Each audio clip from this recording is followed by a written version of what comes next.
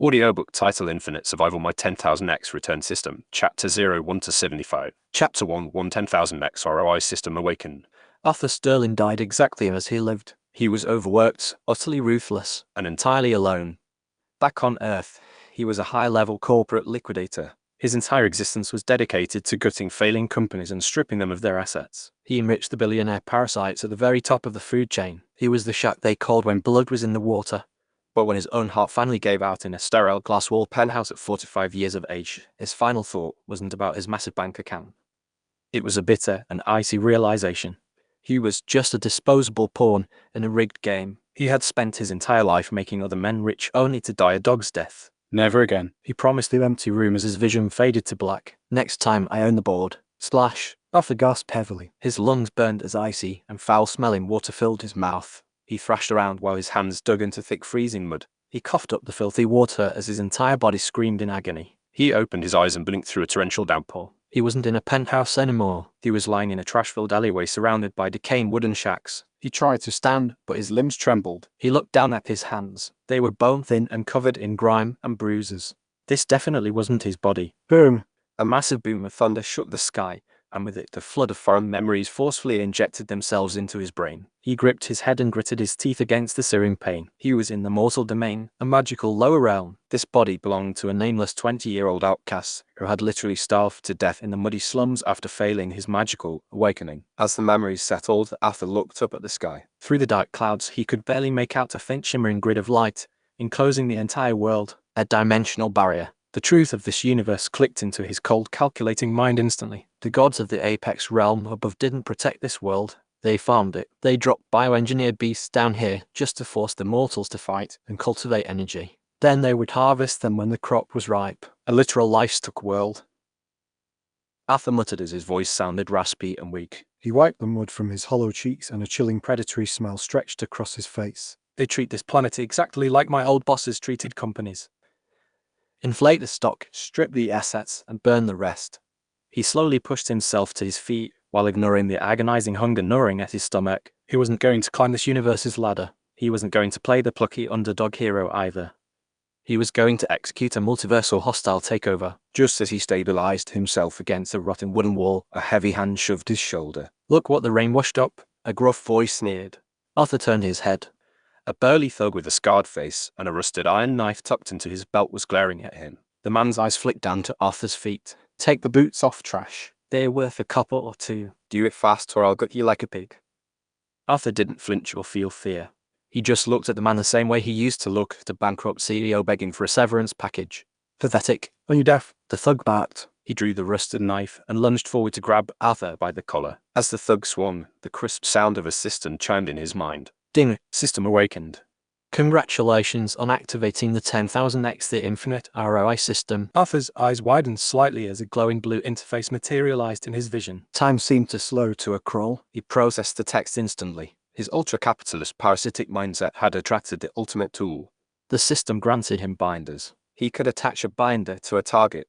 Anything that target gained like experience points, skills, or cultivation energy, Arthur would receive passively multiplied by 10,000.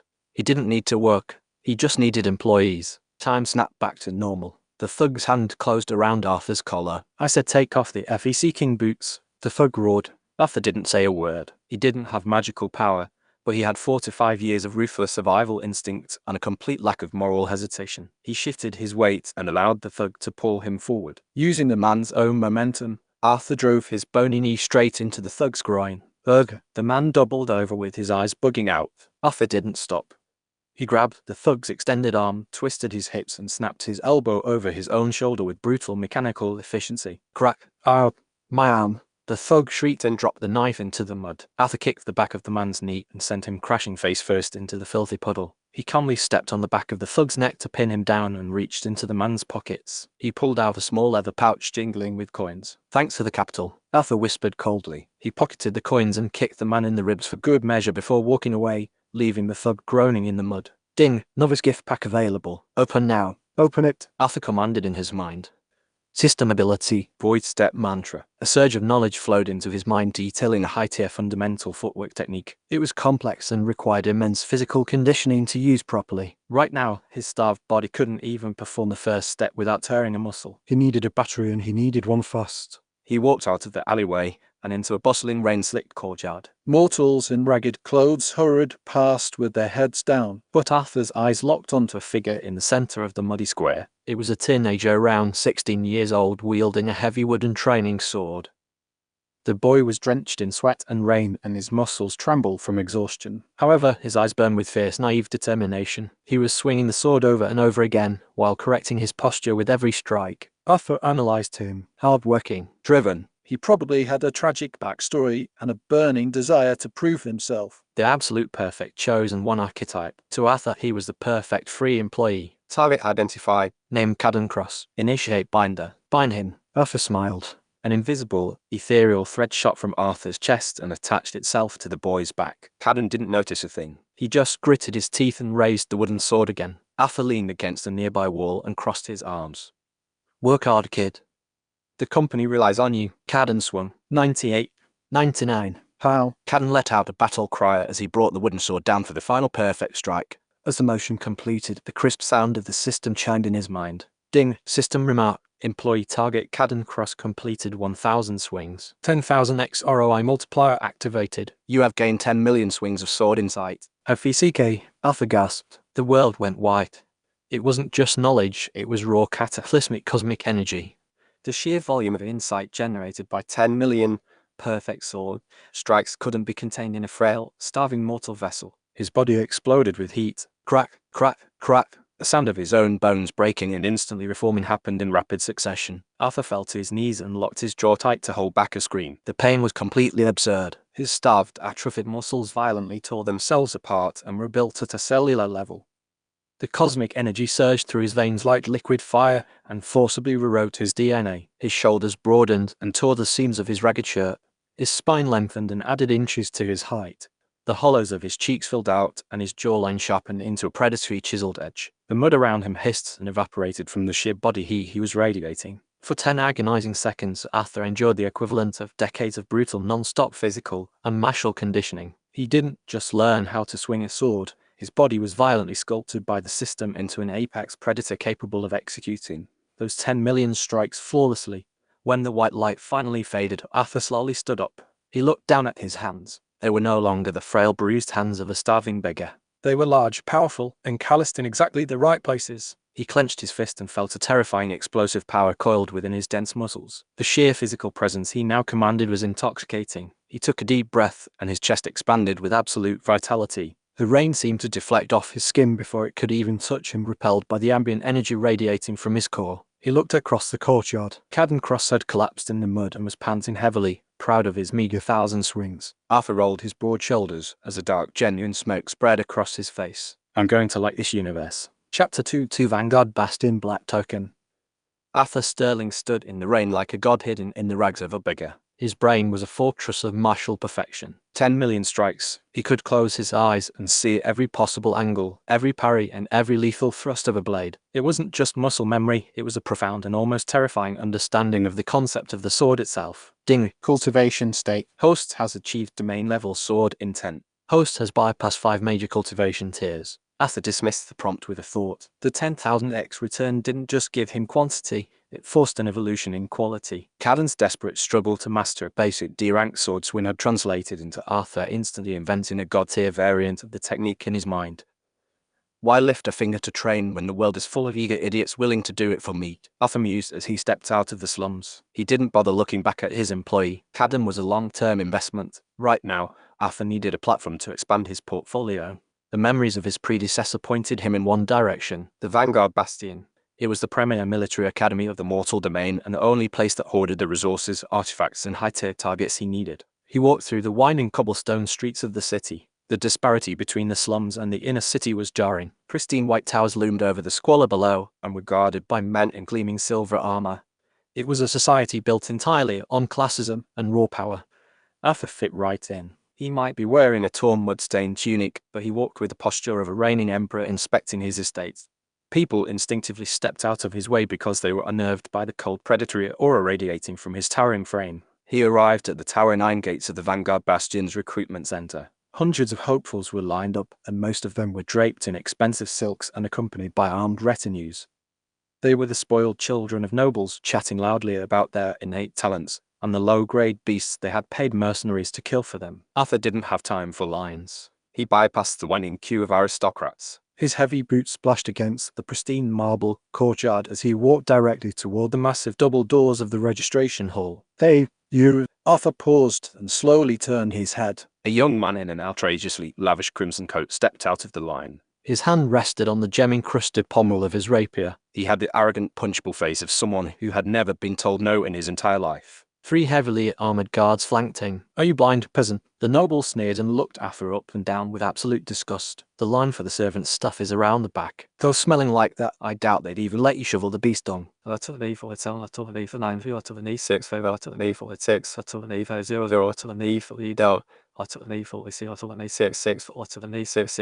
surrounding nobles chuckled. They were eager to watch the slum trash get put in his place. Arthur just stared at him. He didn't feel insulted. You didn't get angry at a mosquito for buzzing, you just swatted it. "Move," Arthur said. His voice was a low, rumbling baritone that carried over the rain. The noble's face flushed with rage. "You dare speak to Garrick of Houseflants like that? Guards, break his legs and throw him in the gutter." The 3 armored guards drew their steel broadswords and stepped forward to surround Arthur. Arthur didn't reach for a weapon. He didn't even shift his stance. He simply let a fraction of his newly acquired domain-level sword intent bleed into the air. As the guards lunged, the crisp sound of the system chimed in his mind. Ding, system remark. Host has projected domain-level sword intent. The air in the courtyard instantly dropped by 20 degrees. A terrifying, suffocating pressure descended upon the square like a physical weight. It wasn't magic, it was the sheer conceptual weight of 10 million perfect deaths. Boom! The 3 guards slammed into the marble floor. Their armor sparked against the stone as they were driven to their knees by an invisible crushing force.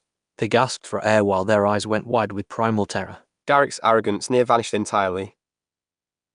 His knees buckled under the atmospheric pressure. He tried to draw his rapier, but his hand was trembling so violently he couldn't even grip the hilt. The sword intent felt like 1,000 invisible blades resting gently against his throat, promising instant decapitation if he breathed wrong. Garrick choked as his legs gave out completely. He collapsed onto the wet marble and coughed up a mouthful of blood as the sheer spiritual pressure bruised his internal organs. The entire courtyard fell dead silent. Hundreds of arrogant nobles stood frozen in absolute horror. They couldn't comprehend how a man in beggar's clothes had just crushed a high noble and his elite guard without moving a single muscle. Arthur looked down at Garrick and stepped over his trembling body. Deep down, his brain almost short-circuited. He only released a tiny fraction of his intent, but it was enough to bring armored guards to their knees. The sheer scale of his new power was completely absurd. He quickly hid his astonishment and kept his ruthless facade. "Next time," Arthur said coldly, "mind your own business. Interfering in mine is a terrible investment." He walked through the double doors of the registration hall. The registration instructors had felt the terrifying spike of sword intent from inside and were standing behind their desks pale and sweating. Arthur walked up to the head desk and stared down at the trembling senior instructor. "I'm here to enroll," Arthur stated flatly. The instructor swallowed hard. His eyes darted to the doors and back to Arthur. He didn't ask for a name. He didn't ask for a background check or a written exam. In the Vanguard Bastion, absolute power overrode all rules. With shaking hands, the instructor opened a locked mahogany box and pulled out a heavy obsidian medallion. He slid it across the desk. The Vanguard Bastion welcomes you, sir. The instructor stammered. "This is the Black Token. Elite student status. You have unrestricted access to the inner campus." Arthur snatched the token and felt the cold weight of the metal. "Perfect. Ding, acquired item. Vanguard Bastion Black Token." He turned and walked toward the inner gates, leaving the terrified staff behind. As he stepped out into the sprawling manicured grounds of the inner academy, he felt a sudden prickle on the back of his neck. It wasn't a threat. It was an observation. An incredibly dense and refined magical signature was locked onto him. Arthur casually glanced up toward the towering spire of the Central Administration Building. High above and standing on the observation deck behind a wall of enchanted glass was a figure draped in silver. Arthur's predatory smile returned. Through the pouring rain, Headmistress Sylvia Thorne was staring right at him. She was the legendary, untouchable Archmage of the Mortal Domain. Her eyes were narrowed as she tracked the anomalous, monstrous sword intent that had just rippled through her academy. Arthur didn't look away. He had no idea who the silver-draped woman was, but judging by her aura, she was definitely in charge. He simply held her gaze and casually tossed the black token in the air to catch it. I know my battery is close by. He whispered to himself. He had just secured his frontline employee.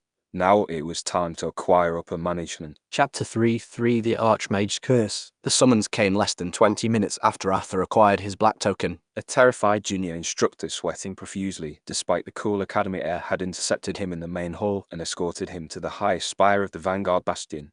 Arthur walked through the towering mahogany doors into the Headmistress's office. He stepped inside willingly, recognizing this space for what it was, the domain of the absolute peak existence in this world. The office was opulent but chillingly cold. Frost laced the edges of the massive arch windows. Behind a desk of polished black iron stood Sylvia Thorne. She was breathtakingly beautiful, but it was a lethal, untouchable kind of beauty. Her silver hair cascaded down her back like liquid moonlight, and her eyes were a piercing glacial blue. She radiated an immense, suffocating spiritual pressure that would have forced any normal mortal to their knees. Arthur didn't even blink. He walked right up to the desk, completely unfazed by her beauty or her power, and stood with the relaxed, dominant posture of a man inspecting a new acquisition. Sylvia's eyes narrowed slightly. You possess a domain-level sword in 10th. Yet, you have no magical core. You dress like a slum rat, but you carry yourself like an emperor. Hurim. Before Arthur could answer, a violent jolt rocked his very soul. Miles away in the Underdog training grounds, Caden Cross had just uncorked a cheap vial of blue liquid. As the liquid hit Caden's stomach, the crisp sound of the system chimed in Arthur's mind. Ding. System notification. Target Caden Cross has consumed low-grade mana potion. 10,000 XROI multiplier activated. Arthur opened his eyes wide as the system forced the massive reward directly into his body. OVCK. Arthur grunted loudly and slammed his hands onto Sylvia's desk. 10,000 times the concentrated mana of a standard potion erupted inside his chest. The energy had nowhere to go, so the system violently forged a container for it. Arthur's dormant mana pathways were forcibly ripped open, expanded, and fortified in a microsecond. A blinding, pure blue light erupted from his chest, shattering the frost on Sylvia's windows. Biological state. Mana core forged. Host has reached Master Tier Mana Core. System achievement. Rapid ascension unlocked, awarding one additional binder. The light faded. Arthur stood up straight, rolling his neck, his body now humming with an ocean of pure hyperdense mana. Sylvia Thorne had stepped back, her glacial eyes wide with absolute shock. She had just watched a mortal with zero magical ability organically manifest a Master Tier Mana Core in the span of 3 seconds. It broke every known law of physics in the mortal domain. What are ye? Sylvia demanded, her voice losing its aloof edge. She raised a hand. The ambient mana in the room obeyed her instantly. A condensed spear of crackling, absolute zero ice formed in the air, humming with lethal intent. It was a test of reflex from a predator realizing another predator had just entered her cage. Whoosh. She launched the mana spear directly at Arthur's chest. It moved at the speed of sound. Arthur didn't dodge. He simply raised his right hand. Channeling his domain-level sword intent into his newly forged Master Tier mana, he caught the tip of the ice spear between his index and middle fingers. Crack. The spear stopped dead, the kinetic force shattering the floor beneath Arthur's boots. He held the lethal projectile effortlessly, the ice hissing against his skin. A bit hostile for an interview, don't you think? Arthur said smoothly. He pinched his fingers together, and the Archmage's spear shattered into harmless blue dust. Sylvia visibly flinched, not from the destruction of her spell, but from a sudden, sharp spasm of pain. Her hand darted to her collarbone, a grimace breaking her flawless, icy facade. Arthur's predatory eyes locked onto the movement. He activated his system's analysis, scanning the dark throbbing energy beneath her skin. Target analysis, Sylvia Thorne. Status afflicted by Apex Curse. A tracking and suppression brand utilized by higher realm entities. Arthur smiled. A distressed asset. You're in pain, Arthur said, taking a slow, deliberate step around the desk. The curse. High tier. Originating from the Apex realm. It's eating your mana to sustain itself, keeping you anchored to this rock so they can track you. Sylvia's eyes flared with panic and fury. How do you know about the Apex realm?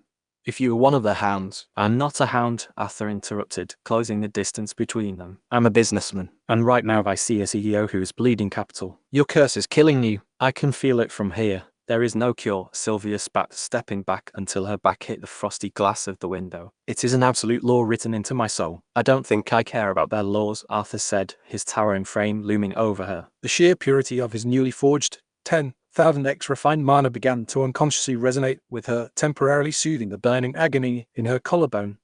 Sylvia gasped softly, her eyes fluttering as the chronic pain she had endured for centuries suddenly eased just by his proximity. I can cure you, Arthur stated, his voice a commanding whisper. I can erase their brand and give you your power back. Lateral and A4, lateral and A6, my lateral and A556, lateral and A6, lateral and A56, lateral and A552, dot, lateral and A4, lateral and A5S, lateral and A5F8. Sylvia looked up at him, her glacial eyes searching his face for a lie. And what is your price? Absolute authority, Arthur replied without missing a beat. I cure you and you give me this academy. You work for me. We turn this livestock pen into a fortress. Sylvia scoffed, the bitter, cynical laugh escaping her lips. You are arrogant mortal. You have a master tier core and a sharp sword, but you're too weak to break an apex curse. It would incinerate you. Too weak. Arthur smirked. He didn't ask for permission. He stepped directly into her personal space, erasing the gap between them. Before she could react, he raised his hand and slapped his palm flat against her exposed collarbone, directly over the pulsing black veins of the apex curse. Let's test that theory, Arthur growled. He initiated a second binder. Ding. System notification. Target Sylvia Thornbound. Initiating system feedback loop. Chapter 4 for the Ebonheart Nexus. The sharp smack of Arthur's palm striking the bare collarbone of the headmistress echoed like a gunshot in the silent and frosty office. Sylvia Thorne's glacial blue eyes widened in pure outrage. For a fraction of a second, the air in the room warped. Her terrifying archmage aura flared up, ready to instantly freeze this audacious slum rat into a pillar of shattered ice. How dare a mortal touch her? But before she could even say a single syllable of a spell, the sound of the system chimed like a choir of cash registers in Arthur's mind. Ding. Target Sylvia Thornbound. Initiating system feedback loop. Arthur didn't just touch her. His palm pressed firmly against the squirming, black, necrotic veins of the apex curse that branded her pale skin. Passive mana regeneration detected from bound target Sylvia Thorne Archmage. 10,000x ROI multiplier activated. Holy shit, Arthur grunted and his teeth clenched as his eyes rolled back for a split second. It was like standing under a waterfall, but the water was made of liquid and hyper-dense starlight. Sylvia's body naturally drew in and refined ambient mana at a terrifying rate just to survive the parasitic drain of her curse. Multiplied by 10,000, a passive trickle became a raging cosmic storm flooding directly into Arthur's newly forged master tier core. His body violently seized. The pure blue light radiating from his chest turned a blinding and scorching white. The frost on the windows instantly boiled into steam. Warning. Host's mana capacity has breached the master tier. Host has breached the Grand Master tier. Host has reached the absolute peak of the mortal realm limits. Critical warning. Further expansion will violently shatter the dimensional barrier of the mortal domain. Host's physical vessel will detonate. I'm not dying today. Arthur snarled through gritted teeth. His towering frame vibrated with enough raw power to level the entire Vanguard Bastion. System, fix it. Ding. Initiating realm compression. Densifying power to establish foundation for dimensional ascension. The agonizing expansion stopped. It was instantly replaced by a crushing gravitational implosion within his own soul. His mana core didn't grow larger. It grew heavier. The white-hot energy condensed, folding in on itself over and over again until his mana felt less like a gas and more like liquid mercury coursing through his veins. His bones hummed as they absorbed the overflow, turning harder than refined titanium. For one brief and terrifying microsecond, Arthur's aura completely bypassed his physical restraints. Sylvia choked on a gasp, the breath physically stolen from her lungs. The sheer weight of the aura bleeding off the man standing over her was incomprehensible. It completely eclipsed hers. It felt ancient, predatory, and infinitely deep. He wasn't bluffing. Sylvia realized as her mind reeled in absolute shock. What in the name of the gods is he? Arthur's eyes snapped open. The blinding light faded, replaced by dark and fathomless calm. The violent storm of mana was perfectly suppressed beneath his skin. He looked down at the icy headmistress with a predatory smirk playing on his lips. Now, Arthur whispered as he stepped fully into her space. He didn't pull his hand away from her collarbone. Instead, his left arm snaked around her narrow waist, pulling her flush against his solid chest. Let's fix this bad investment. Sylvia stiffened, a flush of anger and something entirely unfamiliar rising in her cheeks. Unhand me. Shut up and breathe, Arthur ordered. He channeled his newly compressed and system-purified mana directly through his palm and into the apex curse. The brand was a tracking method, a vile parasitic leash used by the higher realm entities to keep their cauldrons in check. It thrived on mortal mana. But Arthur wasn't feeding it mortal mana. He was feeding it compressed and multiplied god-tier poison. The black veins on Sylvia's collarbone shrieked and literally sizzled as Arthur's overwhelming energy flooded the curse mark. The brand tried to devour the energy, but it was like a mosquito trying to drink from a fire hose. The curse bloated, fractured, and violently dissolved into harmless ash that drifted away into the steamy air. As Sylvia let out a soft gasp as her forehead dropped against Arthur's shoulder.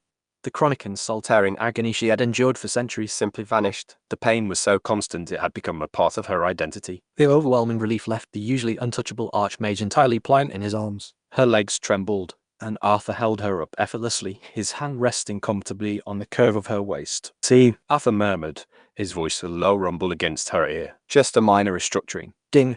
Apex curse erase. Host has effectively stolen the target's fate. Sylvia Thorne's status has been upgraded to Bound Consort. Bound Consort mechanic. Unlocked target will now receive a passive 10% feedback loop from the host's own overall growth. Target will never become irrelevant to the host's progression. Arthur smiled. A self-sustaining asset that grew with the company. Perfect. Boom. The sheer output of energy from erasing the curse finally expanded outward violently. The massive enchanted glass windows of the headmistress's office exploded outward in a shower of glittering shards. Warning sirens began to wail across the sprawling campus of the Vanguard Bastion. Ding. System reward. The Ebonheart Cube, a small and shifting geometric mass of pitch black metal materialized in the air beside Arthur. It hummed with a strange and dark sentience orbiting his shoulder like a loyal hound. The shapeshifting weapon Nexus. He didn't need a rusted cleaver anymore. Sylvia pushed herself back slightly, her breath coming in ragged pants. Her icy facade was completely melted, replaced by a flushed and intensely complicated stare as she looked up at him. She was free. Because of him. Before she could speak, the ambient light in the room died. The sky outside the shattered window turned the color of bruised flesh. Arthur released Sylvia's waist and stepped toward the ruined balcony as his eyes narrowed. High above the Vanguard Bastion, the clouds were violently torn apart. A massive dark portal ripped open in the sky, bleeding purple lightning and a foul metallic stench into the atmosphere.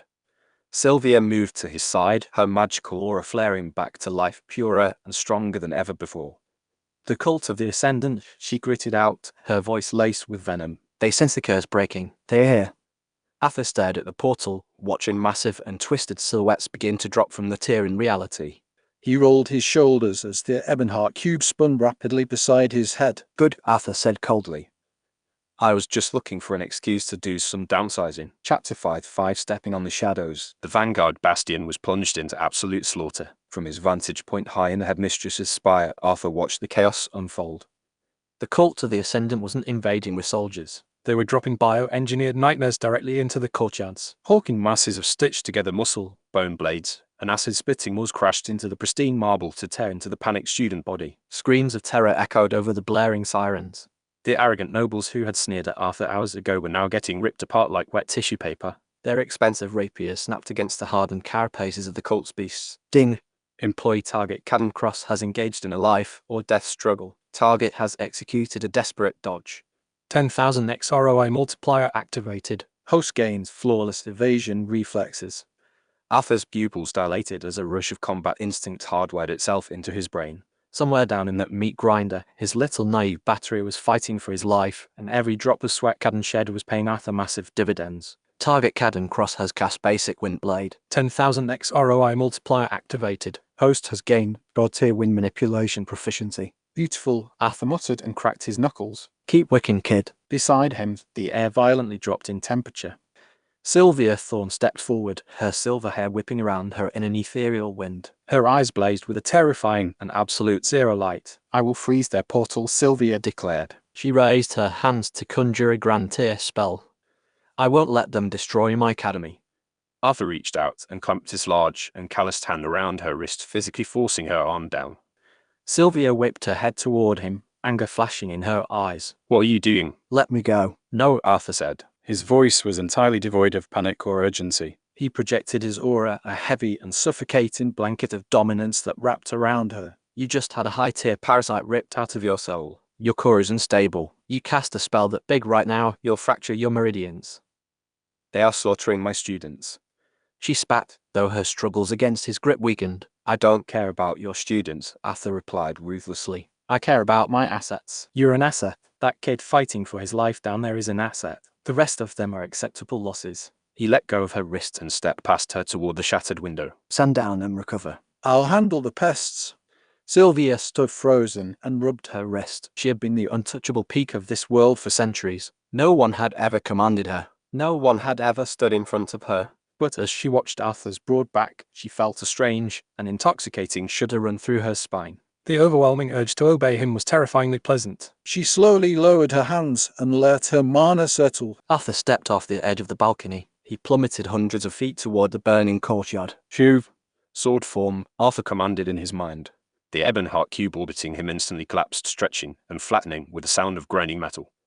By the time Arthur's heavy boots slammed into the marble courtyard, cracking the stone beneath him, he was gripping the hilt of a pitch-black and perfectly balanced longsword. It absorbed the surrounding light and radiated a lethal, hungry hum. A group of terrified nobles scrambled past him. They screamed for help as a pair of hulking bladed hounds chased them down. Arthur didn't even look at them. He casually sidestepped a severed arm and kept walking. Rear, a shadow fell over Arthur. He stopped. Towering 20 feet in the air was a 6-armed abomination. It was a horrific Amalgamation of rotting flesh and steel plating, and its multiple hands gripped rusted blood-soaked cleavers. It locked its milky and dead eyes onto Arthur and lunged. All 6 blades came down to chop him into paste. Arthur sighed. He didn't bend his knees. He didn't enter a stance. He just casually flicked his wrist upward. He channeled the god-tier wind manipulation he had just passively leached from Cadden and merged it with his domain-level sword intent. Slash. A near-invisible crescent of pitch-black energy erupted from the Ebonheart sword. Crack. The attack didn't just meet the abomination. It utterly ignored the concept of physical resistance. The black crescent sliced upward and smoothly bisected the 20-foot monster straight up the middle. But the attack didn't stop there. The residual sword intent tore into the sky and violently split the thick, bruised clouds above the academy. This created a massive and terrifying void of clear sky that stretched for miles. The 2 halves of the abomination wetly slapped onto the marble on either side of Arthur. He walked through the raining blood without a single drop touching him, completely repelled by his ambient aura. At the center of the courtyard, surrounded by a dozen cultists, stood a man in heavy dark robes holding a glowing staff. The cult priest. The priest stared at the split clouds and then down at the bifurcated abomination. His jaw hung completely slack. Arthur blared and crossed 50 yards in a fraction of a second using his void step mantra. He appeared directly in front of the priest. Before the surrounding cultists could even flinch, the Ebonheart sword lashed out in a horizontal arc, decapitating all 12 guards in a single, unfluid motion. Arthur grabbed the priest by the throat. He lifted him off his feet and slammed him brutally into a stone pillar. "You're clearly not the boss," Arthur said coldly as his eyes pinned the terrified man. Who sent you? "Why is?" The priest choked as blood dribbled from his lips. You defy the heavens. The cult of the Ascendant serves the true gods of the Apex realm. You are just livestock. Arthur tightened his grip and heard the cartilage in the man's throat pop. I asked who sent you. "Why, young Master Tristan?" The priest shrieked as his fanaticism broke under Arthur's murderous intent. He ordered a strike. We were to retrieve the runaway cauldron. You cannot stop the Apex realm. Arthur's free hand shot out, snatching a glowing and intricately carved silver medallion hanging from the priest's neck. Ding. Item acquired, Stellar Sigil. Arthur inspected the sigil. His thumb traced the foreign and high-dimensional energy humming within it. He looked back at the priest who was desperately gasping for air. Tristan Ho. Arthur mused. A dark and terrible smile stretched across his face. He casually tossed the priest to the ground. As the man gasped and tried to crawl away, Arthur brought his heavy boot down on the back of the priest's skull, crushing it against the marble with a sickening crunch. Arthur wiped a speck of blood off his cheek and looked up at the fading dark portal in the sky. He sounds like a premium battery. Chapter 6 Leeches and Protagonists. The fires in the Vanguard Bastion were slowly dying out. Thick smog of ash and ozone filled the air as the elite academy lay in ruins. Statues were toppled and dormitories were completely gutted. Arthur stood near the center of the devastation, but he was entirely untouched. There wasn't a single speck of dust on his clothes or a drop of blood on his boots. Across the courtyard, a battered and blood-soaked Cadden Cross was being swarmed by a group of surviving students. The 16-year-old was leaning heavily on his wooden training sword. He was panting heavily through his gritted teeth. He had miraculously held a choke point and saved a dozen lower-level students from a cult hound. He's a hero. One of the students wept loudly while clinging tightly to Cadden's arm. Arthur watched the scene and shook his head with deep amusement. Save the weak look humble and reap the blind adoration. It was just too easy to guess. But Arthur wasn't complaining at all. Because the moment Cadden became a hero, the heavens decided to reward its chosen one. Ding. Target Cadden Cross has triggered a serendipity event. Target has fallen through a fractured courtyard tile into a hidden underground catacomb. Arthur raised an eyebrow as he watched Cadden suddenly stumble. The ground gave way beneath him and swallowed the boy whole amid the loud shrieks of his peers. Target Cadden Cross has discovered the inheritance of the fallen Wind Sage. Target is consuming the 100-year Sage condensation pill. 10,000x ROI multiplier activated. Arthur's breath completely hitched. OFCK, host is receiving 1 million years of pure compressed cultivation base. The world didn't just go white. Reality itself seemed to tear apart around Arthur. The massive volume of 1 million years of concentrated energy didn't just flood his core. It sought to completely annihilate his mortal vessel. A mortal body physically could not hold at much time.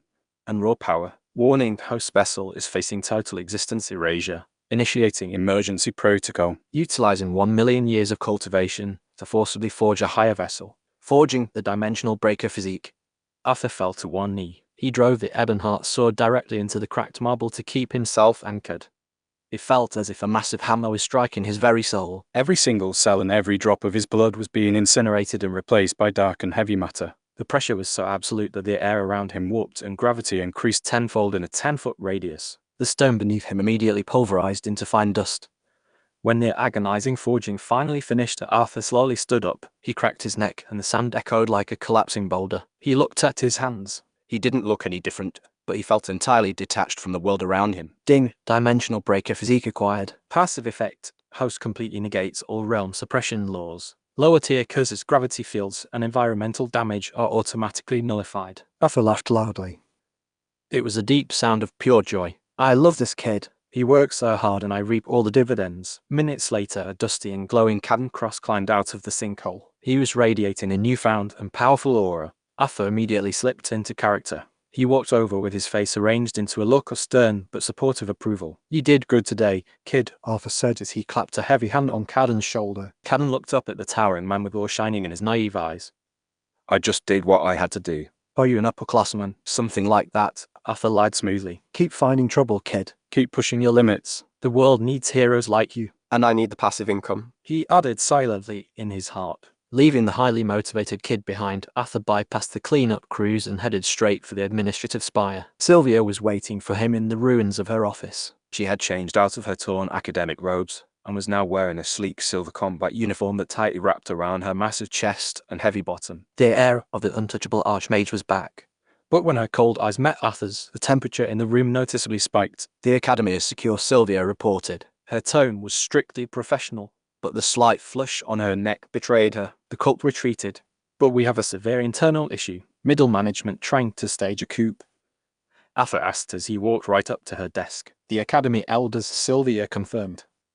Her eyes dropped to his lips for a fraction of a second before meeting his gaze again. They are assembling in the Grand Hall. They intend to blame me for the security breach. They want to strip my authority and hand the Bastion over to the royal family.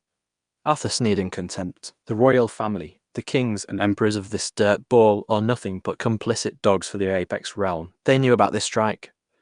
I'm officially appointing you as the Vanguard commander, Sylvia said as she stepped around the desk. She stopped inches from him and her heavy chest almost brushed against his body. You have absolute authority to handle the internal security. Is that so? Arthur murmured as his hand came up to rest on her hip. She didn't pull away. Instead, she leaned into the touch as her pure mana blended beautifully with his dark and heavy physique. Let's go have a board meeting. 10 minutes later, Arthur and Sylvia pushed open the massive oak doors of the Grand Hall. Dozens of elderly and elaborately dressed Academy elders sat around a long circular table. They were shouting and pointing fingers. At the head of the table stood Elder Vance. He was a fat and heavily jeweled man sneering with triumph. Sylvia Thorne's gross negligence has cost us dearly. Vance bellowed loudly and slammed his fist on the table. I move to strip her of her title and surrender the Academy's assets to the Royal Guard immediately. The hall went dead silent as Arthur walked in. His heavy boots echoed off the polished stone. Who is this filthy commoner? Vance demanded as his face turned purple with anger. Guards, kill him. Arthur didn't stop walking and he didn't even draw his sword. He just manifested a fraction of his dimensional breaker aura along with his wind manipulation. He raised his hand and snapped his fingers. A blade of compressed and invisible air shot directly across the room. Squelch! Elder Vance's head cleanly detached from his shoulders. It spun through the air before slamming onto the center of the wooden table. Blood geezed from his stump and sprayed the horrified elders sitting next to him. Arthur walked up to the table and casually kicked Vance's headless corpse out of the primary chair. Before sitting down, he propped his boots up on the polished wood right next to the severed head. I am the new Vanguard commander, Arthur announced to the room of trembling and pale-faced old men. The board has been restructured. Does anyone else have an objection to the new management? Lot of day 557, lot of day 43, lot of day 4, lot of day 556, lot of day 56, lot of day 4, lot of day 412, lot of day 5S, lot of day 616. Not a single one of them dared to breathe or make even the slightest noise. Absolute and terrifying control was established in exactly 10 seconds. Arthur reached into Vance's blood-soaked robes and pulled out a small black stone. It was a communication rock. As Arthur touched it, the stone violently hummed to life and projected a blue holographic image into the center of the room. It was a young man with aristocratic features dressed in glowing silk. He looked down with an expression of absolute arrogance. Elder Vance, the holographic Tristan, sneered, his voice dripping with venom. I assume you have secured the lower realm, trash. Chapter 7, the proxy bind. The grand hall was locked in complete silence. Elder Vance's headless corpse slumped forward as blood pooled around the polished mahogany table and dripped onto the marble floor. At the head of the table, Arthur Sterling casually rested his mud-stained boots inches from the severed head. In his hand, the smooth black communication stone hummed violently. It projected a crisp blue hologram into the center of the room. The figure was a young man with perfect features dressed in glowing silk. He looked down his nose with an expression of supreme arrogance. Elder Vance, the holographic Tristan, sneered. I assume you have secured the lower realm, trash. Arthur leaned back in the ornate chair. He picked at a speck of blood on his fingernail and didn't bother sitting up. Vance had a sudden drop in his life expectancy, Arthur said. I am the new management, and as for your asset, she is no longer on the market. Tristan's perfect brows furrowed. The audacity of a mortal speaking to him in such a tone short-circuited his brain. Who the FECK are you? Where is Sylvia Thorne? Listen to me, you mortal peasant. You will bring that runaway cauldron to the Vanguard Bastion Ascension Gate immediately, or I will personally descend and wipe your entire continent. Arthur just smiled. It was a cold corporate smile like a shark smelling blood. Target analysis, Tristan Blackwood. Entity type, soul projection. Cultivation, peak upper realm genius. Notice, the communication stone establishes a direct two-way spiritual tether to the target. Would host like to initiate a proxy bind? Note, proxy bind allows the host to temporarily siphon 1% of the target's passive cultivation and insights. Bind him, Arthur commanded in his mind. Proxy bind successful. Siphoning 1% of target Tristan Blackwood passive cultivation. 10,000x ROI multiplier activated. Arthur's breath hitched as a torrential flood of pure Apex Realm energy slammed into his master tier core. His veins bulged and glowed with a faint gold beneath his skin. The newly formed dimensional breaker physique hummed as it greedily devoured the excess energy. It densified his muscles and reinforced his skeletal structure to handle the absurd payload. Are you deaf, peasant? Tristan roared, his holographic face twisted into a mask of ugly rage. I am Tristan of House Blackwood. I am a god to you. Bow your FE-seeking head when I speak. God, Arthur chuckled. You're not a god, kid. You're a trust fund baby playing with daddy's money. And right now, you're my personal battery. Tristan's eyes widened in absolute fury. No one in the Apex realm dared speak to him this way, let alone a mortal from a livestock planet. Die, you piece of SH exclamation. T. Tristan thrust his hand forward. Even through a projection, the communication stone acted as a conduit. A localized spear of spiritual energy shot out from the hologram, aiming directly for the center of Arthur's forehead. It was an attack meant to instantly wipe a mortal's consciousness from existence. Arthur didn't even blink. He didn't draw the Ebonheart sword. He just sat there. As the attack connected, the crisp sound of the system chimed in his mind. Foreign spiritual attack detected. Dimensional breaker physique passive activated. Absolute reflection. Boom! The spiritual spear hit Arthur's forehead and instantly shattered. It reversed its trajectory with twice the force and slammed back into the holographic projection, violently traveling up the tether. On the other side of the connection, Tristan let out a blood-curdling shriek. The sound of bone snapping and soul-fracturing echoed through the hall before the communication stone in Arthur's hand violently detonated and turned to fine black dust. The projection blinked out of existence. Arthur dusted off his hands entirely unbothered.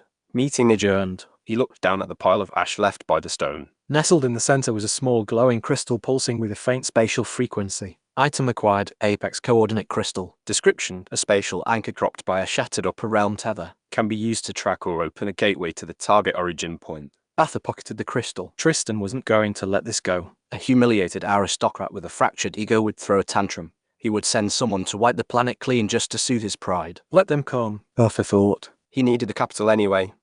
He stood up and finally acknowledged the rest of the room. The surviving Academy elders were huddled in the corners of the grand hall, trembling like beaten dogs. They had just watched a man in beggar's rags casually insult an apex god, reflect a divine attack with his face, and shatter an artifact. "Get out of my academy," Arthur said. The elders scrambled over each other, slipping on Vance's blood in their desperate rush to escape the hole. Within seconds, the massive room was empty save for Arthur and one other person.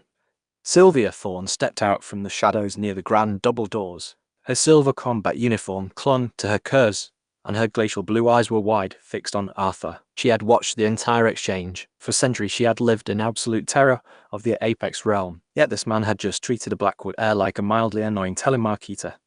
Sylvia walked forward, her heels clicking softly against the marble. She didn't stop until she was standing directly in front of him. Slowly, the untouchable archmage of the mortal domain stepped closer.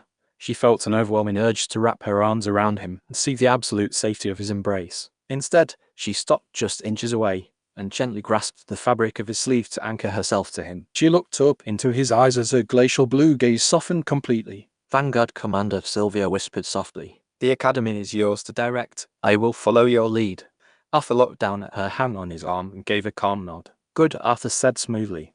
"Keep the academy running. Keep the protagonist down there swinging his little wooden sword.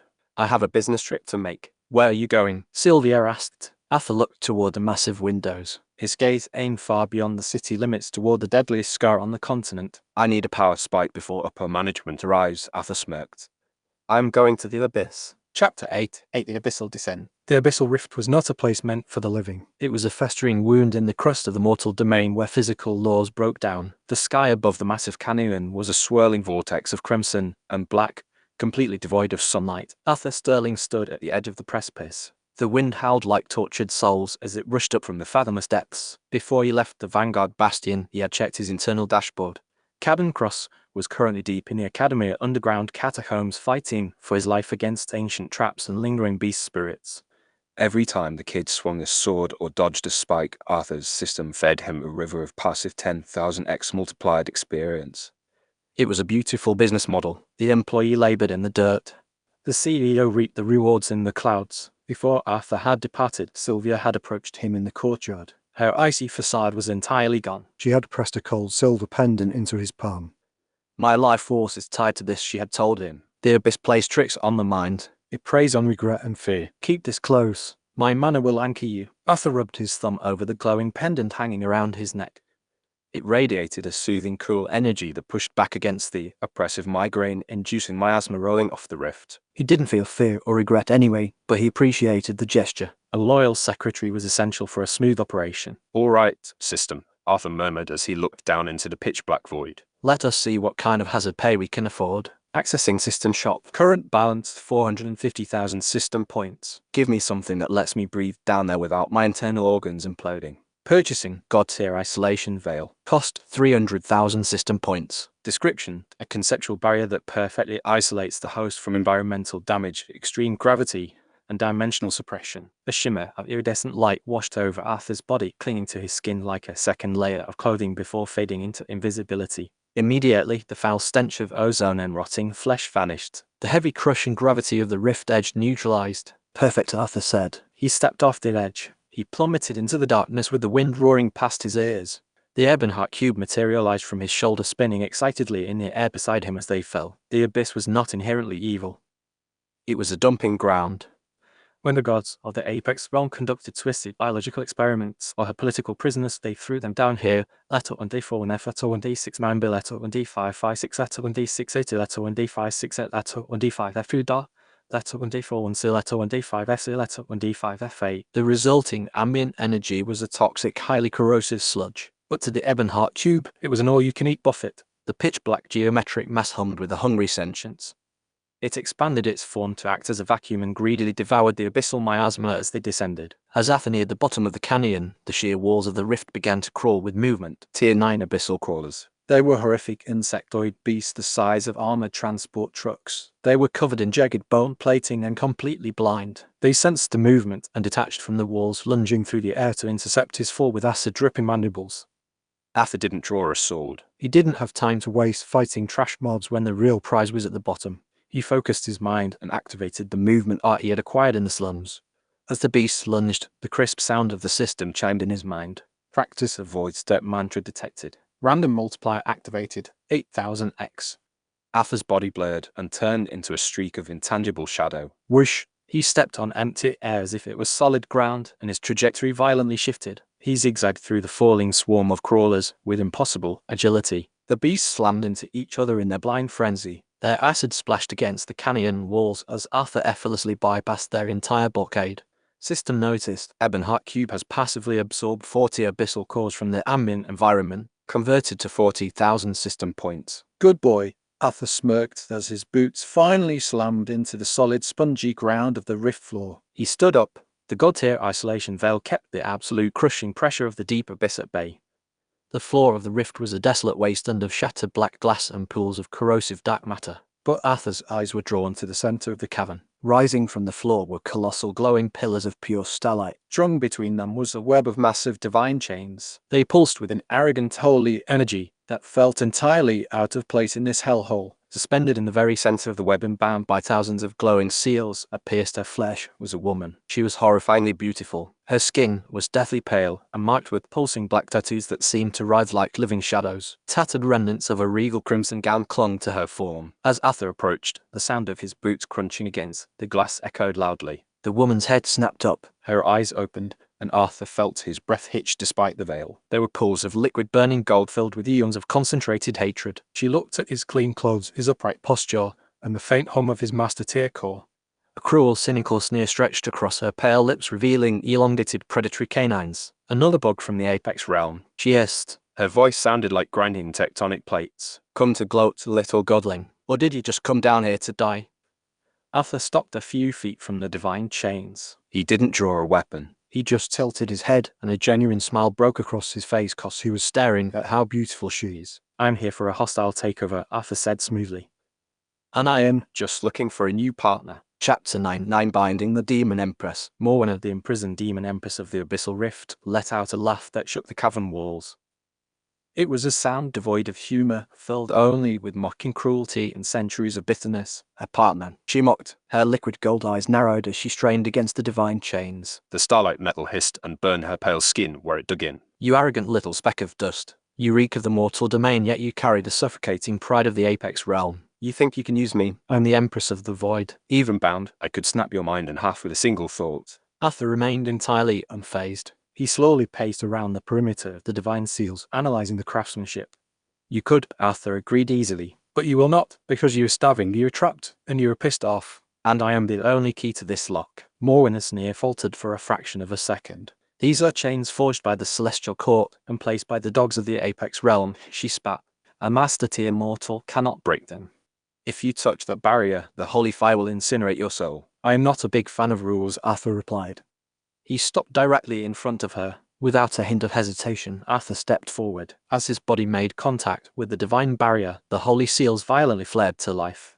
Blinding white fire erupted, attempting to scorch his very existence. But the crisp sound of the system chimed instantly. Foreign divine energy detected. God-tier isolation veil activated. Suppressing environmental hazards. Dimensional breaker physique passive activated, negating lower tier holy seals. The holy fire washed over Arthur and parted around his towering frame like water hitting a boulder. He casually walked through the absolute defense mechanism of the Apex gods, as if he was strolling through a gentle mist. Morwenna's golden eyes widened in sheer unfiltered shock. Impossible, she breathed, her predatory facade cracking. You have no Apex taint. You have no divine mandate. How are you bypassing the laws of the world? Arthur didn't answer. He closed the remaining distance until he was chest to chest with the suspended Empress. He could feel the chaotic world-ending power radiating off her.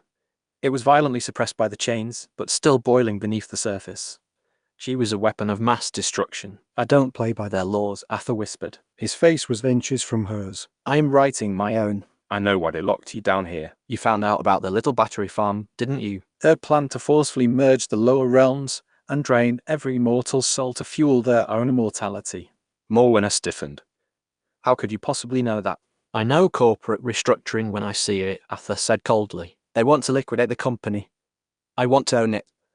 Work for me, Morwenna, and I will let you tear the Apex realm down brick by brick. Before she could form a defiant response, Arthur raised his right hand. He bypassed the physical chains wrapped tightly around her torso. He pressed his broad calloused palm flat against the center of her chest directly over her heart. Morwenna gasped. A violent shudder ripped through her body at the intimate and utterly dominant contact. Bind her, Arthur commanded. Target identified, Morwenna Demon Empress. Target Morwenna bound. The connection established. In that microsecond, Morwenna's soul linked with Arthur's. She expected to feel the weak, pathetic soul of the mortal man. Instead, she felt an endless, terrifying void of limitless potential. She felt all so cold and pragmatic that it eclipsed the pride of any apex god she had ever met. He lacked the sickening taint of the heavens. He was pure, unadulterated ambition. A fierce, combative thrill rushed through her demonic blood. If she had to be bound, she would only bow to a monster stronger than herself. Initiating system feedback loop. Siphoning passive latent abyssal energy from target Demon Empress. 10,000x ROI multiplier activated. Arthur's eyes rolled back in his head as the system forcibly triggered. Critical error.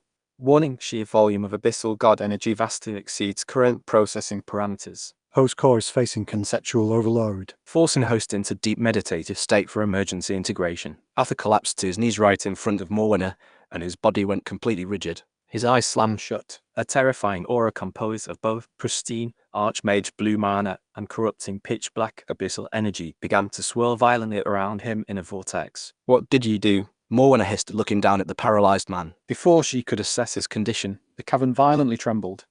The divine chain sensed the absolute corruption of the system integration process and triggered their final failsafe. The glowing starlight pillars cracked open. Dropping from the ceiling were 6 towering mechanical angels, the apex wardens. They were featureless, terrifying constructs of pure white metal wielding flaming greatswords.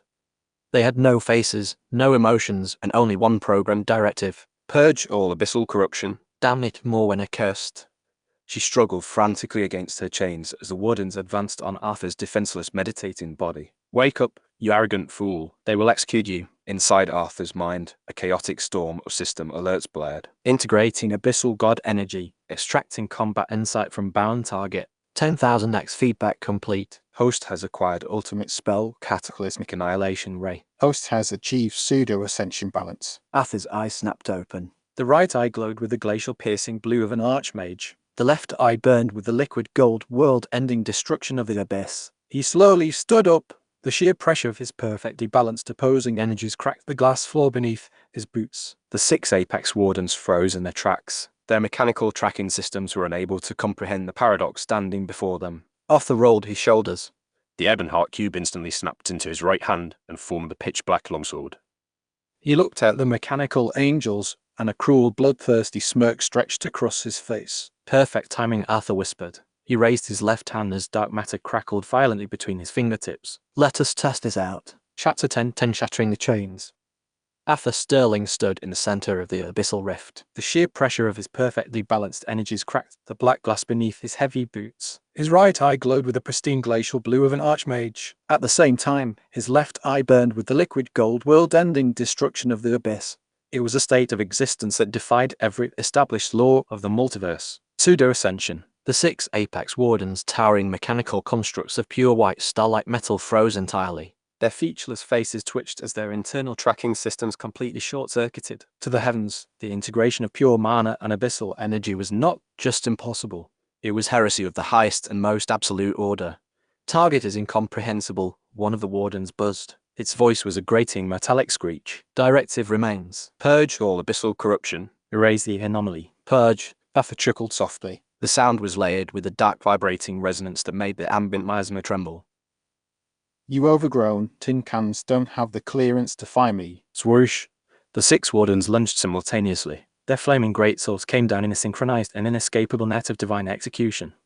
Arthur didn't even bother to raise the Ebonheart sword. He simply blurred. His void step mantra propelled him forward at a speed that left a physical afterimage in the air. The 6 flaming swords slammed into the glass floor, where he had stood a microsecond before, triggering a massive blinding explosion of holy fire. Boom! Arthur ignored the shockwave that washed over his god-tier isolation veil.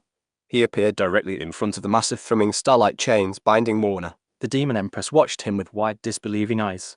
You actually survived the integration, Morwenna breathed. Her voice was barely a whisper over the roar of the mechanical angels behind him. I told you I'm the new management, Arthur said smoothly. He didn't use a spell. He didn't use his sword either. Arthur raised his bare hands. His muscles bulged as the dimensional breaker physique flared to life, fueled by the newly integrated abyssal god energy. He grabbed the thick glowing links of the divine chains. The holy magic violently hissed as it tried to incinerate his flesh. But the abyssal energy coating his skin ate the holy fire just as fast. Crack! Arthur ripped his hands apart. The indestructible heavenly forged chains shattered like cheap plastic, exploding into a shower of brilliant white sparks. Morwenna gasped as the thousands of intricate seals piercing her flesh dissolved. Having been bound for centuries, her body was completely devoid of strength. She collapsed forward and expected to hit the harsh glass floor. Instead, Arthur caught her easily. He pulled her slender tattooed frame against his chest. "Careful, partner," Arthur murmured with his arm securely wrapped around her waist. Morwenna gritted her teeth. A bitter feeling of helplessness washed over her. "You broke the cage, mortal, but I am empty. It will take me centuries of deep slumber to regenerate even a fraction of my true power. I cannot fight those constructs." Arthur just gave her that same arrogant corporate smirk. "Good thing my company offers excellent health benefits." Ding. System action.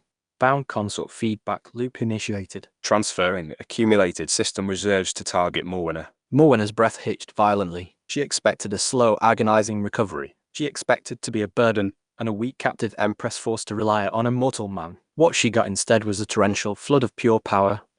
Arthur's system bypassed all natural laws of recovery. It forcefully injected her own abyssal god energy multiplied by his own absurd reserves directly back into her withered soul. AVCK. Morwenna screamed. Her back arched as her dark crimson gown fluttered wildly. The pulsing black tattoos on her pale skin ignited with blinding dark violet light. Her fangs elongated, and the ambient dark matter of the rift violently swirled around them. It bowed in absolute submission. In the span of 3 seconds, she wasn't just healed. She was pushed to the absolute terrifying zenith of her peak strength. Morwenna opened her liquid gold eyes and stared up at Arthur in sheer unfiltered shock. He hadn't just given her a spark. He had handed her a son. He was a walking, breathing cheat code. The arrogance she had clung to as her only defense shattered.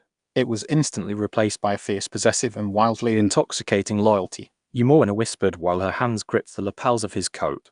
"You are no mortal. You're a monster." "I'm a CEO," Arthur corrected. "Whatever you are," Morwenna purred. Her lips brushed against his jawline as a terrifying, beautiful smile spread across her face. "You're the only male in this pathetic universe strong enough to hold my leash." "I'm yours, Emperor." Before Arthur could reply, the 6 Apex Wardens ripped their swords from the floor. They turned their featureless heads toward the massive spike in demonic energy. Corruption levels critical. Executing extreme prejudice.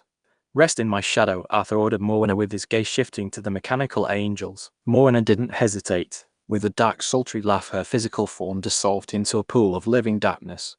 She slid seamlessly into Arthur's shadow. Instantly, Arthur felt a massive comforting presence guarding his back. A lethal bodyguard perfectly synced to his soul. Arthur slowly raised his left hand and pointed his index finger at the charging wardens. Ding!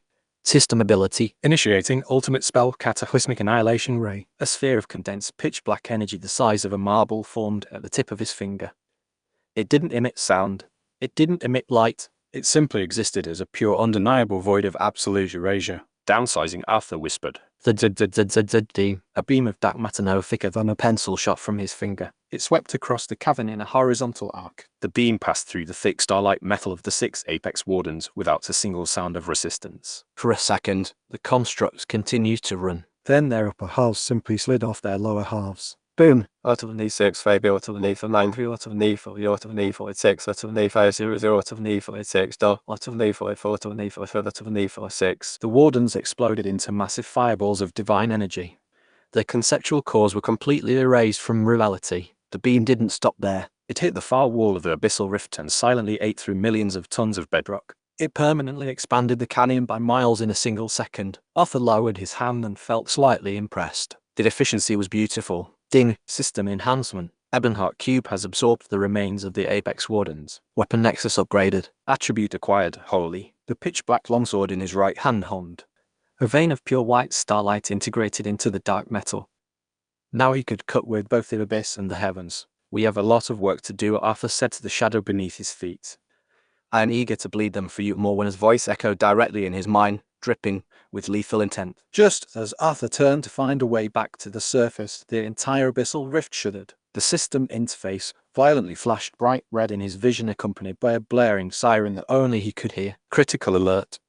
Apex Overseer Kalen has forcefully descended upon the mortal domain. Target location Vanguard Bastion. Arthur's smirk widened. His eyes gleamed with cold predatory anticipation. The middle management he had been waiting for finally showed up to audit the branch. Perfect, Arthur muttered. He bent his knees as abyssal energy gathered around his boots. The harvest has arrived. With a deafening sonic boom that shattered the remaining glass in the cavern, Arthur launched himself straight up into the pitch-black sky. He tore toward the surface like a dark meteor. Chapter 11. Descent of the Overseer. The Vanguard Bastion was no longer an elite military academy. It was a graveyard of shattered marble and broken pride. The fires from the Cult of the Ascendant's invasion had barely been put out when the sky tore open once again. This time it wasn't a jagged, chaotic portal. It was a perfectly smooth golden tear in the fabric of reality. From the golden rift, a suffocating, unbearable pressure descended upon the academy. It bypassed the physical senses and crushed the very souls of the surviving students and instructors. Men and women who had trained their entire lives dropped to their knees. They vomited blood as their magical cores violently compressed under the sheer weight of the aura. Floating down from the heavens was Kalen. He was an Apex Overseer. He wore immaculate, glowing golden armor that seemed to reject the very dirt and smog of the mortal world. In his right hand, he held the world's pressing halberd. It was a weapon that hummed with the absolute laws of the world. Disgusting, Kalen sneered. His voice echoed like thunder across the ruined courtyard, a world of lice stuck wallowing in their own filth. Sylvia Thorne, bring out the anomaly or I will wipe this entire miserable stain from the cosmos. Across the courtyard, Cadencross stood on trembling legs. The 16-year-old protagonist was covered in deep gashes. His wooden training sword was splintered and soaked in the blood of cult hounds. He was exhausted and running on nothing but pure grit and willpower. I won't let you hurt anyone else, Caden roared. His naive sense of justice overrode his survival instincts. Caden forced his battered body forward. He tapped into the hidden inheritance of the fallen wind sage he had miraculously absorbed hours prior. A massive tornado of razor-sharp wind enveloped the boy as he swung his broken sword at the floating deity. How? In the depths of the abyssal rift miles away and rocketing upward at supersonic speeds, Arthur's system chimed wildly. Ding. System notification. Employee target Cadencross is breaking through mortal limits. Target has reached the Grandmaster tier. 10,000x ROI multiplier activated. Host is receiving massive passive foundation reinforcement. Arthur laughed as he flew. He felt his muscles gorge on the sudden massive influx of refined combat experience and energy. Keep swinging, kid. Daddy needs a new pair of shoes. Back in the courtyard, Caden's Grandmaster tier wind blade struck Kalen's invisible barrier. Crack. The wind blade shattered into a gentle breeze. Kalen didn't even blink. He looked at Caden with the absolute apathy of a man looking at a cockroach. A mortal insect mimicking a bite. Kalen sighed. He flicked his wrist. A wave of kinetic force slammed into Caden. It shattered his ribs and sent the boy flying backward through 2 stone pillars. Caden crumpled into the rubble and coughed up a massive pool of blood. He was entirely incapacitated. Anyone else? Kalen mocked. I am the headmistress of this academy, a cold, commanding voice echoed across the square. Sylvia Thorne stepped out from the ruined administration building. Her silver combat uniform was pristine. Her glacial blue eyes locked onto the Overseer with absolute defiance. She didn't kneel. She didn't tremble. Sylvia, Kalen smirked. He floated down until his boots hovered inches above the marble. The runaway Colvin. I see your curse is broken. No matter. You will submit and you will tell me where the anomaly who shattered Tristan Blackwood's projection is hiding. I submit to no one from your parasitic realm, Sylvia stated coldly. And my commander does not hide. Deep beneath the earth, Arthur's system flared again. Ding. Host information. Host is approaching Vanguard Bastion. Does host wish to purchase Omni Broadcast now from the system shop? Cost 100,000 system points. Effects, broadcasts, visual, and audio feeds to the consciousness of every living being in the planetary domain. Buy it. Turn it on, Arthur commanded in his mind as he ripped through the crust of the earth. If we're taking over, I want the whole market to watch the hostile takeover. Instantly across the entire mortal domain, every king, emperor, peasant, and cultivator gasped. A crystal-clear holographic projection of the Vanguard Bastion appeared in their minds. They saw the Golden God. They saw the ruined academy. Insolent whore, Kalen spat as he raised his free hand. I will break your legs and drag you back to Tristan by your silver hair. Whoosh! Kalen fired a condensed bolt of golden divine energy directly at Sylvia's knees. It was a casual strike meant to cripple, but it carried enough force to level a mountain. Sylvia didn't flinch. She raised her hand and tapped into the passive 10% feedback loop she received from Arthur's monstrous pseudo-ascended core. Absolute zero, she whispered. A wall of pure hyperdense ice erupted from the marble. The golden bolt slammed into the ice. Boom! The shockwave tore the remaining tiles from the courtyard, but the ice wall held. It didn't even crack. Kaelin's smug expression vanished. It was replaced by sheer unfiltered shock. A mortal, even an archmage, blocking a divine strike with raw mana was mathematically impossible. The entire world watching through Arthur's broadcast held its collective breath. What kind of heretical power is that? Kaelin roared. His grip tightened on the world-suppressing halberd. The weapon began to hum and warp the gravity around him. Fine. If this planet breeds such anomalies, then Tristan's orders are void. I declare a cleansing. I will wipe this entire miserable sphere from the cosmos. Kaelin raised the halberd high above his head. He drew in the ambient mana of the entire continent. The sky turned pitch black as a swirling vortex of destructive energy gathered at the tip of his blade. Sylvia gritted her teeth. She felt the sheer weight of a planetary wipe attack. Even with Arthur's feedback, she couldn't stop an attack meant to shatter the crust of the world. Die with your livestock. Kaelin screamed and swung the halberd down. A piercing, shrieking sound of displaced air tore through the atmosphere at Mach 50. Before Kaelin's halberd could complete its downward arc, a streak of pitch-black metal slammed down from the heavens. Clang! The Ebonheart sword struck the world-suppressing halberd with such absurd kinetic force that it ripped the weapon directly out of Kaelin's hands. The black sword drove the divine halberd deep into the bedrock, pinning it firmly to the earth. Kaelin stumbled back. His hands were stinging and his eyes were wide with disbelief. The dark clouds parted. Floating down from the sky with his hands tucked casually into his pockets was Arthur Sterling. Chapter 12. Stepping on a god. Arthur's boots touched the ruined marble with a soft thud. He didn't radiate a blinding light. He didn't emit a suffocating planetary pressure. Through the absolute control of his dimensional breaker physique, Arthur had completely suppressed his aura. To the naked eye, and to the divine senses of the Apex Overseer, Arthur looked like an ordinary powerless mortal man wearing a clean dark coat. Kaelin stared at the man. Then he looked down at the pitch-black sword pinning his world-suppressing halberd to the ground. His golden eyes twitched with a volatile mix of confusion and extreme insult. "You," Kaelin hissed. His divine pride violently rejected the reality before him. "You're the anomaly. You have no magical core. You project no divine authority. You're a speck of dust." Arthur slowly pulled his hands from his pockets and rolled his neck until it popped. "And you are a mid-level manager throwing a temper tantrum in my lobby." Look at this mess. Do you know how much it's going to cost to retile this courtyard? Across the world, trillions of mortals watched the broadcast in stunned, terrified silence. A man without an aura was casually insulting a god of the Apex realm. I will flay you alive. Kaelin roared. His golden armor flared as he gathered a massive orb of concentrated searing divine light in his hands. "Wait," Arthur said while holding up a single finger. Ding. Target identified. Apex Overseer Kaelin. Initiate binder. Bind him, Arthur commanded. An invisible thread shot from Arthur's chest and latched securely onto Kaelin's soul. The Overseer didn't notice a thing because he was too blinded by his own arrogant rage. I'm Kaelin of the Heavenly Court. Witness the absolute power of the upper realms. Divine art, sun-shattering ruin. Kaelin thrust his hands forward. A beam of golden incinerating light massive enough to vaporize the entire academy shot directly at Arthur's chest. Sylvia took a step forward, but the shadow beneath Arthur's feet bubbled and expanded. Morwen arose from the darkness. Her pale skin and pulsing black tattoos radiated sheer abyssal dread. Sylvia and Morwen locked eyes for a fraction of a second. The Archmage of Pristine Ice and the Empress of the Demonic Void stared at each other. It was a sizing up glance. It was an immediate, unspoken acknowledgement of power and hierarchy.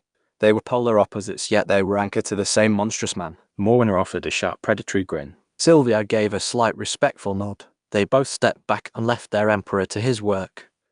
Arthur didn't dodge the beam of light. He just stood there. Boom! The divine beam slammed into his chest and exploded into a massive pillar of golden fire that swallowed him entirely. Kaelin laughed. It was a booming, arrogant sound.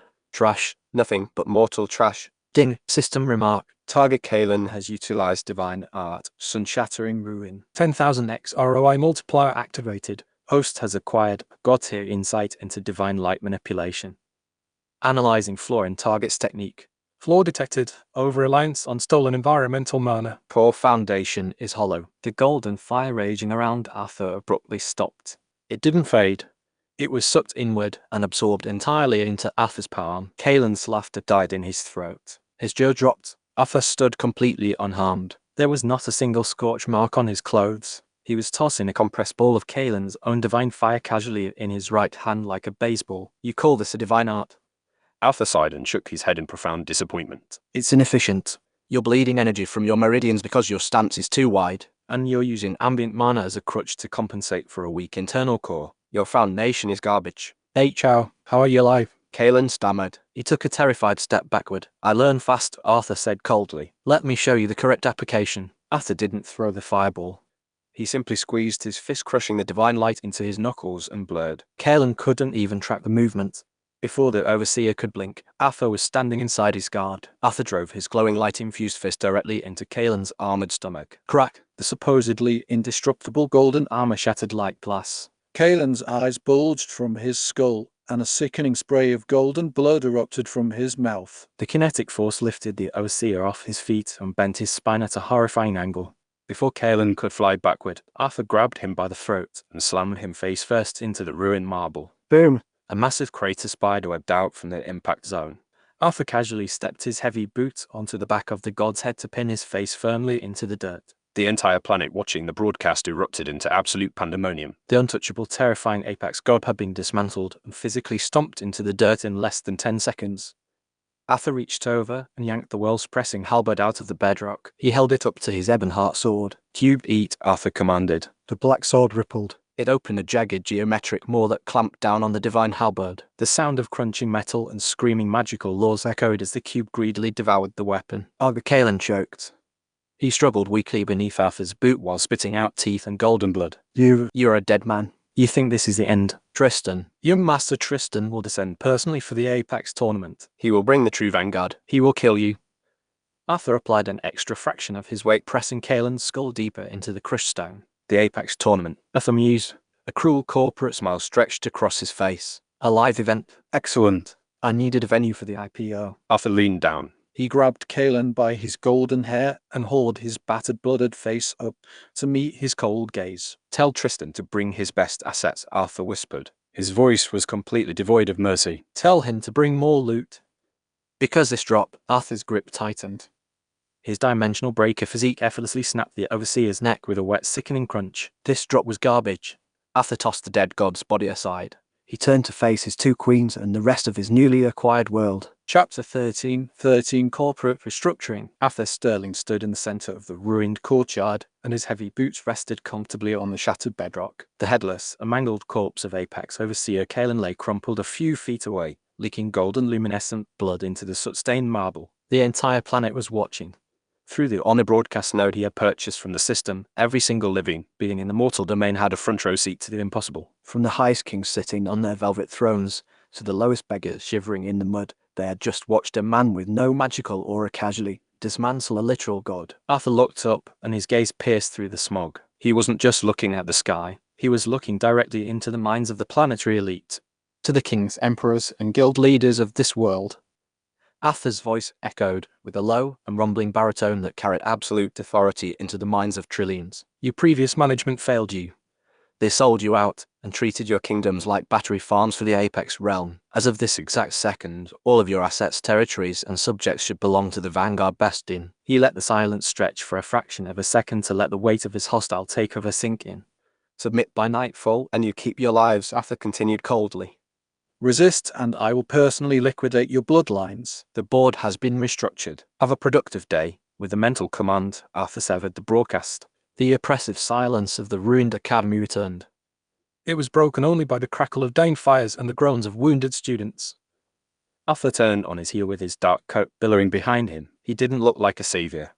He looked like an apex predator who had just claimed his territory. Cadencross stumbled out from the wreckage of the administration building. The 16-year-old protagonist was a mess of lacerations and bruises. His cheap clothes were soaked in the blood of cult hounds.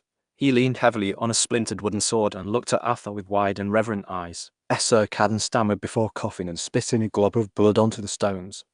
The surviving cultists are retreating toward the city borders. What are your orders? Arthur analyzed the boy. His sister in his face subtly highlighted the faint pulsing aura of the Grand Master tier Caden had just broken into.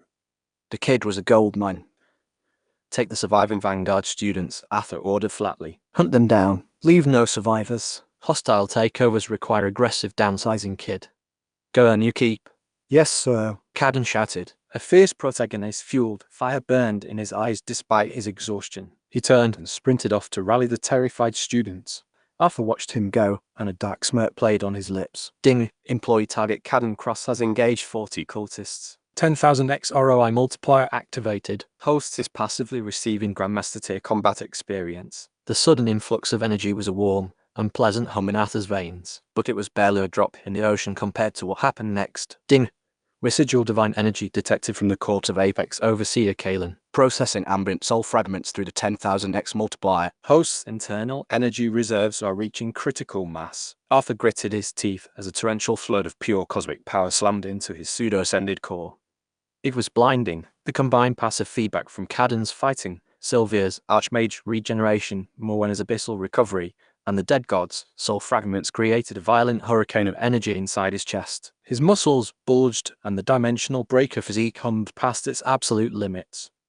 The stone beneath his boots spiderwebbed because it was unable to handle the sheer gravitational density of his existence. Warning: Host has exceeded the absolute physical threshold of the mortal domain. Initiating mandatory dimensional ascension protocol. Countdown established 30 days. Host must ascend to the apex realm before the dimensional barrier forcefully expels your existence. Arthur exhaled a long breath and forced the raging energy down into a tightly compressed singularity within his core. 30 days. That was more than enough time to finish his business on this dirt ball. He reached into his pocket and pulled out the glowing apex coordinate crystal he had looted from Tristan Blackwood's shattered communication stone.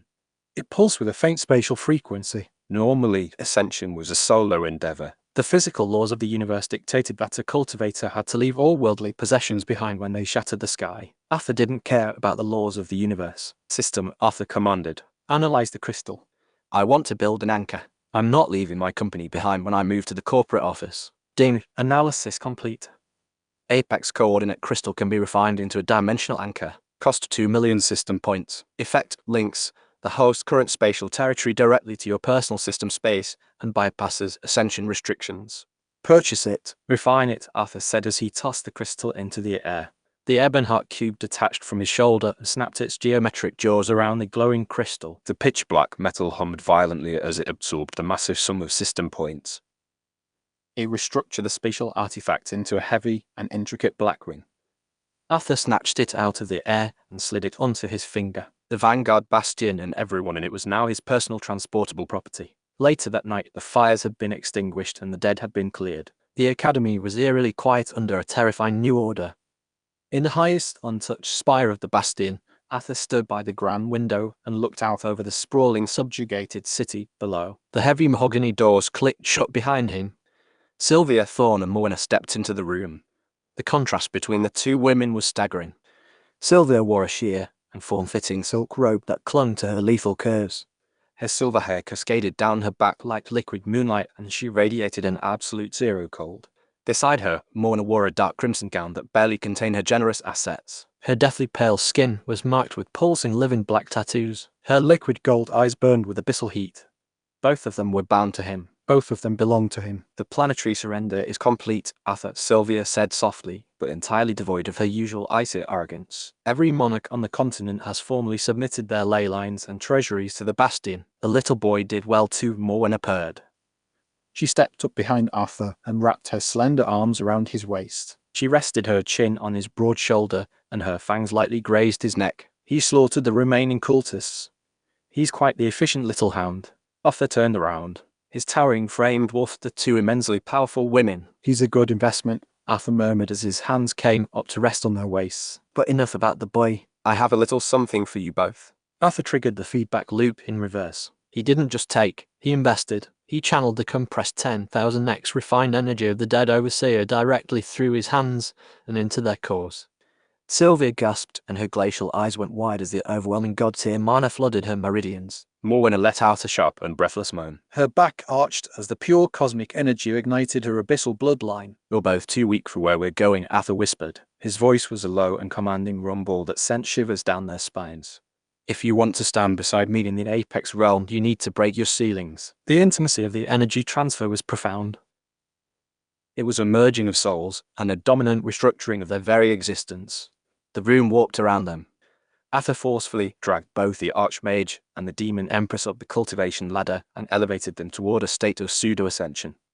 They clung to him and completely surrendered to the absolute terrifying gravity of their Emperor. Chapter 14, The Golden Arena. 30 days passed in a blur of ruthless and bloody efficiency. The hostile takeover was complete. The mortal domain was no longer a fractured landscape of squabbling kingdoms. It was a singular hyper-focused corporate entity, and Arthur Sterling was the sole shareholder. Cadencross acted as the Vanguard's lead enforcer. He had scoured the continent and wiped out every hidden demonic sect and rogue beast horde. Every swing of Caden's sword and every drop of sweat he shed fed directly into Arthur's 10,000x multiplier. Arthur hadn't lifted a finger in a month. Yet his internal energy had grown, so dense it felt like he was harboring a dying star in his chest. His aura was entirely internalized now and completely undetectable.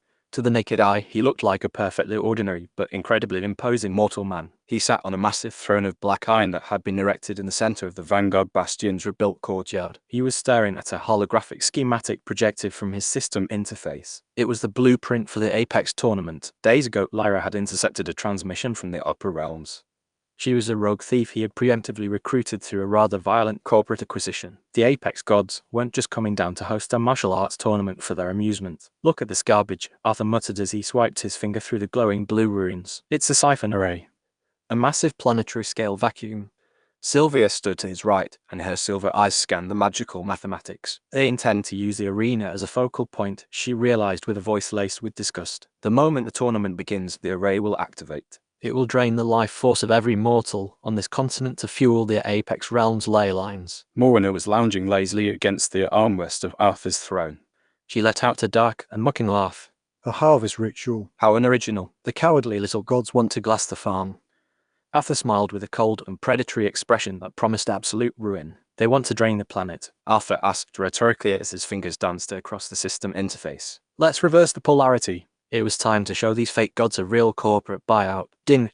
Target Apex harvesting array detected. Initiating system override. Array hijacked. Polarity reversed. Harvesting focal point. Routed to host 10,000x multiplier core letter with D4 for letter with D6 on letter with D6 for letter with D4 6 letter with D6 6 letter with D6 5 8 dot letter with D6 5 letter with D6 6 letter with D6 6 2. Arthur dismissed the screen just as the sky above the academy began to tremble. It wasn't a tear. It was an absolute majestic parting of the clouds. A blinding golden light poured down upon the mortal domain. It was accompanied by the blaring sound of celestial trumpets that rattled the teeth of every mortal within 100 miles. Slowly, descending from the heavens came a massive floating arena forged entirely of white marble and solid gold. The sheer atmospheric pressure of the structure was suffocating. Hundreds of Vanguard students fell to their knees and gasped for air as the gravity in the courtyard multiplied exponentially. Even a heavily scarred Cadencross struggled to remain standing. Arthur remained comfortably seated on his throne and entirely unaffected. Sylvia and Morwenna flanked him, looking like twin goddesses of death. At the center of the floating arena sat the sun god Palanquin. It was a lavish floating chariot pulled by 4 chained celestial beasts. Lounging on the cushions and surrounded by dozens of elite golden-armored Apex guards was Tristan Blackwood. The young master had descended. Tristan looked down at the ruined academy. His aristocratic face twisted into a sneer of absolute superiority. He held a crystal goblet of wine and looked at the struggling mortals like they were insects squirming in the dirt.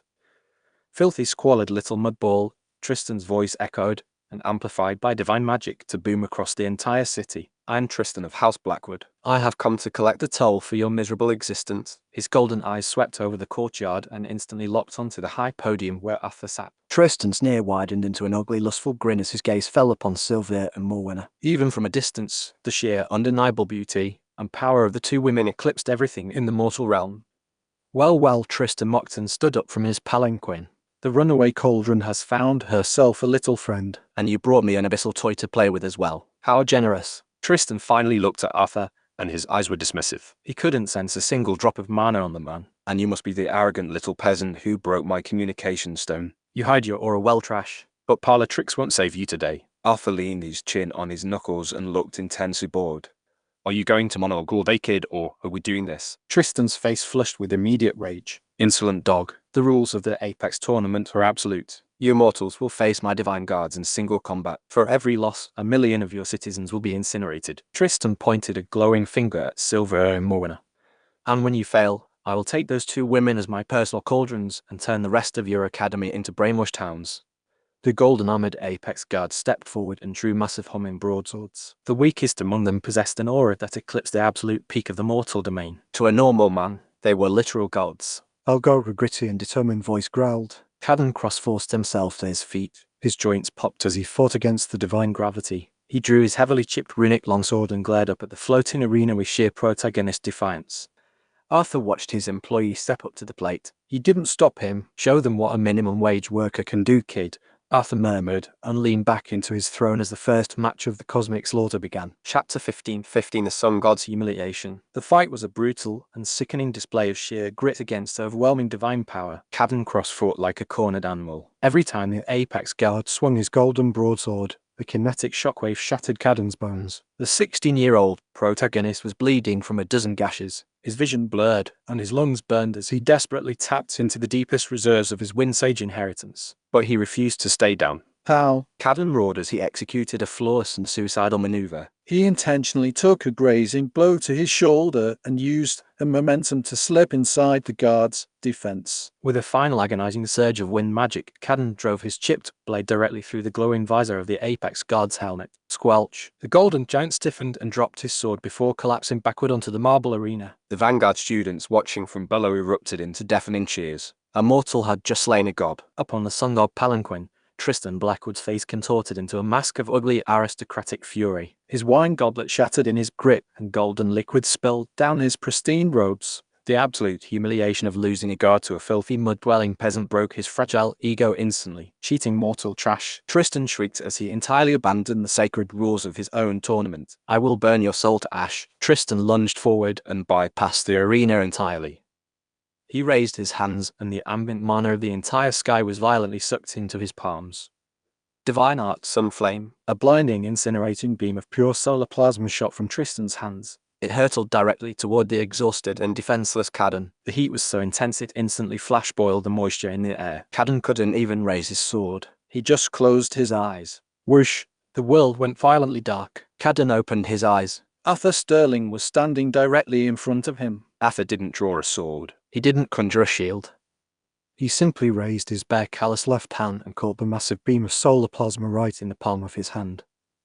The flames violently washed over Arthur's dark coat, but utterly failed to even singe the fabric. His dimensional breaker physique casually absorbed the conceptual heat. It reduced the divine attack to a harmless, glowing ember that Arthur crushed into dust with a squeeze of his fist. The entire courtyard went dead silent. Ding! Target identified. Tristan Blackwood. Initiate binder. Bind him, Arthur commanded in his mind. An invisible thread shot from Arthur's chest and slammed into Tristan's arrogant soul. Proxy bind successful. Siphoning passive cultivation of peak upper realm genius. 10,000x ROI multiplier activated.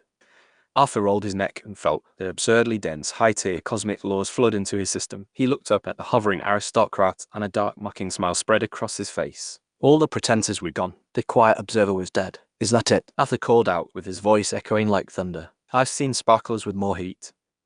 You call yourself a god? You're a trust fund baby playing with daddy's magic." Sylvia Thorne let out a sharp and musical laugh that cut through the silence like glass. Her icy eyes were entirely devoid of fear. Tristan's eyes bulged. His mind completely snapped under the weight of the insult. No one spoke to him like that. He was the sky. He was the heavens. "I will erase you," Tristan screamed as his voice broke. He unleashed his full, unadulterated cultivation. His body ignited like a miniature sun and he rocketed downward like a golden meteor. He aimed a lethal glowing fist directly at Arthur's face. Arthur didn't dodge. He didn't even enter a martial stance. He just casually stepped forward and walked through the blinding flames as if they were a light drizzle. He swung his right arm in a wide and utterly disrespectful arc. Crack! It wasn't a martial arts strike. It was a backhand from a pissed-off father. Arthur's heavy knuckles slammed across Tristan's face with physics-breaking kinetic force. The sound of Tristan's perfect aristocratic jaw shattering echoed across the entire academy.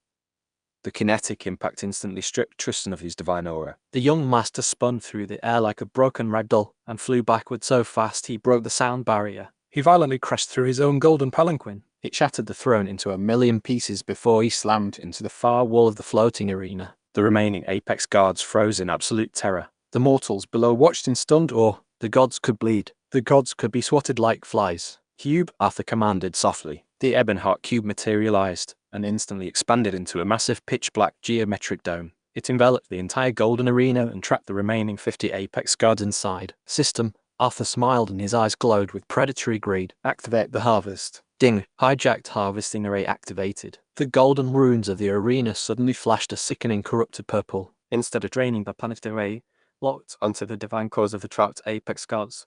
Letter 1D68F, letter 1D42B, letter 1D680, letter 1D5F, letter 1D568, letter 1D4E dot, letter 1D554, letter 1D42, letter 1D5FA. Screams of absolute agony echoed from within the dark dome. 50 gods were violently drained of their cultivation. Their life force was forcefully funneled down the invisible tether directly into Arthur's pseudo-ascended core. Arthur threw his head back and laughed a deep, terrifying laugh as he gorged himself on the stolen power of the upper realm. Across the arena, Tristan Blackwood weakly pushed himself out of the rubble. His face was a mangled and bloody mess with his jaw hanging at a grotesque angle. He looked at Arthur not with arrogance, but with pure, unadulterated terror. With a trembling and blood-soaked hand, Tristan reached into his robes and pulled out a glowing cracked stone, a realm-shattering talisman, an artifact meant to summon the true patriarch of his family. Arthur stopped laughing. He looked at Tristan and his dark eyes were entirely devoid of mercy. He didn't move to stop him. Do it, Arthur whispered, and the sound carried across the ruined arena. Call your daddy. Chapter 1616 Absolute Negation Zone. It was a realm-shattering talisman. This was a last resort artifact made by the ancient pillars of the Apex realm. It was meant to summon his family's true patriarch across the infinite void of the cosmos. Arthur Sterling just stood over him. "You're dead," Tristan shrieked. Tears of absolute humiliation and pain ran down his mangled face. "You hear me? You are fucking dead." Crack! Tristan crushed the talisman. For a fraction of a second, the entire world went completely and terrifyingly silent. The wind stopped blowing. The fires in the Vanguard Bastion courtyard stopped flickering completely. Evil blood dripping from the floating golden arena seemed to freeze mid-air. Letter 1B6 for Sil, letter 1B for C7, letter 1B for 5, letter 1B for 5, letter 1B for 6, letter 1 for F, letter 1B6 for letter 1 3, letter 1B6 3. Then reality tore open. It was not a portal. It was a violent, jagged wound in the very fabric of the mortal domain. The sky above the floating arena physically shredded apart to reveal a cosmic space of swirling nebulae and infinite darkness. From that terrifying abyss a presence descended. It was not a man. It was a colossal cosmic projection of a face formed entirely of shifting starlight and pure divine anger. Patriarch Blackwood. The sheer scale of the projection eclipsed the sun and cast the entire continent into a suffocating shadow. The physical laws of the lower realm instantly began to buckle under the weight of his existence. Boom! The crust of the earth groaned. Massive fissures tore through the Vanguard Bastion's courtyard. Mountains miles away began to crumble, and the ocean tides violently shifted. Up on the floating arena, the gravity multiplied by 1,000 times. Sylvia, Thorn gasped. Her pristine silver combat uniform suddenly felt like it was made of lead as her knees buckled. The Archmage had just been freed from centuries of torment, but was instantly driven toward the floor by the sheer conceptual weight of an apex pillar. Though, before Sylvia could hit the marble, a shadow wrapped around her. Morwenna threw herself over the Archmage with her fangs bared, and her black tattoos glowing with violent violet light. The Demon Empress used her own body as a physical shield. Her abyssal aura flared desperately to push back against the crushing divine pressure. It was an instinctive act of absolute solidarity. They were polar opposites, but they were both bound to the same emperor. They protected the company's assets. As the two women strained under the agonizing pressure, the system in Arthur's mind erupted into a frenzy of notifications. System notification. Bound target Sylvia Thorne is experiencing extreme physiological and spiritual stress. Bound target Morwenna is pushing abyssal bloodline past absolute limits. Employee target Cadencross is facing localized gravitational crushing force. 10,000x ROI multiplier activated. Host is receiving massive influx of stress-induced cultivation, EXP, and limit-breaking insights. Arthur closed his eyes for a split second and took a deep, intoxicating breath. The sheer volume of passive energy flooding into his system from his struggling subordinates was incredible. His internal core felt like a nuclear reactor running at maximum overdrive. He did not feel the gravity at all. His dimensional breaker physique completely rejected the Patriarch's oppressive aura. Who dares mock the House of Blackwood? The Patriarch's voice was a physical force. The sound waves shattered the remaining pillars of the golden arena and turned the opulent structure into a hovering field of debris. Arthur slowly opened his eyes and looked up at the sky-sized projection. He was not intimidated. He was annoyed. System, Arthur commanded. Tap into the hijacked Apex harvesting array. Use every drop of energy we just sucked out of those 50 dead guards. Turn it on. System processing. Accessing hijacked harvesting array reserves initiating system feature, Absolute Negation Zone. A sphere of pure pitch-black geometric energy expanded outward from Arthur's chest. It did not explode, but simply claimed the space. The zone completely enveloped the floating arena and expanded downward to cover Sylvia, Morwenna, and the ruined academy below. Instantly, the crushing gravity vanished. The suffocating divine pressure ceased to exist within the black dome. Sylvia sucked in a massive breath of air. Her hands trembled as she pushed herself up from the marble. Morwenna rolled her shoulders and locked her liquid gold eyes onto Arthur's back with a mix of awe and predatory lust. What is this heresy? The Patriarch's projection boomed. His massive starlight eyes narrowed as his aura slammed against the outside of Arthur's absolute negation zone. It utterly failed to penetrate the barrier. Arthur stepped forward and dragged the tip of the Ebonheart sword along the gold-laced marble floor. Sparks flew in his wake. It is a firewall, Arthur said calmly. His voice was amplified by his own dense mana to reach directly into the cosmos. And your unauthorized traffic. Mortal insect, kneel. The Patriarch's colossal hand reached through the tear in reality. It was formed of solid burning cosmic energy. It moved with the sluggishness of immense mass but carried the inevitable weight of a dying star. The hand pressed against the top of the absolute negation zone.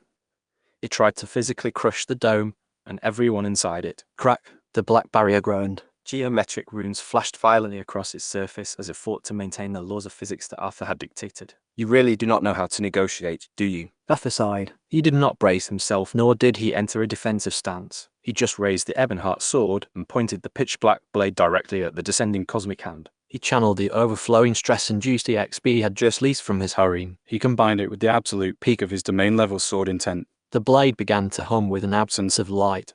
System combat. Initiating ultimate spell Cataclysmic Annihilation Ray. You want me to kneel? Arthur sneered. His eyes flashed with lethal intent. I am going to cut off your hand and beat you to death with your own fingers. Swoosh. A beam of pure concentrated abyssal destruction erupted from the tip of the Ebonheart sword. It was a razor-thin line of absolute erasure. It shot upward at the speed of light and pierced effortlessly through the top of the absolute negation zone. The black beam struck the Patriarch's descending palm. For a moment, nothing happened. The colossal hand continued to press down. Then reality glitched. Swelch. It was not an explosion. It was an amputation. The cataclysmic annihilation ray sliced perfectly through the conceptual makeup of the Patriarch's projection. A massive clean line appeared across the wrist of the cosmic entity. Ugh! The Patriarch roared. The sound of genuine pain shook the very foundations of the multiverse. The severed city-sized hand of starlight simply detached. It lost its divine cohesion and violently dissolved into a torrential rain of glowing ash over the academy. Down below, amidst the rubble of the Vanguard Bastion, Cadencross wiped blood from his eyes. The young protagonist stared up at the sky in absolute disbelief. He had read legends of ancient sages and mythical heroes. None of them compared to the man in the dark coat who had just amputated a god's hand with a casual flick of his wrist. Up in the void, the Patriarch's starlight face contorted in shock. He pulled his remaining arm back into the safety of the Apex realm. His massive eyes locked onto Arthur's unbothered posture. That is not mortal magic, the Patriarch hissed. His voice trembled with a sudden realization. He scanned Arthur, and his divine senses recoiled from the utter lack of absolute limits within the man's physique. An impossible vessel, a dimension breaker. You finally did your market research, Arthur mocked and rested the sword back on his shoulder. The Patriarch's gaze snapped down to the bleeding and broken form of his heir. Tristan was crawling desperately toward the edge of the arena. Tristan. The ancestor commanded with urgent panic. Flee. Enter the portal immediately. This is a multiversal threat. We must mobilize the Apex Council. Tristan scrambled to his feet while crying and coughing up golden blood. He looked at Arthur with pure terror before turning to break into a desperate sprint toward the glowing spatial tier above them. Arthur watched him run. A dark and merciless smile stretched across his face. Tournament is not over, kid. Chapter 1717 Execution and Ascension Preparation. Tristan Blackwood ran. The arrogant and untouchable young master of the Apex realm was sprinting for his life like a frightened rat. He viewed mortal lives as nothing more than numbers on a ledger, but now he was the one running. Every step sent agonizing spikes of pain through his shattered jaw and broken ribs. He just needed to reach the spatial tier. He just needed to touch the edge of his ancestor's cosmic portal, and he would be pulled back to the safety of the higher realms. Just a little further. Tristan gasped. He extended his trembling and blood-soaked hand toward the swirling vortex of starlight. Whoosh! A sudden displacement of air ruffled Tristan's pristine silk robes. He did not even see the movement. 1 microsecond the path to salvation was clear, and the next a towering figure stood directly between him and the portal. Arthur Sterling did not look exerted. He was not breathing heavily. He just stood there with the Ebonheart sword resting lazily against his right thigh. Where are you going? Arthur asked with a smooth and icy drawl. You have not paid your severance fee. No, no, Ancestor, save me, Tristan shrieked. his voice broke as he scrambled backward and slipped on his own golden blood. Above them, the colossal face of Patriarch Blackwood twisted in absolute panic fury, while peering through the jagged tear in reality. Mortal, if you strike him, I will burn every soul in your dimension to cinders. I will wage a multiversal war upon your existence. Arthur slowly tilted his head and looked up at the sky-sized god. He did not show an ounce of fear. He looked at the Patriarch with the exact same expression a CEO gives a rival company threatening a lawsuit they both know they cannot afford. I welcome the war, Arthur stated plainly. Bring your fleets. Bring your honors. Bring every single piece of overvalued aristocratic trash in your entire realm. Arthur stepped forward and his heavy boot pinned Tristan's leg to the marble floor. Tristan let out a pathetic wail and clawed desperately at the stone.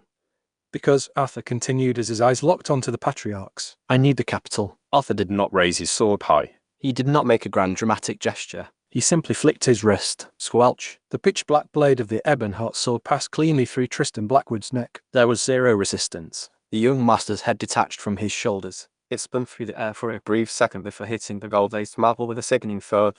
Letter 1d6 5, B letter 1d for 9, 3 letter 1d for 6, letter 1d6 5, letter 1d for 9, letter 1d for 6, dot, letter 1d for 4, letter 1d for 9, 0, letter 1d for F6.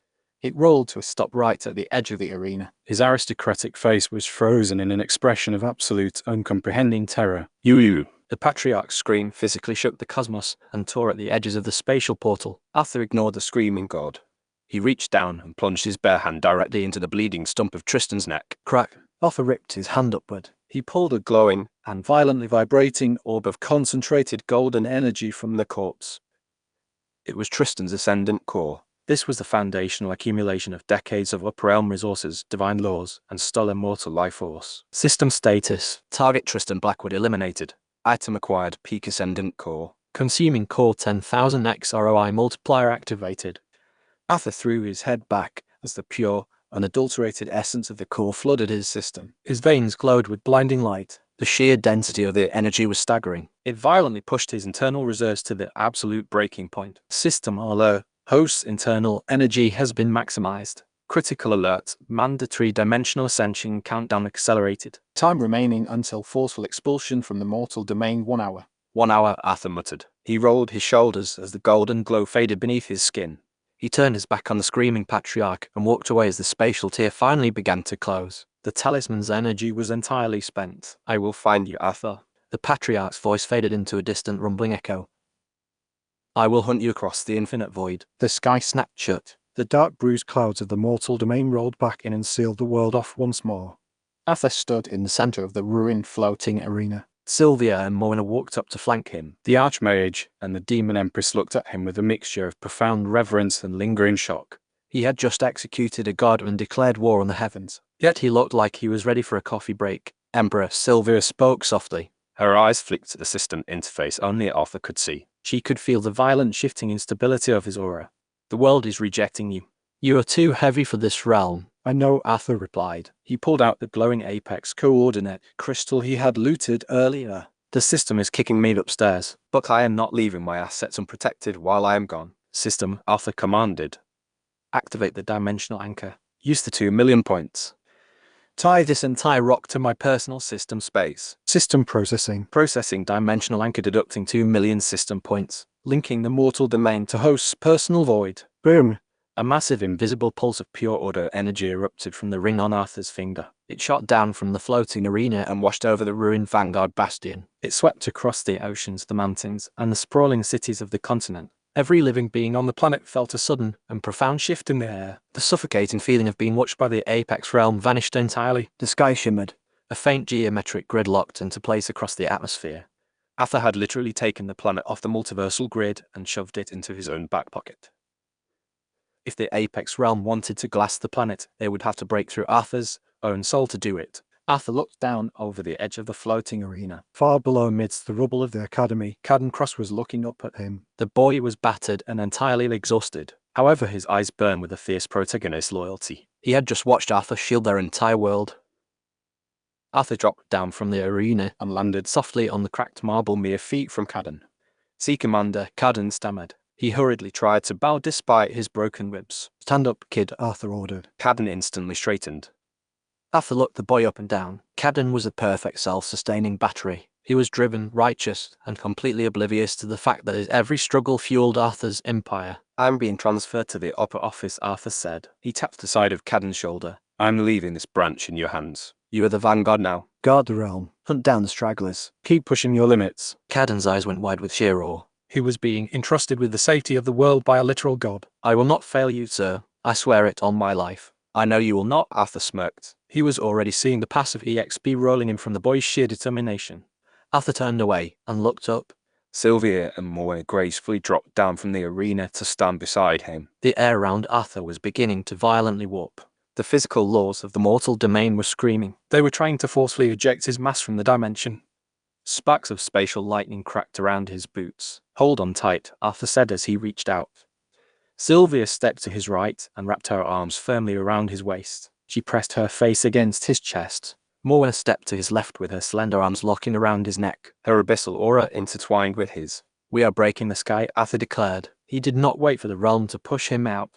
He bent his knees and his dimensional breaker physique flared with absolute, unrestrained power. Boom! Arthur launched himself upward. The kinetic force of his jump completely obliterated the Vanguard Bastion's courtyard and turned the remaining marble into fine dust. He shot into the air like a localized nuke. He carried the two most powerful women in the world with him. They tore through the atmosphere at blinding speed. The sky did not just open for them.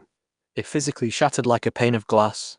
System status, initiating dimensional ascension. Target destination, the Apex Realm Prismatic Domain. Arthur grinned as the world faded to a blinding chaotic white. Chapter 18. 18 Welcome to the Prismatic Domain. The transition was violent and nauseating, and entirely physics-breaking. For 3 seconds, Arthur, Sylvia, and Morna existed in a void of pure rushing light, their bodies strained by the immense pressure of crossing dimensional boundaries. Then reality slammed back into place. Thud. Arthur's heavy boots hit solid ground. The sound was incredibly dense and echoed with a strange metallic finality. The moment they materialized, the suffocating, crushing weight immediately descended upon them. This was not the weak, diluted gravity of the lower realms. This was the Apex Realm. The ambient gravity here was 100 times stronger than on the mortal domain. The very air was thick, viscous, and saturated with an overwhelming density of cosmic mana. A normal human's lungs would have instantly collapsed and their bones would turn to powder under the sheer atmospheric pressure. Arthur did not even blink. His dimensional breaker physique effortlessly absorbed the strain. It regulated his internal pressure and kept his posture perfectly straight. Sylvia and Morna, however, gasped. Sylvia's knees buckled slightly. Her silver hair was plastered to her back by the sudden weight. Morna hissed with her fangs bared as she fought to keep her head up. Her abyssal tattoos flared wildly to combat the oppressive environment. Arthur tightened his grip on their waists. He instantly channeled a pulse of his 10,000x refined energy into their cores. Breathe, Arthur ordered. His voice was steady. Let your cores adapt. You are not mortals anymore. Supported by his immense stabilizing energy, the Archmage and the Demon Empress slowly straightened up. They took deep, ragged breaths and drew the hyperdense Apex mana directly into their lungs. As they breathed, the system in Arthur's mind went absolutely insane. System notification. Bound target Sylvia Thorne is absorbing Apex Deer mana. Bound target Morna is absorbing Apex Deer mana. 10,000 X ROI multiplier activated. Host is passively receiving massive localized leveling energy.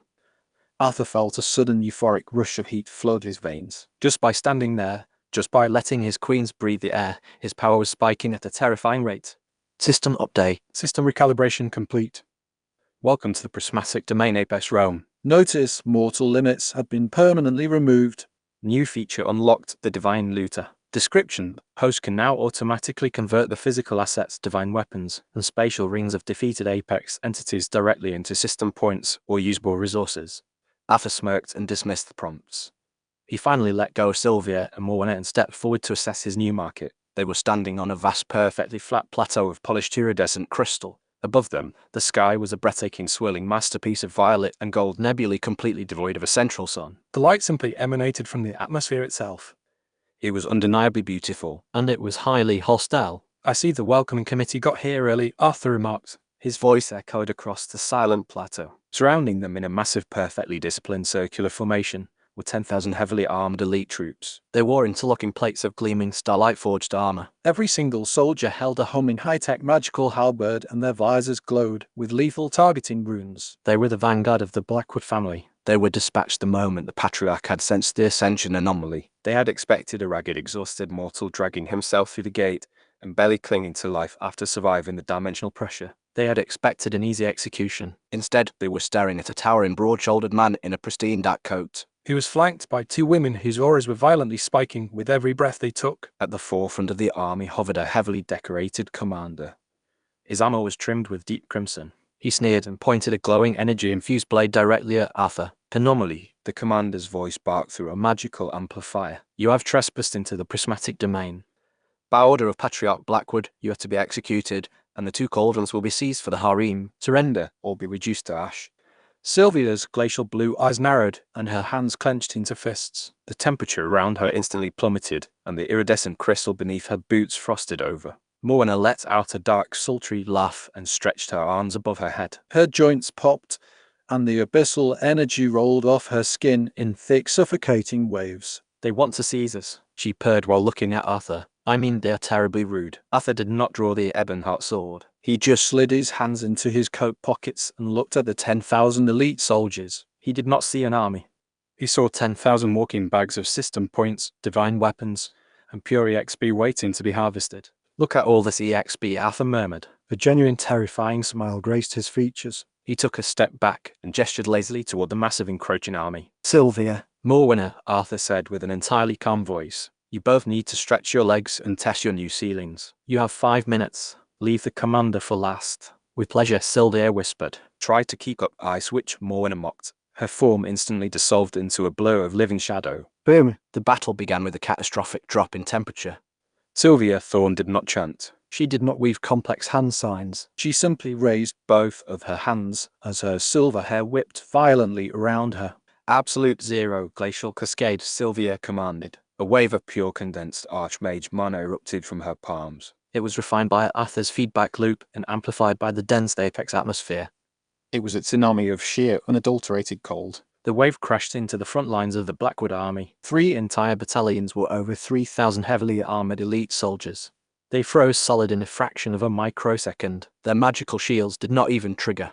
The Starlight's armor shattered from the extreme thermal shock and left thousands of frozen statues locked in poses of absolute terror. Before the remaining troops could even process the slaughter, the shadows beneath their feet came alive. Morwenna erupted from the ground right in the center of the right flank. Her pale skin was a stark contrast to the blinding gold of the Apex realm. She moved with chaotic, brutal elegance. Her hands had elongated into massive razor-sharp abyssal claws. Squelch, squelch, rage-it. She tore through the elite soldiers like they were made of wet paper. Starlight Armor was shredded and divine halberds were snapped in half. Gold and blood sprayed across the crystal plateau. Morwenna did not use spells. She used pure overwhelming physical violence fueled by the true abyss. She was a blender of dark matter and laughed maniacally as she ripped a high-tier captain entirely in half.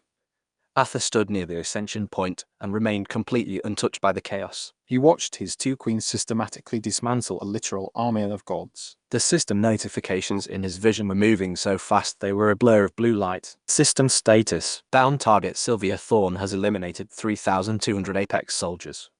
Bound target Morwenna has eliminated 1,400 Apex soldiers.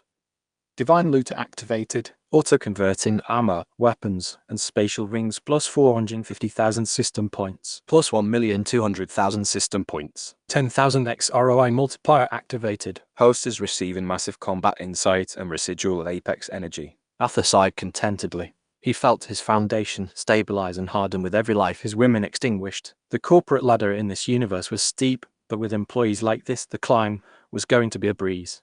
Chapter 19, A Divine Foundation. The battlefield was dead silent. 10,000 elite guards of the Blackwood faction had been reduced to a sprawling carpet of ash and shattered armor. Morwenna yawned and flicked a drop of blood from her abyssal claws. Sylvia casually froze the remaining severed limbs to stop the bleeding. Arthur stood in the center of the carnage. He looked down at the bisected corpse of the commanding general. The man had been in charge of protecting Kaelin's private extraction point. Hovering just a few hundred feet above the slaughtered army was a magnificent ship. It was Kaelin's personal VIP Apex cruiser. It was meant to evacuate the noble heir if the battle went poorly. But Kaelin was already dead and his vanguard was completely exterminated. Arthur reached into his pocket and pulled out the glowing ID badge he had looted from Kaelin earlier. He raised the badge and pushed a small surge of mana into it. A master control signal shot up toward the hovering vessel. The ship chirped happily. It slowly descended to the bloody clearing, and the boarding ramp lowered with a hiss of pressurized air. Look at this absolute waste of budget, Arthur noted as he walked up the ramp. Let us see what kind of severance package Kalen left us. Sylvia, bring us up. It is time to visit the CEO. I called the captain's chair. Morwen appeared and followed closely behind him. The stolen Apex cruiser sliced through the iridescent clouds of the prismatic domain like a dark shark gliding through a neon sea. The ship was a marvel of high-tech magical engineering, its hull forged from polished starlight metal and powered by the captured essence of a dying star. Yet to Arthur Sterling, it was just another company car. He stood on the bridge with his hands casually tucked into the pockets of his dark coat. He watched the sprawling, floating continent of the Blackwood family draw closer on the main viewing screen. Beside him, Sylvia Thorne was expertly navigating the complex runic consoles of the ship. Her pristine silver hair cascaded down her back, and her glacial eyes reflected the holographic data streams. Their outer planetary defense arrays are scanning, as Sylvia reported crisply. They require a localized mana signature to verify the clearance codes. Give them Kalen's, Arthur said smoothly. We liquidated his assets. Might as well use his ID badge. Sylvia's fingers danced across the glowing runes. A heavy and tense silence filled the bridge. Then the massive geometric energy shields enveloping the floating island shimmered and parted to create a massive entry corridor. Clearance accepted, Sylvia said with a rare predatory smirk touching her lips. We are through the front door. Look at this place, Morwen appeared.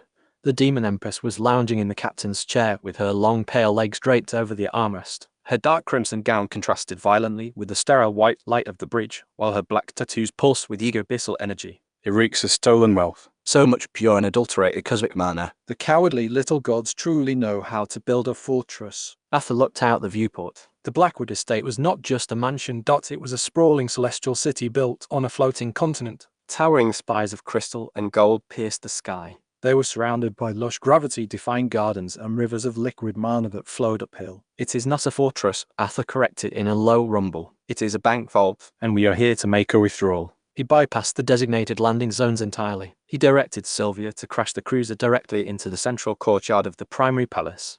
Brace yourselves, Arthur ordered. Crash. The heavy cruiser slammed into the pristine gold-laced marble of the courtyard. It carved a massive trench through manicured celestial gardens and shattered a dozen statues of ancient Blackwood patriarchs. The ship groaned and hissed as it came to a violent halt, with smoke and sparks billowing from its engines. The instant the boarding ramp lowered, the internal automated defenses of the estate triggered. We're on.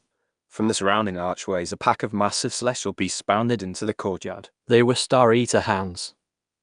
They were hulking for armed gorillas covered in interlocking plates of natural diamond armor. Their jaws dripped with corrosive starlight. Pets, Morwen sneered with her eyes flashing with liquid gold. She stepped forward and her abyssal claws elongated. Blow me, Arthur. Stand down, Arthur said as he stepped past her. I think I need to test the new hardware. Arthur did not run. He did not enter a martial stance. He simply walked down the ramp with his heavy boots crunching against the shattered crystal of the courtyard. The lead Star Eater hound was a beast the size of a siege tank. It lunged at him with its four massive arms raised to crush him into a red paste.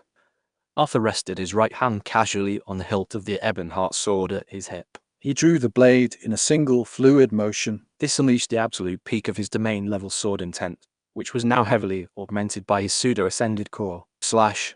A pitch-black crescent of compressed kinetic force and abyssal energy erupted from the blade. It expanded into a massive horizontal wave of sheer destruction that swept across the courtyard faster than the speed of sound. As the motion completed, the crisp sound of the system chimed in his mind. Ding! Praxis of domain-level sword intent detected. Random multiplier activated. 10,000x. Target Star Eater hounds perfectly countered. Squelch, squelch, squelch. The black wave passed directly through the 12 charging beasts. For a fraction of a second, their momentum carried them forward. Then their diamond armor simply unraveled.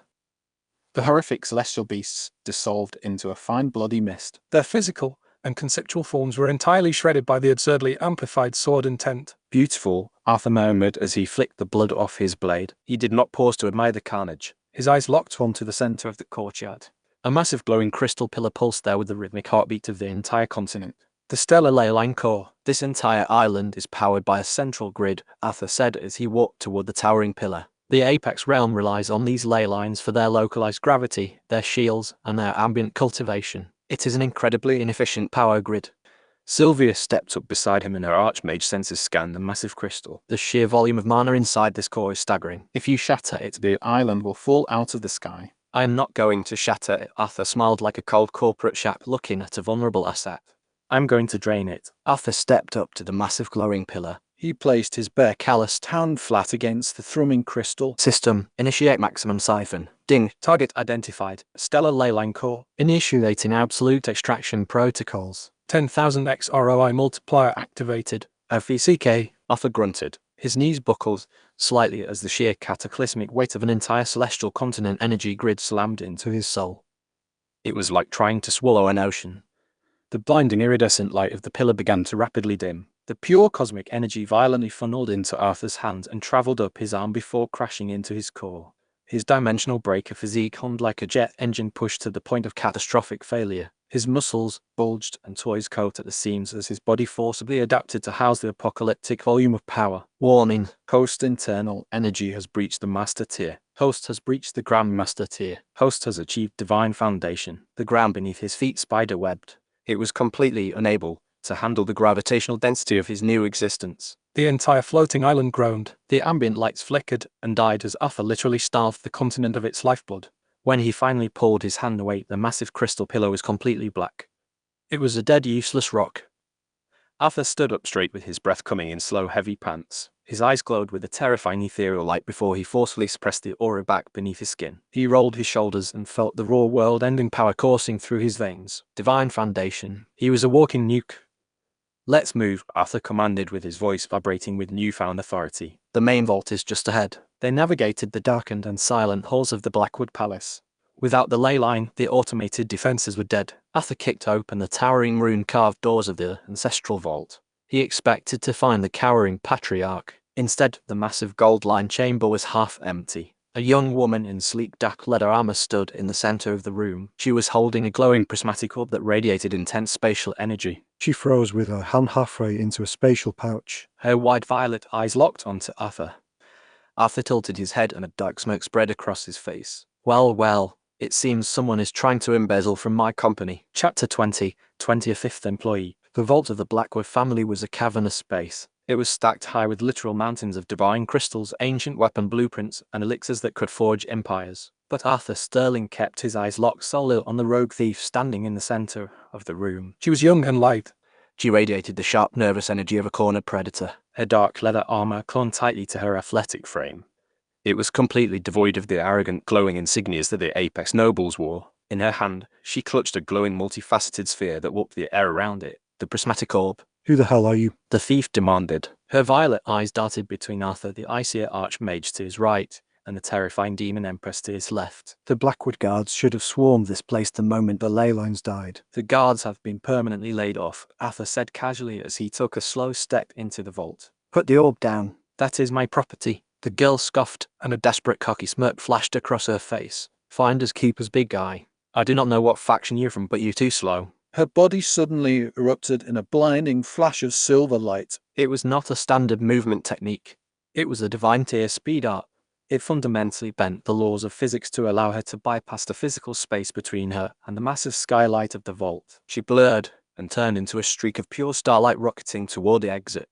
She was a master of evasion, and she was used to outsmarting the arrogant, slow-moving nobles of the Apex realm. But Arthur was not a noble. He was a parasite with a perfect multiplier. As the thief moved, the crisp sound of the system chimed in Arthur's mind. Ding. Target has utilized divine tier speed art. Stellar blink. 10,000 X ROI multiplier activated. Host has gained transcendent spatial velocity. Arthur's eyes tracked her movement perfectly. To him, she was not moving at the speed of light. She was crawling through thick mud. He did not just run. He simply stepped forward. His newly acquired transcendent spatial velocity merged flawlessly with his pseudo-ascended divine foundation. The air around him cracked like shattered glass. Whoosh! Lyra was mere feet from the skylight. She was already calculating her escape route into the clouds. Suddenly a massive calloused hand abruptly clamped around her throat and choked the breath from her lungs. Her momentum was instantly and violently arrested. Arthur stood, suspended in the air beside her with a grip like a vice of solid iron. "You are fast," Arthur murmured as his cold eyes stared directly into her terrified violet ones. But I have better software. Lyra panicked. She reached into her belt and pulled a small glowing metallic cylinder. She slammed it directly against Arthur's chest. Boom! A high-tier flashbang artifact detonated point blank. It was designed to completely overload the sensory organs and spiritual meridians of a divine lord. It was a blinding and deafening explosion of pure conceptual noise. Arthur did not blink. He did not flinch. His dimensional breaker physique simply absorbed the chaotic energy. It nullified the environmental hazard as if a gentle breeze had brushed against his coat. When the smoke cleared, Arthur was still holding her by the throat. He looked intensely unimpressed. Are you done throwing toys at me? Arthur asked. Lyra gasped and her hands clawed desperately at his unyielding grip. This was not possible. She had robbed a dozen high-tier families. She had humiliated dukes. But the man holding her did not feel like a cultivator. He felt like an immovable gravitational singularity. Ding! High fate target identified. Lyra of the Stardust Syndicate. Initiate binder. Arthur smiled. A high fate target. An apex equivalent of a protagonist. A rogue who generated massive amounts of chaotic, unpredictable experience points. Another perfect battery. Bind her. An invisible ethereal thread shot from Arthur's chest and slammed directly into Lyra's soul. Target Lyra bound. Initiating system feedback loop. Lyra gasped violently and her eyes rolled back for a fraction of a second. She did not just feel the terrifying connection. She felt the sheer unfathomable depth of the monster holding her. She felt the crushed ley lines, the slaughtered gods, and the absolute predatory dominance of his soul. It was a suffocating weight that entirely broke her rebellious spirit in an instant. Arthur drifted down and his boots touched the vault floor. He released her throat and let the rogue collapse to the marble. She was coughing and gasping for air. Sylvia and Morna stepped up to flank him. Sylvia looked down at the thief with icy disdain. Meanwhile, Morna licked her lips as her abyssal aura pressed down on the girl like a physical weight. So Lyra of the Stardust Syndicate, Arthur said and crossed his arms. You're a rebel, a thief. You hate these arrogant nobles as much as I do. That makes you useful. Lyra looked up and rubbed her bruised throat. She was a survivor above all else. She looked at the three terrifying monsters surrounding her and instantly understood her position in the food chain. What do you want? She rasped. You are holding a prismatic orb, Arthur noted as he nodded toward the artifact that had rolled across the floor. A device capable of creating pocket dimensions. Highly valuable. I'm taking that. Lyra did not argue. She just nodded slowly. Second, Arthur continued as he crouched down to look her directly in the eyes. You work for me now. You will be my intelligence officer. You will scout, you will steal, and you will bleed for my company. In exchange, I will let you live and I will let you watch me burn the Apex realm to ash. Lyra stared at him. A shiver ran down her spine. He was not bluffing. He was not an arrogant noble. He was a force of nature. I accept your terms, Lyra whispered. She rubbed her bruised throat and looked away. She clearly hated the idea, but she had absolutely no other choice. A dead thief could not spend stolen gold. Good. Arthur stood up and adjusted his coat. Now get up. Your first task is simple. Show me how to bypass the final door of this vault. Lyra frowned and pushed herself to her feet. The final door. To the Patriarch Sanctuary. Why? We have the orb and the treasury. Arthur drew the Ebonheart sword, and the dark metal hummed with lethal intent.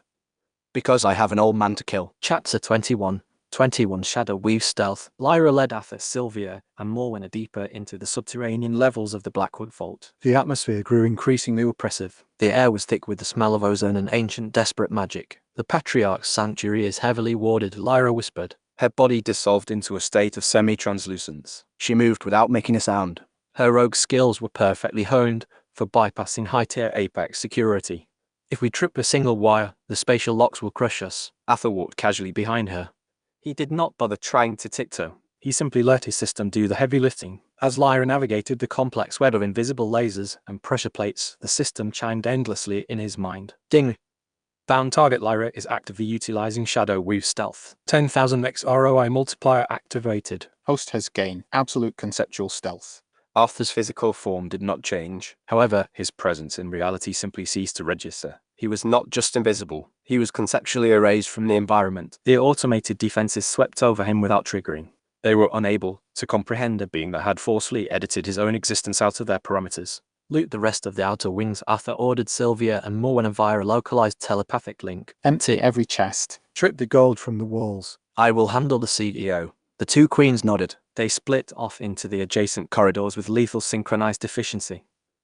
Arthur and Lyra arrived before a massive solid door made of dark swirling metal. It lacked a handle or a keyhole. It responds to his bloodline, Lyra whispered and stepped back. I can try to slice the mechanism, but it will take time. Arthur did not wait. He coated his hand in highly compressed pseudo-ascended mana he had forged. He simply pushed his hand into the metal door.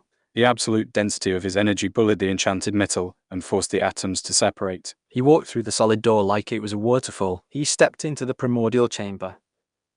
It was a vast circular room lined with ancient tomes and shattered artifacts. In the center, Patriarch Blackwood was kneeling within a complex glowing array. The cosmic entity who had projected a face the size of a continent just an hour ago was now a pathetic withered old man. He was coughing up black blood. His left arm ended in a cauterized stump where Arthur had severed it through the spatial tear. Hovering directly in front of the old man was a small flickering flame.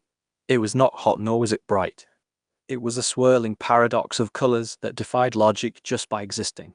The primordial flame, A foundational spark of the multiverse. The Patriarch was desperately trying to absorb its energy to heal his shattered soul. it is not working, the Patriarch wheezed. Blood dripped from his chin as he desperately chanted ancient sutras. Why won't it bond? I am a god.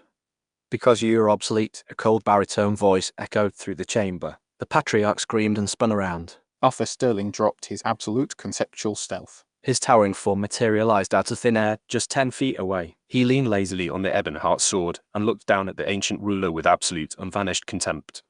You, the Patriarch, gasped. His eyes were wide with raw, unfiltered terror. He scrambled backward like a frightened crab. How did you get past the arrays? How did you survive the void? I took an elevator. Arthur smirked as he took a slow step forward. I am here to finalize the liquidation of your house. Wait. The Patriarch shrieked. He held up his remaining hand in a pathetic gesture of surrender. The grandiose projection from earlier was entirely gone. It was replaced by a desperate, clinging coward. I have wealth. I have entire mortal worlds under my command. I can give you women, artifacts, power. Spare me and you can rule as my equal. Arthur laughed. It was a deep, genuine sound of pure mockery. You're equal. Arthur shook his head. I do not share stock, old man. And I already took your world. I took your academy. I took your vault. You have absolutely nothing left to offer me. Realizing his begging was useless, a look of cornered absolute madness overtook the Patriarch's face. Then die with me. The Patriarch lunged forward and grabbed the unstable primordial flame with his bare hand. His flesh instantly began to bubble and burn as the reality-defying fire rejected him. With a final agonizing scream, he held the blazing world-ending spark directly at Arthur's chest. Burn in the wrath fire. The flame travelled at the speed of thought. It carried enough conceptual destruction to erase a continent from existence. It was an attack that ignored physical defense. It was designed to burn the very concept of the target's soul. Arthur did not dodge. He did not raise his sword. He calmly raised his right hand and caught the primordial flame barehanded. Tizzle. The violent mud-colored fire flared wildly. It attempted to devour Arthur's hand, his arm, and his entire existence, but it slammed headfirst into the dimensional breaker physique. Arthur's body was a forged anomaly that rejected the fundamental laws of the universe. Is this it? Arthur asked. His voice was entirely calm as the primordial fire raged harmlessly against his palm. This is your ultimate weapon. The Patriarch fell to his knees. His mind was completely breaking as he watched a mortal hold a foundational spark of creation like it was a cheap lighter. Monster, you're a monster. System, Arthur commanded. His eyes glowed with a terrifying predatory light. Simulate. Ding. Target identified. Primordial flame. 10,000x ROI multiplier activated. Simulating conceptual element. Arthur crushed his fist and drove the primordial flame directly into his own chest. The reaction was instantaneous and apocalyptic. The flame did not burn him. It merged with him. A blinding, deafening shockwave of pure, unadulterated cosmic heat erupted from his core and turned the ambient air of the chamber into plasma. His dark coat whipped wildly around him. It was utterly immune to the heat. His eyes burned with the literal blazing inferno. Arthur rolled his neck and his aura violently expanded. It pushed past the divine foundation and tore directly into the realm of the divine lords. He was a walking, breathing extinction event. Arthur stepped forward and grabbed the weeping Patriarch by the throat. He lifted him off the floor with one hand. The old man kicked and thrashed. His skin blistered just from being near Arthur's newly assimilated aura. You're fired, Arthur whispered and squeezed. Chapter 22, Erasing a Bloodline. You're fired, Arthur whispered and squeezed. Crack. The sound of Patriarch Blackwood's neck snapping echoed through the room like a gunshot. But Arthur wasn't done yet. The newly assimilated primordial flame surged from his core. The rapphire travelled down his arm and into his grip. The ancient god didn't even have the chance to scream. The mold-coloured fire washed over the Patriarch's body. It instantly incinerated his flesh, his bones, and his very soul. In less than a second, the former ruler of the Blackwood family was reduced to a pile of fine glowing ash that drifted through Arthur's fingers. Ding! Target Patriarch Blackwood eliminated. Bloodline pillar erased. The Blackwood faction has been crippled. 10,000x ROI multiplier activated on a simulated primordial flame. Host has reached the Divine Lord tier. Arthur closed his eyes and his head tilted back as a massive wave of power washed through his veins. Reaching the Divine Lord tier wasn't just a physical upgrade. It was a complete change of his existence. He could feel the laws of the Apex realm bending around him. They recognized him as the absolute apex predator of this sector. His muscles grew denser, and his bones hummed with a violent frequency. Notice-based attacks are now augmented by the primordial flame. Attacks bypass standard physical and conceptual defenses. Strikes are now classified as unblockable. Arthur flexed his right hand. A flicker of the chaotic reality-defying flame danced across his knuckles. It didn't burn him. It obeyed him. He felt like he could punch a hole straight through the universe and pull out whatever was hiding on the other side. Holy shit, a trembling voice whispered from the shadows. Arthur turned his head. Lyra, the rogue thief from the Stardust Syndicate, was standing near the shattered vault doors. Her violet eyes were wide with pure terror. She had spent her entire life running from the Blackwood family. She was terrified of their gods, their elders, and their patriarch.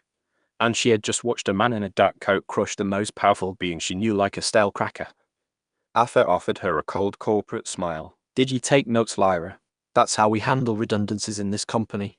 Lyra swallowed hard. She took a deep breath and crossed her arms to hide her shaking hands. She knew he was already the boss, but seeing this level of power completely changed her perspective of him. I'm paying attention, Lyra said. Her voice lacked her usual cocky bravado. You make the calls. Just point me where you need me. Good, Arthur said as he turned his attention to the corridor behind her. Speaking of assets, it's time to consolidate the capital. Sylvia and Morwenna strode into the room. Their boots clicked in perfect unison against the floor. The two women looked absolutely radiant, and their auras hummed with the residual adrenaline of looting an entire celestial city. Behind them floated dozens of high-tier spatial rings. They were suspended in the air by Sylvia's telekinetic grip. The outer wings have been completely stripped, Commander, Sylvia reported. Her icy blue eyes dropped to the pile of ash at Arthur's feet. A vindictive and deeply satisfied smirk touched her lips. I see you handled the executive branch. He was completely Overvalued, Arthur said dismissively. He reached out and plucked one of the spatial rings from the air, letting the system scan the contents. Ding! Massive hoard detected. 4 million divine crystals, 12,000 apex deer elixirs, 400 ancient weapon blueprints.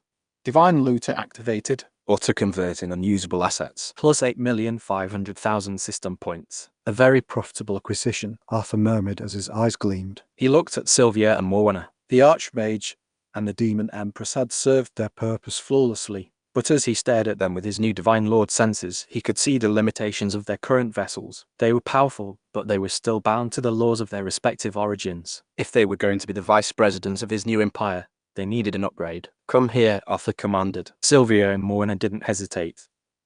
They stepped over the Patriarch's ashes and stood directly in front of him.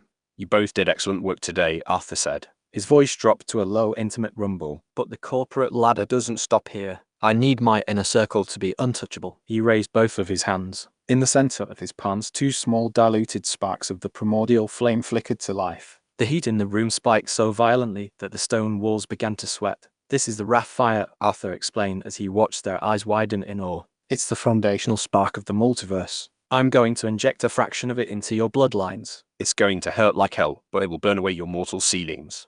Morwenna licked her fangs. Her abyssal tattoos pulsed with eager anticipation. Burn me, Emperor. Sylvia simply nodded. Her gaze fixed on him with absolute trust. I'm yours to mold.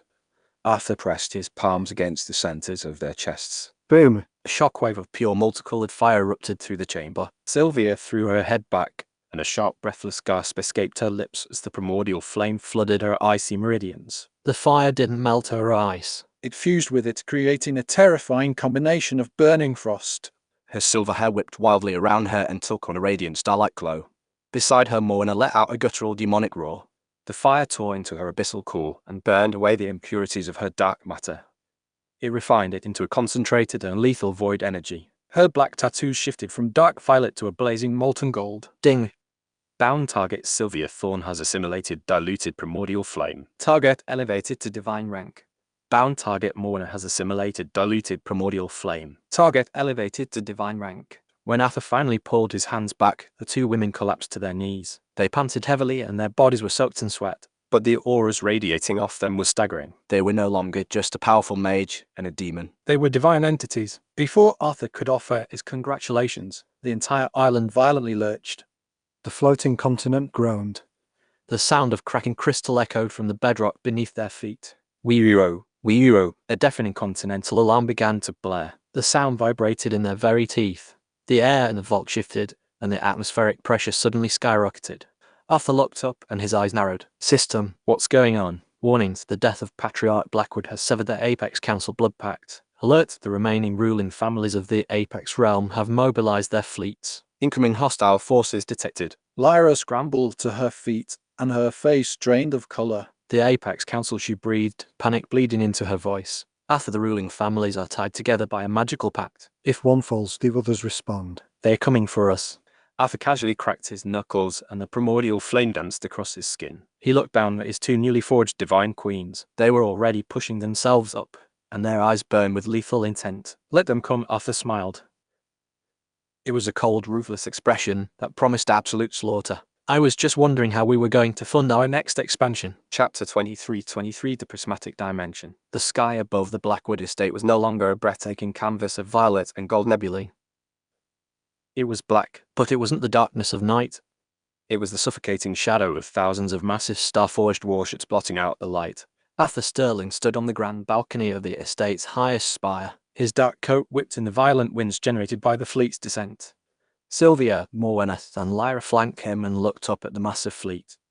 This is bad, Lyra muttered as her violet eyes frantically darted between the colossal dreadnoughts. That's the combined vanguard of the Silverleaf, Ironhorn, and Sunfudge families. And that massive ship in the center. That's the Silverleaf flagship. Let me guess, Arthur said lazily and leaned against the balcony railing. It has a really big gun. It's the Genesis cannon, Lyra corrected. Her voice trembled.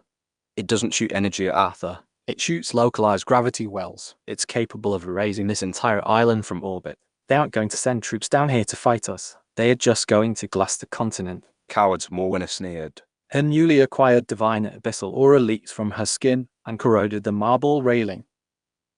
Just let me fly up there. I will rip their ships apart with my bare hands. No, Arthur said and raised a hand. You don't fight a tank with a knife. You just take away their gas.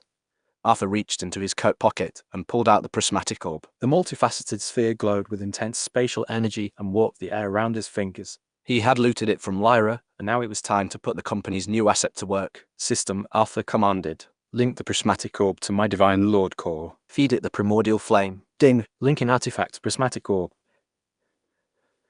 10,000x ROI multiplier activated on spatial generation. The orb in Arthur's hand screamed and emitted a blinding kaleidoscopic light. Arthur pushed his vast hyperdense mana into the artifact and forced the primordial flame into its core. The orb couldn't handle the sheer volume of power. It didn't just activate. It violently erupted. A wave of transparent rippling spatial energy exploded outward from the balcony. It expanded at the speed of light, shooting up into the atmosphere and stretching across the horizon.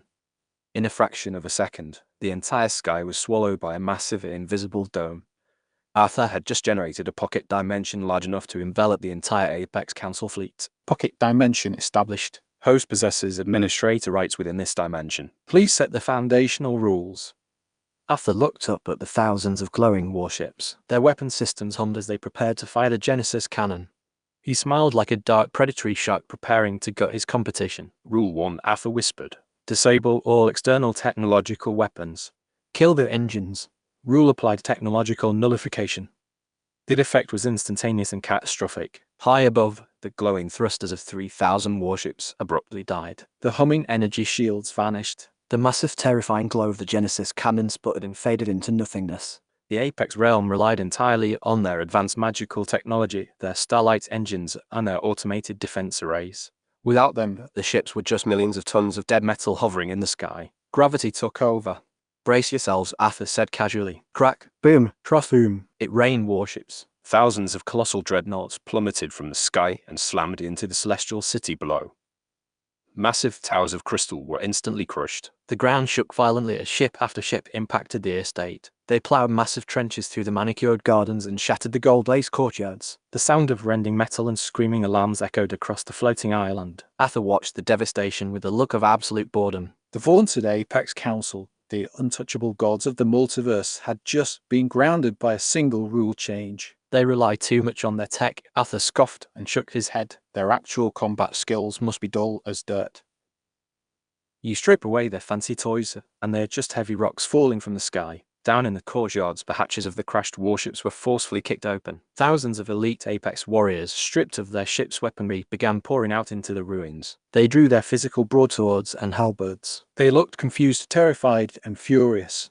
Arthur turned to his three women. Sylvia's icy eyes were gleaming with lethal intent. Morwenna's claws were fully extended and dripped with void matter. Even Lyra had drawn a pair of jagged starlight daggers. Her fear was completely replaced by the intoxicating thrill of Arthur's absolute dominance. I have cleared the runway, Arthur told them and gestured down at the thousands of grounded gods. Go far, my XP. Leave the commanding officer from me. With pleasure, Emperor, Sylvia purred. The three women leapt over the balcony and plummeted toward the chaotic battlefield below. Arthur watched his system interface light up like a slot machine. The moment Sylvia froze a squad of iron-on soldiers, the numbers ticked up. When Morwenna cleaved a dozen Sunford knights in half, the multiplier went wild. Lyra danced through the shadows, slitting throats and looting spatial rings before the bodies even hit the ground. Ding! Bound target Sylvia Thorne has eliminated 40 Apex warriors. Bound target Morwenna has eliminated 75 Apex warriors. Letter 6 8 F letter D 4 2 B letter D 6 2 letter D 5 out letter D 5 6 8 letter D 4 D dot letter D 5 5 for letter D 4 2 letter D 5 F 8 10,000 X ROI multiplier activated. Host is receiving massive combat insight and passive energy. Arthur closed his eyes and savored the warm, dense rush of power flooding his meridians. It was a beautiful business model. Who did this? A voice roared. It boomed with enough raw, divine power to shatter the remaining glass of the spire. Arthur opened his eyes. Down in the center courtyard, a man had just kicked the massive steel door off a crashed flagship. He was tall, clad in pristine silver armor, and radiated an aura of pure fury. He held a glowing silver longsword, the divine king of the Silverleaf family. The king looked up, his blazing silver eyes locked directly onto Arthur standing on the balcony. The king's eyes widened as he sensed the sheer density of the man above him. "You, the divine king," hissed. His voice echoed with horror and rage. "You are not a native of the higher realms. You are an anomaly." The king didn't hesitate. Realizing the sheer threat Arthur posed, the divine king raised his sword and slammed his free hand against his own chest.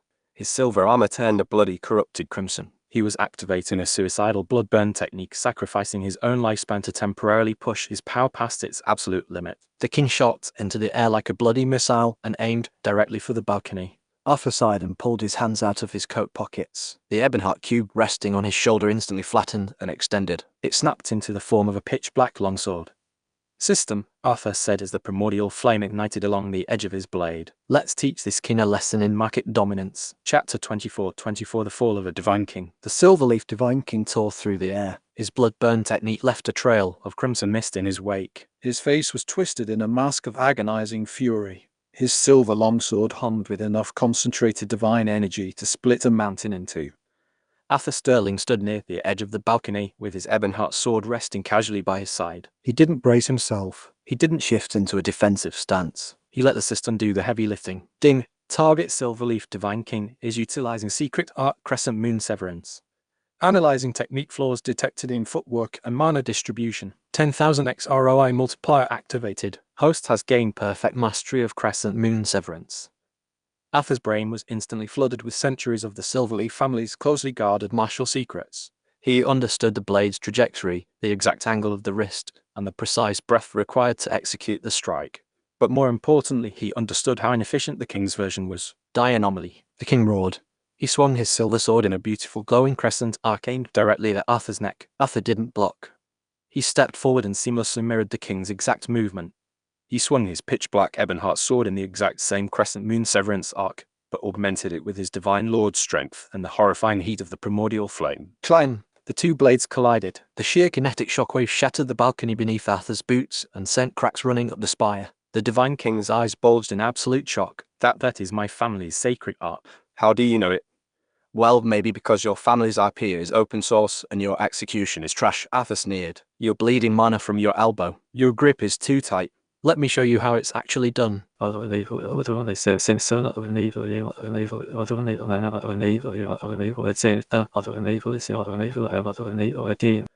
Arthur twisted his wrist and exploited a microscopic flaw in the king's guard that the system had highlighted. He brutally parried the silver blade and sent the king's arm flying wide open. Before the king could recover, Arthur brought the pommel of his sword smashing into the man's armored face. Crack! The king spun wildly in the air with blood spraying from his broken nose. He quickly stabilized himself, and his blood-burn aura flared even brighter. I will not be humiliated by a mortal, He screamed, preparing to launch another aerial assault. I'm bored of flying, Arthur said coldly. System, ground him. Ding. Initiating absolute negation zone. Rule applied. Nullify flight. A pulse of pitch-black energy expanded from Arthur's core. The moment it washed over the Divine King, the glowing wings of mana supporting him instantly short-circuited. What? The king gasped. His stomach dropped as gravity reasserted its dominance. He plummeted like a stone and crashed heavily into the ruined courtyard below. Arthur stepped off the shattered balcony. He dropped effortlessly and landed with a heavy thud just feet away from the groaning king. The battle shifted into a brutal grounded melee. The king scrambled to his feet and swung wildly, completely stripped of his aerial advantage. Arthur took him apart piece by piece. He parried every strike with lazy precision. He broke the king's spirit by perfectly matching his moves and pointing out every single flaw. Your footwork is sloppy, Arthur mocked. He sidestepped a massive thrust and drove his knee into the king's ribs.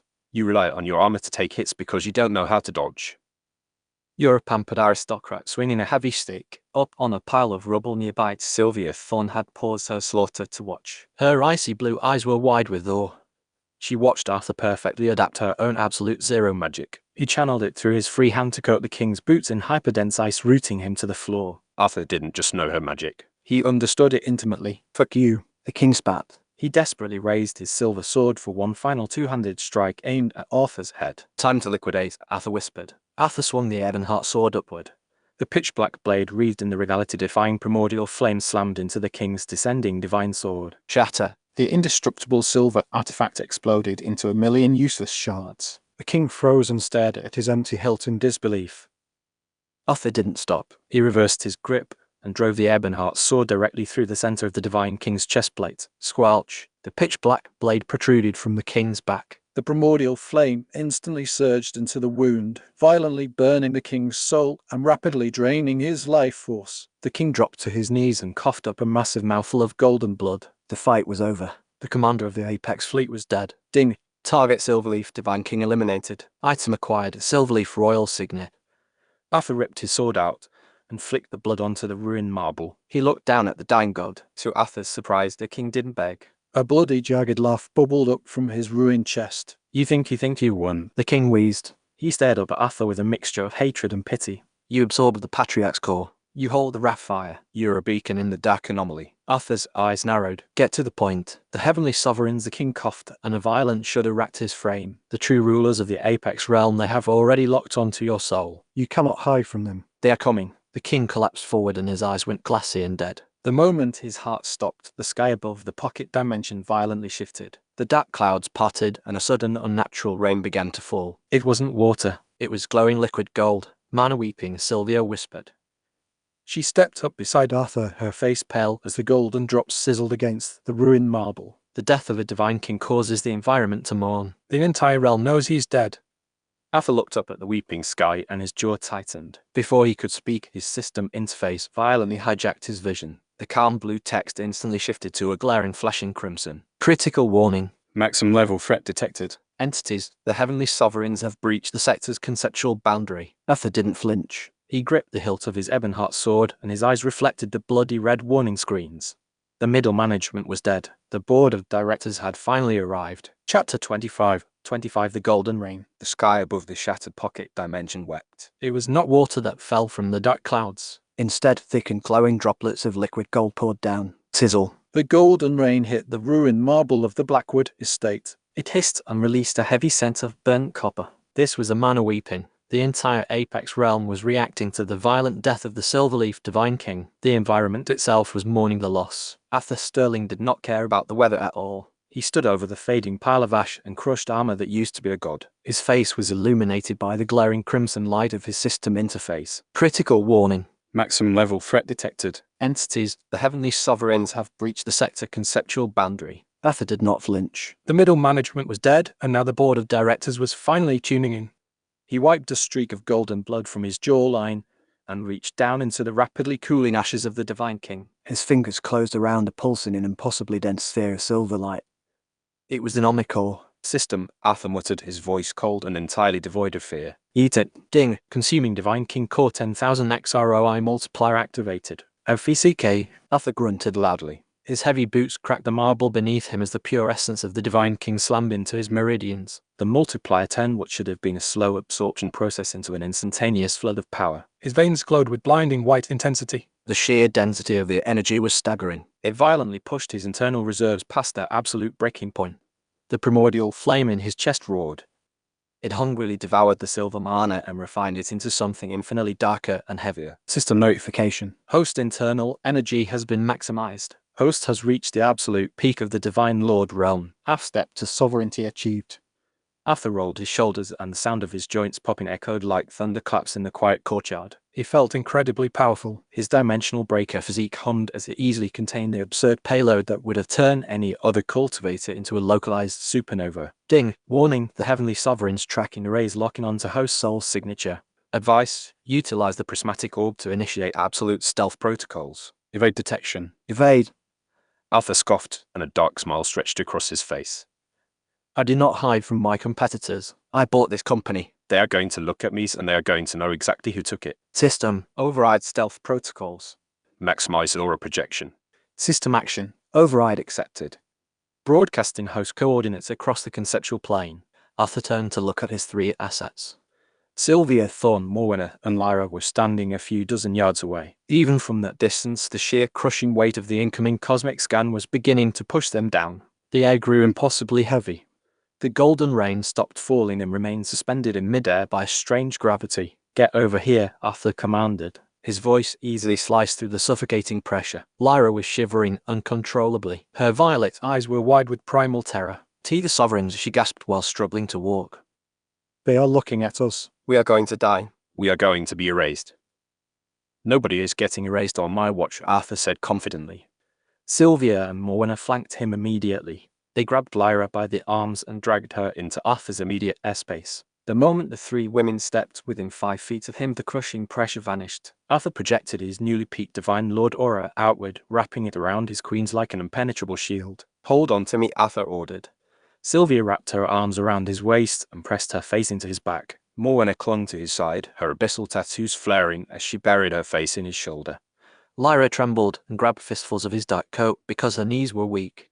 The absolute stability of Arthur's existence was a perfect anchor against the storm. They looked at him with complete reverence. He wasn't just a man anymore, he was a fortress. Boom! The sky above the Blackwood estate did not tear. It simply ceased to exist. The clouds, the golden rain, and the stars all vanished. They were replaced by an infinite void of pure conceptual weight. Then a massive invisible eye opened in the cosmos. It did not have a physical form, but every living cell in Arthur's body could feel it. It was a gaze so ancient that it viewed the multiverse as nothing more than a petri dish. The Heavenly Sovereigns were scanning the island. The eye focused on Arthur. The weight of an entire dimension pressed down on his shoulders to force him to his knees. The cosmic observer expected the anomaly to bow and shatter. Arthur tilted his head back and stared directly into the invisible eye. He did not bow. He did not even bend a fraction of an inch. "You are looking at the wrong guy," Arthur snarled. He did not draw the Ebonheart sword. He just raised his right hand and pointed his index and middle fingers directly at the sky. He funneled his newly augmented power into a single point. System ability. Initiating domain-level sword intent. Fusing with conceptual element primordial flame. Pierce, Arthur whispered. Charanged, a beam of pitch-black sword intent erupted from his fingertips. It was covered in the multicolored fire of the foundational spark. It acted like a needle of absolute order piercing straight into a dimension of arrogant apathy. The attack shot upward at the speed of light. It completely ignored the distance between the physical world and the Sovereign's domain. The beam struck the invisible eye dead center. For a fraction of a second, the universe held its breath. A mind-shattering roar of pure agony echoed across the firmament. The invisible eye violently recoiled because the sheer heat of the primordial flame burned its conceptual retina. The void in the sky shuddered and violently snapped shut. It was unable to handle the pain of a mortal striking back. The sky returned to normal and the dark clouds rolled back into place. The golden rain began to fall again, hitting the ground with soft splatters. The suffocating pressure was completely gone. Arthur slowly lowered his hand and a cold smirk played on his lips. The Heavenly Sovereigns had looked down on him and he had poked them directly in the eye. Did you just blind a sovereign? Lyra whispered. Her voice cracked as she slowly let go of his coat and stared up at him as if he were a walking myth. Just a warning shot, Arthur replied casually. He turned his back on the sky and walked toward the center of the ruined courtyard. His boots crunched over the shattered marble. He approached the massive dark iron throne he had brought from the Vanguard Bastion. It was the seat he had placed over the ashes of the Blackwood Patriarch. He sat down heavily and rested his elbows on the armrests while steepling his fingers. He looked at the system interface hovering in his vision and read the fading red threat warnings. The board of directors knew he was here now. They knew he had the capital, the firepower, and the absolute lack of respect for their authority. Sylvia, Morwenna, and Lyra approached the throne and stood dutifully at his sides. They were no longer just survivors. They were the elite executive staff of an empire that was about to go to war with the heavens. They know we are here, Arthur said. His dark eyes gleamed with ruthless anticipation. Good. Chapter 26. 26 Shadowweave +2. The Ebon Citadel. The Blackwood estate was a total mess. Arthur Sterling sat on his dark iron throne in the center of the ruined courtyard. He was treating the impending apocalyptic war with the heavenly sovereigns with the exact same level of urgency as a minor office renovation. The structural integrity of this floating rock is compromised, Arthur stated clearly over the howling wind. The ley lines are dead because I drained them. If we just sit here, this island is going to fall out of the sky before the week is over. A few yards away, Lyra was sweating profusely. The rogue thief had stripped off her outer leather armor. She worked in a tight undershirt as she desperately inscribed complex violet runes into the shattered crystal floor. She was a master of stealth, but she also understood the fundamental mechanics of spatial arrays. I am trying, Emperor. Lyra yelled back. Her hands moved in a blur as she injected her own mana into the stone. But repowering an entire continental-scale anti-gravity array by hand is insane. I need at least a decade and a team of archmages to map out the foundational nodes. You have 5 minutes, Arthur replied lazily and crossed one leg over the other. Lyra let out a panicked noise. Her fingers bled as she forced the spatial runes to connect. She was pushing her rogue skills past their absolute limits to prove her worth to the monster who had spared her life. Arthur was not just torturing his new employee for fun. He was actively watching her. Ding. Bound target Lyra is actively utilizing high-tier spatial array formatting. 10,000 XROI multiplier activated. Host has acquired God-tier array comprehension. Arthur's brain was instantly flooded with centuries of complex mathematical array schematics. He understood the geometric flow of energy, the precise resonance needed to bind physical matter, and the exact angles required to weave a floating fortress together.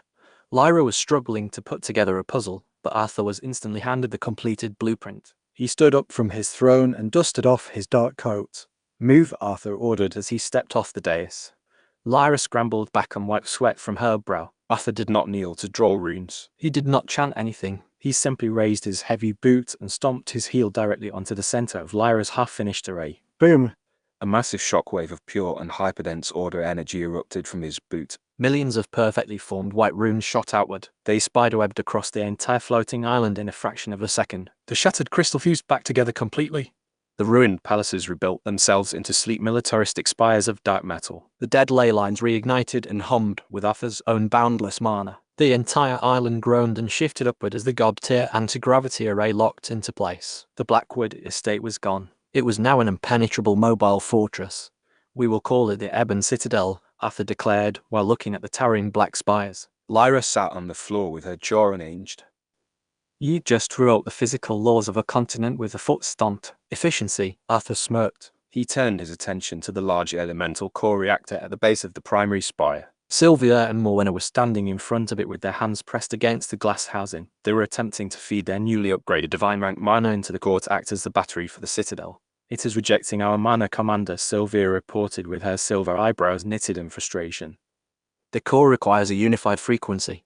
My absolute zero and her true abyss are violently clashing. If we push any harder, the reactor will detonate. Your teamwork needs improvement, Arthur said and walked up behind them. He did not hesitate at all. Arthur stepped directly between the Archmage and the Demon Empress. He placed his left hand flat against Sylvia's stomach and pulled her flush against his side. His right hand snaked around Morwenna's waist and pulled the demoness tightly against him. W, what are you doing? Sylvia gasped. A deep flush spread across her pale cheeks at the sudden overwhelming intimacy. I am the bridge, Arthur murmured. His voice was a low rumble that sent shivers down both of their spines. Your auras clash because you are fighting for dominance. You do not need to fight. You just need to submit to me. Arthur ignited the diluted primordial flame in his core. He initiated a mana exchange to act as the ultimate conduit. System ability. Initiating Harem Link mana exchange. Fusing Absolute Zero and True Abyss via primordial conduit. The heat was staggering. Arthur's pure and authoritative manner flooded into Sylvia. It melted her icy defenses and mingled intimately with her core. At the same time, he pushed his energy into Morna. He soothed the violent, chaotic rage of her abyssal bloodline. He forced their opposing energies to cycle through his own body. This refined the clash into a perfect and harmonious current. Morna let out a soft and breathy moan. Her head fell back against his shoulder as the intoxicating rush of shared power washed over her. Sylvia bit her lip, and her hands gripped Arthur's forearms tightly as the deep bond linked their souls. They were not just sharing magic. They were sharing him. The trust and the sheer undeniable safety of his presence locked them together. Arthur thrust his hands forward and blasted the unified energy directly into the reactor of the Citadel. The reactor flared with a brilliant, blinding violet light. The Ebon Citadel hummed as it fully powered up. It was operating at a capacity that dwarfed anything the Apex Council had ever seen. Before Arthur could pull away from his flushed and panting queens, a piercing shriek echoed from the clouds above. Drawn by the massive surge of energy and the scent of blood, a flock of rogue Apex beasts dove from the nebulae. They were void vultures. They were massive, horrifying birds of prey with raised, sharp crystal feathers and huge wingspans. 50 of them plummeted toward the projector, ripped the occupants to shreds. Letter of D6 to cell, letter of D6 33, letter of D6 to 6, letter 2 to letter of D4 CC, letter of D6 to 6 dot, letter of D4, letter of D6 30, letter of D4 C2. Lyra drew her daggers and shouted a warning. Sylvia and Morna instantly snapped out of their daze.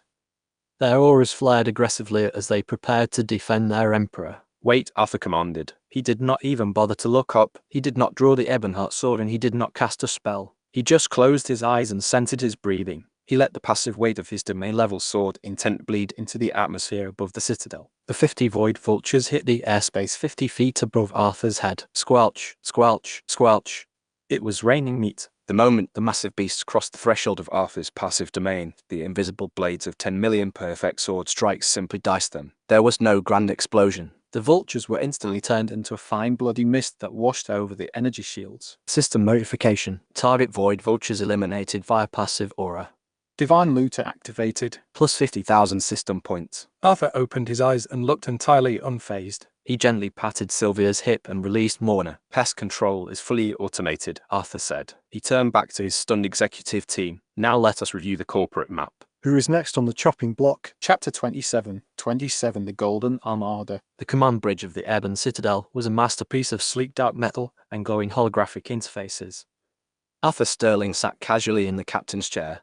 He leaned back, holding a glass of looted celestial wine. Through the massive viewport, the breathtaking, swirling nebulae of the Apex Realm Stretched out like a living painting. The Apex Realm is divided into 3 primary sectors, Lyra explained. The rogue thief had fully embraced her new role as the chief intelligence officer. She stood by a holographic projection table and swiped her hand to bring up a glowing 3D map. Each sector is ruled by one of the 3 heavenly sovereigns, Time, Space, and Karma, Lyra continued. Below them are the ruling families known as the Apex Council. And where are we? Arthur asked, taking a slow sip of his wine. We are in the central neutral zone. Lyra pointed to a blinking red dot on the map. The Blackwood estate was historically a buffer zone. It is why they got away with managing the mortal battery farms. She looked up, her expression turning serious. But by killing the Silverleaf King, you have triggered the Vanguard Pact. The remaining council families are combining their forces. Let them combine more in a purd. She paced slowly behind Arthur's chair, her sharp claws lightly tracing the dark metal of his throne. It just means we do not have to hunt them down one by one. Beep. The main console suddenly flashed bright red. Sylvia Thorne's hands flew across the glowing runes. Her icy blue eyes narrowed in concentration. Arthur, we are being hailed, Sylvia warned. An encrypted high-tier transmission is trying to force its way through our communication arrays. Put it on screen, Arthur ordered. The holographic map vanished instantly.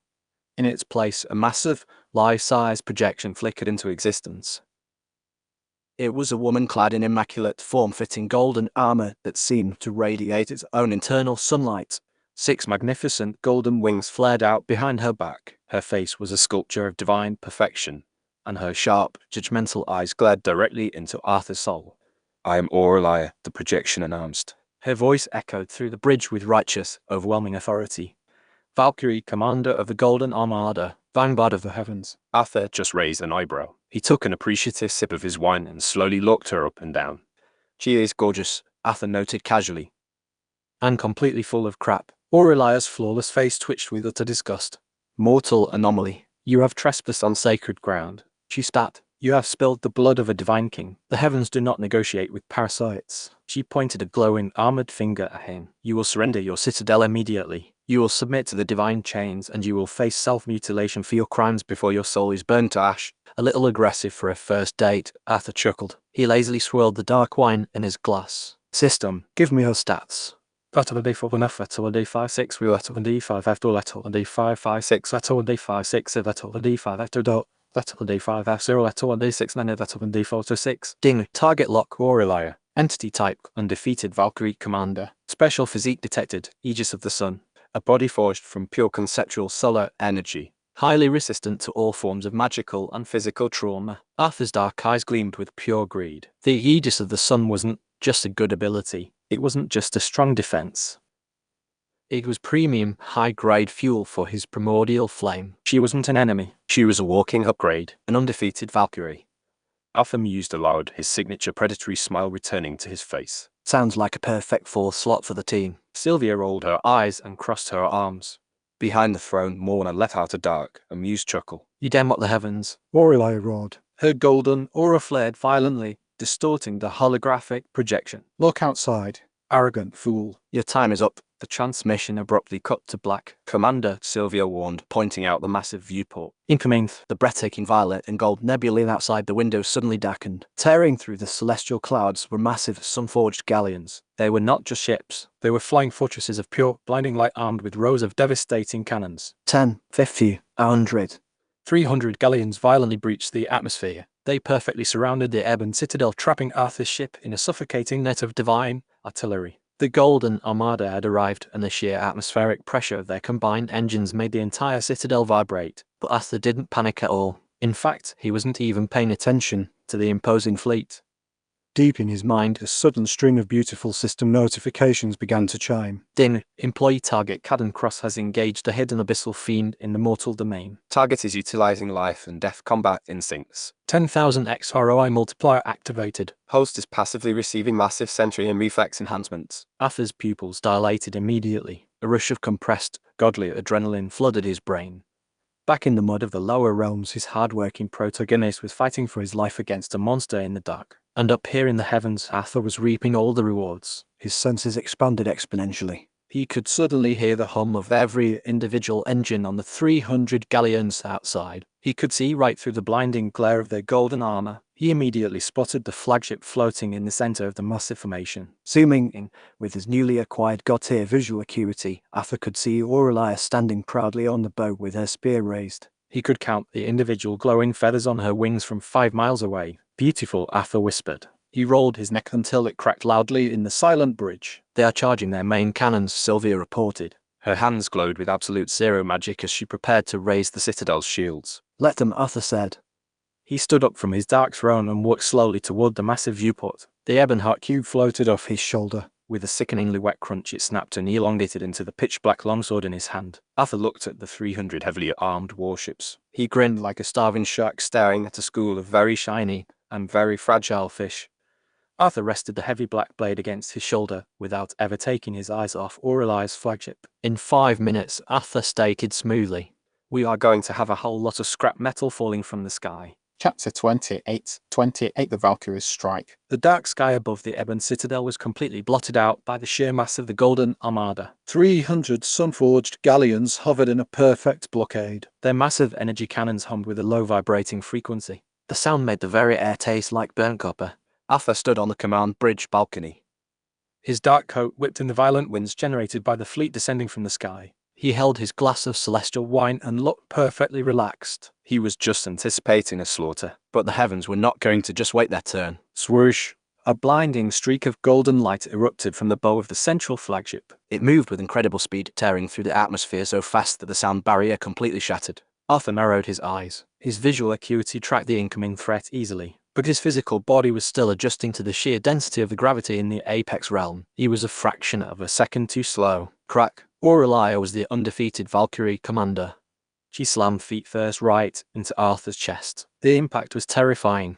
The wine glass in Arthur's hand instantly vaporized. The reinforced dark metal of the citadel balcony crumpled like wet paper under the force of the blow. Arthur was violently thrown backward. His massive frame tore through the reinforced walls of his own command spire. Boom! Boom! Boom! He crashed through 3 separate rooms and shattered crystalline pillars. He violently carved a trench into the polished floor before finally slamming into the main reactor housing. Commander, Sylvia shouted loudly. her icy aura flared with immediate murderous intent. I will rip her wings off. Morwen roared, her abyssal tattoos ignited as she prepared to launch herself at the golden blur hovering where Arthur had just stood. Stand down. Arthur's voice echoed through the dust and rubble. His words were laced with a harsh, grating edge. Slowly, the dust settled. Arthur pushed himself out of the cratered wall. His dark coat was torn across the chest. A thin trickle of crimson blood leaked from the corner of his mouth. He wiped it away with his thumb and stared at the red smear. He had not bled since he arrived in this universe. Hovering outside the shattered balcony, Aurelia looked down at him with absolute disgust. Her 6 golden wings flared with pure solar energy. The aegis of the sun physique radiated a heat that began to melt the exterior of the citadel. You are nothing but an arrogant beast, Aurelia boomed. Her voice was layered with self-righteous fury. You lack the refinement of the heavens. You rely on brute strength, but before the absolute technique of the Vanguard, you are just a slow lumbering target. Out of the knee, fall, left, out of the knee, 5, F, out of the knee, fall, knee, out of the knee, 6, 8, out of the knee, 6, 8, out of the knee, fall, knee, down, out of the knee, 5, 5, out of the knee, 5, 6, out of the knee, 6, 1, 6. Arthur let out a low rumbling chuckle. He rolled his broad shoulders. He could feel the bruised muscles in his chest knit back together in seconds thanks to his dimensional breaker physique. Fast, Arthur admitted as he spit a glob of blood onto the floor. I will give you that, bird. You actually managed to land a hit. Consider me invested. Aurelia's flawless face twisted into a snarl. She raised her right hand and pointed her glowing spear of Longinus toward the heavens.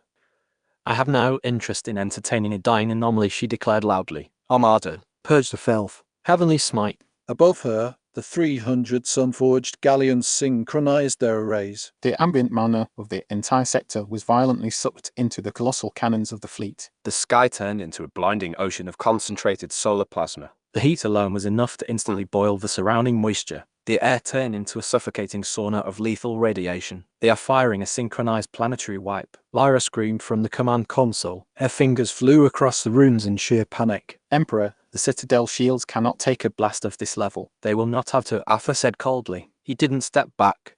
He walked forward instead. He moved through the shattered walls of the spire until he stood at the very edge of the ruined balcony. He looked up at the sky. His dark eyes reflected the golden light descending upon them. Whoosh! The heavenly smite fired. It was not a beam.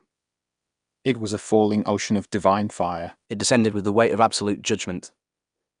It was a strike designed to erase continents and turn oceans to glass. Arthur didn't draw the Ebonheart sword. He simply raised his bare right hand toward the falling sun. Is this the best the heavens can do? Arthur muttered. A cruel mocking smile spread across his face. I am disappointed. Crack. The massive beam of pure solar plasma slammed into Arthur's open palm. The shockwave should have vaporized him instantly. It should have melted the Ebon Citadel into slag. Instead, the beam stopped dead. Arthur's dimensional breaker physique hummed like an engine pushed past its limits. His muscles bulged. The dark veins in his arm pulsed with the power of his pseudo-ascended core. The sheer volume of the heavenly smite crashed against his palm, but it could not pass. System alert. Foreign divine energy detected. Heavenly smite. Biological state. Dimensional breaker physique activated. Conceptual nullification. You're wasting company resources, Arthur snarled. His fingers slowly curled inward. The golden fire screamed. Arthur's immensely dense mana physically grabbed the light and forced it to obey his rules. He began to close his fist. As his fingers tightened, the massive beam of plasma was violently sucked downward. It compressed at a terrifying rate. Up in the sky, Aurelia's eyes widened in sheer unfiltered horror. The invincible attack of the Golden Armada was not just being blocked. It was being eaten. In a matter of seconds, the blinding ocean of fire was entirely contained within the palm of Arthur's hand. He squeezed his fingers together. He condensed the massive blast into a perfectly smooth marble of pure golden light. The air around the tiny sphere warped. The sheer density of the contained explosion threatened to tear a hole in reality. Arthur looked up at the hovering Valkyrie. He tossed the marble of light casually in his hand like a baseball. Return to sender, Arthur whispered softly. He placed his thumb behind his middle finger. He rested the marble on his nail and flicked it. The tiny sphere of light shot upward faster than the eye could track. It bypassed Aurelia entirely and tore straight into the center of the Golden Armada formation. For a fraction of a second, there was absolute silence. Then the marble detonated. Boom! A catastrophic blinding explosion erupted in the middle of the fleet. The compressed energy of 300 ships was unleashed all at once. The golden shockwave ripped outward. It instantly vaporized the heavy armor of the galleons. 50 massive dreadnoughts were caught in the immediate blast radius. They didn't even have time to register the impact. Their shield shattered. Their hulls melted. Their elemental cores detonated in a chain reaction of fireworks. Flaming debris and molten gold rained down from the sky. It lit up the dark clouds like a hellish meteor shower. The remaining ships were violently thrown off course. Their formations were entirely broken by the concussive force of their own returned attack. Down on the balcony, Sylvia and Morwenna watched the sky burn. They were entirely speechless. Lyra had dropped to her knees. Her hands covered her head as she trembled in absolute awe. Arthur dusted off his coat. He was entirely unfazed by the localized sun he had just detonated. His eyes locked onto Aurelia. She was floating in the sky and staring at the burning wreckage of her invincible fleet in disbelief. System, Arthur commanded. His aura finally flared outward. Keep the 10,000x multiplier running. I want every single drop of her combat experience. System alert. Target lock confirmed, Aurelia. Arthur bent his knees. The dark marble beneath his boots cracked. With a deafening sonic boom, he launched himself into the sky. He tore through the air toward the stunned Valkyrie. Let her see how well you take a hit, bird. Arthur roared. His fist reared back. The real fight was just beginning. Chapter 29. 29 of Valkyrie's Pride. Down on the command balcony of the Ebon Citadel, Sylvia, Thorn, and Morwenna stood side by side. They were watching the sky. The initial shock of the heavenly smite reversal had faded. It was replaced by the thrill of Absolute dominance. She is fast, Sylvia noted. Her icy blue eyes tracked the golden blur of Aurelia darting through the burning wreckage of the Armada. Her Aegis of the Sun physique grants her near instantaneous speed. She does not just fly. She rides the ambient light. Morwenna let out a dark sultry laugh. She leaned her hip against the ruined railing. Fast just means she will die tired. Look at him. He's not even trying to kill her yet. He is playing with his food. Sylvia smirked. 10,000 divine crystals she breaks in 3 minutes. Make it 20,000, Morwenna purred. Her fangs bared in a predatory grin. I give her 2 minutes before he shatters her spirit completely. High above the clouds, the battle was a terrifying display of high-speed brutality. Aurelia was fighting like a cornered lioness. Her 6 golden wings beat furiously. They propelled her at impossible speeds. She thrust the spear of Longinus in a blinding flurry of strikes, each one aimed at Arthur's vital points. Die, die, die, Aurelia screamed. Her usual composed elegance was entirely replaced by desperate fury. Arthur didn't draw his sword. He ducked and weaved and parried her spear thrusts with his bare calloused hands. His movements were incredibly lazy. It was almost insulting. He wasn't trying to strike back. He was studying her. System noticed. Target Aurelia is utilizing Valkyrie combat art solar flare piercing. System ability 10,000x ROI multiplier activated. Host is receiving massive insight into divine spear techniques. Skill upgrades. Host has gained God-tier mastery of Valkyrie arts. Arthur's dark eyes gleamed. The centuries of Aurelia's painstaking martial training flooded his brain in a second. He suddenly understood the exact muscle tension required for her thrusts. He knew the precise angle of her wings for maximum velocity. He even saw the microscopic flaws in her defensive guard. Aurelia lunged again. She brought the spear down in a devastating overhead arc meant to split his skull. Arthur didn't dodge. He mirrored her exact stance.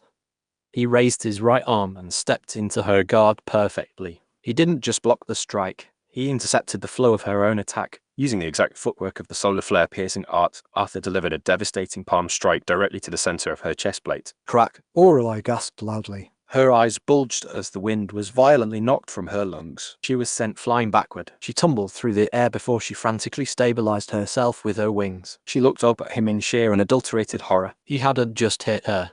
He had used her own sacred heavily guarded technique to do it, and he had executed it better than she ever could. Your form is too rigid, Arthur criticized. He floated casually in the air with his hands tucked into his coat pockets. You rely on the spear's reach to cover the blind spot on your left flank. If you shift your weight a fraction of an inch, you would not bleed so much kinetic energy. How Aurelia stammered. Golden blood dripped from her perfect lips. That is the sacred art of the heavens. Only the Vanguard knows that stance. I learn fast, Arthur sneered. Come on, show me something else. I am bored. Aurelia's brain short-circuited.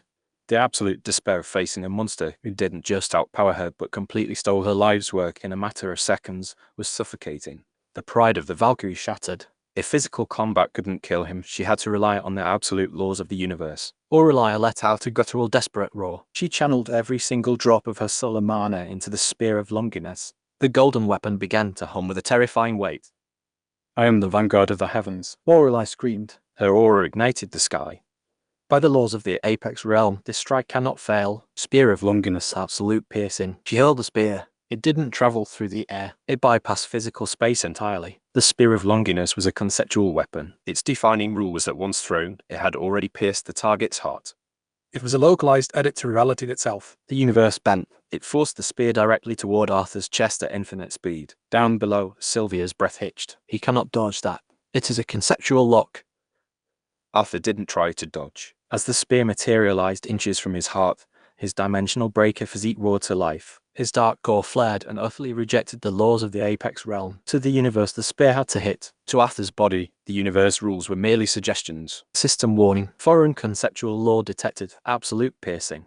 Biological state. Dimensional breaker physique activated, nullifying external reality enforcement. Arthur simply shifted his shoulder a fraction of an inch. The unavoidable spear of Longinus missed his heart. It grazed the fabric of his coat instead. Before the weapon could correct its trajectory, Arthur's massive calloused hand snapped out. He wrapped his fingers around the golden shaft in a vice grip. The spear violently vibrated. It fought against his hold, but Arthur's physical strength was absolute. He crushed the ambient divine energy suffocating the weapon. He rendered the legendary artifact completely inert. Nice stick, Arthur said smoothly. He admired the weapon before tossing it into his personal spatial ring. Aurelia froze. The universe seemed to stop spinning. The spear of Longinus had missed. Her absolute law had been casually sidestepped by a man in a dark coat. The jaws of everyone watching dropped. They stared at Arthur as though he had run mad. Before she could even process the impossibility of the moment, Arthur blurred. He didn't use her Valkyrie arts this time. He used pure violence. He appeared directly in front of her. His towering frame completely eclipsed her vision. No! Lorelei shrieked. She raised her arms to defend herself.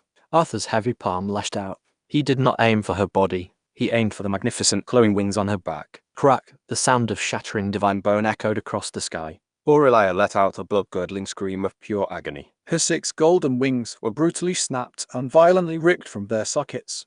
Golden feathers and blood exploded into the air as the source of her pride and mobility was extinguished in a single blow. As she began to plummet toward the earth, Arthur reached out. His hand clamped like an iron vice around her throat. He arrested her fall instantly. He held the broken, bleeding Valkyrie commander suspended over the edge of the floating citadel. Aurelia choked. Tears of pain and absolute terror streamed down her flawless face. Her face went pale and drawn.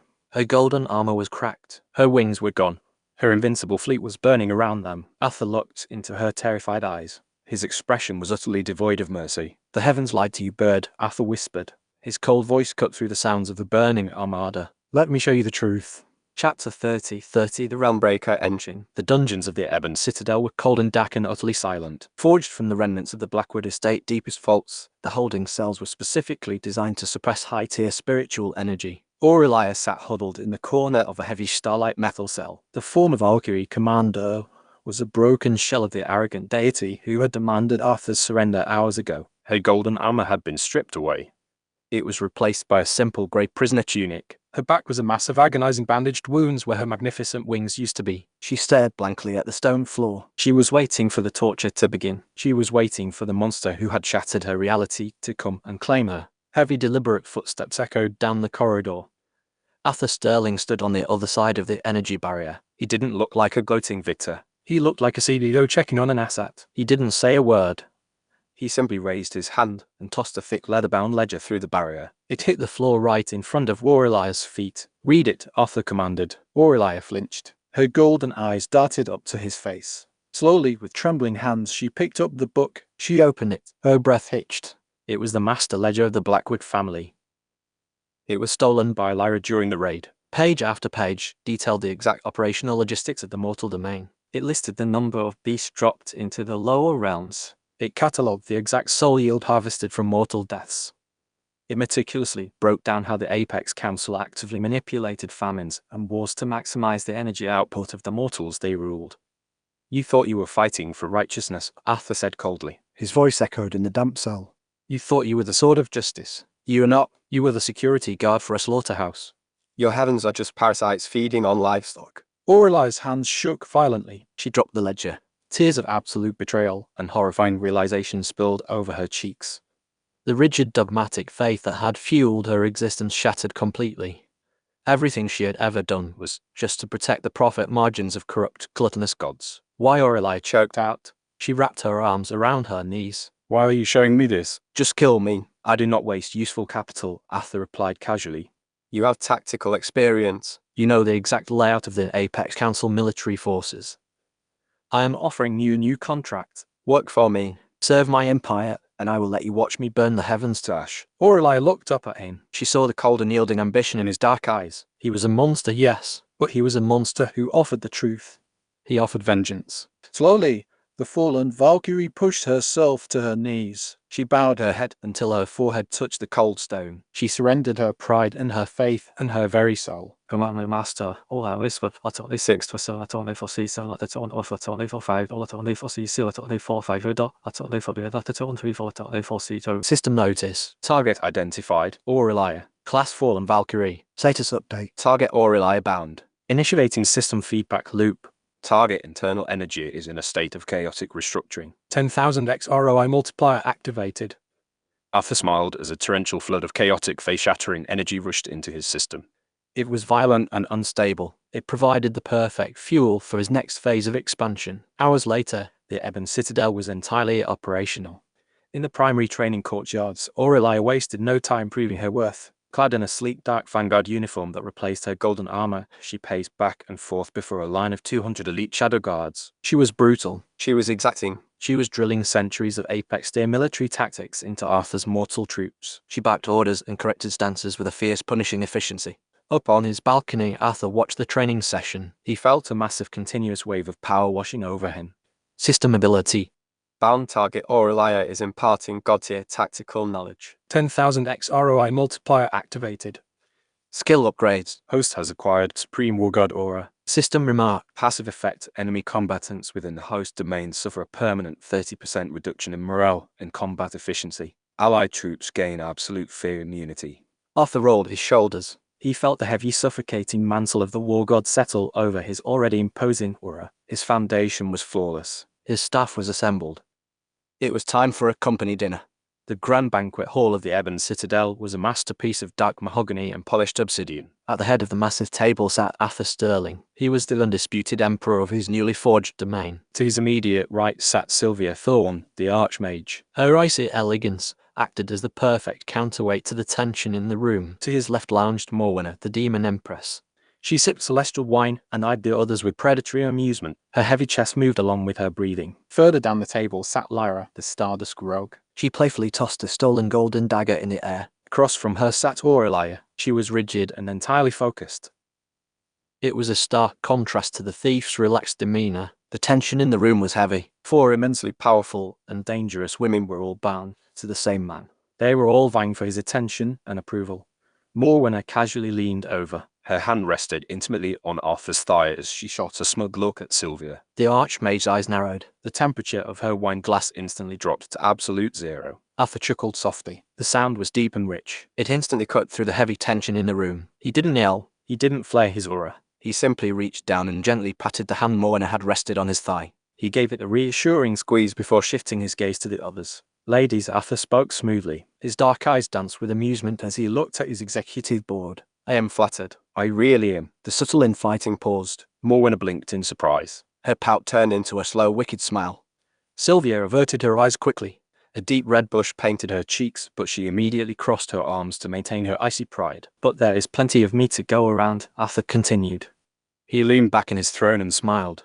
It was the smile of a man who had lived long enough to know exactly how to handle dangerous women. You're all extraordinary in your own ways, Arthur stated. Sylvia, your intellect keeps the citadel breathing.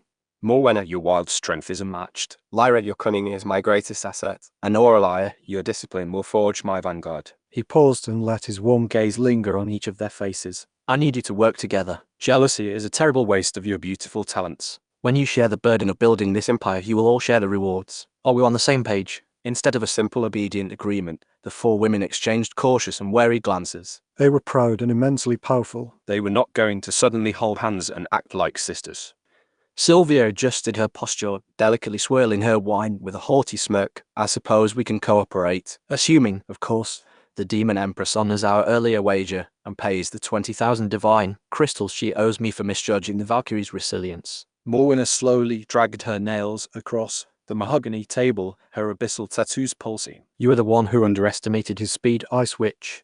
He broke her in under 2 minutes, which means I won. But I will play nice, she purred, her golden eyes sliding back to Arthur. As long as my emperor rewards my victory with a private sparring session later. Lyra caught her falling dagger by the hilt and grinned. As long as the loot is split evenly, I do not care who sits next to who. Aurelia remained rigid, her posture perfect as she pointedly ignored the fact that they were openly debating the betting pool placed on her absolute humiliation. She gave a stiff military nod. I will not engage in such childish wagers or petty arguments. Your vanguard will not fight among themselves. You have my word. Arthur smirked. He stood up from his throne and adjusted his dark coat.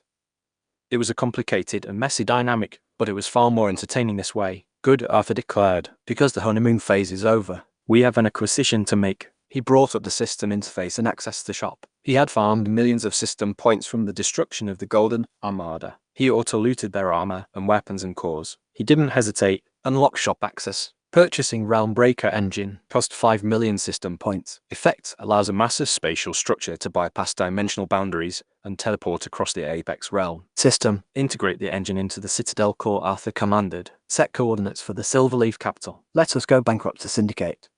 Deep within the bowels of the floating fortress, a massive engine roared to life. The Ebon Citadel violently shuddered. The space around the island warped and teared. In a flash of blinding dark light, the entire floating continent vanished from the neutral zone. They teleported directly toward the beating financial heart of the Apex realm. The hostile takeover was going multiversal. Chapter 31:31 The Silverleaf Syndicate. The entire Ebon Citadel shook violently. The Realm Breaker engine roared to life. The massive floating fortress tore straight through the fabric of the Apex realm. It bypassed thousands of miles of heavily fortified airspace in a single, reality-bending leap. When the blinding flash of dark spatial energy faded, the Ebon Citadel hung suspended in the sky. It cast a colossal shadow over the beating financial heart of the multiverse. The Silverleaf capital. Arthur Sterling stood on the command deck. His hands were casually tucked into the pockets of his pristine dark coat. The bridge was quiet. Aurelia was down in the courtyards relentlessly, drilling the new Shadow Guard. Deep below deck, Sylvia and Morwenna were already stationed at the Citadel's primary reactor, waiting to breach the city's vaults the second the shields dropped. That left only Lyra on the bridge with him. Through the massive glass window, the city below was a sickening display of arrogant wealth. Towering skyscrapers forged entirely from polished diamond and starlight metal pierced the clouds. Levitating rivers of pure liquid mana flowed upward in glowing spirals to feed the luxurious mansions of the Apex elites. It was a metropolis built on the broken backs of mortals. To the ruling families, it was a paradise. To Arthur, it was a severely bloated asset waiting to be liquidated. Lyra stood beside him. Her small frame trembled slightly. The Stardust rogue stared down at the glittering city with wide violet eyes. This was the place that had birthed her. The exact same place that betrayed her and hunted her like a dog. She had spent her entire life running from the shadow of the Silverleaf Syndicate. Now she was looking down at them from the bridge of an impregnable warship. She was standing beside a man who wore the power of a god. Arthur pulled his right hand from his pocket. He held a small runic detonator hardwired directly into the primary artillery arrays of the Citadel. He didn't press it. He just held it out to her. They took everything from you, didn't they? Arthur asked. His baritone Voice was a low rumble. Lyra swallowed hard. Her eyes tore away from the city to look at the detonator. They slaughtered my family. They branded me a thief for taking back what was mine. They own the sector, Arthur. You don't just attack the Silverleaf capital. I do, Arthur corrected gently. He stepped closer. His towering frame provided an absolute anchor of safety for her. You work for me now, Lyra. I don't just pay my employees in system points and divine weapons. I pay them in blood. He pressed the cold metal of the detonator into her trembling palm. Light them up. A fierce breath escaped Lyra's lips. The fear in her violet eyes evaporated and was instantly replaced by vindictive euphoria. She wrapped her fingers around the device and hovered her thumb over the primary rune. Severance package approved, Lyra whispered. She pressed the button. Boom. The Ebon Citadel unleashed hell. Hundreds of massive pitch-black cannons lined the underbelly of the floating island. They were powered by the hyper-refined energy of Arthur's reactor. A rain of highly concentrated energy descended upon the city. Boom, boom, boom. The vaunted defense arrays of the city shattered like cheap glass. Those golden barriers had stood untested for 10,000 years. Now they flickered, hissed, and violently collapsed under the heavy bombardment. Explosions blossomed across the diamond skyscrapers. Thousands of tons of molten debris rained down into the pristine streets. Alarms shrieked loudly. The arrogant elites of the Silverleaf Syndicate ran screaming through the courtyards. Their lavish silk robes caught fire as the Ebon Citadel systematically gutted their paradise. But Arthur didn't just watch. He stepped forward and placed his hand flat against the glass of the window. He completely unleashed the supreme war god aura he had harvested from Aurelia's training sessions. A suffocating, invisible pressure dropped over the burning city.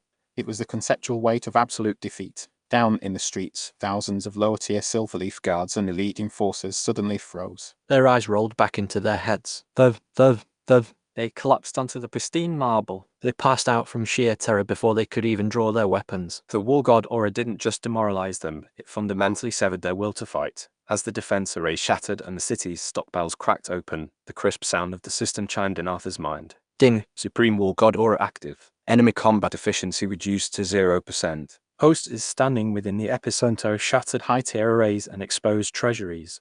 10,000x ROI multiplier activated on ambient wealth absorption. Converting raw Apex currency shattered divine crystals and ambient energy directly into system points. Plus 15 million system points. Plus 22 million system points. Arthur's dark eyes gleamed as the numbers skyrocketed.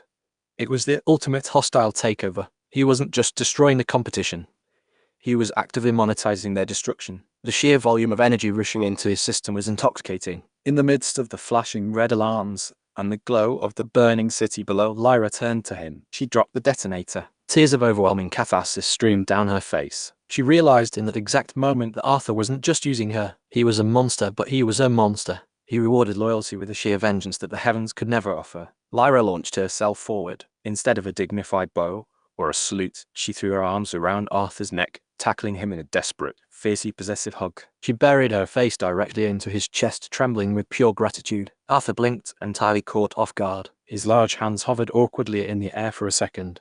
He was a ruthless corporate liquidator who crushed gods for a living. He didn't do fucking hugs. But before the moment could deepen, the air on the command bridge violently warped. Crack. The space 10 feet behind them literally folded inward. It tore open like a sheet of paper. Stepping out from the spatial rift was an older man clad in shimmering silver-threaded combat robes. His eyes burned with blind rage. He was the Silverleaf Patriarch. He was the brother of the divine King Arthur had slaughtered back at the Vanguard Bastion. "You dare!" The Patriarch roared. His voice echoed with the crushing weight of a master of spatial laws. "You bring a floating rock to my city. You slaughter my people." Arthur slowly pulled away from Lyra. He tucked her safely behind his broad back. He turned to face the seething Patriarch with a mild look of annoyance. "I didn't bring a rock," Arthur corrected smoothly as he adjusted the cuffs of his dark coat. "I brought an eviction notice. I will fold you into a singularity," the Patriarch shrieked. He slammed his hands together in a complex series of hand signs. The air around Arthur instantly solidified. He didn't even have time to draw the Ebonheart sword. The physical space encompassing his towering frame was violently boxed, and letter 1d453, letter 1d633, letter 1d626, letter 1d452, letter 1d46, letter 1d452, letter 1d450, letter 1d456, letter 1d458. The command bridge vanished from his sight.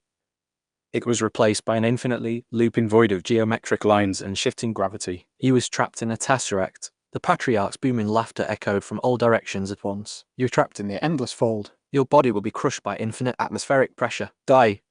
Arthur stood perfectly still in the center of the shifting spatial box. He didn't panic. He just sighed and rolled his neck. "You spatial types," Arthur muttered. His voice was laced with utter boredom. "You actually think you're safe with me in a box?" Chapter 32, Grandmaster of Space. The Tesseract was designed to be an inescapable prison. The spatial laws within the geometric box were entirely dictated by the Silverleaf Patriarch. Gravity shifted every microsecond. It pulled Arthur's internal organs in 6 different directions at once. The physical dimensions folded endlessly. If he threw a punch forward, his fist would merely appear behind his own head. It was a masterpiece of Apex tier spatial magic. It was capable of holding a divine lord until they starved to death or their mind snapped. Arthur Sterling, however, was not a normal divine lord. He was a corporate liquidator. He knew exactly how to dismantle a badly structured contract. He didn't waste energy attacking the invisible walls. He simply closed his eyes and let the hostile spatial energy wash over his dimensional breaker physique. His body naturally resisted the crushing gravity. His dense muscles hummed as they absorbed the sheer kinetic stress of the shifting environment. Letter 1d557, letter 1d69b, letter 1d680, letter 1d680, letter 1d430, letter 1d5f per dot, letter 1d554, letter 1d428, letter 1d55e. As he stood there in the dark of the system and his mind roared to life. Ding! Target Silverleaf Patriarch is actively utilizing Spatial Fault Tesseract, analyzing structural integrity, identifying foundational nodes, mapping conceptual geometry. 10,000x ROI multiplier activated. Holst has gained Grandmaster of Space. Arthur's eyes snapped open. The once confusing void of the Tesseract suddenly made perfect sense. His brain was flooded with millions of hours of spatial comprehension. He could see the invisible threads holding the dimensional box together. He understood the exact frequencies required to bend, break, and rewrite the physical laws of the universe. The Patriarch's ultimate technique wasn't a prison anymore. It was just a very poorly coded piece of software, a microscopic flaw. This is Too easy, Arthur thought as he smiled. Let's debug this, Arthur whispered. He raised his right hand. The Ebonheart cube resting on his shoulder instantly flattened and extended. It snapped into the form of a pitch-black longsword. He didn't swing wildly. Using his newly acquired Grandmaster spatial laws, Arthur pinpointed the exact structural weakness of the Tesseract. It was a microscopic flaw in the folding angle of the upper right quadrant. Arthur infused the blade with his domain-level sword intent and the chaotic heat of the primordial flame. Shatter! He thrust the Ebonheart sword upward. The pitch-black blade pierced the invisible fault line. The reaction was catastrophic. The flawless mathematical equation of the Tesseract violently unraveled. The spatial walls shattered like cheap glass and exploded outward in a blinding shockwave of displaced reality. Arthur stepped out of the collapsing void and back onto the command bridge of the Ebon Citadel perfectly unharmed. Down in the burning depths of the Silverleaf capsule, the real looting had already begun. While Arthur was momentarily detained, Sylvia Thorne and Morwenna had not been idle. The Archmage and the Demon Empress had dropped directly into the primary vault sector of the city. They moved with a terrifying lethality. Sylvia walked through the chaotic corridors with her glacial eyes glowing. She didn't bother fighting the remaining elite guards. She simply waved her hand. Absolute zero, Sylvia commanded. Entire hallways flash froze instantly. Hundreds of guards were instantly encased in hyperdense ice with their expressions frozen in permanent horror. Morwenna followed right behind her, acting as the ultimate wrecking ball. The Demon Empress laughed a dark, sultry laugh as her abyssal claws easily tore through the heavily enchanted vault doors. Crack, squelch. She ripped a massive titanium vault door off its hinges and tossed it aside like a piece of cardboard. They systematically emptied the millennial treasury. They swept mountains of divine crystals, sacred texts, and ancient artifacts into their spatial rings. They were the perfect executive team. They ruthlessly stripped the assets of their defeated rival. Back on the command bridge, Lyra was staring at a holographic tracker. Her hands were flying across the console. Emperor, Lyra shouted and pointed at a rapidly moving red dot on the display. The Patriarch is fleeing. He's using the city's emergency spatial relays to teleport to the Outer Rim. He's 3 miles away and accelerating. Arthur casually rested the Ebonheart sword on his shoulder. His dark eyes locked onto the distant burning horizon. Through the thick smoke, his visual acuity spotted the faint shimmering distortion of the Patriarch desperately trying to fold space and run. He's running from a Grandmaster of Space, Arthur scoffed. Pathetic. Arthur raised his left hand and curled his fingers into a tight grip. He didn't move his feet. He just aggressively pulled on the spatial fabric connecting him to the fleeing Patriarch. The space between them literally compressed. It folded like an accordion. In a blink of an eye, the 3-mile distance was reduced to 0. Arthur teleported instantly and materialized directly in front of the panicked Patriarch hovering above the burning city. The old man screamed and desperately tried to conjure a shield. He was too slow. Arthur didn't use a spell. He drove his bare hand directly into the center of the Patriarch's chest. The dimensional breaker physique easily shattered the silver armor and ribs of the man. Squelch! Arthur's fingers dug deep into the chest cavity and wrapped securely around a pulsing sphere of energy. The spatial core, according to the laws of cultivation, ripping a core out of a living host preserved 100% of its absolute power. The Patriarch gagged. Black blood bubbled past his lips as Arthur violently ripped his hand backward. Gah! The scream was agonizing. Arthur held the glowing spatial master core in his hand. He watched with cold indifference as the Patriarch's eyes rolled back. The old man's body went entirely limp and plummeted out of the sky into the burning ruins of his own city. Arthur floated in the air to inspect the loot. As he turned the core over in his hand, a sleek encrypted data pad fell from the Patriarch's shredded robes. Arthur caught it effortlessly with his telekinesis. He tapped the screen. It was a master ledger, but this one was far older and far more terrifying than the one Lyra had stolen. It detailed the harvest ritual. Arthur's eyes narrowed as he read the cold, hard numbers. The 3 heavenly sovereigns weren't just hoarding energy. They were currently stationed at the absolute center of their apex realm, conducting a ritual designed to consume the lifespans of 1 trillion mortals. They were attempting to forcibly generate enough conceptual weight to blow open a door to the celestial court. the next dimensional layer. 1 trillion mortals, Arthur muttered. A dark predatory smile formed on his face. That's a lot of stolen capital. With a thought, Arthur warped space and instantly reappeared on the command bridge of the Citadel. Sylvia, Morwenna, and Lyra were already there, surrounded by floating piles of looted treasure. Arthur casually tossed the dripping spatial core to Lyra. The rogue panicked for a second before catching it clumsily. "Take it, Lyra," Arthur ordered and stepped up to the captain's chair. "You're going to need the upgrade." Sylvia set coordinates for the absolute center of the apex realm. Sylvia raised an eyebrow. Her hands rested on the helm. The Sovereign Summit. Commander, that is the seat of the 3 heavenly sovereigns. It is suicide. It's a hostile takeover, Arthur corrected. He sat down and crossed his legs. We have a cosmic ritual to crash. Chapter 33. The Sovereign Summit. The absolute center of the apex realm was a place where physics went to die. It was known as the Sovereign Summit. A sprawling flat expanse of obsidian glass hung suspended in a void of pure, blinding white light. At the very center of this platform hovered a massive and jagged cosmic tear.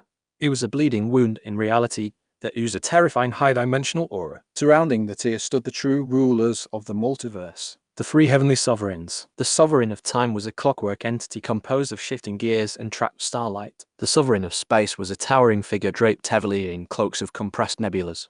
And the Sovereign of Karma was a terrifying woman with eyes that reflected a billion different destinies. They were ancient and entirely emotionless beings. They didn't rule with armies. They ruled with absolute concepts. Currently, they were channeling a massive localized siphon. Billions of streams of faint golden light were being forcefully dragged into the cosmic tier. These were the harvested souls of mortals taken from across the lower realms. The sovereigns were soldiers of them to pray a die to the letter called Oben Latone for Bibi Latone 4-5 F letter to 1 to F letter to 1 to F Latone 4-6 for Latone 4-5 to Latone 4-4 Latone 4 Latone 4-5 to Latone 6-3.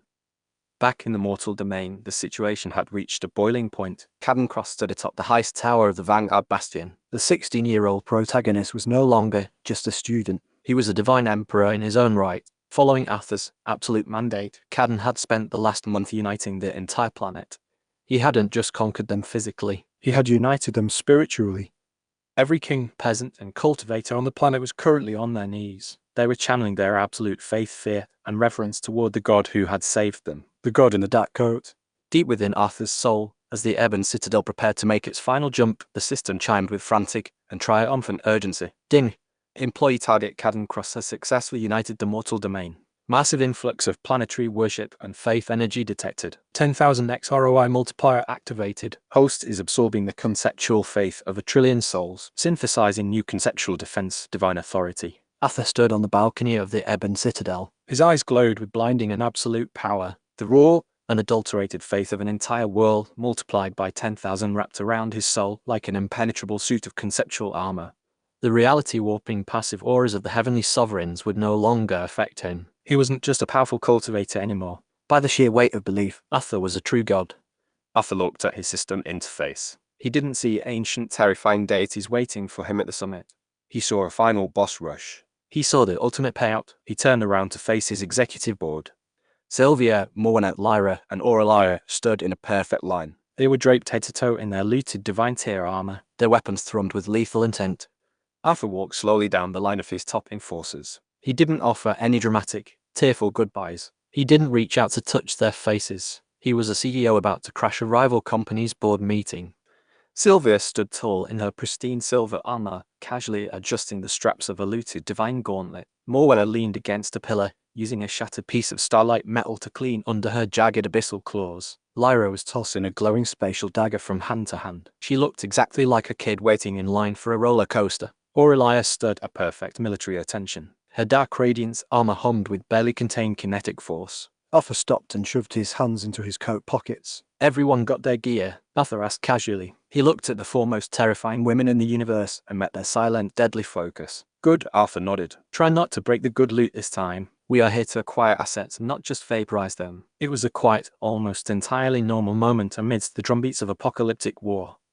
They weren't terrified. They were just ready to go to work. Arthur pulled his hands from his pockets. His demeanor instantly shifted from casual manager to absolute ruler. They think they own the board, Arthur said. His voice was low and resonated with absolute unyielding confidence. They think we are just anomalies. Glitches in their grand design. He drew the ebon-heart sword. The pitch-black blade violently ignited with the furious, multicolored roar of the primordial flame. Today, we liquidate their assets. We break their laws, Arthur declared.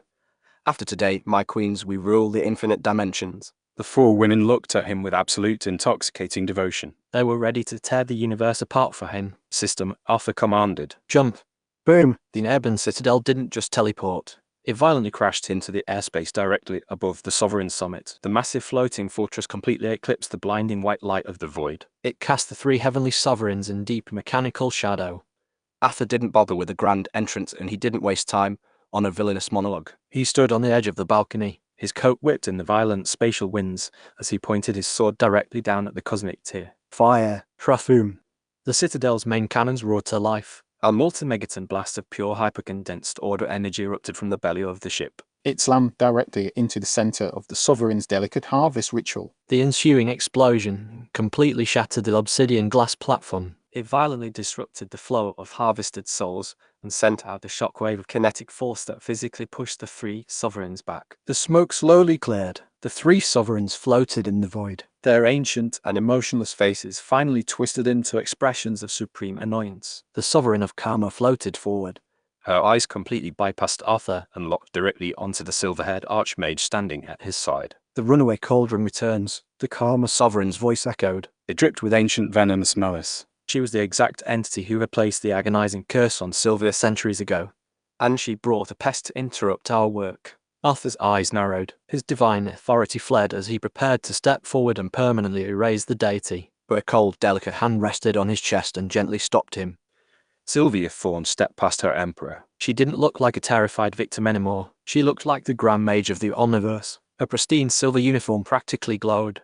The ambient moisture in the air instantly flash froze into millions of razor-sharp ice needles orbiting her body. She looked down at the god who had tortured her for hundreds of years. "He's not a pest," Sylvia declared. Her voice rang out with absolute chilling finality. She raised her hands as the pure, unadulterated cold of absolute zero gathered in her palms. "He's your executioner." Chapter 34 Law of Karma. The Sovereign's summit was incredibly quiet and heavy. It was a place of absolute suffocating silence. But Sylvia Thorne shattered it like a hammer smashing through glass. "He is your executioner," she declared boldly. Her pristine silver uniform glowed brightly. Millions of razor-sharp ice needles orbited her body as ambient moisture flash froze instantly. The Sovereign of Karma floated forward.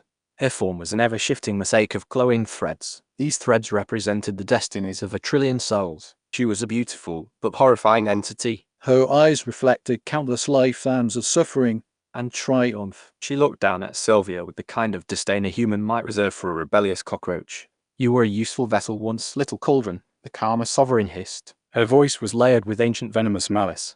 "A battery meant to be drained. "And now you dare stand before the architect of your fate." I wrote the curse into your very soul. I own you. Sylvia didn't flinch at all. She wasn't the terrified and agonizingly pain headmistress of the Vanguard Bastion anymore. She was the Grand Mage of the Omniverse. More importantly, she was backed by an emperor who had literally written her reality.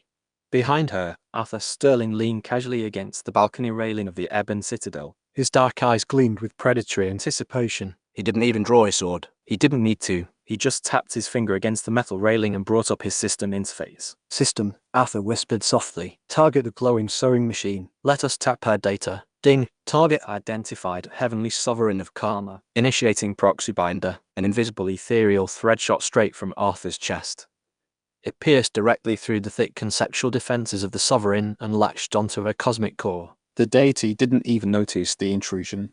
Her arrogance completely blinded her to the fact that her intellectual property was currently being hijacked. I own myself, Sylvia spoke coldly. And my contract has been renegotiated. The Karma Sovereign let out a screeching dissonant laugh. She raised her hands up high. The golden threads of fate weaving around her body flared with a violent and sickly green light. Then I will simply terminate it. Karmic retribution, 1,000-year blight. The Sovereign thrust her hands forward heavily. This wasn't just a physical attack. It was a conceptual curse. It was designed to bypass all physical barriers and strike directly at the target timeline. It would inflict a millennium of disease and rot in a single microsecond. As the sickening green light surged toward Sylvia, the crisp sound of the system chimed inside Arthur's head. Ding! Bound target Heavenly Sovereign of Karma has cast Karmic Retribution. 10,000x ROI multiplier activated. Host information updated. Gained God-tier insight into the law of karma. Processing cause and effect manipulation. Arthur's brain was instantly flooded with the absolute mathematical certainty of cause and effect. He saw the strings of fate connecting every living thing. He understood the exact frequency required to pluck a string and cause a heart attack 1,000 miles away. It was a beautiful and terrifyingly efficient system of control. Fascinating, Arthur whispered. A dark smile spread across his face. But her code is outdated. Down on the obsidian platform, Sylvia didn't retreat. She tapped into the passive link she shared with Arthur. She drew upon the immense reality-defying power of his dimensional breaker physique and the blistering heat of his primordial flame. She raised both hands confidently. Her silver hair whipped wildly in the localized storm she created. Absolute zero, conceptual freeze. Sylvia commanded loudly. A wave of pure hyper-dense ice erupted from her palms. But it wasn't just physical cold, augmented by Arthur's supreme war god aura and the diluted wrath fire in her veins. The spell had completely evolved. Crack! The wave of absolute cold slammed directly into the ethereal green curse. The concept of blight literally froze in midair. The karmic magic was designed to be unstoppable, but now it crystallized into brittle glowing green glass before shattering into a billion harmless fragments. The Karma Sovereign immediately recoiled. Her myriad of eyes widened in sheer unfiltered shock. Her face twitched rapidly. Impossible. You cannot freeze fate. That defies the fundamental laws of existence. We do not really care about your laws. Arthur's voice boomed from the balcony. He was heavy with mocking authority. Your business model is obsolete. And your security is a joke. Sylvia didn't give the deity any time to recover. She pushed forward smoothly. Her boots glided effortlessly over the obsidian glass. She was a master of her craft. With Arthur's bottomless energy reserves backing her, she was an untethered force of nature. You arrogant bitch! The Karma Sovereign shrieked. She threw her arms wide open. Her form expanded massively as she attempted to pull on the ultimate lever of her domain. I will sever the threads that bind you. I will make your connection to this anomaly. Millions of glowing golden strings erupted from the Sovereign's chest. They shot across the void to wrap tightly around the invisible bond connecting Sylvia to Arthur. The deity pulled hard. She intended to literally rip the love, loyalty, and magical tether between them right out of reality. Arthur felt the tug on his soul, but he didn't panic. He just laughed. You think you can fire my employees? Arthur sneered in contempt. His dimensional breaker physique flared instantly. The dark heavy mass of his pseudo-ascended core simply rejected the concept altogether. The golden threads of fate strained heavily against his soul. They groaned under the absurd physics-breaking density of his existence. Snap, snap, snap. The threads completely broke. The backlash of the severed karmic connections whipped back into the Sovereign. It tore through her ethereal body like a shotgun blast. She screamed loudly. Golden blood sprayed from her lips as she fell heavily to her knees. Sylvia was already there. She looked back at Arthur standing on the balcony. Her icy facade was completely gone now. It was replaced by a fierce and profoundly loving smile. It was a look of pure unadulterated devotion. She turned back to the gasping god who had tortured her for centuries. You gave me centuries of pain, Sylvia whispered softly. Her hands glowed with a terrifying mixture of absolute cold and primordial fire. My emperor gave me eternity. Let me show you what he taught me. Sylvia pressed her delicate hands directly against the sides of the Sovereign's head. Absolute zero soul subjugation. The The loud sound of a divine soul crystallizing echoed across the Sovereign's sonnet. The Karma Sovereign's eyes went wide. Then they instantly clouded over as hyper-dense, unmelting ice completely encased her consciousness. Her body stiffened rapidly. She turned into a perfect flawless statue of frosted starlight. The god of Karma was dead. Arthur vaulted over the railing of the ebon citadel. He dropped gracefully onto the obsidian platform below. His heavy boots clicked against the glass as he walked straight up to the frozen statue. He looked at Sylvia. She was panting slightly and her cheeks flushed with adrenaline. He reached out and gently tucked a stray lock of silver hair behind her ear. Excellent work, Grand Mage, Arthur praised with a low rumble. Consider your performance review a glowing success. Sylvia leaned into his touch. Her eyes fluttered shut for a brief second before she composed herself properly. Thank you, Emperor. Arthur turned his attention back to the frozen Sovereign. He raised his heavy boot up and drove it directly into the center of the statue's face. Crack, shatter, the frozen deity exploded into a million pieces of icy dust. Amidst the glittering remains, a small intricate spool of golden thread pulsed with a faint cosmic hum. Arthur reached down and scooped it up easily. Ding. System resources. Item acquired. Thread of destiny. Description: a high-tier karmic artifact capable of weaving or severing the causal links between mortals and dimensions. Arthur tossed the spool into his spatial ring. He was entirely unimpressed by the supposedly divine treasure. He wiped a speck of frost from his dark coat. Then he looked up at the two remaining gods hovering near the cosmic tier. One down, Arthur smirked. His eyes flashed with lethal intent. 2 to go. Chapter 35 The Sovereign of Space. The death of the Karma Sovereign sent a violent metaphysical shudder through the absolute center of the apex realm. The cosmic tear behind the remaining deities pulsed erratically. The harvested soul screamed loudly as the ritual destabilized. You dare. A loud voice roared. It sounded exactly like the collision of tectonic plates. The Sovereign of Space stepped forward. He was a towering, imposing figure. His physical form was draped in heavy cloaks made of compressed swirling nebulas. Galaxies seemed to blink in and out of existence within the fabric of his robes. He looked down at the shattered ice that used to be his peer. His face twisted into a mask of incomprehensible fury. You filthy localized glitch. The Space Sovereign bellowed angrily. The air around him violently warped. You think because you killed that weaver of parlor tricks that you can stand against the physical dimensions themselves. I am space. I am the canvas upon which you exist. Arthur Sterling didn't even blink his eyes. He casually rolled his shoulders. The ebonheart cube floating beside his head snapped quickly into the form of his pitch-black longsword. You're just real estate, Arthur corrected smoothly. He pointed the tip of his blade straight at the towering god. And you are taking up valuable market share. Kill them all, the Space Sovereign commanded. From the shifting folds of his nebula cloaks, dozens of elite spatial warping apex guards poured out rapidly. They were heavily armored zealots. They wielded weapons that literally cut through the fabric of distance itself. They swarmed out immediately. They aimed to overwhelm Arthur and his vanguard completely. Before Arthur could even issue a single order, the shadows beneath his feet boiled over. Morwenna erupted from the darkness. Her liquid gold eyes blazed with predatory joy. She didn't use any weapon at all. Her arms elongated and coated in hyper-dense abyssal matter. She slammed directly into the front line of the elite guards. Squelch, crack. These ones are mine, Emperor. Morwenna laughed wildly. Her claws ripped a spatial guard entirely in half while completely ignoring his teleportation shields. A fraction of a second later, Lyra blurred into existence right behind the guard formation. The Stardust rogue moved with terrifying efficiency. Her daggers flashed brightly as she severed hamstrings and slit throats before the gods even knew she was there. Just leave the loot intact. Lyra yelled loudly. She kicked a down guard straight into the abyss. Arthur watched his employees handle the extras with a satisfied smirk. He turned his attention back to the CEO of space. Looks like it is just you and me, big guy. Arthur spoke. He took a slow step forward. I will banish you to the void between worlds. The Space Sovereign shrieked. You will drift in the graveyard of ascended failures for eternity. The deity slammed his hands together forcefully. The world instantly went violently sideways. Gravity completely inverted. The distance between Arthur and the Sovereign compressed from 100 yards to less than an inch. Then it instantly expanded to 1,000 miles. The obsidian platform folded upward rapidly. It turned into a jagged three-dimensional maze of sheer drops and crushing pressures.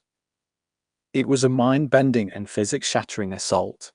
It was designed to completely break a mortal's spatial orientation and crush their internal organs instantly. Arthur just sighed heavily. The system in his mind was already screaming loudly. It fed off the proxy binder he had established with the Sovereign. It also utilized the spatial core he had ripped from the Blackwood Patriarch. Ding. Target Heavenly Sovereign of Space has cast dimensional collapse. 10,000x ROI multiplier activated.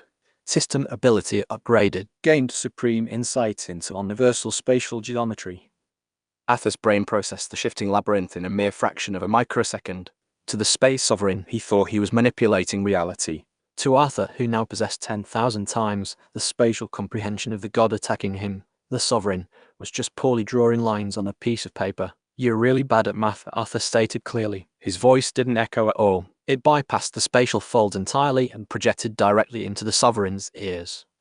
Arthur didn't try to fly up. He didn't try to dodge either. He simply walked forward. As a jagged spire of compressed space shot directly toward his chest, Arthur casually reached out with his left hand and swiped it away. Shatter. The spatial construct broke apart like cheap sugar glass.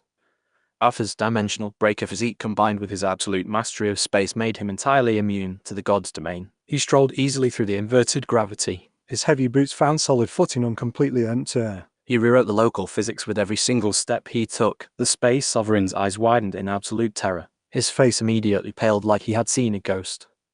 He threw everything he had at the approaching monster. Black holes, localized supernovas, tesseracts of infinite crushing weight. Arthur walked straight through all of it. He was like a board auditor walking through a failing factory. He was completely unimpressed by the frantic attempts to hide the bad numbers. Ow! The Sovereign gasped in horror. He stumbled backward awkwardly as Arthur closed the distance. I dictate distance. I dictate reality. I dictate the buyout, Arthur snarled viciously. He blurred instantly. He utilized his transcendent spatial velocity. He didn't just cross the distance, he completely deleted it. He appeared directly inside the Sovereign's guard. Before the god could even attempt to fold space and retreat, Arthur's left hand shot out rapidly. His fingers dug brutally into the Sovereign's forearm. The deity nebula cloak flared wildly. It tried to warp Arthur's hand away.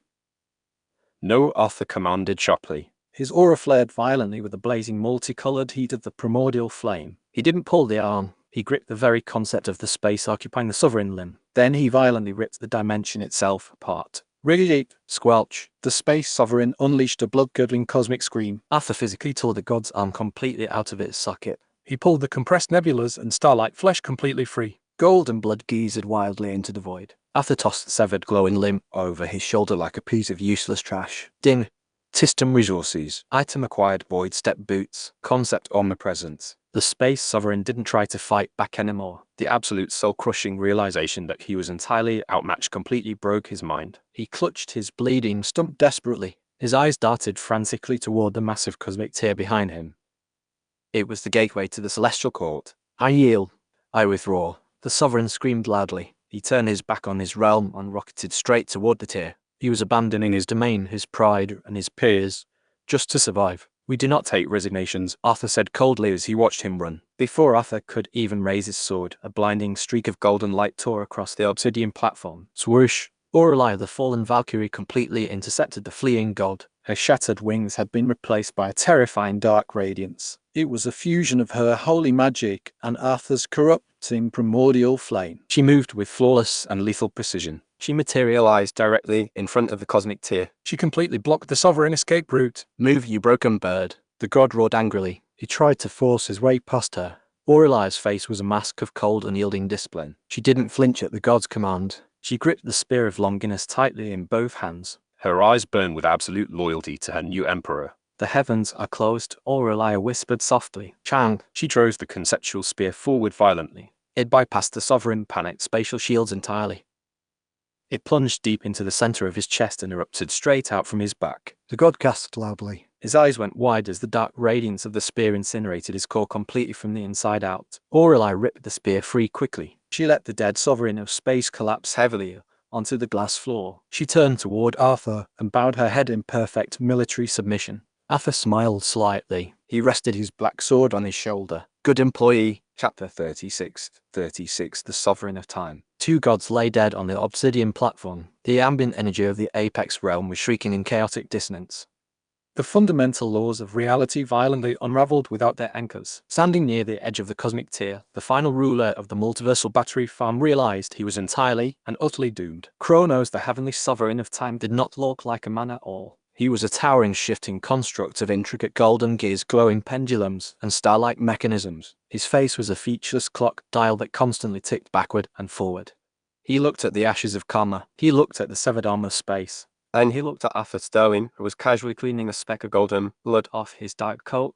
Letter 1d6, 8F, letter 1d5, FF, letter 1d5, F2, letter 1d4, 1, letter 1d4, 3, 0, letter 1d6, T dot. Letter 1d4, 1, 2, letter 1d6, 9, 8, letter 1d5, 5e. Kronos didn't scream. He didn't monologue either. He slammed his mechanical hands straight onto the glass floor and activated the ultimate forbidden taboo of the cosmos. Temporal lock, absolute stasis. The world didn't explode. It simply stopped. A wave of oppressive, suffocating grey washed completely over the Sovereign summit. The violent spatial storms froze directly in midair. The cosmic tear stopped bleeding energy. Down the platform, Aurelai was frozen mid-stride with her spear raised. Lyra was locked in the air with a dagger mere inches from a guard throat. Morwenna and Sylvia were completely paralyzed.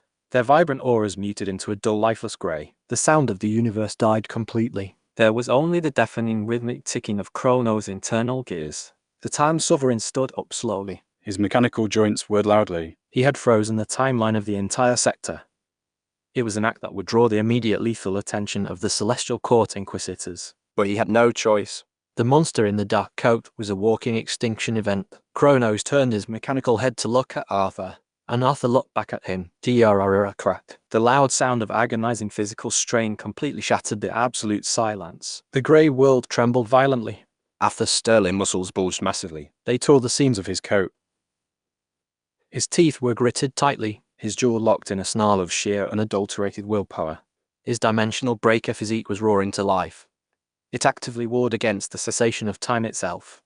Dark, heavy veins pulsed against his neck as he forced his body to move directly through the temporal concrete. He took a step forward. Crunch! The grey fabric of the frozen timeline literally fractured beneath his heavy boot. Kronos staggered backward in shock. His clockwork face spun wildly out of control. No, impossible.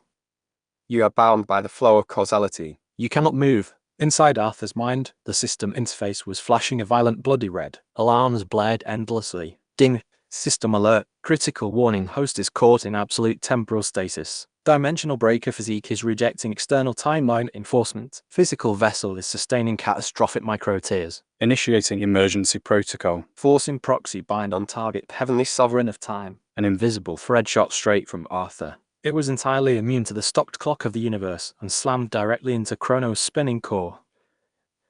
10,000x temporal mastery feedback loop initiated. Arthur let out a harsh, ragged breath. The knowledge of time itself flooded his brain instantly. He felt the flow of seconds, minutes, and eons washing completely over him. The crushing weight of the stasis lessened. His body violently adapted to the new physical laws. He didn't charge the god immediately. Arthur turned his head slowly. His dark eyes scanned the grayscale battlefield until he finally found Sylvia. The Archmage was frozen perfectly still, her silver hair suspended entirely in the air. Arthur simply looked at her from a distance. His gaze held a quiet and deep concern as he took in her frozen form. Hold on, Arthur whispered softly into the dead silence of the universe. I will end this quickly, then we can go celebrate. He turned back to Kronos. His eyes turned pitch black as the primordial flame ignited in his core. It was entirely immune to the time stop. You're on company time clockwork, Arthur snarled. He raised the Ebonheart sword up high. And I do not pay for overtime. Kronos panicked entirely. He raised his hands up. His gears grinded audibly. I will age you to dust. Temporal decay. A concentrated beam of localized time shot directly from the god chest. It slammed straight into Arthur. It was a terrifying attack designed to accelerate the cellular structure of a mortal by 1 billion years in a single second. Arthur's skin instantly began to grey and wither. His hair lost its dark luster and turned a brittle white. The fabric of his coat began to fray and disintegrate into ancient dust. But the system chimed instantly. Ding! 10,000x feedback active. Host is absorbing temporal decay insights. Dimensional breaker physique accelerating cellular regeneration. The aging process halted completely. Then it violently reversed. For every year, Kronos aged him. Arthur absurdly dense pseudo-ascended core regenerated 10,000 years of vitality. The withered skin peeled away entirely. It was replaced by flawless hyper-dense muscle. His hair turned pitch black again. He was regenerating faster than time could kill him. Arthur laughed loudly. It was a dark booming sound that echoed right through the frozen world. He walked right through the beam of aging magic completely unbothered. You're just giving me a free spa treatment. Arthur mocked loudly. Kronos' gears sparked wildly. Smoke billowed out from his joints. He was burning out his core completely. And the mortal wasn't even slowing down at all. The Time Sovereign realized he couldn't kill this anomaly in the present. The god internal mechanisms violently shifted. If I cannot kill the man, I will erase the seed. Kronos raised his hands up. The fabric of the grey world tore wide open. It revealed a swirling chaotic vortex of past events. It was a time portal. It peered directly into the muddy slums of the mortal domain decades ago. I will kill you as a child. Kronos shrieked. He dove straight into the temporal stream. Arthur watched the god jump. He didn't panic at all. He just smirked and rolled his neck. He walked right up to the closing temporal vortex. He didn't cast any spell. He just coated his heavy calloused hands in the blistering heat of the primordial flame. He grabbed the edges of the time portal and physically ripped it wider. The universe screamed in loud protest as Arthur casually stepped into the past. There is no way you can run. Arthur's voice echoed directly into the vortex. Chapter 37. Killing yesterday. Arthur casually stepped through the jagged and swirling vortex of the time portal. The universe screamed in protest. The physical laws of reality tore at his coat. However, his dimensional breaker physique simply shrugged it off as mild turbulence. He did not just enter a new location. He stepped entirely outside of the concept of time itself. He found himself standing in a boundless and blinding expanse. There was no sky, no ground, and absolutely no horizon. Instead, there was a raging and infinite river made entirely of shattered shifting glass. Every single shard reflected a different moment in the history of the multiverse. From the size of a speck of dust to the size of a continent, they show everything. Wars, births, supernovas, and silent deaths all played out in the razor-sharp currents. Fascinating, Arthur murmured and looked down at his own boots. He was standing on a flowing pane of glass that showed a billion mortals going about their daily lives. Ding! Host has entered the temporal stream. Warning: high risk of paradoxical erasure. External timeline enforcement is highly lethal.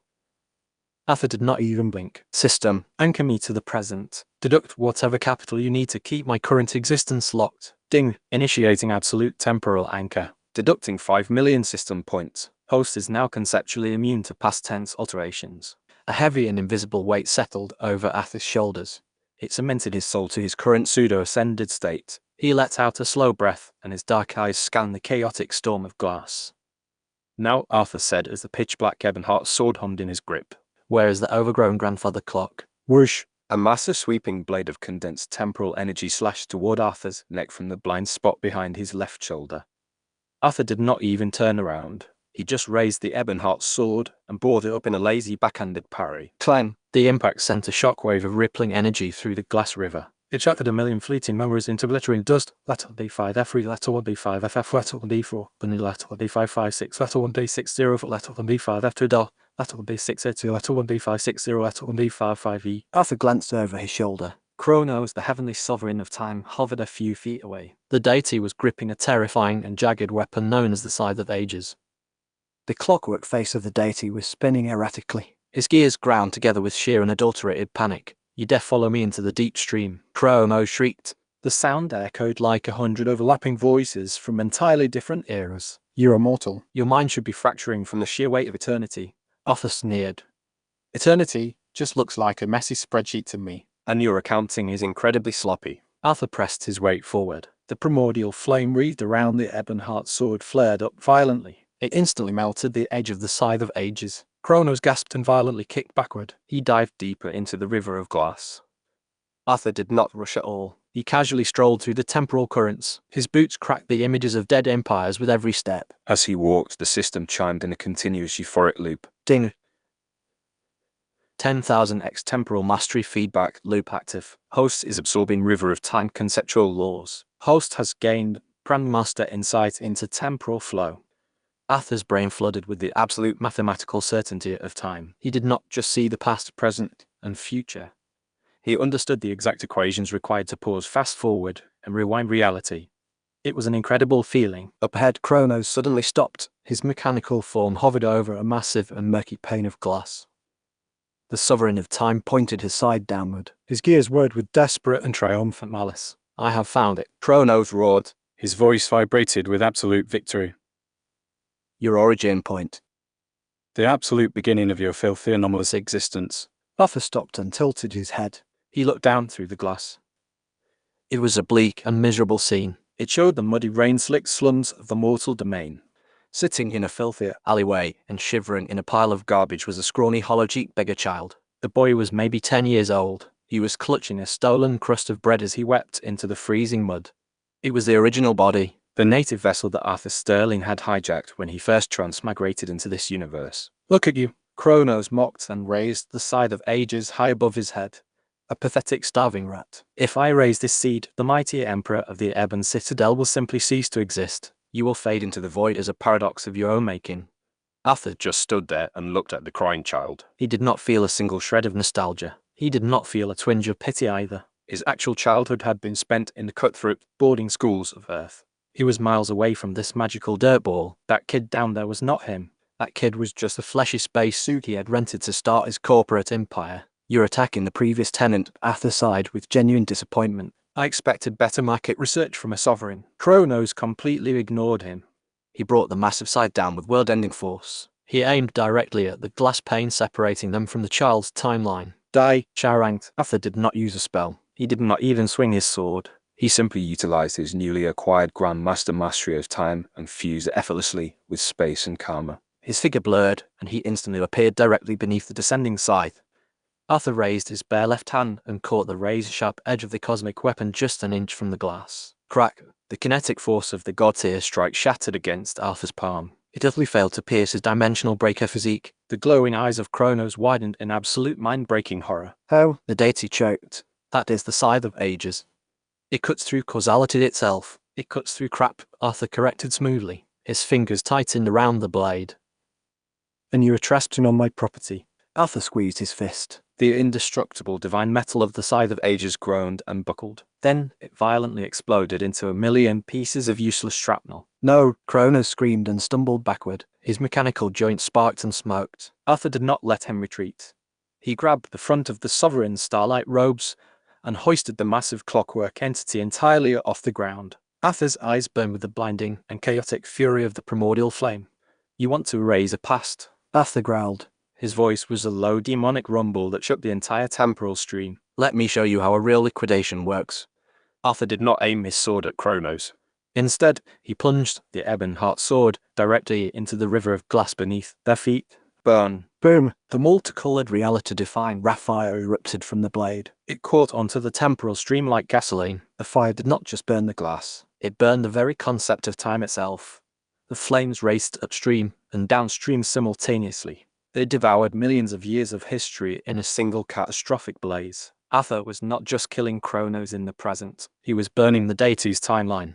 He was erasing the moment Kronos was born, the moment he ascended, and every single second he had ever existed. Arak, Kronos unleashed a scream that defied all logic. His physical form began to violently glitch. His golden gears rusted and dissolved into ash. His starlight robes Faded into nothingness. The god was being unwritten from the fabric of reality. You are breaking the universe, Kronos wept. His form turned entirely translucent. I'm just fixing the bugs, Arthur said coldly. He let go of the robes. Kronos fell backward, but he did not hit the glass. He simply dissolved into a cloud of glowing temporal dust that was instantly swallowed by the roaring primordial flame. The heavenly sovereign of time was dead. Erased across all timelines. Ding! Target Kronos successfully liquidated. Host has achieved absolute mastery over the law of time. Arthur pulled his sword from the burning river and rolled his shoulders. The immense localized heat washed over him. The glass around him was melting. The temporal stream was violently rejecting his presence now that the anchor of the sovereign was gone. Time to head back to the office, Arthur muttered. He raised his hand and his fingers sliced through the air. He tore a fresh rift, directly back to the present. Chapter 38 The Apex Emperor. Arthur stepped out of the swirling time portal. His heavy boots landed softly on the obsidian glass of the sovereign's summit. As he crossed the threshold, the suffocating grayscale filter that had locked the entire universe in absolute stasis instantly shattered. The world violently snapped back into full and vibrant color. The ambient hum of cosmic energy roared back to life. Time had finally resumed. Tick-tock boom, Arthur smirked. He casually rested the ebon-heart sword on his shoulder. Ding, Apex realm conquered. 10,000x multiply recalibrating for celestial ascension. Host has assimilated the fundamental laws of space-time and karma. Host has reached the absolute ceiling of the current dimension.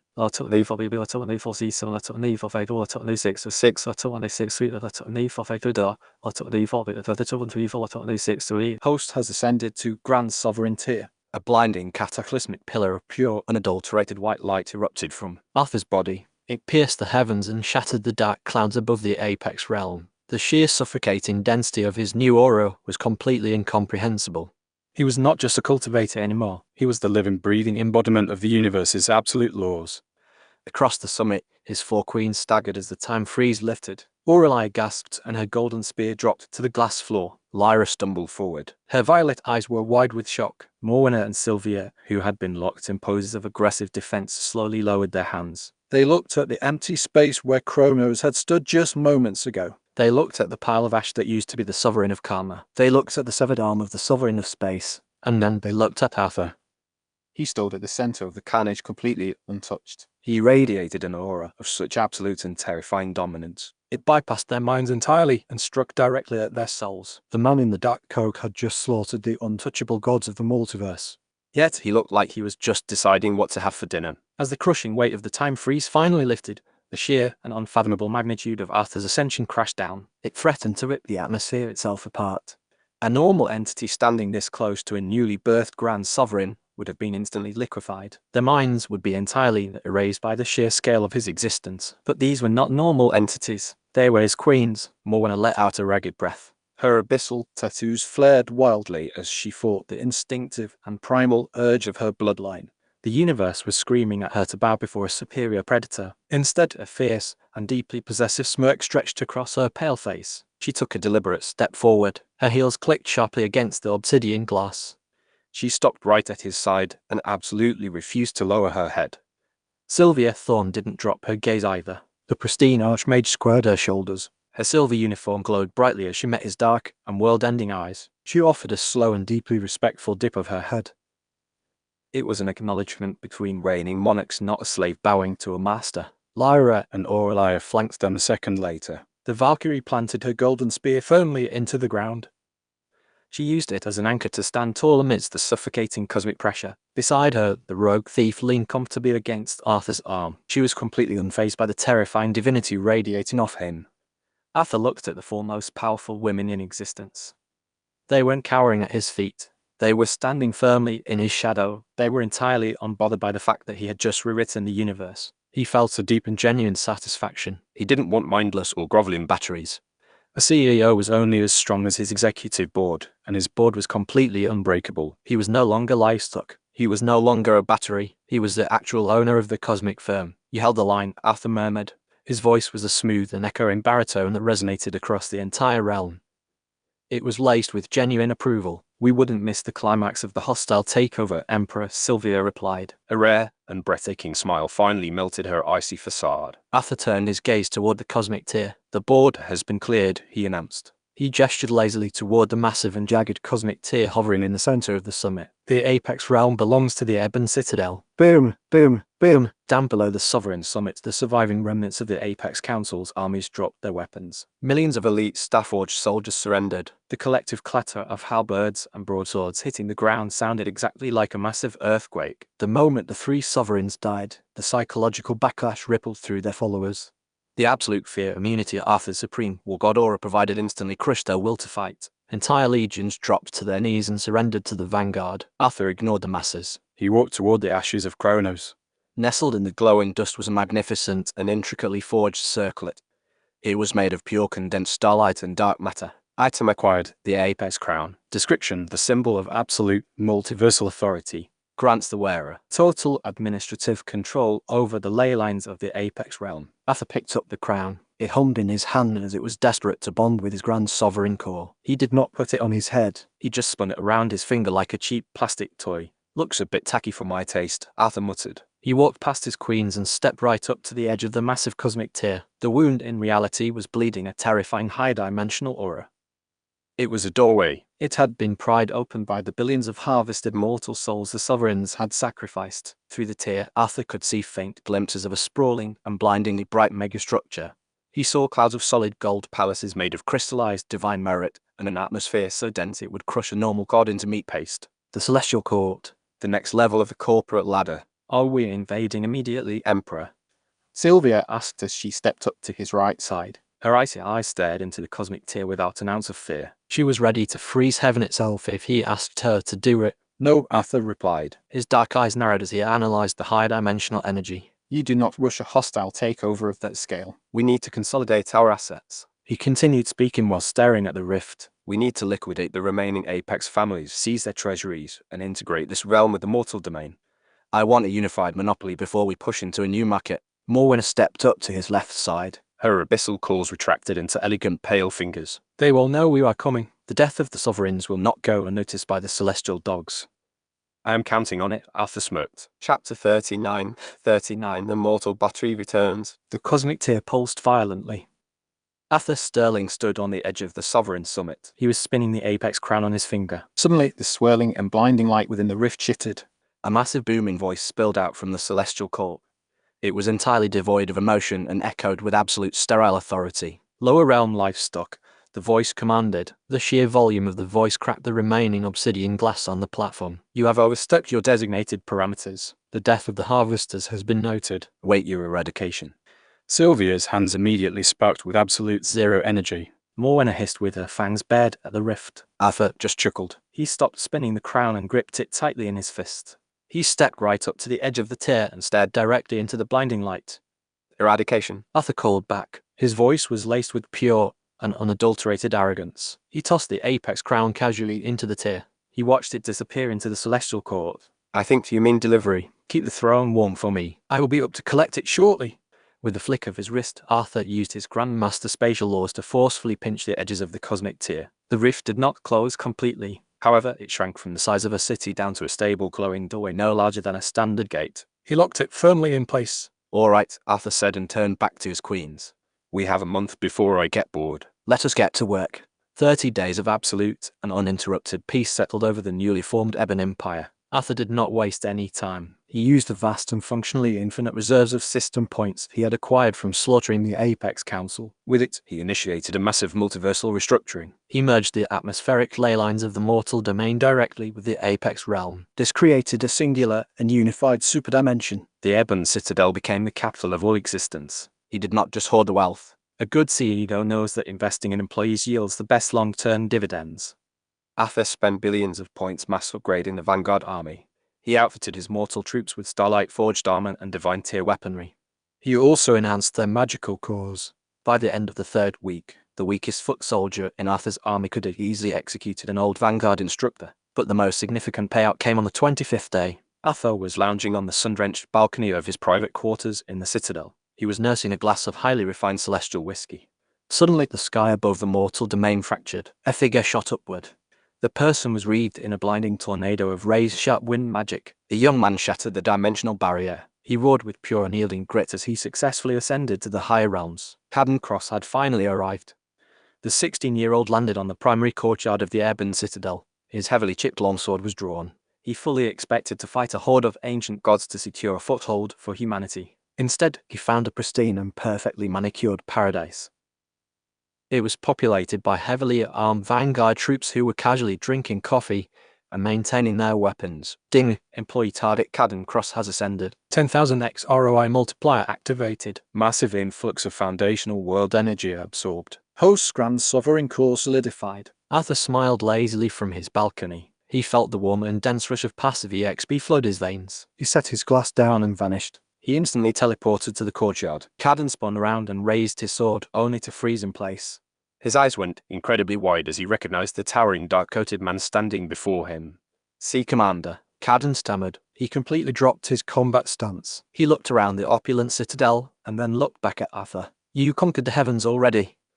I thought I was coming up here to save you. You're late for your shift, kid. Arthur chuckled and walked forward. He did not radiate any oppressive aura at all. To Caden, Arthur just felt like an infinitely deep ocean. Arthur reached out and patted the boy on the head twice.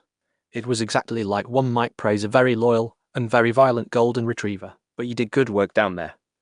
The company appreciates your dedication. Go get fitted for your new armor. You are leading the planetary defense of the Vanguard while I am out of town. Caden's face flushed with absolute awe and pride. "Yes, Emperor." "I will not let you down." Arthur watched the boy sprint off toward the barracks. He shook his head with deep amusement. The protagonist tropes were absurdly easy to manipulate. With the defenses of the Empire secured, Arthur spent the final week indulging in the spoils of his conquest. The private hyperdimensional sanctuary of the Ebon Citadel became a haven of absolute luxury. He spent long uninterrupted days and deeply intimate nights with his queens. He sparred with Aurelia in the mornings. He broke down her Valkyrie combat arts with playful brutality. He plotted espionage routes with Lyra over lunch. He rewarded her cunning with stolen Apex artifacts. His nights were consumed by the fiercely competitive affection of Sylvia and Morna.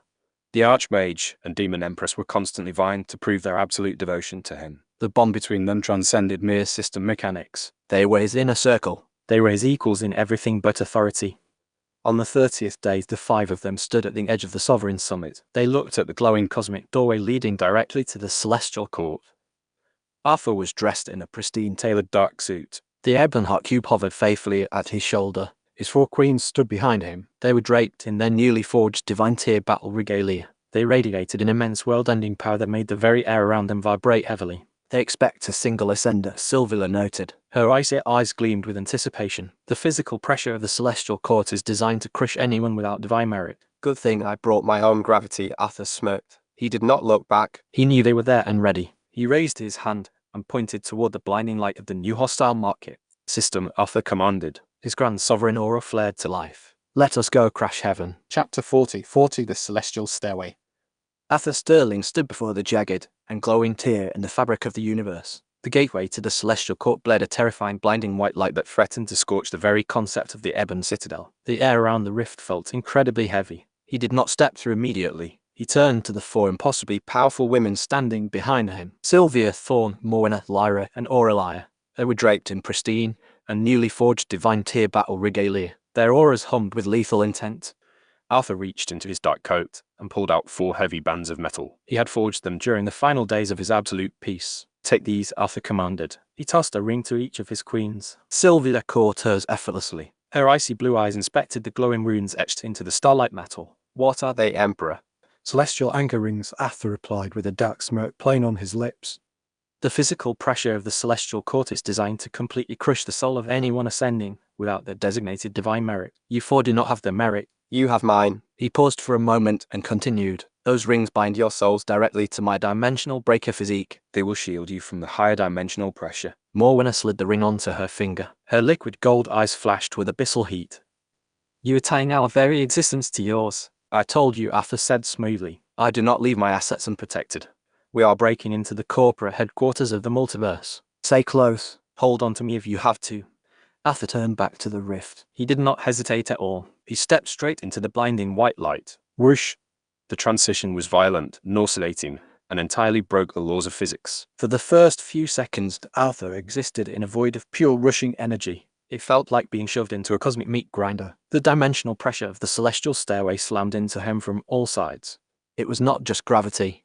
It was the absolute fundamental laws of the upper universe actively trying to reject a foreign anomaly. Ding! Warning of extreme dimensional pressure detected. Host Grand Sovereign Core is exceeding local dimensional weight limits. Arthur gritted his teeth as a crushing weight settled over his chest. His Grand Sovereign power was the absolute peak of the lower multiverses. Yet, it was violently pushed back. The ambient energy of the celestial realm was so absurdly dense that it actively compressed his aura. He felt his boundless and infinite energy reserves being forcefully condensed. They were shoved down into a tightly packed singularity within his core. He was not losing his power. He was being reformatted. System recalibrating. Host power baseline has been compressed to celestial mortal. Notice flawless foundation retained. Explosive power reset to accommodate higher dimensional laws. Laterally 4, laterally 4, laterally 4, 6, laterally 6, 5, laterally 4, 9, laterally 4, laterally 4, 5, dot, laterally 6, 5, laterally 4, 5, laterally 6, 6, dot. Perfect, Arthur grunted. A genuine laugh escaped his lips despite the agonizing pressure. He had hit the absolute ceiling of the apex realm.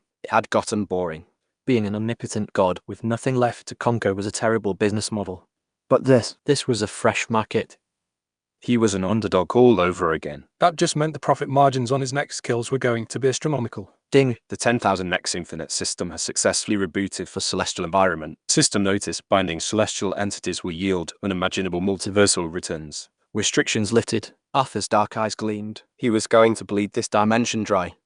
But behind him, a sharp gasp broke his concentration. Lyra was struggling. The rogue thief's violet eyes were wide with sheer panic as the cosmic storm battered against her. Even with the celestial anchor ring glowing brightly on her finger, the ambient pressure of the tunnel was threatening to tear her physical form apart. Sylvia and Morwenna were faring slightly better. Their foundations fought back against the rushing void, but their faces were pale and sweat beaded on their foreheads. Aurelia was gritting her teeth. Her remaining golden light flickered erratically. Hold on, Arthur Bart. He did not rely on the system. He relied on his own raw willpower. Arthur expanded his suppressed aura. He forced a primordial flame and his sword intent to erupt from his body. Whoosh, a sphere of absolute heat and invisible blades expanded outward. It wrapped around his four queens like an impenetrable blanket. Arthur physically reached out. He grabbed Lyra by the waist and pulled her flush against his side. Morwenna pressed her back against his chest. Her abyssal tattoos flared as she Anchored herself to his impossible stability. I have got you, Arthur growled. His voice was a low rumble that cut through the roaring storm. Just breathe. They moved as a single heavily shielded unit through the chaotic tunnel of rushing light. The space between realms was littered with the massive floating corpses of ancient beasts and failed ascenders. Suddenly, the rushing void ahead of them darkened. roared. A sound like grinding tectonic plates echoed through the dimensional tunnel. Blocking their path to the exit was a colossal serpentine horror. It was a dimensional leviathan. The beast was easily the size of a mountain range. Its scales were made of pure condensed dark matter. Its massive maw opened. It revealed rows of jagged teeth designed to completely shred the souls of ascending mortals. What is that? Lyra yelled over the storm, her hands flying to her daggers. A guard dog, Aurelia shouted back with narrowed golden eyes. A dimensional leviathan. The celestial nobles placed them in the ascension tunnels to feed on unwanted mortals. Arthur locked his eyes onto the beast. Right in the center of its massive armored forehead was a glowing and intricate brand. It was a symbol of ownership. A lesser celestial noble bet. The Leviathan lunged. Its jaws snapped forward to swallow Arthur and his entire Team Hull. stand behind me, Arthur ordered calmly. He did not draw his sword. He did not even drop his protective hold on Lyra's waist. Arthur simply raised his right fist. His knuckles popped as he channeled the newly compressed and hyper-dense celestial mortal energy into his arm. He combined it with the raw conceptual weight of his dimensional breaker physique. Damn boy, Arthur whispered. He punched forward. Boom. Crack. Squelch. Arthur's fist did not just hit the beast. It hit the very concept of physical space between them. A compressed shockwave of pure kinetic force erupted from his knuckles and traveled at the speed of light. The shockwave slammed directly into the center of the Leviathan's branded forehead. The supposedly indestructible armor of the beast shattered like cheap and brittle glass. Kinetic force tunneled straight through the monster skull. It liquefied its brain and blew a massive bloody hole straight out the back of its head. The Leviathan went entirely rigid. Its lifeless, massive eyes rolled back into its ruined skull as the colossal corpse drifted lifelessly into the void. Nice dog, Arthur smirked. He shook the dark and corrosive blood off his knuckles. I wonder who owns it. I'm going to have to send them a bill for getting in my way. The path was clear. The blinding light of the tunnel exit rushed toward them. Arthur tightened his grip on his queens. Brace for entry. We are crashing heaven. They burst through the end of the tunnel. The violent, chaotic void Instantly vanished. Arthur's heavy boots slammed onto solid ground. The sound was a dull metallic thud. The blinding light faded. It was replaced by a soft ambient glow. They had arrived at the celestial court. Arthur stood up straight. His dark eyes instantly scanned his new market. They were no longer in a void. They were standing on a vast and seemingly endless expanse of clouds. But the clouds were not made of water vapor. They were solid. They were made of pure sparkling gold. The sky above them was a breathtaking pristine azure.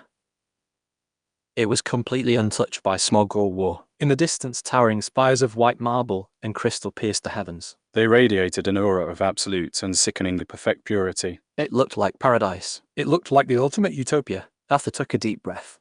A cold and ruthless smile stretched across his face. Chapter 41. The Array Nullifier. Arthur Sterling took another deep breath of the ambient air. It was thick and almost viscous. It was heavily saturated with a type of energy that made the Apex Realm mana feel like muddy ditch water. This was Celestial Chi. As the air filled his lungs, his newly compressed core greedily devoured the foreign energy. His dimensional breaker physique hummed. It instantly broke down the complex laws of the atmosphere and integrated them into his cells. Ding! Host is passively absorbing Celestial Chi. Host has acquired a fraction of divine merit. Physical vessel is rapidly adapting to celestial laws. Arthur felt a sudden sharp spike of heat in his blood. His muscles twitched and grew even denser. His physical form naturally elevated itself just by existing in this hyper-rich environment. It was free capital, and he loved it. He looked at his queens. Sylvia, Morwenna, and Lyra were panting softly. Their bodies flushed as their own cores desperately tried to process the overwhelming purity of the celestial realm. The anchor rings on their fingers glowed brightly. They filtered the crushing Atmospheric pressure and allowed them to stand upright. Aurelia, however, was staring out at the golden clouds and distant marble spires. Her face carried A look of absolute horror. The former Valkyrie commander's fool's face was pale. She had worshipped this place her entire life. She had fought, bled, and killed under the belief that the heavens were a realm of righteous and benevolent salvation. It is all a lie, Aurelia whispered. Her voice was trembling. What do you see, bird? Buffer asked. His voice was a calm, grounding rumble. It looks like a sanctuary, Aurelia choked out. Her golden eyes welled with tears. But it feels like a graveyard. It is so sterile. There is no life here, just absolute and oppressive control. Arthur's system interface flashed. It confirmed her fears. Ding, warning, extreme environmental hazard detected. Host has stepped into the outer rim of the celestial court. Scanning ambient airspace detection complete. Massive overlapping invisible slave arrays detected in the atmosphere. Arrays are designed to passively siphon the free will, combat intent, and independent thought of any entity lacking registered divine merit. Arthur's eyes narrowed. He looked up at the pristine azure sky. To the naked eye, it was beautiful. But with his system analysis, he could see the faint and highly complex geometric grids woven into the very fabric of the air. It was a planetary scale mind control grid, a literal golden cage. A whole realm of mindless and perfectly obedient life stuck, Arthur sneered in. "'Tis first. The management up here is incredibly lazy. They do not even let their employees think for themselves." Aurelia shivered. She instinctively stepped closer to Arthur. She reached out and tightly gripped the fabric of his dark coat with her fingers. She clung to his dark and chaotic energy as an anchor against the suffocating sterility of her former gods. They will erase us, Aurelia breathed. Without registered merit, the arrays will turn us into hollow shells. Arthur did not panic. He just pulled up the system shop letter of D6 5 letter of D for 9 3 letter of D for letter of D6 5 letter of D 5 0 0 letter of D for 6 dot letter of D6 5 letter of D for 9 0 letter of D for T. System, give me a localized firewall. Keep my team off their corporate network. Ding. Purchasing array nullifier bubble. Cost 500,000 system points. Effect generates a 10-meter invisible conceptual field around the host. Completely negates all external scanning, tracking, and mind-altering arrays. A soft hum radiated from Arthur's chest. An invisible dome of localized reality expanded outward and enveloped his four queens. Instantly, the oppressive feeling in the air vanished. Lyra let out a massive sigh of relief as her shoulders dropped. Sylvia rolled her neck. Her icy eyes returned to their sharp and calculating glare. Arthur looked down at Aurelia. He reached out with his large hand. He gently gripped her chin and tilted her face up to meet his cold and confident gaze. I told you, Arthur said warmly. We are not here to join them. We are not here to obey their laws. You work for me now. He brushed a thumb over her cheek. We are here to burn them down. Aurelia's breath hitched. The fear in her eyes melted away. It was instantly replaced by a burning and deeply possessive loyalty. She leaned into his touch. Her eyes slipped shut. Yes, Arthur. Company is coming, Lyra suddenly warned. Her daggers materialized in her hands. Arthur released Aurelia and turned his head. Approaching from the distance was a patrol squad. They glided smoothly over the golden clouds. There were 5 of them. They wore sleek and seamless white armor that completely covered their bodies. Their faces were hidden behind opaque mirrored visors. They held long glowing stun batons that crackled with condensed celestial chi. Celestial enforcers. The local security guards. They had spotted the massive bloody corpse of the Leviathan floating near the dimensional tier. Now they were heading straight for Arthur's group. Hide your auras, Arthur commanded smoothly. Look tired. Look scared. Let them come to us. Sylvia, Morwenna, Lyra, and Aurelia instantly complied. They dropped their divine pressure and slumped their shoulders. Arthur let his own posture relax. He looked like nothing more than a ragged and exhausted mortal who had barely survived the ascension tunnel. The enforcers stopped 10 feet away. Well, the lead enforcer sneered. His voice was a metallic synthesized drawl that echoed from his helmet. Look what the anomaly spat out. Ascended trash. And you killed Lord Valerius's pet. The enforcer pointed his crackling baton at Arthur. You are in violation of Celestial Code 409, the guard backed. Unregistered ascension and destruction of noble property. He paused as he glared at them. You are hereby drafted into the celestial crystal mines for the next 10,000 years. The women will be transported to the processing center for harem distribution. The enforcer stepped forward. He reached out to grab Arthur by the collar. On your knees, livestock. Arthur did not draw a sword. He did not use a spell. His hand shot forward with the speed of a striking cobra. Crack! Arthur's massive hand clamped directly over the enforcer's mirrored faceplate. His fingers crushed inward. He shattered the reinforced celestial glass and gripped the guard's skull. With a violent twist of his wrist, Arthur snapped the enforcer's neck before the man could even register the movement. The guard went completely limp. The other 4 enforcers froze. Their heavily trained brains failed to comprehend what just happened. How had an exhausted mortal just instantly killed a celestial entity with pure physical force? Arthur held the dead guard by the face. A terrifying grin stretched across his features. Target bound, Arthur whispered. Time to farm some gods. Chapter 42 A new battery. Kill him, one of the remaining enforcers shrieked. He raised his crackling stun baton. They did not get the chance to swing. Squelch, squelch, squelch. Lyra blurred through the air. Her stardust daggers flashed brightly. She severed the hamstrings of 2 guards in a fraction of a second. She dropped them to the golden clouds. Before they could scream, Morwenna stepped forward. Her abyssal claws casually decapitated them both in a single fluid motion. Sylvia simply raised a finger. A localized spike of absolute zero instantly froze the 4th guard solid. His internal organs crystallized into useless ice. It was over in 2 seconds. The elite security patrol of the Celestial Court had been completely butchered by a group of ascended trash. Arthur dropped the dead leader's corpse. He did not waste time gloating. He walked over to the frozen guard Sylvia had incapacitated. The man was still alive. His eyes darted frantically in sheer panic behind his visor, but his body was completely immobilized. Arthur crouched down. He placed his hand flat against the terrified enforcer's chest plate. System, initiate binder, Arthur commanded. Ding. Target identified, Celestial Enforcer. Rank Celestial Mortal. Target bound. Initiating system feedback loop. Arthur smirked. He did not kill the man. He grabbed the frozen enforcer by the collar and casually tossed him into his spatial ring. The internal pocket dimension would keep the man perfectly preserved in stasis.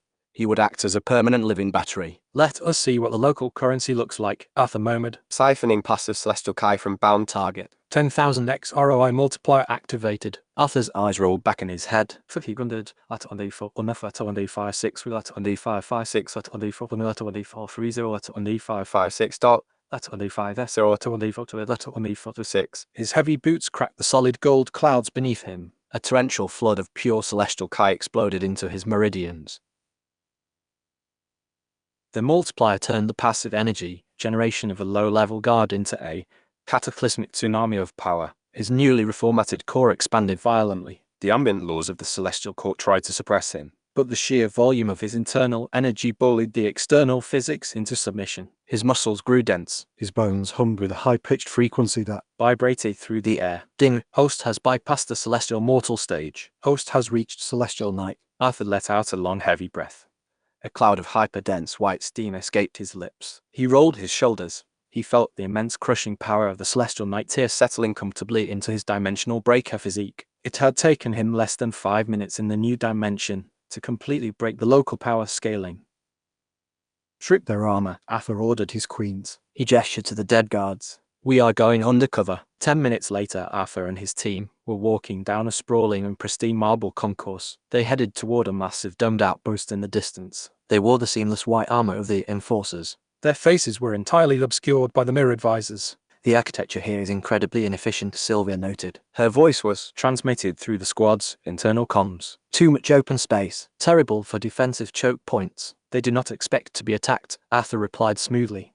Arrogance breeds terrible security. They approached the outpost doors. 2 heavily armed guards stood at attention. Arthur did not slow down. He marched right up to the scanner. He projected the stolen badge of the squad leader he had killed. The console beeped a pleasant green. The doors hissed open. They walked into a bustling high-tech command center. Dozens of bureaucrats and low-level nobles in flowing silk robes were monitoring. Holographic screens. They tracked the slave arrays and managed the sector logistics. Arthur immediately spotted his next target. a plump and highly decorated bureaucrat was yelling at a subordinate near a primary data terminal. The man clearly had high-level clearance. Arthur walked up behind the screaming manager. He did not draw a weapon. He just bumped his shoulder against the man's back, seemingly by accident. "Watch it, you clumsy fool," the bureaucrat snapped. He turned around angrily. Arthur patted the man's shoulder in a gesture of fake apology. "My mistake, sir." Ding. Target celestial bureaucrat bound. Siphoning passive knowledge, languages, local laws, outpost layouts. Arthur's brain was instantly flooded with everything he needed to know. The Celestial Court operated on a sickeningly rigid caste system. Bloodlines dictated everything. If you were not born a noble, you were dirt. "Sylvia," Arthur whispered over the comms. "Terminal 3. It is unsecured. Get me the corporate files." The Archmage nodded. She slipped away from the group. Her movements were graceful and entirely unnoticed by the arrogant staff. She approached the terminal. With a few rapid and incredibly complex magical inputs, she bypassed the celestial encryption in seconds. She slipped a data pad into her armor. She caught Arthur's eye across the room. Beneath her visor, she offered a triumphant conspiratorial smirk. "Good work," Arthur praised. "Let us grab a drink and review the files." They exited the command center. They made their way to a lavish open-air tavern, situated on the edge of the outpost. The establishment was filled with off-duty guards and minor nobles sipping glowing nectar. Arthur and his team found a secluded booth in the corner. They took off their helmets and were finally able to breathe freely. Just as Sylvia placed the stolen data pad on the table, a shadow fell over them. Well, look at this," a slurring, arrogant voice called out. A fat and heavily jeweled celestial noble stood by their booth. His face was flushed with expensive wine. His eyes were locked entirely on Lyra. The Stardust rogue was wearing her tight undershirt. Her beauty drew unwanted "Attention, a little common guard," the noble sneered. He reached a sweaty hand out to Grab Lyra's face. "You are far too pretty to be wearing that cheap armor. Come back to my estate. I will show you what real divine merit feels like." Lyra's violet eyes went dark. Her hand instantly dropped below the table. Her Fingers wrapped around the hilt of her dagger. She was ready to gut the man right there in the tavern. Arthur's heavy hand clamped down on Lyra's wrist beneath the table. He stopped her. He did not yell. He did not flare his aura. Arthur stood up and forced a sickeningly polite, submissive smile onto his face. He bowed his head exactly the way a lowly guard was supposed to. My deepest apologies, my lord, Arthur said. His voice dripped with fake reverence. She is new to the squad. She does not know her place yet. Please allow me to escort her out of your sight so we do not offend you further. The noble scoffed. He looked at Arthur with utter disdain. Pathetic dog. Keep your trash out of my tavern. As the noble turned to walk away, Arthur reached out. He gently brushed his hand Against the man's silk robes in a gesture of subservient apology. Of course, my lord. The noble sneered and waddled back to his table. Arthur sat back down. His submissive smile instantly vanished. It was replaced by a cold, dead-eyed stare. Emperor Lyra hissed. Her pride was wounded. Why did you stop me? I could have killed him quietly. Because making a scene in a public tavern is bad business, Arthur stated. He picked up his drink. And because you do not need a knife to kill a pig. Sylvia raised an eyebrow. What did you do? I planted a highly condensed time-delayed curse directly onto his heart valve, Arthur said casually. He took a sip of his wine. In exactly 3 days, when he is safely tucked away in his heavily guarded mansion, his core is going to violently detonate. He paused and smiled. They will rule it a cultivation deviation. Clean, quiet, and extremely lethal. Morwenna laughed.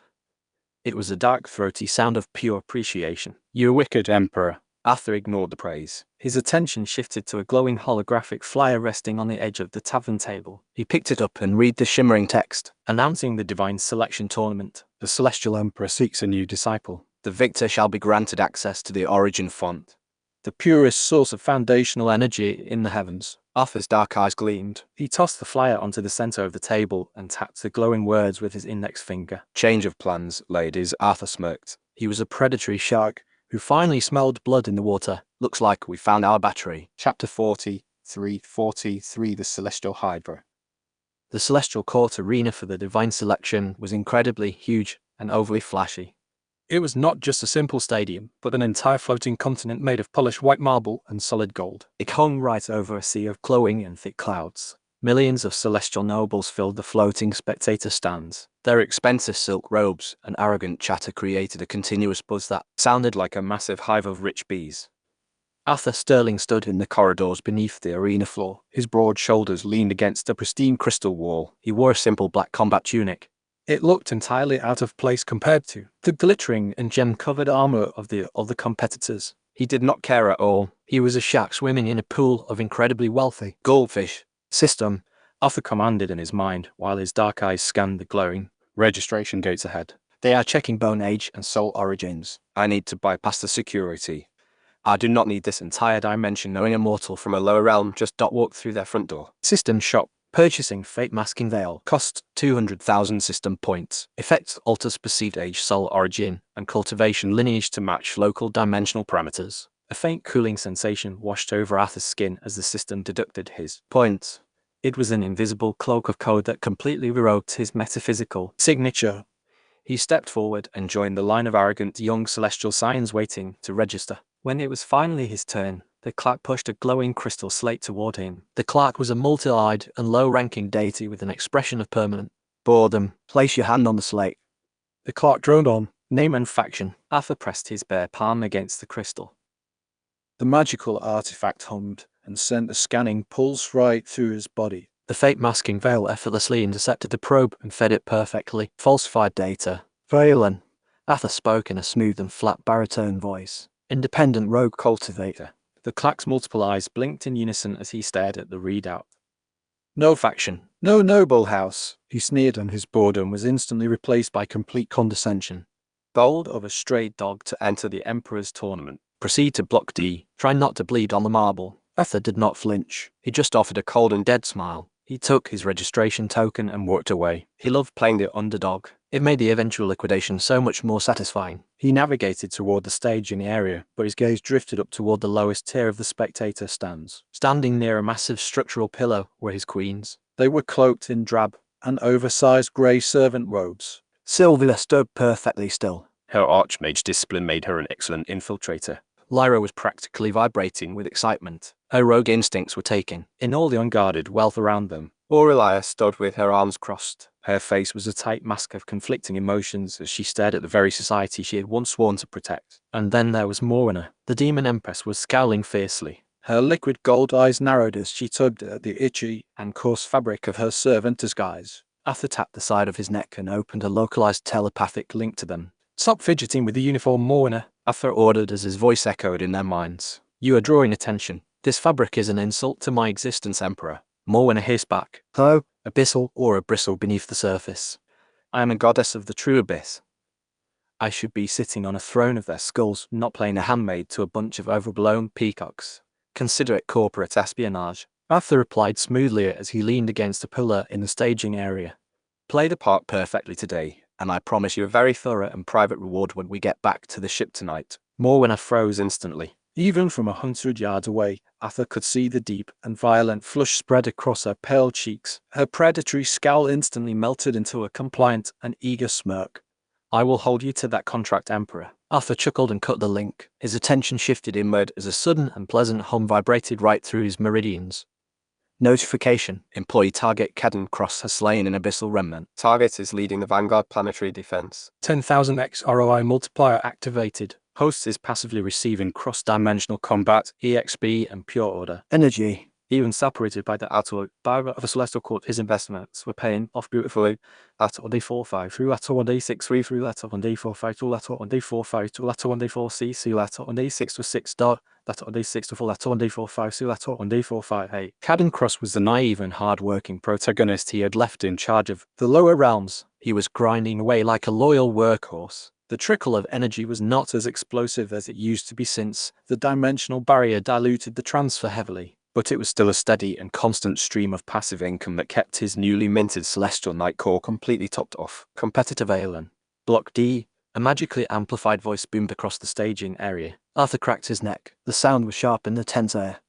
It was time to clock in. He walked out of the shadowed tunnels and straight into the blinding light of the arena. The sheer scale of the battlefield was staggering. The arena floor was a mile wide.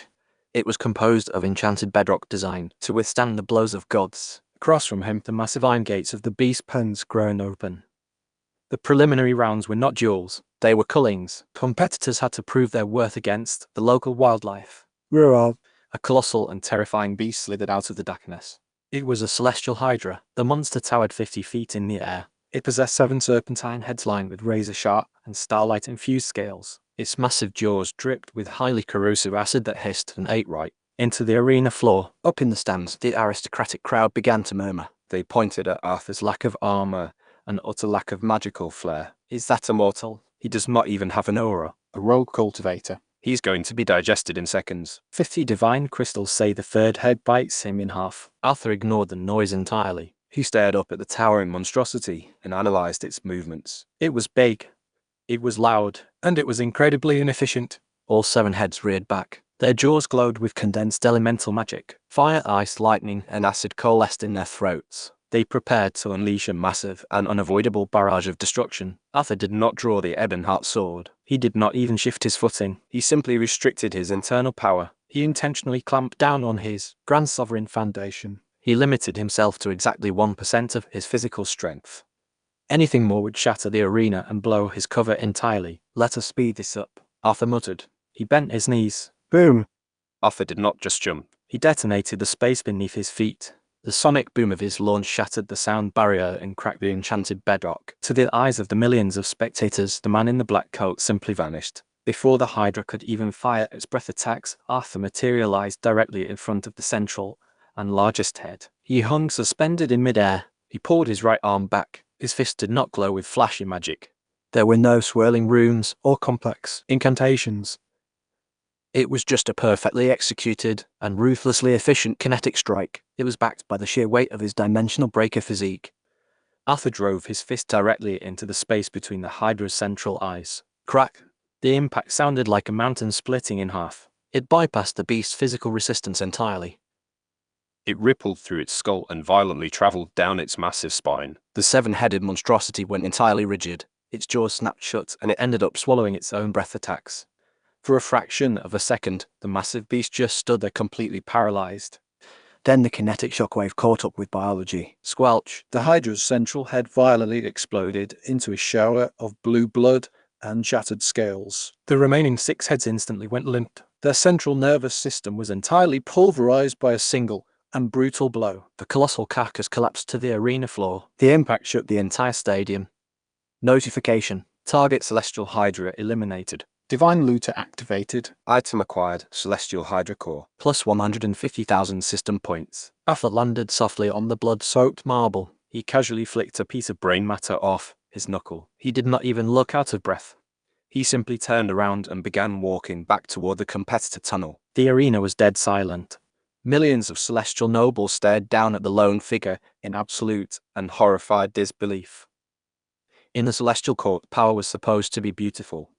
It was supposed to be a majestic display of divine authority and complex magical arrays. What they had just witnessed was the exact opposite. It was ugly. It was brutal. It was pure and unfiltered violence. Disgusting. An aristocrat in the front row gagged while fanning his face. A brute. A mindless barbarian. He fights like a beast himself. Where is their elegance? No divine merit. Just filthy physical force. Arthur heard their complaints as he vanished into the shadows of the tunnel. He let out a low and dark chuckle. They wanted elegance. They wanted a show. They had no idea that the real show had not even started yet. He had just secured his place in the tournament brackets. He was officially on the board. And now that he had his foot in the door, it was time to start bleeding the company dry. Chapter 44. The Arrogant Prince. The competitor waiting room was a lavish hall draped in spun gold decorations and lined with velvet couches. It was designed to cater to the pampered egos of the celestial elite who had passed the preliminary cullings. Arthur Sterling sat alone in a shadowed corner. His legs were crossed. He entirely ignored the crystal goblets of nectar floating past him on silver platters. He was busy reviewing the tournament brackets on his internal system interface. Well, look what the tide washed in. Arthur slowly raised his head. Approaching him was a young man practically glowing with misplaced arrogance. He wore a suit of immaculate and form-fitting armor forged from condensed starlight. It was accented with deep violet trim. His blonde hair was perfectly styled. His eyes held the smug and punchable superiority of a man who believed the universe existed solely to serve him. Behind him stood a retinue of 6 heavily armed guards who acted like lapdogs. Prince Valerius, Arthur noted smoothly. He did not even bother to stand up. He had read the intelligence reports Lyra had stolen earlier. Valerius was the son of a celestial duke. He was the reigning champion of the lower brackets and the overwhelming crowd favorite. You know my name. Good. That means you are not completely brain damaged from fighting like a feral dog. Valerius sneered and stopped a few feet away. I saw your little display against the Hydra. Pure and mindless physical force. It was repulsive. A stain on the elegance of this tournament. If you are here to critique my form, send an email to HR. Arthur said. His voice was a low and broad drawl. I am busy. Valerius's face flushed with immediate anger. The guards behind him placed their hands on their weapon hilts. You dare speak to me with such insolence? I am a prince of the heavenly court. Valerius glared. I came over here to offer you a mercy peasant. Our match is in the next block. Forfeit now. Bow your head, walk away, and I will let you keep your miserable life. Arthur did not get angry. He did not flare his aura. His dark eyes simply drifted over the prince's glowing armor. He was analyzing the raw and untapped resources standing in front of him. Notification. Target identified, Prince Valerius. Class Celestial Noble / High Fate target. Initiating binder. Bind him. Arthur commanded in his mind. An invisible and metaphysical thread shot from Arthur's chest. It slammed directly into Valerius's soul. The arrogant prince did not even blink. He was completely oblivious to the fact that a parasitic leech had just attached itself to his very existence. Forfeit, Arthur chuckled. He leaned forward and rested his elbows on his knees. I never forfeit. But I am a betting man. If you are so confident in your elegance, put your money where your mouth is. Arthur stared directly at him. Let us make a public wager. Your entire family's treasury against my life. Valerius threw his head back and let out a sharp and mocking laugh. You want to bet your worthless life against the wealth of a duke? You're insane. But I accept. Valerius grinned maliciously. When I crush you in the arena, I will make sure the entire realm watches you beg. The prince spun on his heel. His cape billowed as he stormed off toward the arena entrance with his guards trailing behind him. Arthur watched him go. A dark and corporate smile stretched across his face. Thanks for the capital, kid. Valerius was scheduled to fight 3 other competitors before facing Arthur in the semi-finals. Arthur leaned back into the velvet couch and closed his eyes. System siphon active. Notification. Target Prince Valerius has engaged in combat. Target is passively absorbing high-tier ambient celestial kite to replenish reserves. 10,000 XROI multiplier Activated. Arthur's body violently shuddered. It was an invisible and internal explosion. Valerius was an elite noble. His body naturally drew in the purest and most refined energy of the celestial court just to breathe.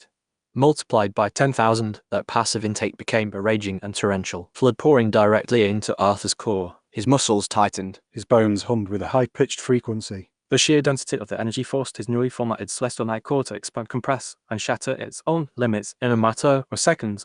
Latter 1D557, latter 1D69B, latter 1D680, latter 1D680, latter 1D430, latter 1D5F2 dot, latter 1D554, latter 1D428, latter 1D55E. Status update.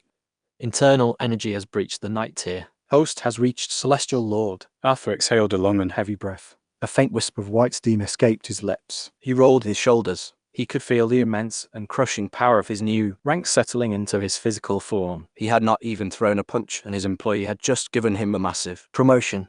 A faint ripple in the shadows next to the couch caught his attention.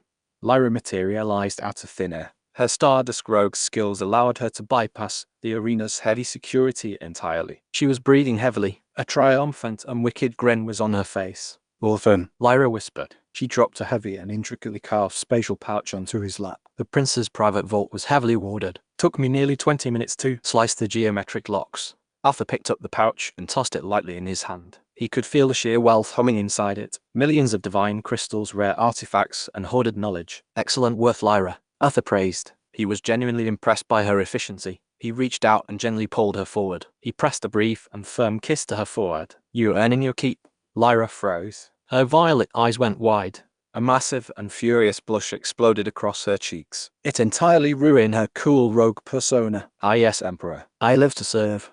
She stammered and stepped back into the shadows before he could see her legs trembling. "Competitor Valen, report to the arena." The announcer's voice echoed. Arthur stood up and slid the spatial pouch into his coat. It was time for the semi-finals. He walked out into the blinding light of the arena. The crowd immediately began to boo and jeer. They expressed their absolute disgust for the brutish mortal. Standing across from him was his opponent. It was not a beast this time. It was a tall and slender celestial clad in flowing blue robes. He was holding a staff of cards sapphire, a master spellcaster. I am Caithas, the mage declared. His voice echoed with arrogant superiority. "I will not let you defile this arena with your barbaric fists. I will end this before you take a single step." Caithas raised his staff. His eyes glowed with blinding light. The magic of the Celestial Court was not cast with mere thoughts. It was commanded through the words of creation. "Ignis, Devastator, Obliterate," Caithas chanted. His voice was layered with reality-warping power. A massive and towering inferno of blue celestial fire erupted from his staff. It formed a roaring and localized sun that shot directly toward Arthur. The heat was enough to melt the bedrock of the arena. Arthur did not move. He did not enter a martial stance. He just watched the incoming fire while his system interface flashed rapidly. Notification. Foreign magic detected. Words of creation. Translating conceptual syntax. 10,000x ROI multiplier Activated. Host has gained perfect mastery over celestial incantations. Arthur's brain was flooded with the fundamental language of the universe.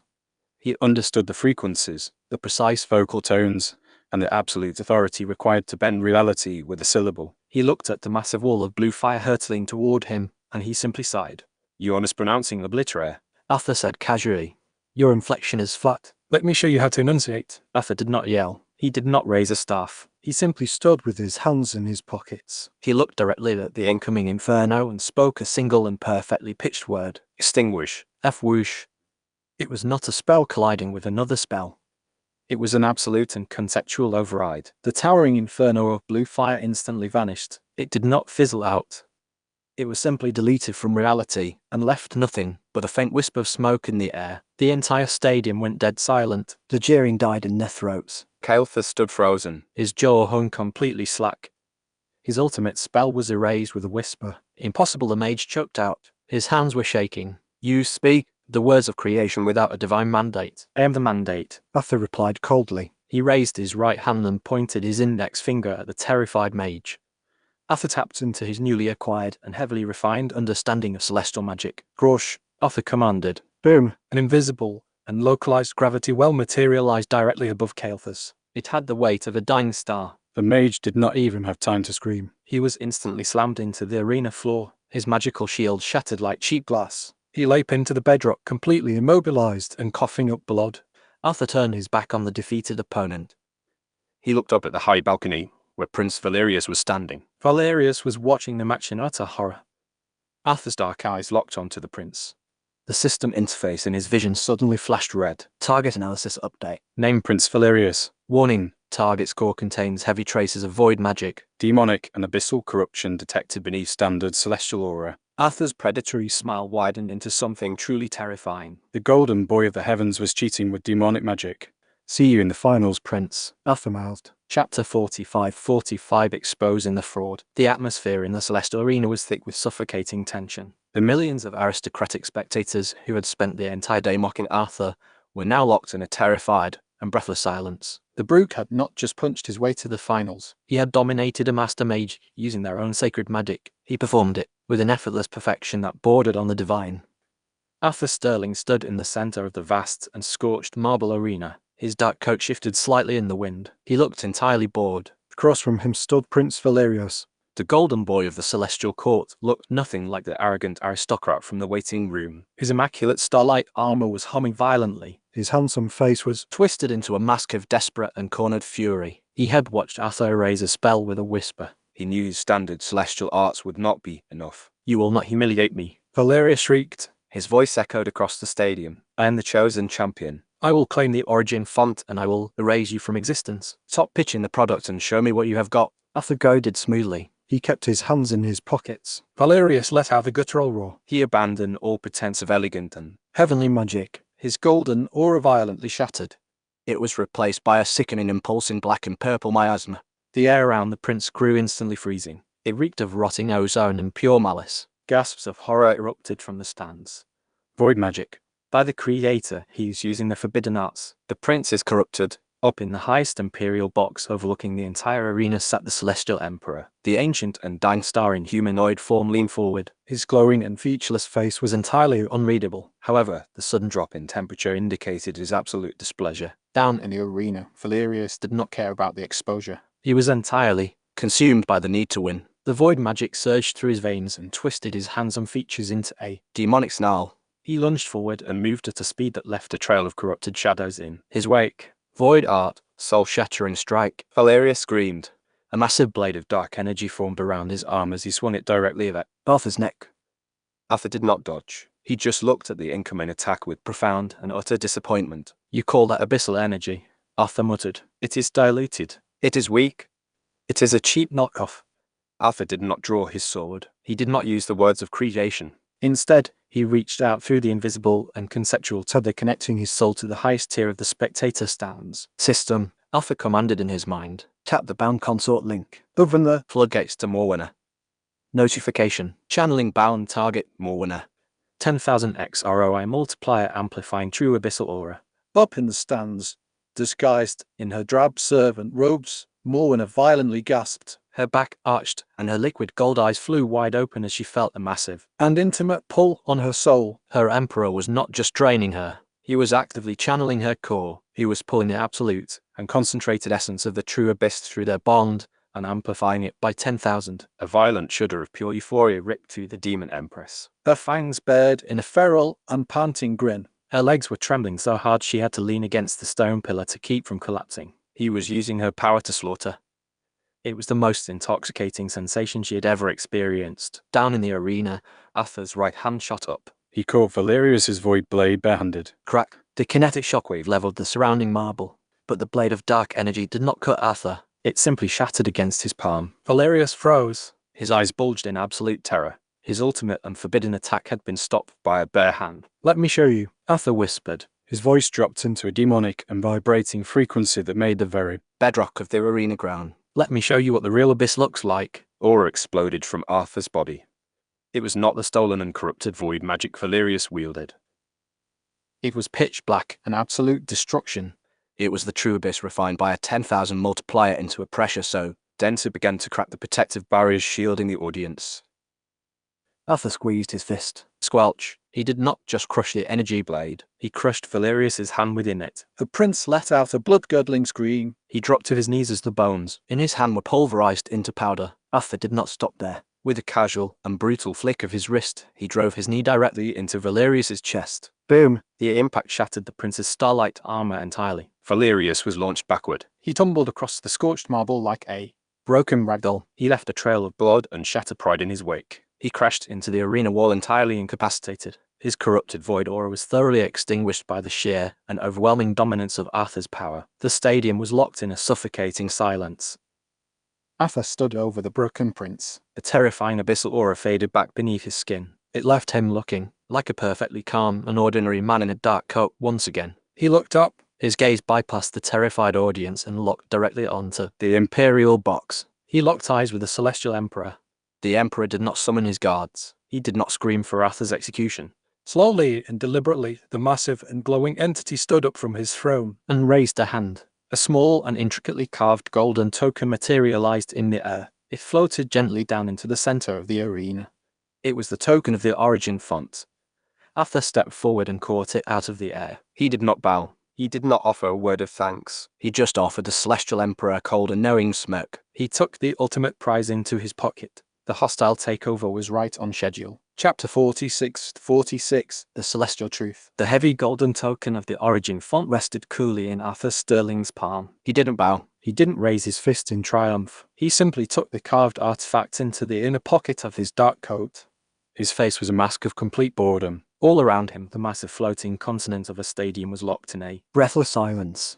Millions of celestial nobles stared down at the scorched marble arena. These were beings who considered themselves the absolute peak of reality. Yet they had just watched their golden boy get completely dismantled. Prince Valerius had not just been beaten. He had been humiliated. His forbidden void magic was crushed by a mortal who didn't even bother to draw a weapon. Competitor Valen. A booming voice echoed through the stadium. It wasn't their announcer.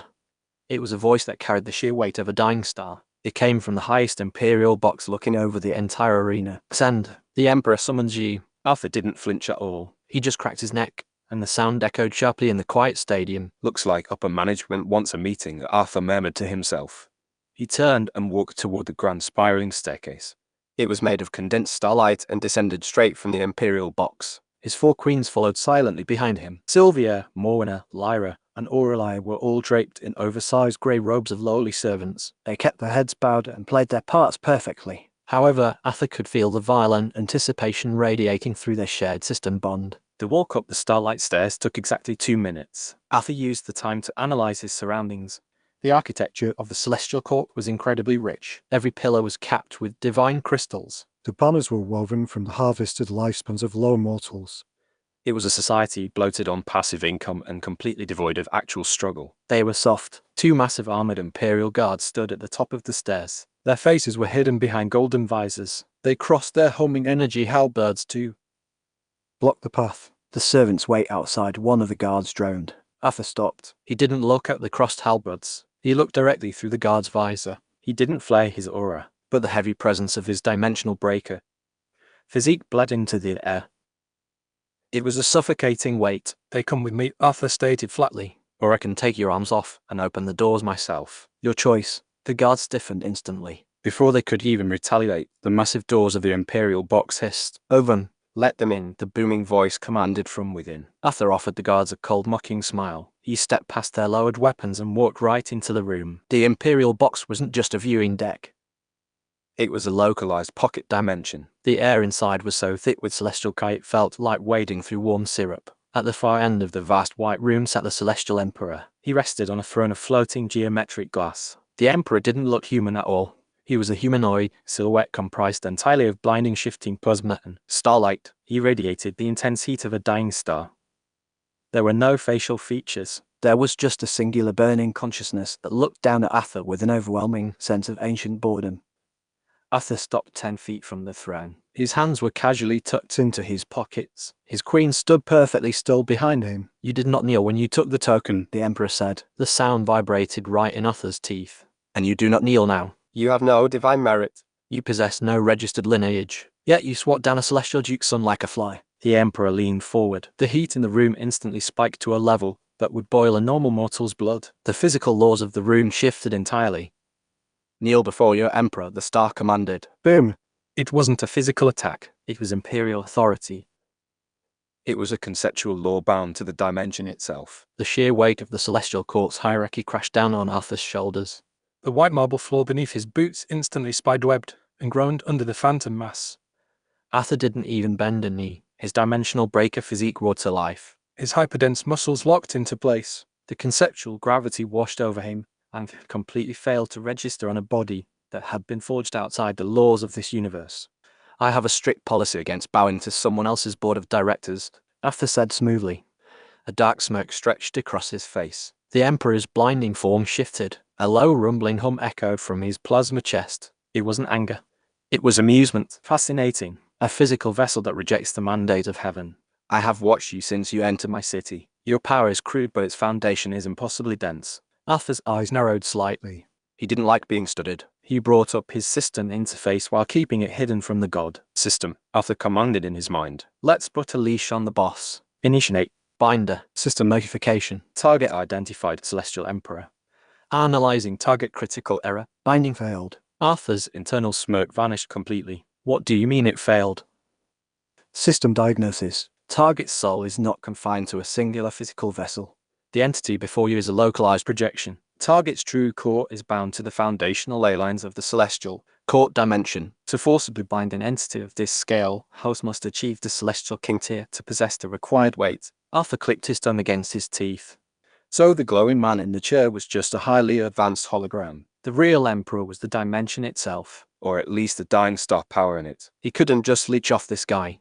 He was going to have to do things the hard way. You call yourself Valen, the Emperor continued. He was completely unaware of the system attempting to hack his soul. A rogue cultivator from the Outer Rim. A clever disguise. The fate masking veil you purchased is a high-tier artifact, But it cannot hide the stench of the Apex realm on your skin. Sylvia shifted slightly behind Arthur.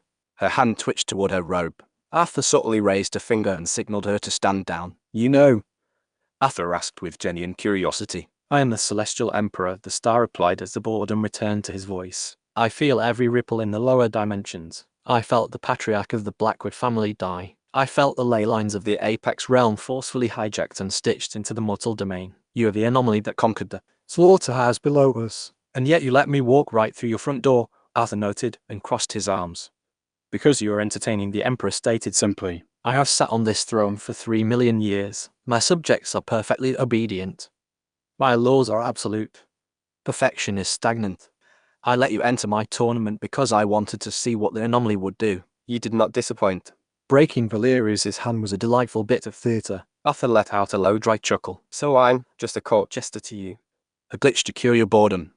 You are a momentary disruption, the Emperor corrected. A violent spark. What? Even sparks eventually burn out when they run out of oxygen. I wouldn't bet on that, Arthur sneered. His eyes locked onto the blinding plasma of the Emperor's face. I'm not here to entertain you. I'm here for a hostile takeover. I want the origin font and then I want your seat. The Emperor laughed. The sound was deafening. It was a loud mixture of solar flares and grinding cosmic dust. The origin font. You think the prize is power? You think I would hand the purest source of foundational energy to whoever wins a physical brawl? The Emperor stood up. The ambient heat in the room rose to agonizing levels. You're completely clueless of how this company operates, mortal, the Emperor said. His voice dropped into a lethal rumble. The truth of the Celestial Court is far less romantic. Chapter 47, The Origin Trap. Arthur Sterling didn't sweat. This was despite the fact that the ambient temperature in the Imperial box could have melted steel. He stood tall with his jaw set. He absorbed the Celestial Emperor's words with the calculating focus of a predator dissecting a rival's business model. Enlighten me, Arthur said.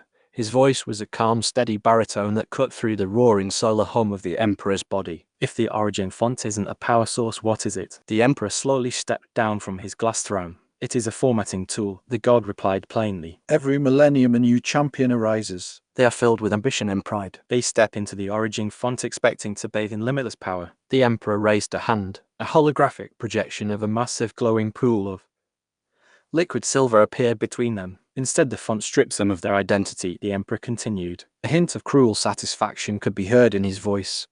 It erases their ego and their memories and their free will. It rewrites their conceptual foundation. It turns the strongest warrior of the generation into a perfectly obedient, mindless general for my vanguard. It is the ultimate corporate restructuring.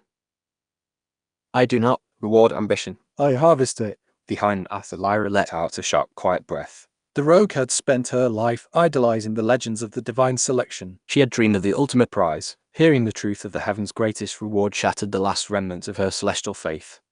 Brainwashing, Arthur scoffed and shook his head slowly. You farm the lower realms for energy, and you lobotomize your best fighters so you don't have to deal with insubordination. Your management style is incredibly lazy. It is efficient, the Emperor countered. But You are too chaotic to format. Your foundation rejects my laws. You would break the font before it could erase you. You are of no use to my vanguard. Gov. Saves me the trouble of quitting, Arthur sneered.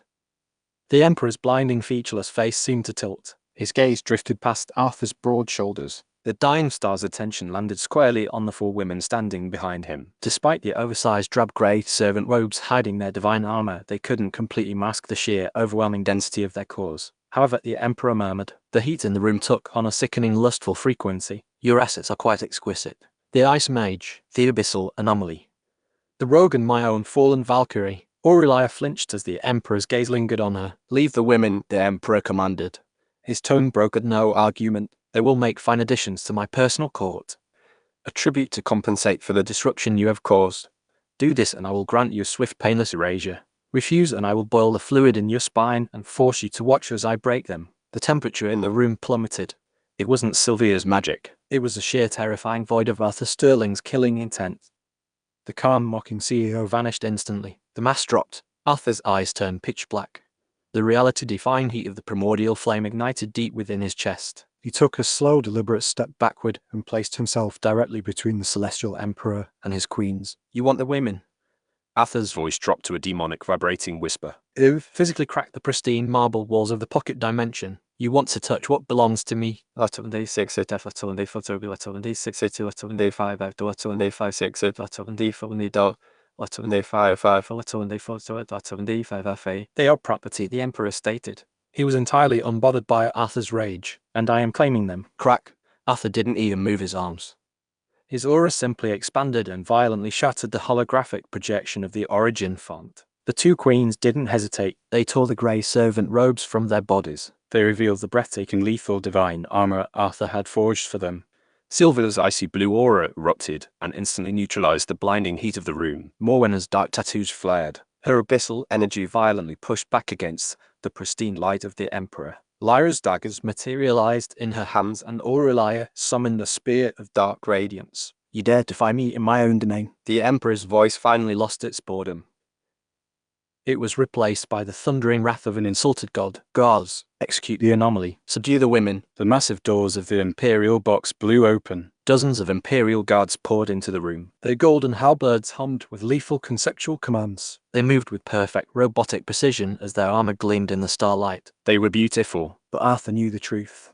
They lacked actual combat experience. They relied on automated laws and sheer stat advantages. They were pampered security guards. About to fight a cartel of apex predators. System, Arthur commanded internally. Deactivate fake masking veil. System notification. Veil deactivated. True aura released. The disguise vanished. Arthur's physical form seemed to expand. His dark coat whipped wildly around him as his true divine lord aura slammed into the room. The sheer density of his existence caused the charging Imperial guards to physically stumble. Their automated tracking systems completely short-circuited at the sight of a mortal wielding the density of a black hole. Arthur raised his right hand. The Ebonheart cube resting on his shoulder instantly flattened and snapped into his palm. It formed a pitch-black, perfectly balanced longsword. The primordial flame roared to life along the edge of the blade. It burned with a heat that defied the very concept of physics. I was going to wait to level up, Arthur snarled. His lips pulled back in a feral, bloodthirsty grin as he stared down the charging guards and the god behind them. But I think I'll just kill you all right now. Swoosh. Arthur blurred. He entirely bypassed the physical space between him and the first rank of Imperial guards. He didn't use a spell. He just swung the Ebonheart sword in a wide, brutal, horizontal arc. Squelch. The primordial flame effortlessly ignored the conceptual shields of the celestial armor. 3 elite guards were cleanly bisected at the waist in a single strike. The golden blood violently sprayed across the pristine white walls. Chapter 48. The Celestial Emperor's Fall, Domain of the Infinite. The Imperial box instantly devolved into an apocalyptic meat grinder. Arthur Sterling didn't fight with the elegant choreographed grace of a celestial noble. He fought like a man who had spent a lifetime tearing down empires brick by brick. His movements were a terrifying blend of corporate ruthlessness and raw, unadulterated street violence. Die anomaly. An Imperial guard screamed. He thrust a glowing halberd aimed directly at Arthur's heart. Arthur didn't dodge. He raised his left hand and forcibly fused his mastery of spatial and temporal laws. Pause, Arthur commanded. The space around the guard's weapon literally froze in time. The guard's eyes widened behind his visor as his momentum was violently arrested. Arthur stepped inside the guard's reach. He brought the heavy pommel of the Ebonheart sword crashing into the center of the man's faceplate. Crack! The reinforced starlight glass shattered completely. The kinetic force of Arthur's Divine Lord physique drove the guard's skull backward. It snapped his neck instantly. System notification. Target eliminated. Core absorbed. Reward, plus 150,000 system points. Behind him his queens were unleashing absolute hell. More when it was a blur of living darkness. The demon empress had fully embraced her abyssal nature. Her arms elongated into massive razor-sharp claws of dark matter. She didn't bother parrying. She simply ripped the pristine Imperial Guard's limb from limb. She laughed a dark, sultry laugh as golden blood rained down on her. Silverthorn stood like An untouchable statue in the center of the chaos. her silver hair whipped wildly as she wove complex mathematical equations of pure ice. Absolute zero shatter, she whispered. 5 charging guards froze solid mid-step before violently exploding into a million glittering shards of red-tinged ice. Lyra danced through the shadows cast by the primordial flame. Her daggers severed hamstrings and slit throats before the guards even realized she was there. Aurelia fought with cold military precision. Her dark spear perfectly countered the exact vanguard techniques she had once taught these very soldiers. Enough! The Celestial Emperor's voice boomed and shattered the eardrums of the remaining guards. The humanoid star raised both his hands. The plasma of his body violently flared. I will burn this entire spire to ash and forge a new one. Lot of a d4 with lot of a d6 6 lot of a d6 for a lot of a d4 with 6 lot of a d6 6 lot of a d6 for a door lot of a d6 with a lot of a d6 6 lot of a d6 6 2. The Emperor was preparing to unleash a localized supernova. He didn't care about his own guards. He just wanted to eradicate the anomaly. Arthur's eyes narrowed. If the Emperor detonated here, the explosion would wipe out the entire arena and risk damaging his queens. System, Arthur roared. I'm taking this private. System notification. Initiating Domain of the Infinite. Cost 5 million system points. Arthur slammed the tip of the Ebonheart sword into the marble floor.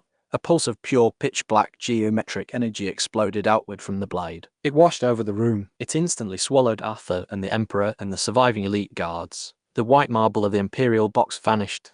They were instantly transported into a boundless, endless void of shifting geometric lines and absolute darkness. Arthur had created his own pocket dimension. It was perfectly isolated from the celestial court outside. Here the laws of the universe didn't apply. Here Arthur made the rules. A parlor trick. The Emperor sneered. His blinding form illuminated the dark void. You think trapping me in a box will save you? I'm the heavens. Will other the dimension? Absolute crushing force. The Emperor thrust his hands down. He attempted to use his administrative authority over the dimension to instantly multiply the gravity on Arthur by 1,000,000. Nothing happened. Your admin rights don't work on my server, Sparky, Arthur mocked. You're in my house now. The Emperor's featureless face seemed to twitch with genuine panic. For the first time in 3 million years his commands were ignored. Arthur didn't give him time to process the failure. He blurred using his transcendent spatial velocity. He crossed the void in a microsecond. He appeared directly above the Celestial Emperor, with his sword raised high in a two-handed grip. Let's see if her star bleeds, Arthur snarled. He brought the Ebonheart sword down in a devastating vertical cleave. The primordial flame roared and burned away the Emperor's plasma shields instantly. Squelch! The dark blade tore through the Emperor's shoulder. It cleaved deep into the center of his glowing chest. The heat was astronomical, but the Ebonheart cube simply devoured the ambient energy and protected Arthur's hands from the backlash. The Emperor let out a horrifying metallic screech. He swung his arm back. A blade of pure condensed starlight formed in his hand. He slashed at Arthur's ribs. Clang! Arthur casually parried the blow. The sheer kinetic impact sent a shockwave through the pocket dimension, but Arthur didn't give an inch of ground. Your technique is garbage, Arthur criticized ruthlessly. He expertly twisted his wrist to lock the Emperor's blade. You rely entirely on your stat block. You've never had to actually fight for your life, have you? With a brutal kick, Arthur drove his heavy boot directly into the Emperor's knee. It shattered the construct's leg. As the guard stumbled, Arthur ripped his sword free and spun. He delivered a devastating horizontal slash that completely decapitated the glowing entity. The Emperor's head spun into the void and dissolved into light. The body collapsed and rapidly lost its form. Arthur let out a slow breath. He shook the residual plasma off his blade. It was too easy. Suddenly the dissolving body began to laugh. It wasn't the sound of a dying man. It was the booming, arrogant laughter of a god. You think you killed me? The Emperor's voice echoed from the very walls of the pocket dimension. It originated from the dissolving corpse. You fool. This is a mere projection. A puppet I use to interact with the cattle. My true body is the dying star at the absolute center of this realm. You cannot cut a star with a sword anomaly. I will simply build a new avatar and hunt you down. Arthur stared at the fading light. He slowly lowered the Ebonheart sword. A projection, Arthur murmured. His eyes narrowed. He looked at the system interface hovering in his vision. The Emperor was right. You couldn't stab a son to death. But Arthur Sterling was a corporate liquidator. If a competitor was too big to dismantle manually, you just collapsed their foundation. Arthur commanded the Ebonheart cube to retract. The dark metal dissolved back into his shoulder. He stood in the center of the infinite void. He raised both of his bare hands with his palms facing outward. A terrifying manic grin spread across his face. System, Arthur commanded. His voice vibrated with absolute world-ending authority. Give me 10,000x gravity compression on my spatial coordinates. Let's make a black hole. Ding. Initiating extreme spatial and gravitational compression. Warning, host is attempting to manifest a singularity. The physical strain will catastrophically exceed current physiological parameters. 10,000 times ROI multiplier activated. Just do it. Arthur roared loudly. He thrust his right hand forward. His fingers curled like he was trying to crush the very fabric Of reality itself. The sound was not noise. It was the agonizing groan of physics collapsing. In the center of Arthur's palm, a speck of absolute and unfathomable darkness materialized.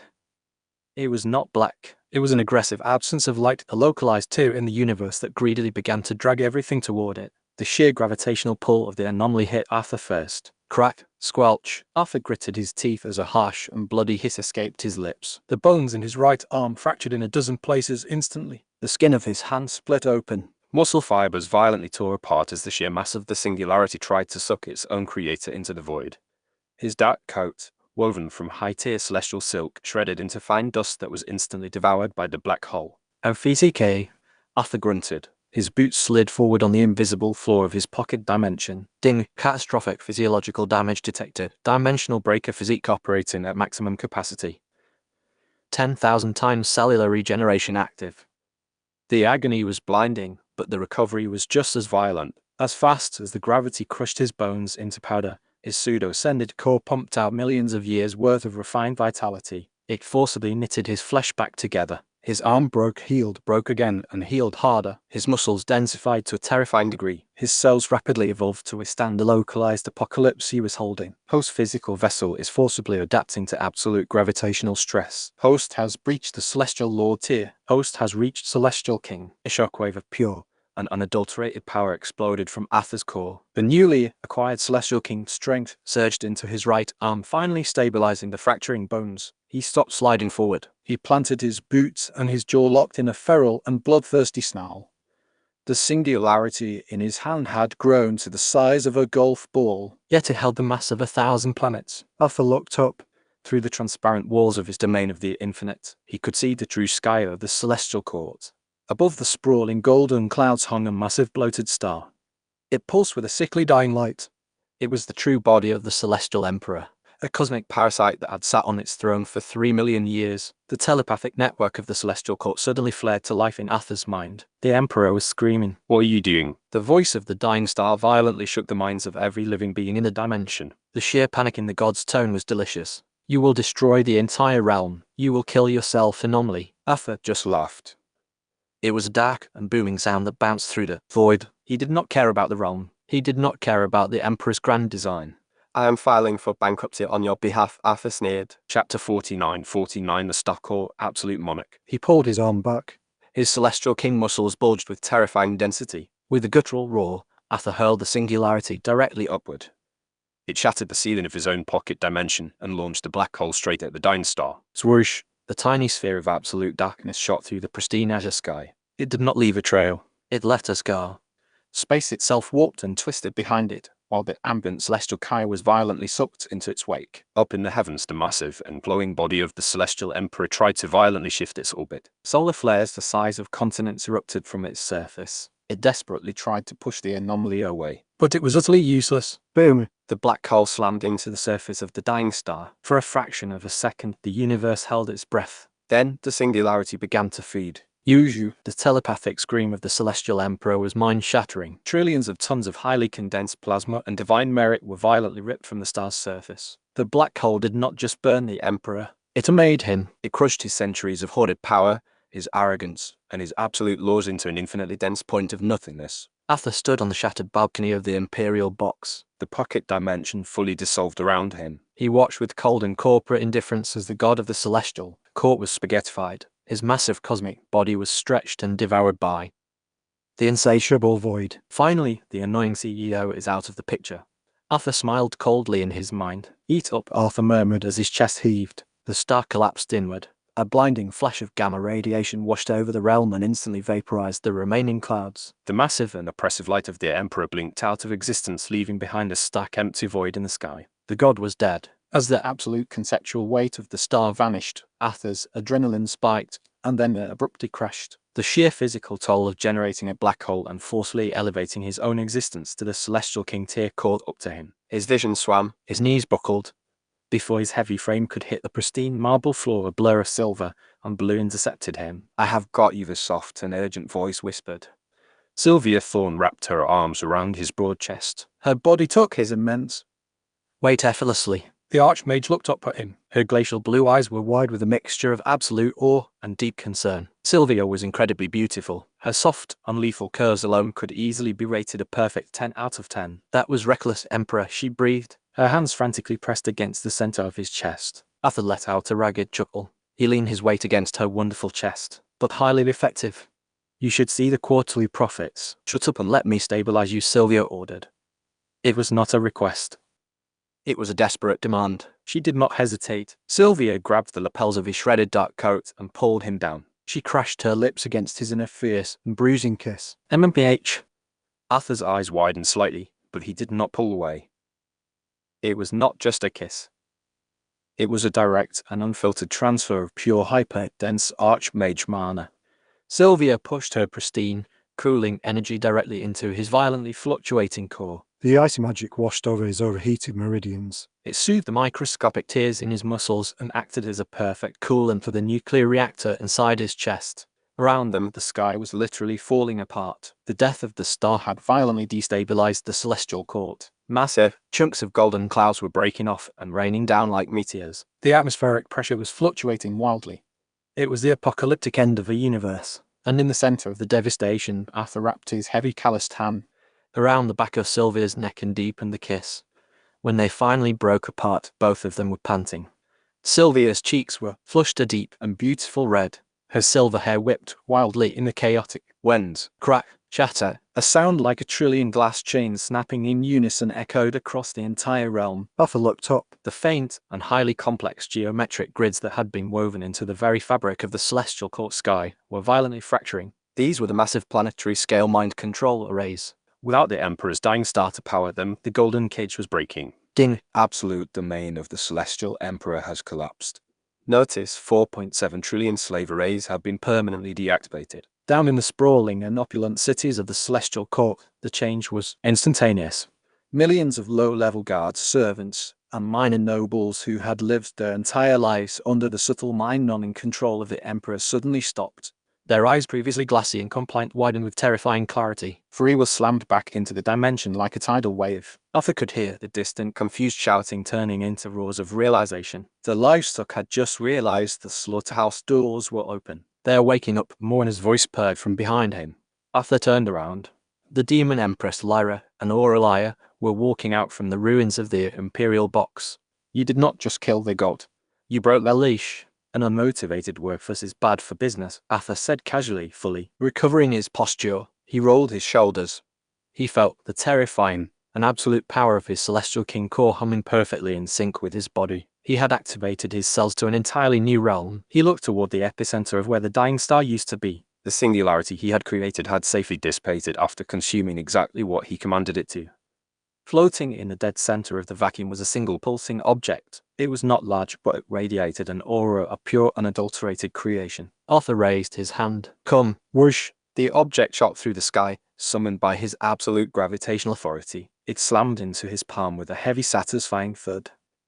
It was a perfectly smooth iridescent sphere that seemed to contain a miniature galaxy within its depths. Ding. Item acquired. Name Star Core Genesis Drop. Description. The absolute foundational core of the Celestial Court. contains the raw and formatted essence of a universe, can be used to forge new realities or permanently rewrite the laws of an existing dimension. In his calloused right hand, he held the ultimate prize. The Starcore Genesis drop. It didn't look like much.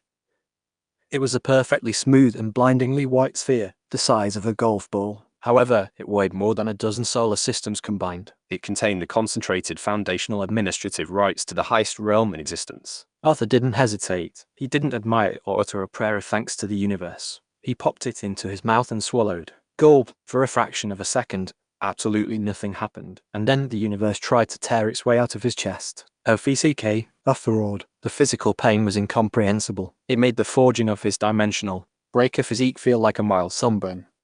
The Starcore wasn't just energy. It was pure conceptual law. It was trying to rewrite him and turn him into the new stagnant celestial emperor. Arthur's jaw locked. His pitch-black eyes flared with the malt-coloured fury of the primordial flame. You work for me, he snarled through gritted teeth. His sheer unyielding willpower crushed down on the Starcore. He didn't let it format him. He formatted it. System update. Consuming Starcore Genesis. Drop post foundational existence is expanding beyond dimensional parameters. Multiversal conquest complete.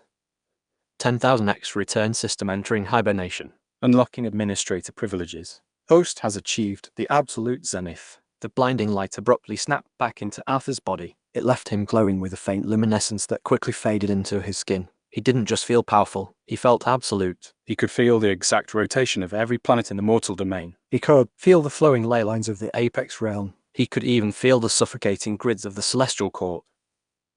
It all belonged to him. Crack! The space around him broke apart. The remnants of his pocket dimension dissolved. As reality reasserted itself, the scene was pure unadulterated chaos. With the celestial emperor dead, the fundamental laws of the dimension were collapsing. The golden clouds were tearing apart. Massive fissures ripped through the polished white marble of the floating continent. Millions of celestial nobles were screaming in sheer terror. Their innate magic flickered and failed as the bedrock of their reality dissolved. The celestial court groaned. The very fabric of the dimension shook violently without a ruler to anchor its laws. Reality was beginning to fray at the edges, threatening to collapse the entire realm into the void. Critical warning. The celestial court dimension is rapidly destabilizing. Estimated time until absolute conceptual collapse 10 minutes. Aurelia stepped forward, her dark radiant spear materializing in her hand. Emperor. The realm is tearing itself apart. If we do not establish a new anchor, everything you just conquered will fall into the chaos sea. Arthur did not look worried. He did not look rushed at all. He just raised his right hand and snapped his fingers. Snap! A shockwave of absolute and unquestionable order rooted across the celestial court. Letter on A6 to 7, letter on A4 C7, letter to 1 to F, letter on A4 5 to letter on A4 C, letter on A4 5 to dar, letter on A4 B, letter to 1 3 4, letter on A4 C2. It wasn't a spell. It was an executive mandate. The collapsing space instantly froze. The tearing clouds knit themselves back together. The broken marble fused into a seamless, pristine surface. The millions of screaming, panicking gods abruptly choked on their own breath. The sheer suffocating weight of Arthur's new aura crashed down upon their shoulders. It bypassed their physical defenses and magical shields, striking directly at their souls. Thud, thud, thud. Like a wave of dominoes, the elite arrogant denizens of the celestial court collapsed to their knees. Dukes, archons, and high-tier deities slammed their foreheads against the gold-laced marble. They were completely paralyzed by the terrifying dominance radiating from the man in the dark coat. Arthur slowly walked to the center of the arena. His heavy boots clicked rhythmically against the stone. He looked out over the sea of groveling gods. Listen up, Arthur's voice boomed. His low rumbling baritone reached into the minds of every living entity across All three realms. The previous administration is dead. Your little battery farm is under new management. There are no more words of creation. There are no more divine merits. From this exact second forward, you breathe because I allow it. You cultivate because I permit it. This entire multiverse is my property. He let the deafening silence stretch. He savoured the absolute trembling submission of his new assets. Welcome to the Ebon Empire, Arthur declared. Arthur looked up at the pristine, endless sky of his newly conquered universe. There were no higher mountains. There were no hidden ancestors. He had climbed from a starving beggar in the mud to the absolute pinnacle of existence. The corporate ladder was finished. He was the owner of the farm, and the harvest was finally over. Chapter 50, 55 years of peace. For a being of absolute boundless eternity, 5 years was less than the blink of an eye. But for Arthur Sterling, things were different. He was a man who had spent his entire mortal and immortal life moving at breakneck speed. 5 years of uninterrupted peace felt like an eternity of agonizing boredom. The Ebon Empire was a flawless, perfectly oiled machine. The mortal domain, the apex realm, and the celestial court had been stitched together into a singular massive superdimension. The crushing classist hierarchies of the old gods had been violently liquidated. Under Arthur's absolute rule, the universe operated on a strict, ruthless meritocracy. If you worked hard, you got paid. If you tried to start a rebellion, your entire bloodline was erased from existence before breakfast. It was an incredibly efficient business model. Arthur sat on the imperial throne of infinity. It was a massive, imposing construct of dark obsidian and polished starlight located at the absolute apex of the Ebon Citadel. He swirled a glass of hyperfine celestial whiskey while resting his chin on his knuckles. He looked down at the sprawling holographic ledgers hovering over the war table. Profits are up, Sylvia Thorne noted. She walked gracefully around the table. The Archmage wore a sleek silver-threaded executive suit that clung perfectly to her lethal curves. The integration of the lower realm layer lines has boosted ambient Chi production by 4,000%. Even the slums in the mortal domain are producing Grandmaster tier cultivators now. And the Vanguard? Arthur asked lazily. Bored out of their minds, Aurelie reported as she stepped out of the shadows. The form of Valkyrie's golden wings were tucked neatly behind her back. Commander Cross led a sweep of the outer rim yesterday. They found exactly 3 rogue abyssal beasts. 200 elite guards nearly killed each other fighting for the right to execute them. Arthur chuckled. He took a slow sip of his whiskey. Cadden Cross. His original naive little battery had grown into a terrifying divine emperor in his own right. He acted as the loyal attack dog of the Ebon Empire. Can we invade something? Morwenna groaned. She dramatically draped herself over the armrest of Arthur's throne. The demon empress rested her head on his thigh. Her liquid gold eyes looked up at him with profound impatience. I haven't punched anything substantial in half a decade. I'm getting soft, Emperor. You're a literal goddess of the true abyss, Lyra scoffed from the rafters. Although she was hanging upside down by her knees. The Stardust Scroll casually tossed a divine dagger into the air and caught it. You couldn't get soft if you tried. But I agree with the brute. The markets are too stable. It's depressing. Arthur smiled softly and rested his hand on Morwenna's dark hair. He understood exactly how they felt. The hostile takeover had been exhilarating. The absolute domination had been intoxicating. But maintaining the monopoly, it lacked the thrill of the hunt. He had won the game. He was the prime creator. Just as Arthur opened his mouth to suggest they take a vacation to a mortal beach planet, a sudden violent spasm ripped through his skull. Arthur flinched. His hand tightened so hard around his glass that the celestial crystal shattered into glowing dust. Emperor. Sylvia gasped. Her aura instantly flared with protective absolute. Zero magic. Morwenna shot up from the throne. Her abyssal claws elongated as she scanned the room for a threat. Arthur held up a hand. His dark eyes were wide. Deep within his mind, a system interface that had been completely dormant for 5 years violently booted up. It wasn't the calm, soothing blue he was used to. The entire holographic screen was flashing a blinding, catastrophic red. System alert. Critical anomaly detected. Warning, the outer gods are awakening. Current system multiplier 10,000x is statistically insufficient for host survival. Emergency upgrade initiated. Upgrading to 1 millionx return system. Dimensional barrier to the primordial chaos unlocked. Arthur stood up from the throne of infinity.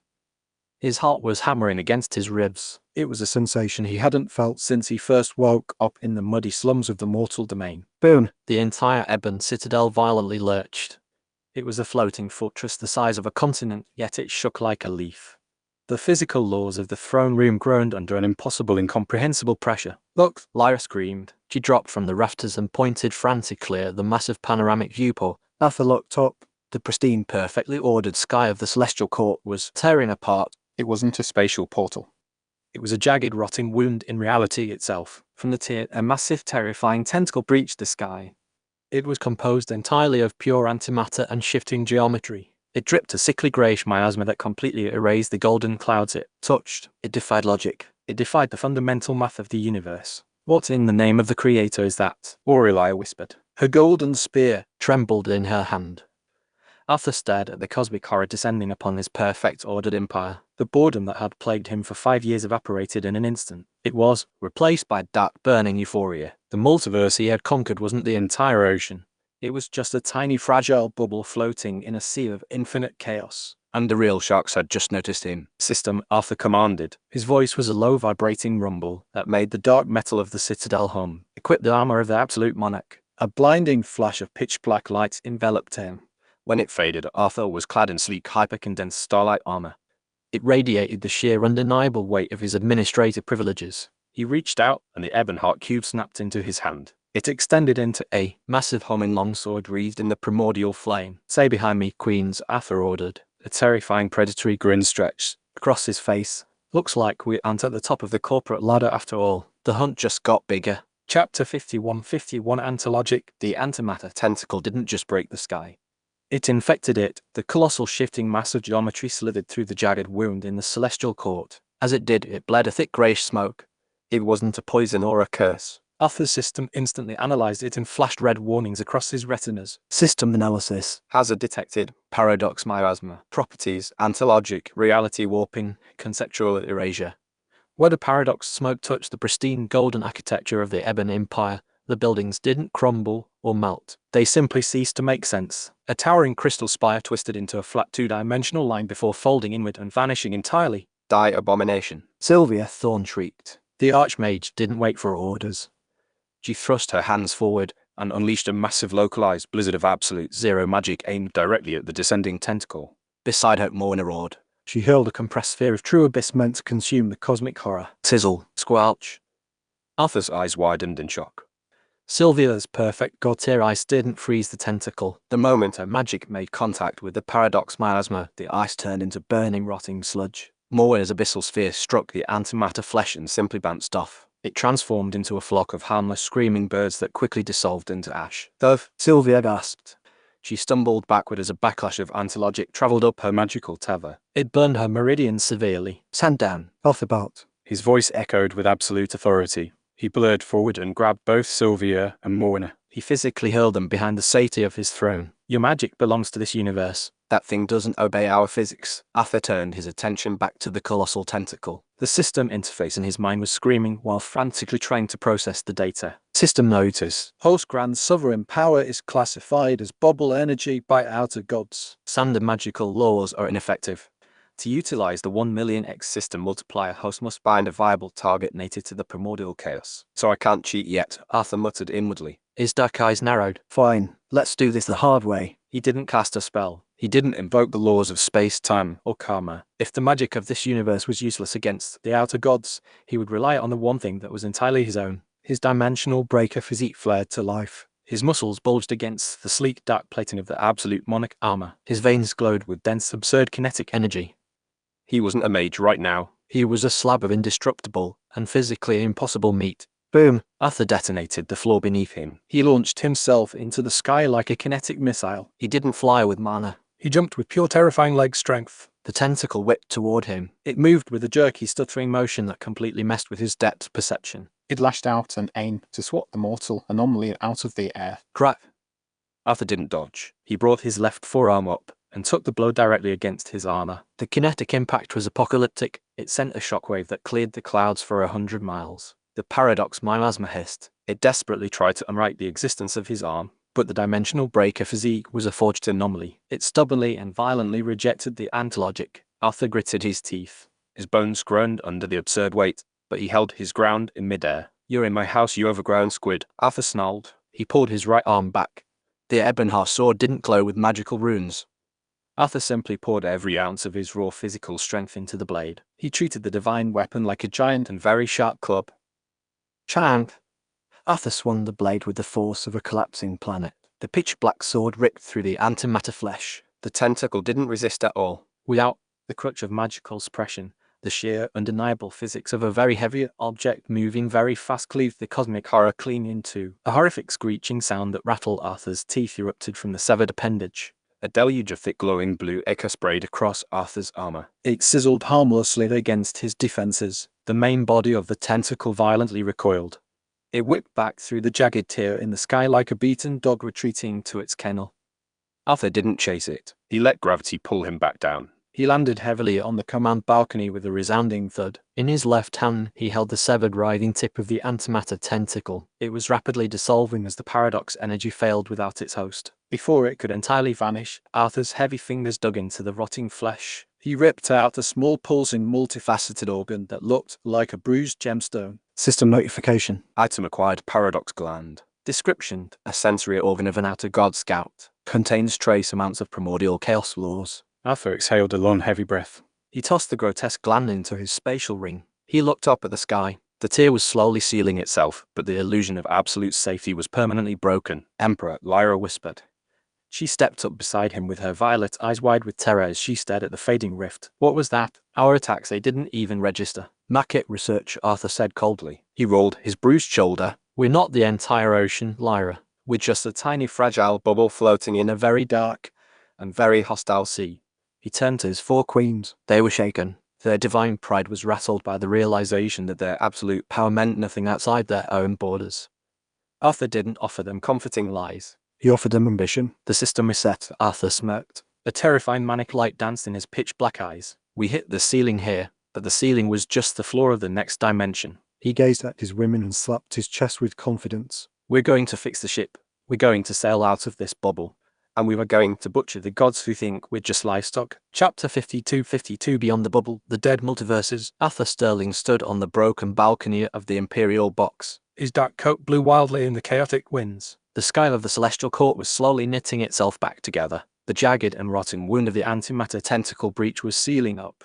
But the illusion of absolute safety was permanently gone. The Ebon Empire was no longer the apex of reality. It was just a small and fragile asset floating in a much larger and infinitely more dangerous market. He turned to look at the three women standing behind him.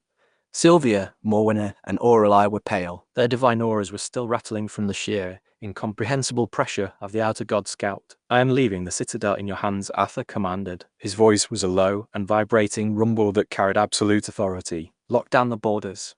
Sylvia, divert all harvested celestial Kai into the planetary shields. Morwenna, take the vanguard and butcher anything that tries to slip through the microfractures in the sky. Aureli, I want their armada rebuilt and retrofitted with abyssal plating by the time I get back. You're leaving? Sylvia gasped. Her icy facade cracked with genuine panic. Emperor, you saw what that thing was. The laws of our universe did not even register against it. Exactly, Arthur smirked. A terrifying and manic light danced in his pitch black eyes. We hit the ceiling here, but the ceiling was just the floor of the next dimension.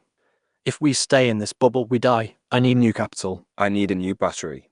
Before they could protest, Arthur turned his back on them. He bent his knees as his dimensional breaker physique flared to life. Boom! He launched himself straight up. His kinetic force destroyed the pristine marble beneath his boots. He rocketed into the sky, aiming directly for the ceiling cosmic tier. He did not hesitate. He did not look back. He plunged headfirst into the swirling and maddening colors of the primordial chaos. Whoosh! The transition was instantaneous.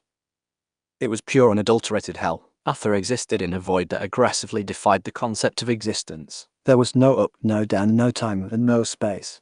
It was a churning infinite ocean of raw paradox. The moment his body crossed the threshold, the sheer atmospheric pressure of the chaos sea slammed into him. It did not feel like gravity. It felt like reality itself was trying to forcefully unwrite his code. "FCK," Arthur grunted. His jaw locked as his skin began to sizzle. The grand sovereign power that made him the absolute god of his universe was nothing out here. The pristine multicolored aura of his primordial flame flickered and dimmed, struggling against the antilogic of the anomaly. To the outer gods, his immense world-ending power was just bubble energy. It was a fragile contained ecosystem that meant absolutely nothing in the true wild. System warning. Host has entered the primordial chaos. Bubble energy is rapidly eroding. Dimensional breaker physique is operating at 400% capacity to prevent conceptual erasure. Host physical vessel is sustaining catastrophic damage. Arthur's muscles tore and instantly regenerated. His bones groaned under the impossible weight of the void. He was bleeding from his eyes as the sheer sensory overload of the bizarre geometry threatened to break his mind. He needed an Ankes and he needed it now. System, Arthur roared in his mind with his teeth grinding together. Burn the reserves. Establish a localized perimeter. Emergency protocol initiated. Deducting 50 million system points. Deploying order field. A sudden sharp pulse of invisible energy erupted from Arthur's core. It expanded outward, forming a 10-foot spherical dome around him. Instantly, the maddening whispers of the Chaos Sea were muted. The corrosive antimatter stopped eating at his skin. Inside the 10-foot bubble, the laws of physics reasserted themselves. Gravity returned. Time began to flow normally. Arthur let out a ragged breath as he floated in the center of the order field. He wiped a streak of blood from his nose. His dark eyes narrowed as he finally got a clear look at the true universe. It was a graveyard. Floating in the boundless swirling darkness were colossal translucent spheres, bubble realms. Some were vibrant and glowing, filled with billions of galaxies. but most of them were dead. They were hollowed out husks of dead multiverses, their internal ley lines completely drained by the predators of the Chaos Sea. A literal ocean of bankrupt companies, Arthur muttered. His corporate instincts immediately took over. It is terrifying, A small trembling voice spoke from behind him. Arthur whipped his head around. His hand instinctively dropped to the hilt of the Ebonheart sword. Standing just inside the edge of his order field was Lyra. The Stardust Rogue was on her hands and knees gasping for air. Her violet eyes were wide with absolute primal terror. Her dark leather armor was smoking. The edges of it literally unraveled into chaotic dust where the void had touched her. What the FECK are you doing here? Arthur snapped. His voice was incredibly cold. I am your intelligence officer, Lyra choked out. She forced herself to her feet while her legs were shaking violently. You said to point you at your enemies and I will bleed them dry. You cannot scout an infinite ocean by yourself, Emperor. Arthur stared at her. She had used her divine tier stealth skills to slip into his slipstream the moment he jumped. It was a suicidal and incredibly stupid move. If she had been caught outside his order field for even a second longer, her entire existence would have been erased. But as he looked at the sheer unyielding loyalty in her terrified eyes, his anger faded. He let out a low chuckle. You're crazy, Lyra, Arthur said. He reached out and grabbed her, pulling her deeper into the center of the order field where the physical laws were most stable. Stay close. If you step outside this barrier, you're dead. Understood, Lyra whispered. She shivered as she pressed her back against his arm, using his towering indestructible frame as a physical and mental anchor. System, Arthur commanded. Give me a read on our fuel efficiency. System resources. Order field is consuming 100,000 system points per minute to maintain localized physics. Current reserves, 840 million system points. Arthur did the math instantly. He had enough capital to survive for a few days. Maybe a week if they did not run into heavy combat. But it was a bleeding asset. He was not generating any new income out here. The 1 million X multiplier was currently useless because he did not have a viable target to bind. The employees back in the Ebon Empire were cut off by the dimensional barrier. Their passive points could not reach him through the Chaos Sea. He needed a local battery. He needed to find an entity native to the primordial chaos, slap a binder on it, and let the multiplier do the heavy lifting. Lyra, Arthur said while his eyes scanned the endless graveyard of dead multiverses. Do your job. Cast a wide net. Find me something alive. Lyra nodded. Her rogue instincts kicked in to override her fear. She closed her eyes and tapped into the hyper-refined spatial awareness Arthur had granted her. Her aura expanded. It pushed carefully against the edges of the order field, acting as a sonar ping in the dark ocean. As they drifted through the void, the sheer scale of the danger became apparent. Miles away, slithering across the broken husk of a dead bubble realm, were massive grotesque silhouettes. They looked like deep-sea leviathans fused with centipedes. Their bodies were made of shifting, corrupted starlight. Chaos parasites, Lyra whispered with her eyes closed as she fed the data to Arthur. Scavengers. They feed on the residual order left behind in dead universes. They do not have a structured core, Emperor. They are just mindless consumers. Trash mobs, Arthur dismissed. No use to us. I cannot bind a mindless beast. I need something with a structured cultivation path. Something that weaves reality. Keep looking. They navigated the graveyard for hours. Arthur manually steered the order field. He glided past massive asteroids of conceptual debris and the floating petrified corpses of ancient gods who had tried to ascend and failed. The silence of the void was loud. It was broken only by the hum of the system spending his hard-earned points to keep them alive. Suddenly, Lyra gasped and her eyes flew open. I have got something, she breathed. She pointed a trembling finger toward a dense, chaotic storm of asteroid debris in the distance. Is it a parasite? Arthur asked as his muscles tensed. No, Lyra said and shook her head. It is a pulse. A highly structured rhythmic thrum of refined energy. It is weak and incredibly weak, like it is being suppressed. But it is not chaos. It is order. Someone is weaving a localized physical law out there. Arthur's predatory smile returned. It was sharp and lethal. A weaver of reality. A structured core. It was exactly what he needed. Good girl, Arthur praised as he adjusted his dark coat. Let us go recruit our new employee. He surged forward and pushed the order field through the void. He aimed directly for the cosmic storm. The hunt had officially begun. Chapter 53, the Primordial Weaver finding the battery. The asteroid field was a swirling and dangerous maze of cosmic debris. Massive chunks of dead planets, broken divine armor, and petrified god flesh violently collided in the dark and silent vacuum of the Chaos Sea. Arthur Sterling navigated his order field through the wreckage with cold and calculating precision. It was exactly like a ruthless CEO maneuvering through a hostile corporate audit. Beside him, Lyra's violet eyes darted frantically as her hands hovered over her Stardust daggers. Even within the absolute safety of Arthur's reality-enforcing bubble, The sheer proximity to the raw and unformatted void was terrifying. It was more than enough to set a mortal's nerves entirely on edge. The pulse is getting stronger, Lyra whispered with a tremble. She pointed toward a particularly dense cluster of floating rocks ahead. It's coming from the center of the debris field. It feels desperate, like someone is drowning and trying to build a raft out of the water. That is because the outer gods feed on order, Arthur replied. His voice was a low and analytical hum. He had completely figured out the ecosystem of the primordial chaos within mere hours. The bubble realms and our multiverses are like massive farms of refined energy. The gods out here are predators. Arthur narrowed his eyes. If something is out here projecting a structured and ordered aura, it is basically ringing a dinner bell. Then why hasn't it been eaten yet? Lyra asked nervously. Because it's trapped, Arthur said. The heavy Ebonheart sword materialized instantly in his hand, and the trap is meant to slowly starve it. They rounded a massive slab of broken obsidian, and the source of the pulse finally came into full view. Arthur stopped immediately, his heavy boots locked onto the surface of a floating asteroid. He stared at the unbelievable scene before him. A genuine flicker of surprise actually crossed his stoic face. Well, Arthur murmured. That is quite the setup. Suspended in the dead center of the asteroid field was a woman. She was bound spread eagle to a colossal and jagged slab of pure nullstone. Thick glowing chains made of concentrated starlight wrapped tightly around her wrists, ankles, and throat. She was completely and utterly pinned, but it wasn't the chains that caught Arthur's attention. It was her body. She possessed the upper torso and face of a devastatingly beautiful ethereal woman. Her skin was a luminescent pale blue, and her eyes were completely white and devoid of any pupils. However, from her back extended 6 massive and segmented spider-like limbs made of pure crystalline energy. Despite being bound and clearly starving, those 6 limbs were moving in a frantic rhythmic blur. They were weaving. She was literally pulling invisible threads of chaotic energy from the void and knitting them together. This formed a faint glowing shield around her body to keep the corrosive antimatter away. What is she? Lyra gasped and instinctively took a step back. She is the battery, Arthur declared. His trademark predatory smile slowly returned to his face. Ding, target analysis complete. Entity, Caliph, the Weaver of Realities. Classification, Rogue Architect. Primordial Entity, Thetis, severely depleted. Bound by supreme outer god suppression chains. Arthur's eyes gleamed brightly as he read the glowing system prompt. An architect. She was a being native to the chaos sea that actually built reality instead of consuming it. Her passive ability to refine raw chaos into structured order was exactly the kind of infinite energy loop he needed. It was the perfect engine to fuel his 1,000,000x multiplier.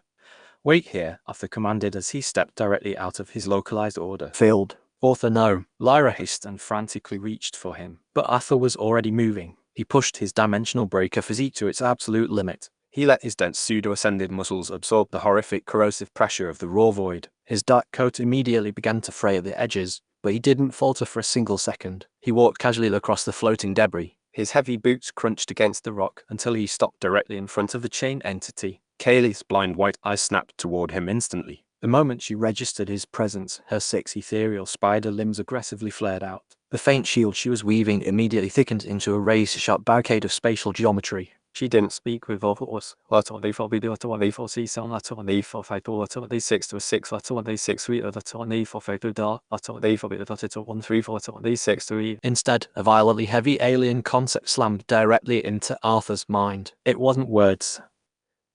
It was a psychic projection of absolute hostility. It perfectly translated into the agonizing feeling of being crushed by a collapsing dimension. Leave, consumer, parasite, Leave or be unwritten. Arthur didn't even flinch. The sheer mental pressure of a primordial entity would have instantly liquefied a celestial god's brain. But Arthur had just spent the last 5 years ruling over an infinite multiverse. He possessed the unyielding willpower of a true tyrant. He calmly crossed his arms and stared directly into her blank eyes. He forcefully projected his own conceptual thought right back at her. It was an overwhelming sensation of cold and unyielding corporate dominance. I am not here to eat you, Bog, Arthur transmitted smoothly. He forced his immense will to translate the concepts into standard language in her head. I am here to Offer you a job. Caliph completely froze. The frantic weaving of her glowing limbs slowed to a crawl. She tilted her head as a wave of profound alien confusion washed over their psychic link. You project order, her mind whispered. The concept felt like a chilling breeze. You're a bubble mortal. A contained spark. How do you exist in the deep dark? Why are you not unraveling? Because I refuse to, Arthur said aloud. His voice vibrated with absolute certainty. He didn't care if she understood the sound because the intent behind it was perfectly clear. You're an architect. You build things, Arthur continued.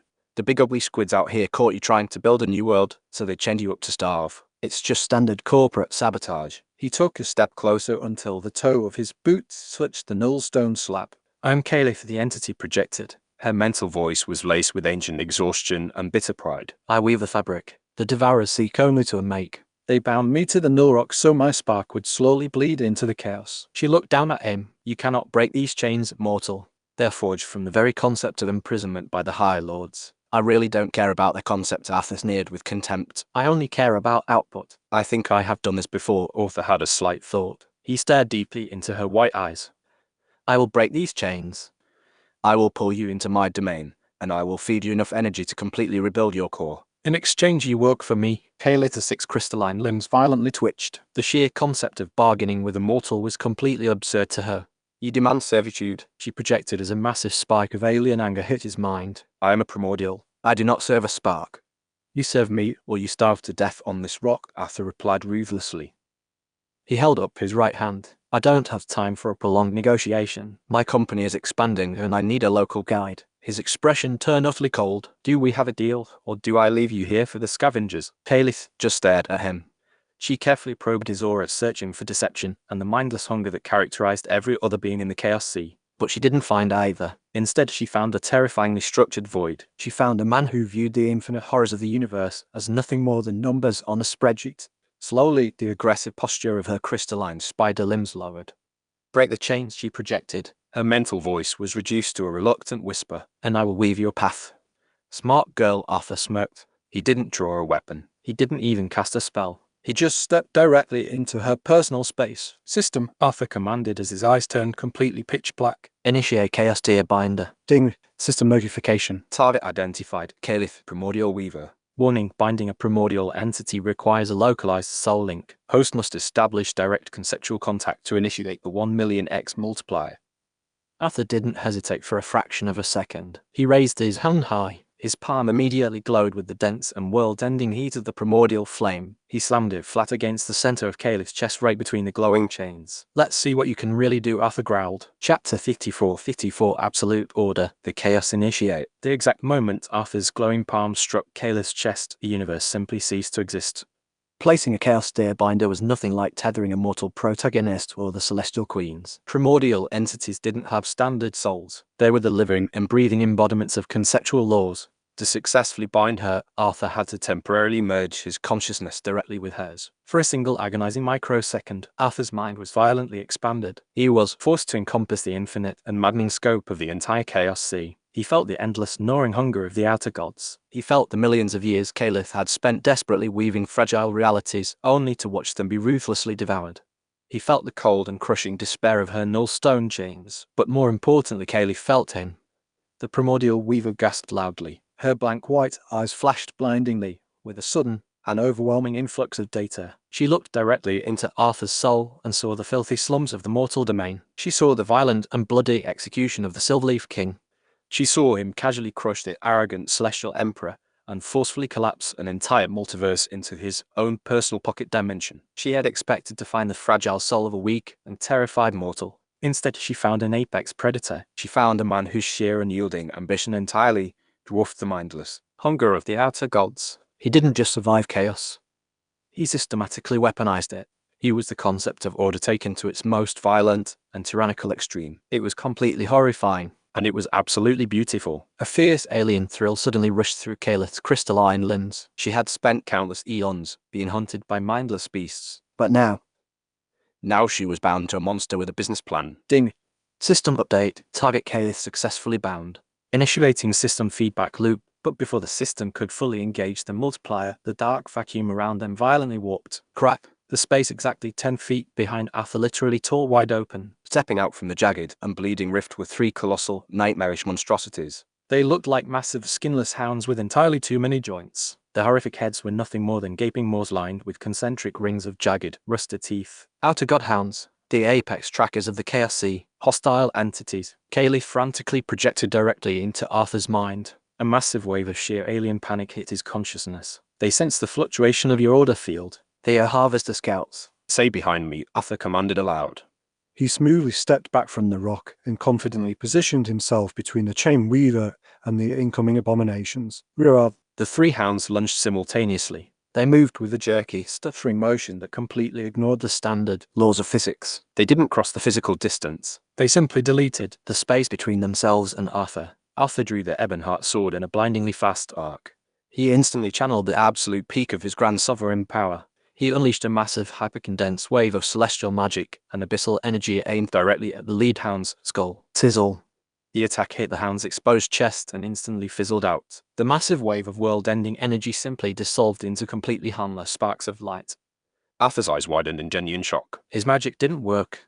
To the outer god hounds, his supreme grand sovereign aura was nothing more than a trick of the light. Bubble realm magic simply could not write the fundamental rules of the primordial chaos. The lead hound's horrific jaws snapped open. It aimed to bite Arthur entirely in half. He didn't have time to dodge. He braced his dimensional breaker physique for the brutal impact and prepared to take the hit entirely on his raw physical durability. But the hit never came. SHHHHNK. A massive glowing wall of perfectly woven geometric starlight violently erupted from the ground. It slammed directly into the hound's snouts. The pure kinetic force threw the massive beasts backward, and their bizarre bodies tumbled awkwardly through the dark void. Arthur glanced over his shoulder. Caelith had forcefully thrown both her hands forward despite still being heavily chained to the null rock. Her 6 crystalline spider limbs were moving in a frenzied, impossible blur. She rapidly pulled raw, corrosive chaos directly from the environment and instantly converted it into a highly structured physical barrier. She was actively defending her new host. And as she desperately wove the reality-enforcing shield, the dormant system in Arthur's mind finally caught the signal. Ding.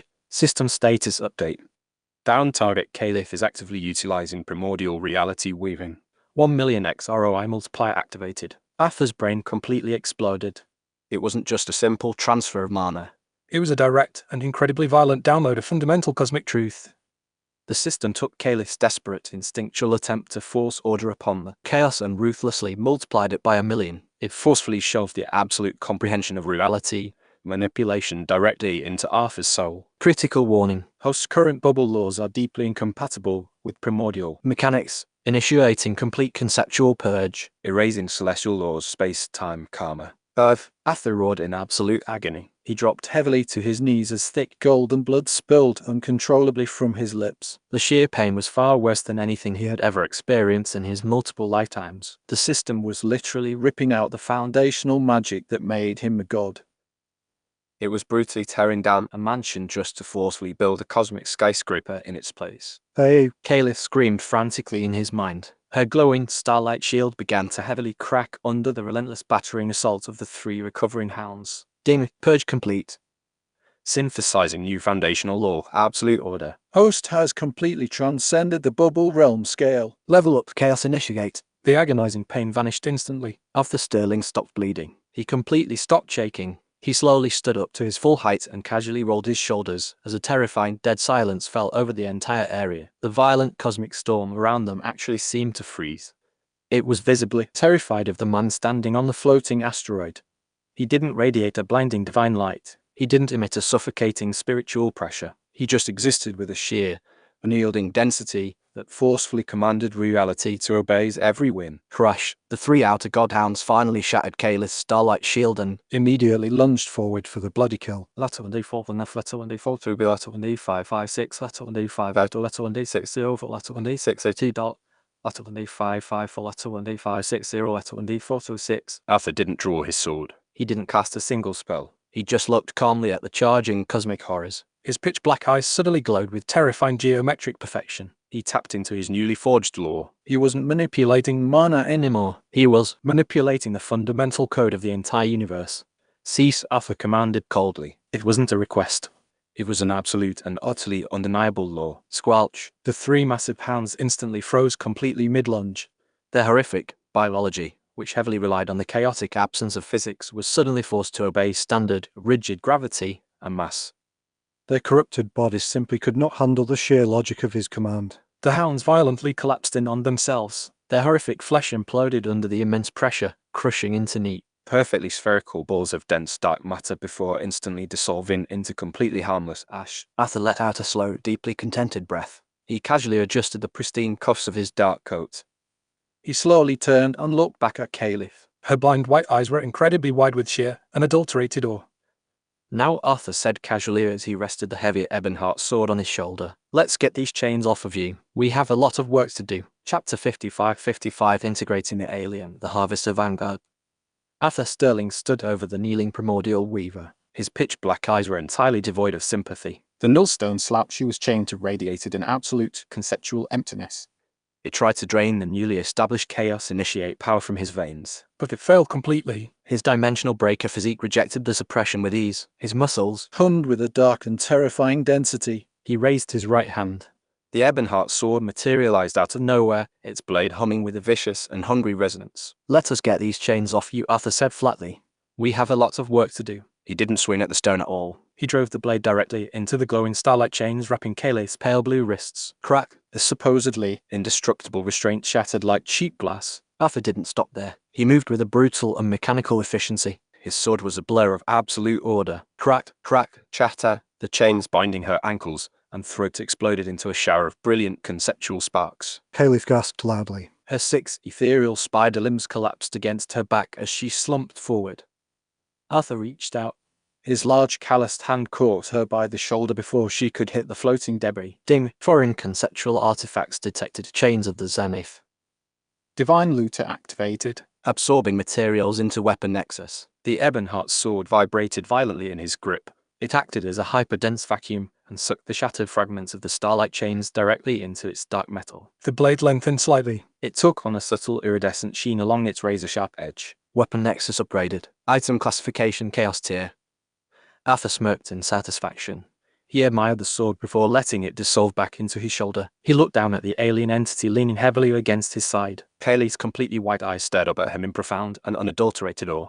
You simply deleted the concept of my imprisonment, Kayleith projected into his mind. Her alien thoughts were slowly adapting to the structure of human language. I broke a lock, Arthur corrected her casually. Stand up. We were on a tight schedule. Lot of V4B, lot of V6, lot of V6 to 6, lot of V6 to 6, lot of V6, we had to do a door, lot of V6, lot of V456, lot of V6 to Kayleith forced herself upright. Her 6 crystalline limbs twitched as they tested their newfound freedom. You must listen. My captors are the Devourers. A harvester is en route to your bubble realm. It is a mid-tier outer god. It tracks the scent of order and it will consume your universe. Arthur cracked his neck. The sound echoed sharply in the dead vacuum of the asteroid field.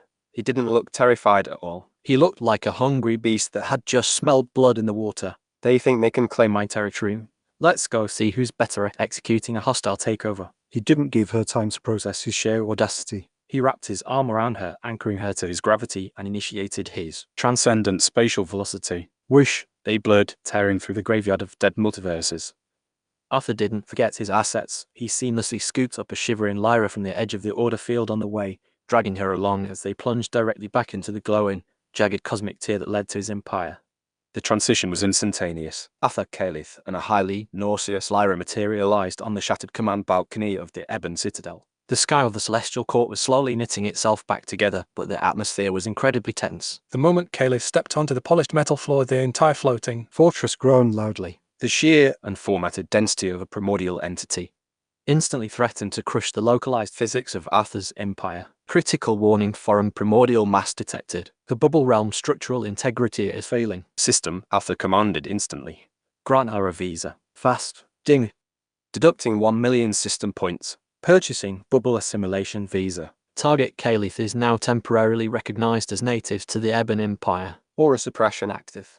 The crushing and suffocating weight radiating from Kayleith instantly vanished. The weaver let out a soft, fascinated gasp. She looked around the pristine and meticulously ordered architecture of the Ebon Citadel. For a being who had spent her entire existence hunted in an ocean of raw screaming chaos, this place was absolute paradise. It is so structured, Kayleith whispered aloud. Her vocal cords were finally mimicking human speech. It is perfect.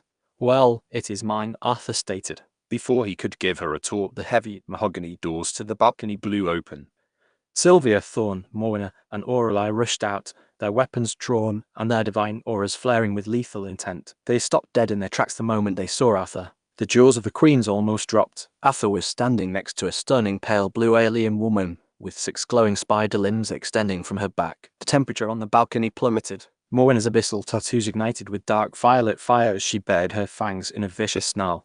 Emperor, Morna hissed. Her liquid gold eyes locked onto Kayleith. You leave for 5 minutes and bring back another stray. What is this thing? Caliph didn't flinch. Her 6 limbs aggressively flared out. A highly complex geometric shield of raw starlight instantly formed in front of her. I'm an architect, Caliph stated coldly. And you're a microscopic anomaly. Step back, little demon. Morwenna let out a dark, dangerous laugh. Careful, alien. I break brittle things like you for fun. She moved to strike. Enough, Arthur's voice boomed. He didn't yell, but the absolute and unquestionable authority in his tone hit them like a physical wall. Morwenna froze mid-stride. Her abyssal energy violently snapped back into her core. Arthur stepped between them. His dark eyes swept over his 4 original queens. This is Caliph. She is a primordial weaver, and she is the only reason my multiplier still functions out in the deep water. She might be the 5th queen. You will treat her with the exact same respect you treat each other. Sylvia crossed her arms. Her icy facade was firmly in place, though she gave Caliph a calculating and respectful nod. Aurelia lowered her dark, radiant spear. Lyra just whistled and spun a dagger on her finger. That's okay, Sylvia said smoothly. Before the introductions could continue, the sky above them violently tore open. Boom. It wasn't a clean tear. It looked like the universe was rotting away. A massive jagged hole ripped through the pristine azure sky of the celestial court. It started bleeding a sickly greyish miasma into the atmosphere. From the wound, the harvest of Vanguard descended. They were grotesque non-Euclidean horrors. They looked like massive floating masses of writhing tentacles and fractured weeping eyes. They defied gravity. They defied logic. Just looking at them made the mind physically ache. They are here, Caliph breathed. Her white eyes widened in fear. Arthur didn't panic. He held out his hand to his new queen. Give me the capital. Caliph didn't hesitate at all. She reached into her own chest.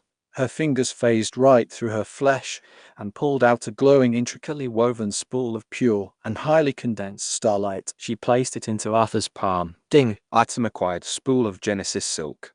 Let me handle the vanguard, Sylvia demanded. The Archmage Stepped to the edge of the balcony. Her hands glowed with terrifying Absolute Zero magic. She wasn't going to let these abominations touch her new home. Absolute Zero glacial eradication. Sylvia chanted. A massive roaring blizzard of hyper-dense ice shot upward. It aimed directly for the descending swarm of cosmic horrors. It was a spell that had easily frozen a divine king in the past. Squelch. The ice hit the greyish miasma and instantly broke down. It didn't melt. It mutated. The pristine frozen spikes violently twisted and turned into a horrific mass of screaming fleshy mouths that rained down onto the Citadel's shields. Sylvia stumbled backward. Her face was pale with shock. What did it do To my magic. They are out of God's Sylvia, Arthur said calmly. He stepped past her and walked right up to the edge of the balcony. Standard physics passed right through them. Your magic obeys rules. They do not.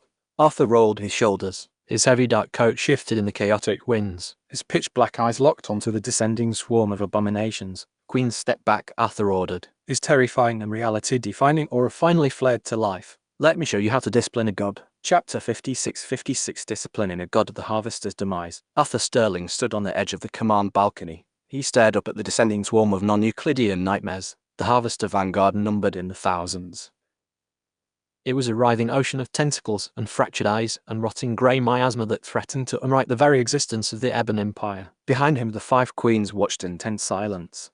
Sylvia was still badly shaken from her spell being mutated into screaming flesh. System, Arthur commanded in his mind. Establish a direct link with the Weaver. Ding. Target Caliph is actively weaving raw reality to stabilize the host environment.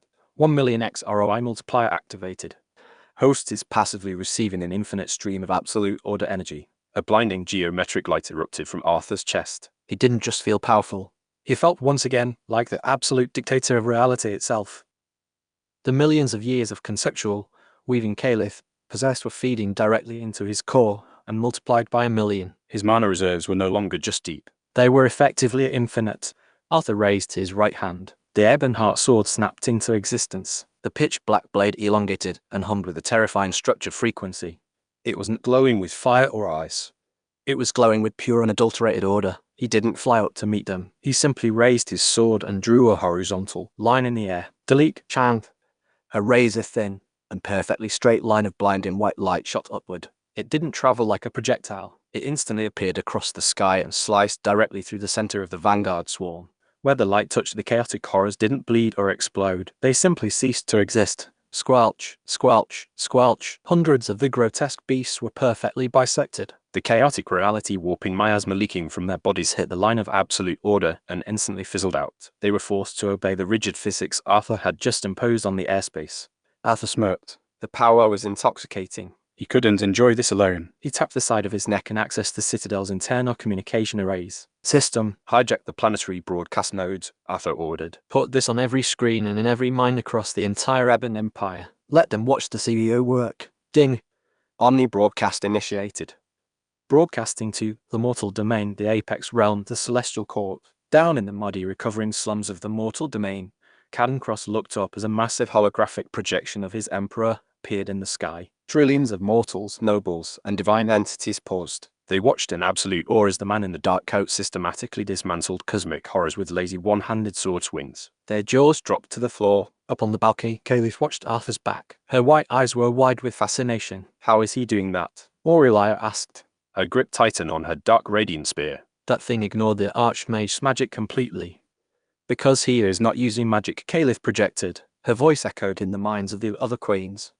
Magic is a manipulation of existing rules. Your emperor is not manipulating rules. He is enforcing them. She paused and continued. Every swing of his blade is a mathematical absolute.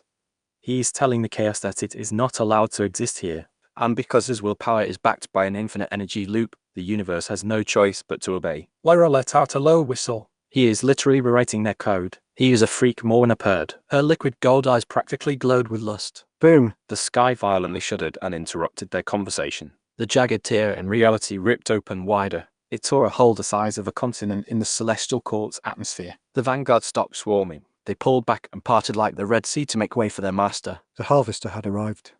It was a colossal floating eye the size of a moon. The sclave was a sickly rotting yellow. The pupil was a fractured jagged mirror that reflected a billion screaming souls. Surrounding the massive eye was a halo of floating shattered glass that warped the space around it. The moment the harvester looked down at the Ebon Citadel, the psychic wave of pure unfiltered madness slammed into the dimension. It wasn't a physical attack. It was a conceptual plague designed to shatter the ego and reduce any sentient being into a drooling insane husk. Down in the lower realms, trillions of mortals clutched their heads and screamed as the edge of the aura brushed their minds. Arthur didn't even blink. He just stood there and looked up at the moon-sized eye. Ding! Warning, supreme conceptual attack madness detected. Oswald's calm chaos tier passive is active. The mind-breaking aura washed over Arthur and shattered against his psyche like water hitting a titanium vault. To the harvester, This attack had broken entire pantheons of gods. to Arthur Sterling, it felt like a mild annoyance. Is that it? Arthur sneered. His voice was amplified by the Broadcast to echo across. the cosmos. I deal with crazy board members every day. You are going to have to try harder than that. The massive eye twitched. A deep vibrating hum of alien anger vibrated through the bedrock of the citadel. The harvester surged forward. Its halo of fractured glass expanded to crush the entire floating fortress. Arthur bent his knees. The dark metal of the balcony groaned under his heavy weight. Boom! He launched himself directly at the falling moon. He didn't use a massive flashy spell. He channeled the entirety of his absolute order and the infinite energy from Calith's multiplier directly into the pitch-black blade of the Ebonheart sword. He moved at a speed that bypassed time itself. He appeared directly in front of the colossal pupil. You are fired, Arthur roared. He drove the sword forward. He didn't just pierce the eye. He drove the blade from the top of the monster's cornea all the way down to the base of its optic nerve in a single brutal vertical cleave. Squelch! A sickening wet tearing sound echoed across the multiverse. The harvester violently stiffened. A massive, perfectly straight line of blinding white light erupted from the center of the giant eye. The outer god didn't explode. It was cleanly bisected. The two halves of the moon-sized monstrosity slowly drifted apart. Thick glowing blue ichor rained down from the heavens. As the beast died, its massive reserves of unformatted energy spilled out into the Ebon Empire. The sickly grey miasma dissolved entirely. It was instantly converted by the laws of Arthur's realm into hyper-dense, pure celestial chi. The entire bubble realm shuddered with the sudden massive influx of wealth. It enriched the ley lines and supercharged the atmosphere. Arthur floated amidst the raining blue blood and was completely untouched. He turned back toward his citadel. His dark coat was pristine, and his pitch-black eyes glowed with absolute triumph. The harvest was indeed bountiful. Chapter 57, The Chaos Axe Soul Anchoring. Arthur dropped down from the sky and landed heavily on the command balcony. In his left hand, he held a massive pulsing sphere of dark swirling fluid. It was the harvester's ocular core. He had ripped it directly from the bisected corpse before it could dissolve into the void. Ding! Item acquired, Harvester Ocular Core. Description: a mid-tier primordial artifact. Contains immense reserves of spatial and conceptual formatting power. Arthur tossed the heavy core onto the holographic war table. He didn't look victorious at all. His jaw was tight and his dark eyes narrowed as he looked back up at the jagged, slowly sealing tear in the sky. Emperor, Sylvia asked as she stepped forward. Her icy aura receded. You killed it. The realm is secure. No, it isn't, Arthur said coldly. Ding. System warning. The Harvester entity expelled a high-frequency distress beacon. Upon death, noticed the absolute coordinates of host bubble realm have been broadcasted into the primordial chaos. Supreme level outer gods are currently tracking the signal. Arthur pulled up the system interface. He swiped the holographic screen so his queens could see the massive blinking red dots converging on their location from the deep void. We just put a giant neon open for business sign on our front door, Arthur stated while leaning over the table.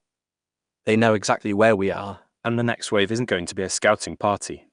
It is going to be an armada. Lyra cursed violently. Her violet eyes were wide with panic. We cannot fight a whole ocean of those things. We need to run. We cannot run, Aurelia countered. A military discipline immediately kicked. Then, this realm is anchored to its coordinates. If we leave the Ebon Empire, the trillions of mortals and resources we just conquered will be devoured. Who said we were leaving them behind? Arthur smirked. A terrifying and ambitious light returned to his eyes. He looked at Caliph. We are going to turn this entire empire into a ship. Caliph's white eyes widened in disbelief. Who is a detachable wall? Letter D45, letter D4C7, letter D6 letter D6 weird, letter D6 dot, letter D450, letter D450, letter D4C2. From the fundamental universe. Emperor, the physical stress of moving a multiverse will shatter the internal ley lines. Not if you build me a cell. Arthur pointed at the pulsing ocular core on the table. I want you to weave a reality-enforcing barrier around the entire outer rim of the Celestial Court, something that can cut through the currents of the Chaos Sea. Kaylee stared at the core. Her 6 limbs twitched with massive excitement. It will take 10,000 years to weave a structure of that magnitude. You have me, Arthur replied confidently. System, establish direct crafting link with the Weaver. Ding. 1 million X ROI multiplier applied to target Caliph crafting speed and conceptual weaving. Caliph gasped loudly. Her body violently arched as the absurd system-backed speed boost flooded her mind. She didn't waste a single second. Her 6 crystalline limbs blurred into a sphere of pure light. Her hands plunged right into the ocular core and rapidly pulled out miles of hyperdense reality warping thread every microsecond. While the architect worked, Arthur turned to the main console. He accessed his administrator privileges and his fingers flew across the runes. Ding. Initiating app project, routing foundational ley lines of the mortal domain, the apex realm, and the celestial court. Deep beneath the Ebon Citadel, the core of the floating island roared. The entire super dimension shuddered as Arthur physically dragged the metaphysical roots of his empire up into his throne room. A massive, intricately carved, steering column of dark obsidian and starlight metal erupted from the floor in front of his throne. The Ebon Helm. He was no longer just an emperor. He was a cosmic captain. The ship is prepped, Arthur announced as he turned to his 4 original queens. The atmosphere in the room grew heavy. The reality of what they were about to do settled over them. Once we sever the cord to the fundamental universe, we are entirely cut off, Arthur said. His voice lost its usual mocking edge. He looked at Sylvia, Morwenna, Lyra, and Aurelia. The laws of this bubble will sustain the mortals, but you 4 are divine entities. The moment we hit the Chaos Sea, the conceptual pressure will try to erase you. Then we will fight it. Morwenna snarled and stepped up to him. You cannot punch a concept, Morwenna, Arthur said softly. He reached out and pulled the demon empress against his chest. He looked at the others. You need an anchor. You need to be tied to something that the chaos cannot erase. You, Sylvia realized. Her icy eyes softened with profound understanding. Your dimensional breaker physique. Exactly, Arthur nodded his head. But a standard system binder isn't deep enough to share physical durability. We need to do a soul anchoring ritual. I have to tie your lifespans and your very existence directly to my core. Lyra swallowed hard. Her face flushed. How do we do that? Arthur's predatory smirk returned. A dark and deeply intimate promise flashed in his eyes. Cancel all my meetings for the next week. We are going to my private quarters. For 7 days the command bridge was completely locked down. Deep within the hyperdimensional sanctuary of Arthur's private chambers, the Emperor and his queens engaged in the most profound and intense transfer of energy they had ever experienced. It was a week of uninterrupted and deeply passionate connection. Arthur didn't just share his mana. He opened his very soul to them. It was the exact same conceptual mechanics the heavenly sovereigns had used during their harvest ritual to brace against the void, but instead of sacrificing a trillion screaming souls to survive the dimensional pressure, Arthur was using his own indestructible foundation to shield his inner circle. Amidst the tangled silk sheets and the heavy scent of sweat and celestial wine, they forged unbreakable bonds. Every touch and every shared climax welded their lifespans to his indestructible foundation. Ding. Soul anchoring complete. Targets Sylvia, Morwenna, Lyra, Aurelia. Host dimensional breaker physique is now permanently shared with bound consorts. On the 8th day, Arthur emerged from the sanctuary fully dressed in his dark coat. His 4 queens walked behind him. They radiated an unyielding and synchronized power. They looked exhausted and deeply flushed but entirely unbreakable. Kaylee stood by the ebon helm. Her weaving was finally complete.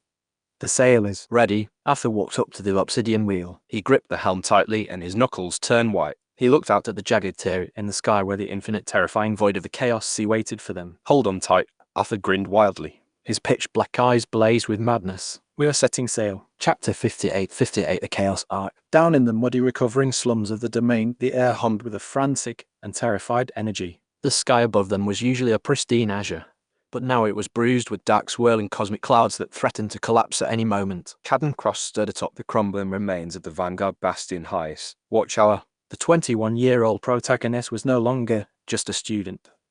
He was a divine emperor in his own right and the unquestioned leader of the mortal armies. His chipped runic longsword rested heavily on his shoulder. His eyes scanned the horizon, where millions of newly unified Vanguard troops stood in perfect, rigid formation. They were terrified. The world was ending. But they held their ground because Cadden held his. And Cadden held his because he believed in the man in the dark coat. Hold the line. Cadden roared, his voice amplified by wind magic and carried across the sprawling encampments. Reinforce the inner arrays. Channel every ounce of your mana into the planetary shields. The Emperor is piloting this ship, and we are his engine room. Do not let the core fail. Cadden looked up at the sky. His heart swelled with a fanatical, unwavering loyalty. Arthur Sterling wasn't just an upperclassman anymore. He was a literal deity. He had slaughtered the apex gods. He had brought the arrogant celestial court to its knees. Now he was turning their entire universe into a vessel to sail the primordial chaos. I won't let you down, Emperor, Cadden whispered as his knuckles turned white. Round his sword hilt. We will keep the engine running, even if it kills us. Miles above the mortal realm, deep within the hyperdimensional command bridge of the Ebon Citadel, Arthur Sterling didn't look like a savior. He looked like a CEO preparing for the most aggressive corporate buyout in the history of existence. He stood before the ebon helm. It was a massive and intricately carved steering column of dark obsidian and star-like metal that erupted from the floor in front of his throne. It was directly wired into the foundational ley lines of the unified super dimension. Arthur placed his calloused hands on the cold stone wheel. The sheer and incomprehensible weight of an entire multiverse settled onto his shoulders. Ding, warning the umbilical cord anchoring the bubble realm to the fundamental universe is under extreme stress. To initiate arc mobility, host must manually sever the metaphysical tether. Critical alert: if the reality barrier fails during detachment, the entire super dimension will experience immediate and total annihilation. Just another Tuesday. Arthur smoked and rolled his neck until it cried louder. Letter on D4 VB, letter on D4 C7, letter on D4 5, letter on D6 with 6, letter on D6 3, letter on D4 5 3 dar. Letter on D4 B, letter to 1 3 4, letter on D6 3. He glanced back at his executive team. Sylvia, Morwenna, Lyra, Aurelia, and his newest acquisition, Kalis, stood at their respective stations across the sprawling bridge. They were bathed in the glow of holographic runes, and their faces were tight with concentration. The sail is holding, Emperor. Kalis projected directly into his mind. But there is a complication. The vibrations of our detachment have attracted scavengers. Show me, Arthur ordered. The massive panoramic viewport flickered. The visual feed shifted from the golden clouds of the celestial court to the pitch-black void outside the reality bubble. FECK. Lyra breathed as her hands paused over her terminal. Swimming through the boundless infinite darkness of the Chaos Sea were massive, grotesque silhouettes. They were a hunter fleet. Not ships, but biological horrors. They were star-eating anomalies the size of entire planets with bodies composed of shifting corrupted antimatter. They were completely surrounding the outer edge of the bubble realm. They waited for the exact moment the universe detached to swarm in and feast. They think we are a free lunch. Arthur sneered as his dark eyes flashed with lethal intent. They will breach the hull the second we sever the cord. Aurelia warned as her military discipline kicked in. We cannot outrun them in the initial launch phase. We aren't running from shit, Arthur said coldly. He tapped the side of his neck and activated the Omni broadcast node. He linked his voice to the minds of trillions of subjects across the mortal, apex, and celestial realms. Listen up. Arthur's baritone voice boomed, carrying absolute, unquestionable authority. This is your Emperor. We are detaching from the dock. It is going to be a rough ride. Brace for impact. We are setting sail. Arthur let go of the helm with his right hand. He didn't draw the Ebonheart sword. He just willed it into existence. The pitch-black blade snapped into his grip. It hummed with a terrifying structured frequency. It wasn't glowing with fire or ice. It was glowing with pure unadulterated absolute order. He didn't aim at the beasts outside. He aimed downward toward the metaphysical Floor of the universe itself. He could see it.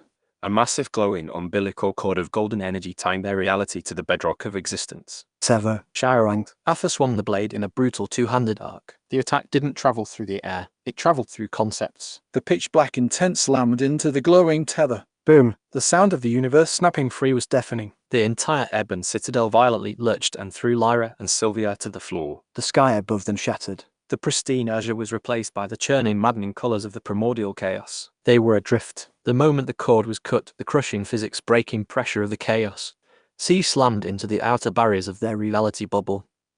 The ship groaned. The sound echoed like a dying god. Ding! Bubble realm has detached. Entering the primordial chaos. Reality barrier is sustaining catastrophic microfractures. Auto repair initiated. Deducting 500,000 system points per second to maintain. Structural integrity. Alpha's jaw locked. The financial bleed was absurd, but it was necessary. The system was forcibly stitching the universe back together faster than the void could tear it apart. But the environment wasn't the only threat. Reroll. The Hunter fleet lunged.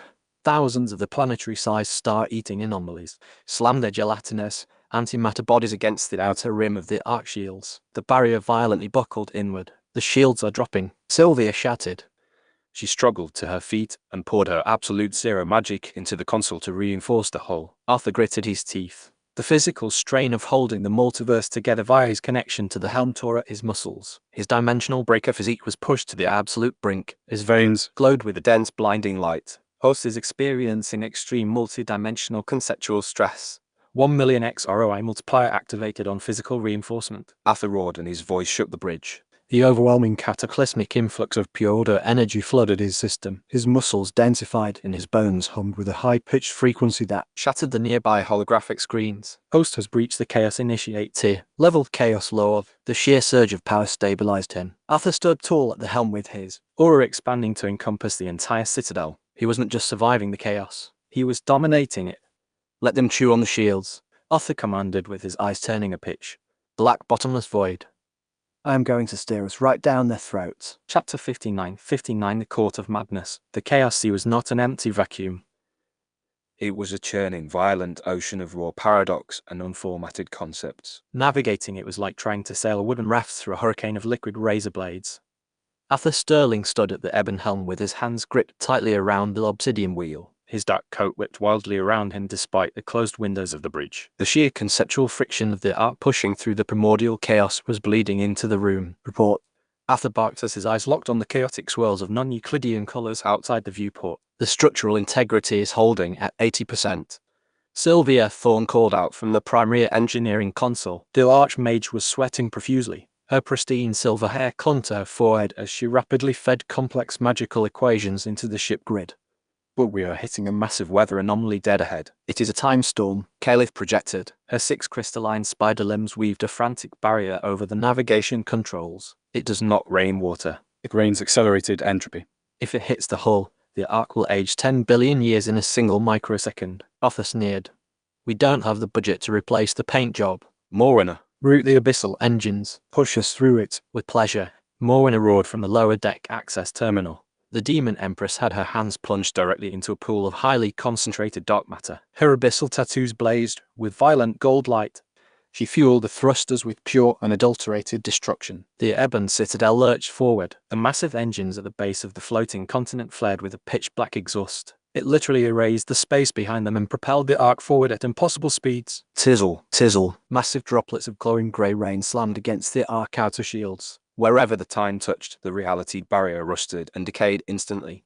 System warning, defensive arrays compromised. Auto spending 1 million points per second for immediate temporal reversal. Arthur watched his capital bleed and his jaw tightened. Lyra. Aurelia. We have guests. Get them off my lawn. The Hunter fleet hadn't given up. The massive planetary-sized anomalies were swimming through the time storm effortlessly. Their antimatter biology was entirely immune to the aging effects. They were closing the distance. Their gaping fleshy maws open to bite chunks out of the arc shields. Our frontline cannons are loaded and ready, Emperor, Aurelia reported.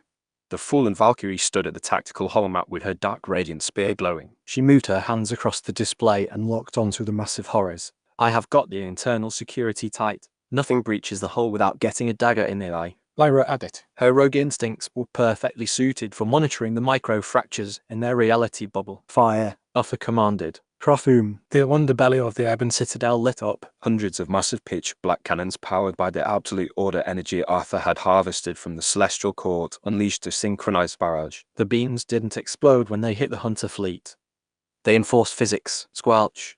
A colossal star-eating Leviathan was struck dead center. The moment the Absolute Order beam touched its chaotic flesh, the beast was violently forced to obey standard gravity and mass. Its body instantly collapsed in on itself. It crushed its own internal organs into a microscopic singularity before winking out of existence. Direct hits. Aureli stated coldly. 3 dozen hostiles erased. But there are thousands more. We cannot win a war of attrition in this sector. Arthur knew she was right. He couldn't just sail blindly into the abyss. He needed a map and he needed a port to resupply. Caliph, Arthur said as he turned to the Weaver. Find me a rock. Anything stable out there? Caliph, white pupil-less eyes closed. Her ethereal limbs stopped moving for a fraction of a second. She sent out a massive hyper-refined pulse of spatial awareness into the dark ocean. Arthur. She projected. Her mental voice was laced with a sudden tense urgency. I have detected a localized frequency. It is massive. A stable non-Euclidean floating continent perfectly anchored against the chaos currents. A faction. Arthur asked. It is known as the Court of Madness. Caliph explained. It is a neutral gathering ground.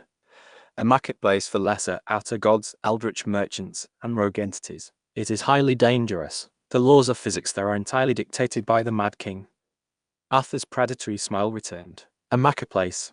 Finally something he understood perfectly. Setacles. Arthur ordered and sharply turned the ebon helm. the massive multiverse shifted And banked heavily through the chaotic void. Emperor.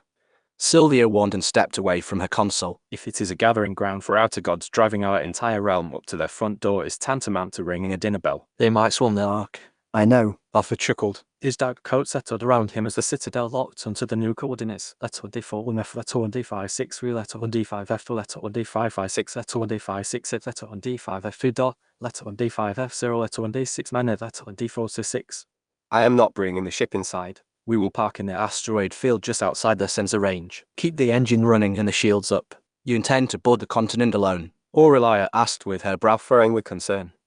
I'm not going alone, Arthur said and stepped down from the dais. He pointed at Lyra and Caliph. You two are with me. Lyra, your stealth and recon. Caliph, you are the local guide. We are going to walk into this court of madness, get a map of the primordial chaos and mug the locals. Lyra swallowed hard. She tossed a dagger in the air and caught it. Mugging gods in their own backyard. Sounds like my kind of Tuesday.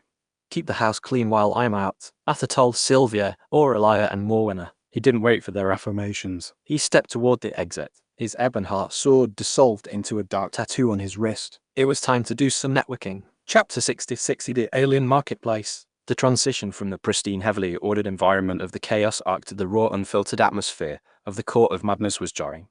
Arthur Sterling, Lyra, and Caliph stood at the edge of a massive floating obsidian dock. The sky above them wasn't a sky. It was a shifting, swirling canvas of bleeding colours and fractured geometries. The gravity constantly fluctuated. It pulled at Arthur's coat 1 second and threatened to crush his bones the next. Keep your oars tight. Arthur murmured. His voice barely carried over the deafening, mind-breaking whispers that echoed through the air. The whispers were the ambient thoughts of the outer gods. To a normal mortal, hearing them would instantly liquefy their brain and drive them into a permanent drooling psychosis. Ding. Initiating real-time conceptual translation. Filtering cognitive hazards. Translating eldritch frequencies into legible host data. The maddening buzzing in Arthur's head instantly muted. It was replaced by a smooth scrolling text on his internal HUD. It was like reading subtitles for a horror movie. He projected his newly acquired Chaos Lord aura outward. He formed a localized 10-foot bubble of absolute order around himself, Lyra, and Caliph. Inside the bubble, physics worked perfectly. Outside the bubble, the marketplace was a grotesque nightmare. The Court of Madness lived up to its name. The sprawling, jagged continent was packed with stalls, towering spires of twisted bone and floating geometric shapes that served as storefronts. The entities wandering the market defied description. There were massive floating eyeballs with tentacles, shifting shadows that absorbed light, and humanoid figures with too many joints and weeping sores. Arthur walked through the chaotic bazaar with absolute corporate poise. He didn't gawk. He didn't flinch. He looked at the cosmic horrors with the exact same thinly veiled contempt he reserved for arrogant board members on Earth. They are looking at us, Lyra whispered as her violet eyes darted around frantically. She was utilizing her highest tier Stardust stealth arts and clinging to Arthur's shadow to avoid detection. But she could still feel the oppressive weight of 1,000 alien gazers. They sensed the order radiating from you, Arthur. Caliph projected and walked at his right side. Her 6 crystalline spider limbs were tucked tight against her back in an attempt to look inconspicuous. To them we smell like a fresh and corrupted meal. Let them look, Arthur said smoothly. If they try to take a bite, I will break their teeth. He stopped in front of a sprawling booth constructed entirely from petrified starlight. Floating behind the counter was a bloated multi-dimensional merchant. It resembled a massive pulsing brain encased in a translucent jellyfish membrane. Arthur stepped up to the counter and casually tucked his hands into his pockets. I need a map. A star chart of the immediate sectors in the primordial chaos. The massive brain pulsed and its tentacles slid across the counter. Translation: you speak with a bolt-on little spark. I have a chart. It maps the domains of the true progenitors, but it will cost you 3 paradox shards. Or I will take the weaver standing beside you. Caliph stiffened and her white eyes widened. Arthur didn't blink. He leaned forward and rested his forearms on the counter. I don't have shards. Ensure is company property. Translation: then you have nothing of value, parasite. Leave before I decide to consume your localized physics for a snack. I think we can negotiate a discount. Arthur smirked. He was running out of patience.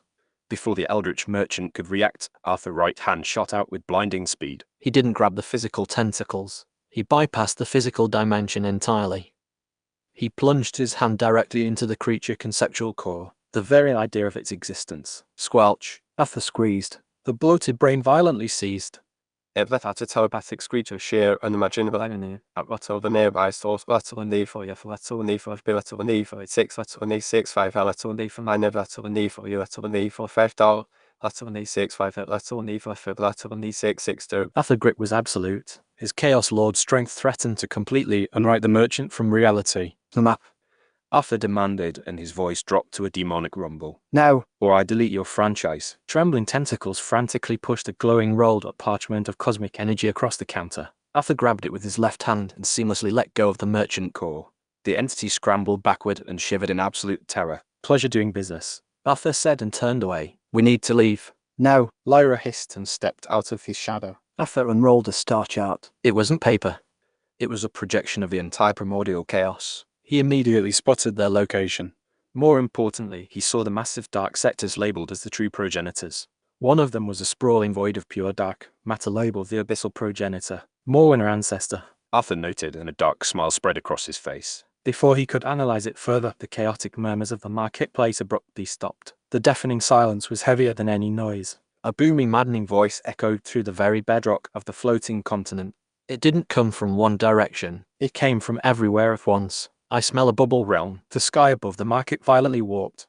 A shifting mass of floating, jagged crowns, hundreds of weeping eyes, and screaming mouths descended from the chaos. The ambient pressure instantly shattered the nearby stalls. The Mad King. Caliph projected, and her mental voice was laced with sheer panic. The ruler of the cult. He is a peak Chaos Lord. Arthur, he has found the scent of the Ark on you. The massive eyes locked directly onto Arthur. The host. The Mad King roared. The overlapping voices vibrated Arthur's teeth. A mortal carrying the scent of an entire, unformatted multiverse. I will rip your soul apart, devour your reality, and claim your bubble as my own. Arthur let out a long, heavy sigh. He didn't draw his sword. He just rolled his shoulders. A terrifying manic light danced in his pitch-black eyes. A peak Chaos Lord. Arthur muttered and cracked his knuckles. Finally, someone. Worth looting. Chapter 61, a Chaos Dreadnought. The Mad King descended like a collapsing star. Hundreds of jagged crowns spun wildly in the chaotic air. Thick slimy tentacles erupted from the shifting mass of eyes and mouths. It was a terrifying display of raw, unorganized power. I will strip your sanity to the very bone, the Mad King shrieked. The overlapping voices threatened to shatter the obsidian dock beneath their feet. Dozens of massive tentacles whipped toward Arthur simultaneously. They carried the heavy conceptual weight of pure madness. If they touched him, they would instantly rewrite his biology into a puddle of screaming, twisted flesh. Arthur did not flinch. He simply tapped his internal interface. System Combat Protocol. Target identified. The Mad King. Classification: Peak Chaos Lord. Activating 1 million X system multiplier. Deploying absolute order domain. You lack the power to consume me. Arthur stated coldly. A blinding sphere of perfect geometric light erupted from his body. The chaotic tentacle slammed into the barrier and instantly dissolved into hissing steam. The absolute structured physics of Arthur's domain violently rejected the disorganized madness. The Mad King roared in cosmic confusion. Entities in the Court of Madness were used to overpowering lesser beings with raw chaotic weight alone. They did not understand true discipline or unyielding order. Arthur stepped forward slowly. He raised his right hand and the ebon-heart sword snapped into existence. The pitch-black blade hummed hungrily and ignited with the multicolored heat of the primordial flame. Your chaotic existence ends now. Arthur smirked. Consider this your absolute execution. He vanished from his spot. Transcendent spatial velocity propelled him instantly above the towering mass of eyes, tentacles, and crowns. The Mad King frantically tried to warp the space around him. The bloated squid-like entity attempted to trap Arthur in an endless loop of fractal dimensions to crush his mind. Denied. Arthur commanded. His voice carried the crushing weight of an absolute supreme law. He swung the ebon-heart sword downward with terrifying force. He did not just cut the physical flesh of the beast. He completely severed the localized reality that tied the Mad King to the Court of Madness. Screech! A massive rift of pure absolute order tore through the chaotic entity. The hundreds of weeping eyes popped simultaneously. The jagged crown shattered into useless dust. Boom! Arthur landed gracefully on the floating dock. Behind him, the peak Chaos Lord collapsed into a massive puddle of dissolving dark matter and severed tentacles. System, harvest the remains, Arthur ordered while casually adjusting the cuffs of his dark coat. System resource extraction. Extracting high-tier raw materials. Acquired a massive cluster of paradox shards. Artifact acquired, the loom of creation. A shifting geometric construct of ancient bone floated up from the dissolving puddle. It pulsed heavily with pure order energy. It was a massive thrumming artifact. Arthur grabbed the heavy bone construct and tossed it seamlessly into his spatial ring. Next, he scooped up the massive glowing pile of paradox shards that dropped from the dead entity. He turned back to Lyra and Caliph. They were staring at him a bit shocked. He had just casually slaughtered the terrifying ruler of the marketplace in less than a minute. That takes care of the local pest. Arthur said casually. We have exactly what we need. Let us head back to the Ark. The transition from the wild madness of the primordial chaos back into the highly structured environment of the Ebon Citadel was sudden. It felt like stepping out of a raging hurricane into a perfectly climate-controlled corporate boardroom. Arthur Sterling stepped onto the command deck. His heavy boots clicked rhythmically against the polished starlight metal. Behind him, Lyra stumbled slightly and coughed as she adjusted to the sudden return of stable physics. Caliph, the primordial weaver, glided in silently. Her 6 crystalline spider limbs were tucked neatly against her back. Her blind white eyes took in the absolute order of Arthur's domain. Sylvia, Thorn, Morwenna, and Aurelia were already waiting by the central holographic console. They stiffened immediately. They could sense the lingering corrosive scent of the void clinging to Arthur's dark coat. We are back, Arthur announced casually while walking straight to the massive war table. He did not look tired at all. Instead, he looked like a CBO returning from a highly profitable lunch meeting. He unceremoniously dumped a glowing, shifting pile of paradox shards onto the table. The reality warp and currency clattered against the glass and let off faint hissing sparks. Next to the shards, he tossed the intricately woven spool of pure condensed starlight known as the star chart. Finally, he pulled a massive thrumming artifact from his spatial ring. The item was incredibly heavy, and he slammed it down with a heavy thud. It was a shifting geometric construct of ancient bone and pure order energy. The loom of creation. System resources. Artifacts deposited. Calculating raw value of paradox shards. Conversion complete. Plus 450 million system points. Arthur's pitch-black eyes gleamed with absolute predatory satisfaction. He had hit the jackpot this time. With this amount of points, he could do almost anything he wanted. Sylvia, take the star chart. Map our immediate surroundings. I want to know every hostile faction, every dead multiverse, and every potential resource node within 1 billion miles. Yes, Emperor, the Archmage replied. Her icy eyes widened as she felt the crazy, incomprehensible depth of the cosmic map. Arthur turned to his newest employee. Caliph, this piece of junk is the loom of creation. I took it from a bloated squid masquerading as a king. It writes localized physics. I want you to integrate it into the Ark's core. The primordial weaver let out a soft, fascinated gasp. She reached out and traced the ancient bone of the artifact with her pale fingers. To weave reality on a massive scale. Arthur, with this, I can transform your fragile bubble into an impregnable fortress. But it will require an absurd amount of raw processing power. Power is the one thing we aren't short on. Arthur smirked. He tapped his temple to bring up his internal system interface. He had nearly 1 billion system points sitting in his account right now. He knew exactly how to invest them to maximize his returns. In the Chaos Sea, he couldn't be everywhere at once. He needed his executive board to operate with the same terrifying world-ending efficiency he did. System, access the high-tier shop. I want the ultimate network upgrade. System upgrades. Purchasing cross-dimensional harem share. Cost 400 million system points. Effect establishes a permanent bidirectional link between the host and all bound consorts. Allows designated targets to temporarily borrow the host's 1 million X multiplier and absolute order laws for brief intervals. Elevates bound consorts to independent cosmic generals. Approved. Offer commanded. Boom. A massive invisible shockwave of pure foundational energy erupted from Arthur's chest. It slammed into the 5 women standing on the bridge. Sylvia, Morwenna, Lyra, Aurelia, and Caliph all gasped simultaneously. Their auras flared and violently expanded as the reality-breaking power of the millionfold multiplier crashed into their souls. They weren't just his followers anymore. He had just handed them the keys to the company vault. Get to work. Arthur ordered. His voice was a low vibrating rumble. Caliph didn't hesitate. Empowered by the sheer processing speed of the multiplier, her 6 spider limbs blurred into a sphere of pure light. She plunged her hands into the loom of creation and rapidly pulled out miles of hyper-dense reality warping thread. She drove the threads directly into the Citadel's main reactor. Krathum. The entire Ebon Citadel violently shuddered. This wasn't a simple upgrade. It was a fundamental evolution. The massive floating island began to expand. The golden clouds of the celestial court reformatted into sleek pitch-black armor plating that enveloped the entire bubble realm. The physical borders of the universe hardened. They transitioned from a fragile glass snow globe into a terrifying, heavily weaponized chaos dreadnought. Sylvia Thorne stood before the navigation console. Her hands flew across the holographic runes as the start chart integrated with the ship's sensors. The Archmage's silver hair whipped wildly around her. The massive volume of cosmic data flooding her brain should have destroyed her mind completely. But with Arthur's multiplier backing her intellect, she was processing centuries of information in seconds. The grid is stabilizing. Sylvia shouted over the deafening roar of the upgrading engines. Emperor, the ambient magic is shifting. Arthur watched her with a dark smile playing on his lips. Sylvia was hitting a bottleneck. Her divine rank core was struggling to contain the absolute concept level magic she was suddenly wielding. Don't fight it, Sylvia, Arthur said smoothly. He stepped up behind her and placed his large, calloused hands on her hips. Let the ice break. Sylvia let out a sharp, breathless gasp. Her absolute zero aura violently contracted before exploding outward in a blinding flash of silver light. She didn't just manipulate ice anymore. She commanded the very concept of thermal cessation. She had finally broken through. System remark. Bound target Sylvia Thorne has achieved a conceptual breakthrough. Target has reached the chaos tier. 1 million X ROI multiplier activated. Host is receiving massive insight into absolute zero conceptual magic.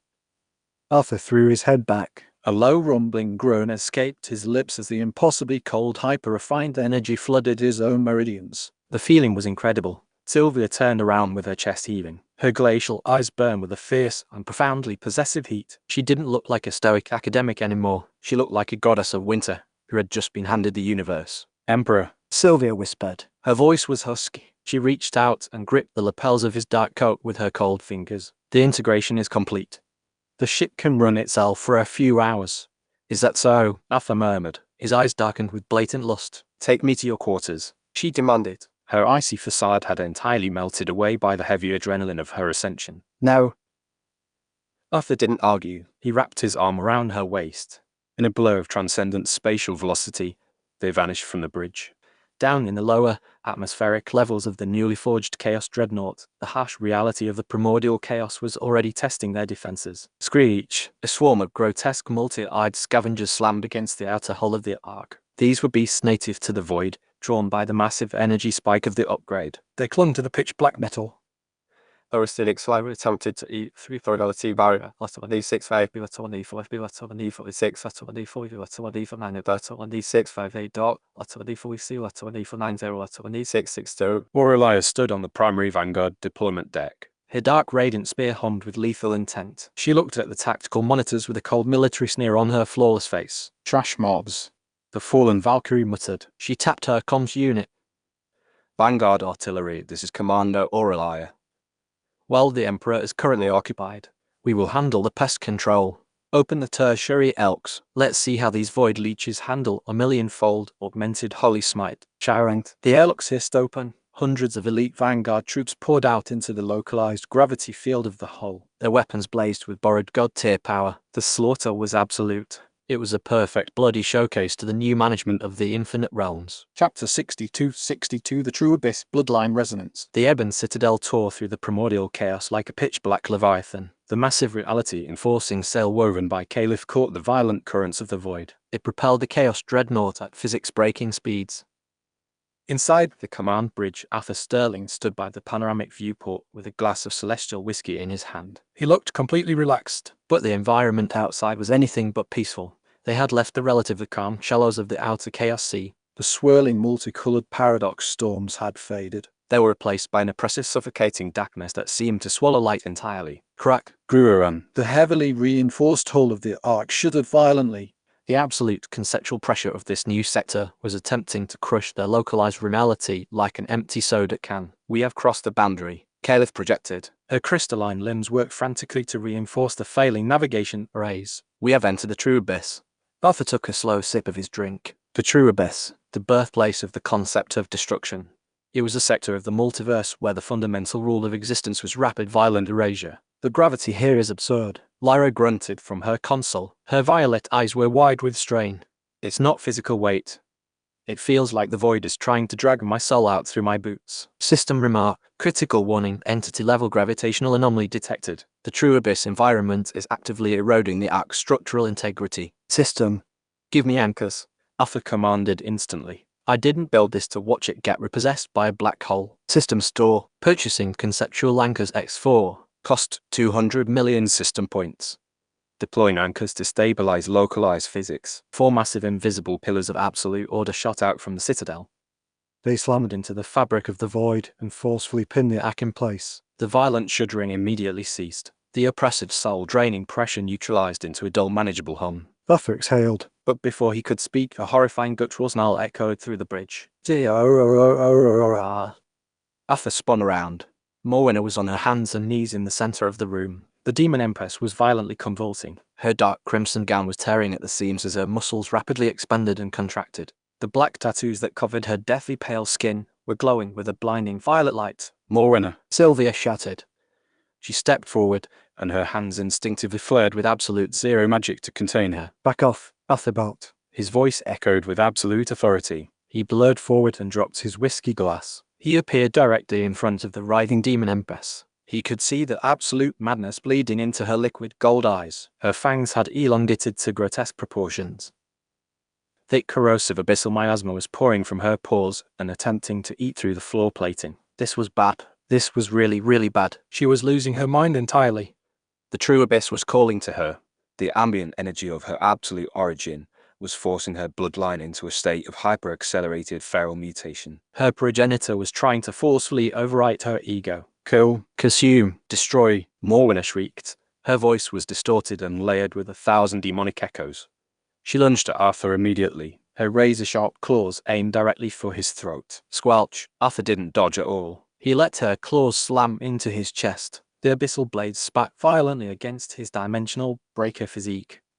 They completely failed to pierce his skin. He didn't hit her back either. He simply reached forward and wrapped his massive heavy arms securely around her thrashing body. He pulled her flush against his chest and locked her arms to her sides in an inescapable grip. No, let me go. Morwenna roared. Her jaw snapped wildly near his neck. She was burning with the heat of a dying sun. Her abyssal energy desperately tried to incinerate the man holding her. You work for me, Arthur growled.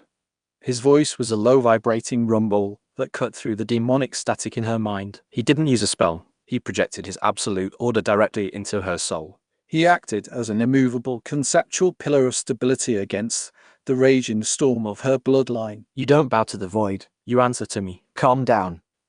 Arthur ordered firmly.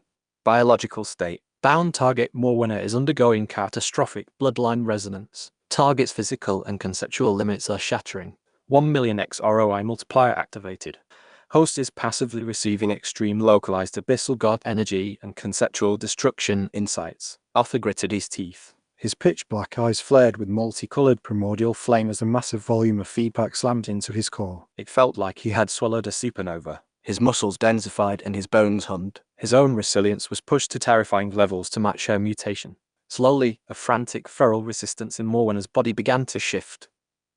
The absolute, unyielding safety of Arthur's dominance overrode the chaotic call of the abyss. Her panicked thrashing turned into desperate, fierce clinging. She buried her face in the crook of his neck. Her claws retracted as she let out a ragged, breathless sob. Emperor, she whimpered softly. Her body was completely limp against his. What's happening? I have got you. Arthur murmured. One hand rested on the back of her head and stroked her dark hair. His order energy continued to violently purge the external influence from her mind. Nobody takes my assets. Before the tender moment could settle properly, the external proximity alarms of the Citadel shrieked loudly. Beep, beep, beep. Emperor, Lyra yelled from the console. Her fingers flew over the rooms. Multiple massive hostiles detected. They are emerging from the ambient dark matter. They are entirely off the radar. Arthur looked out the viewport. Swimming through the pitch-black void toward the Ark were dozens of colossal serpentine silhouettes. They were abyssal leviathans. Beasts made of pure condensed dark matter. Their jaws were wide enough to swallow the Citadel whole. Morwenna lifted her head from Arthur's shoulder. The madness in her eyes was gone. It was replaced by cold, calculating, and utterly lethal fury. Her mutation had stabilized completely. She wasn't just a demon empress anymore. She radiated the terrifying concept-erasing power of a true chaos entity. Arthur smirked and slowly released his grip. He stepped back and admired the violent, beautiful power rolling off her skin. Authorized. Go liquidate them. Morwenna didn't use an airlock. She literally dissolved into a pool of living darkness. She slipped through the micro fractures in the hull and manifested directly in the void outside. She didn't use magic. She used pure physical violence. Her newly upgraded Chaos Tier claws extended into massive conceptual size. She slammed into the lead Leviathan and laughed a dark, charming laugh as she violently ripped the beast's lower jaw entirely off its face. Squelch. Dark matter sprayed across the void as Morwenna turned into a blender of absolute destruction. She used the battle to perfectly temper her newly mutated bloodline. Inside the bridge, Arthur watched his investment pay off in real time. The millionfold multiplier fed him a constant, steady stream of combat data. Chapter 63 to 63, the Abyssal Progenitor, Absolute Order, exists. Arthur watched his investment pay off in real time. The slaughter outside lasted less than 5 minutes. Morwenna tore through the school of abyssal leviathans with a terrifying, joyful brutality. She left nothing but dissipating clouds of dark matter in her wake. When she reformed on the command bridge, she was panting heavily. A feral, deeply satisfied grin was on her face. Her abyssal tattoos were glowing with a stable, rhythmic pulse. She had successfully integrated the extreme environment of the true abyss into her core. Excellent work.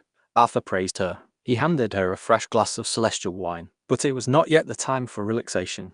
Before she could take a sip, the entire ark violently pitched to the side. The temperature on the bridge plummeted. It wasn't from Silda's ice, but from a sheer suffocating conceptual weight that bypassed the physical hull entirely. A voice echoed in the minds of everyone on the bridge. It wasn't spoken. It was a heavy shifting of pure malice. Return to the source. You're a fragment. You will be consumed. Morwenna dropped the glass immediately. It chattered against the floor. She clutched her head, and a scream of pure agony tore from her throat as she fell to her knees. The voice wasn't just talking to her.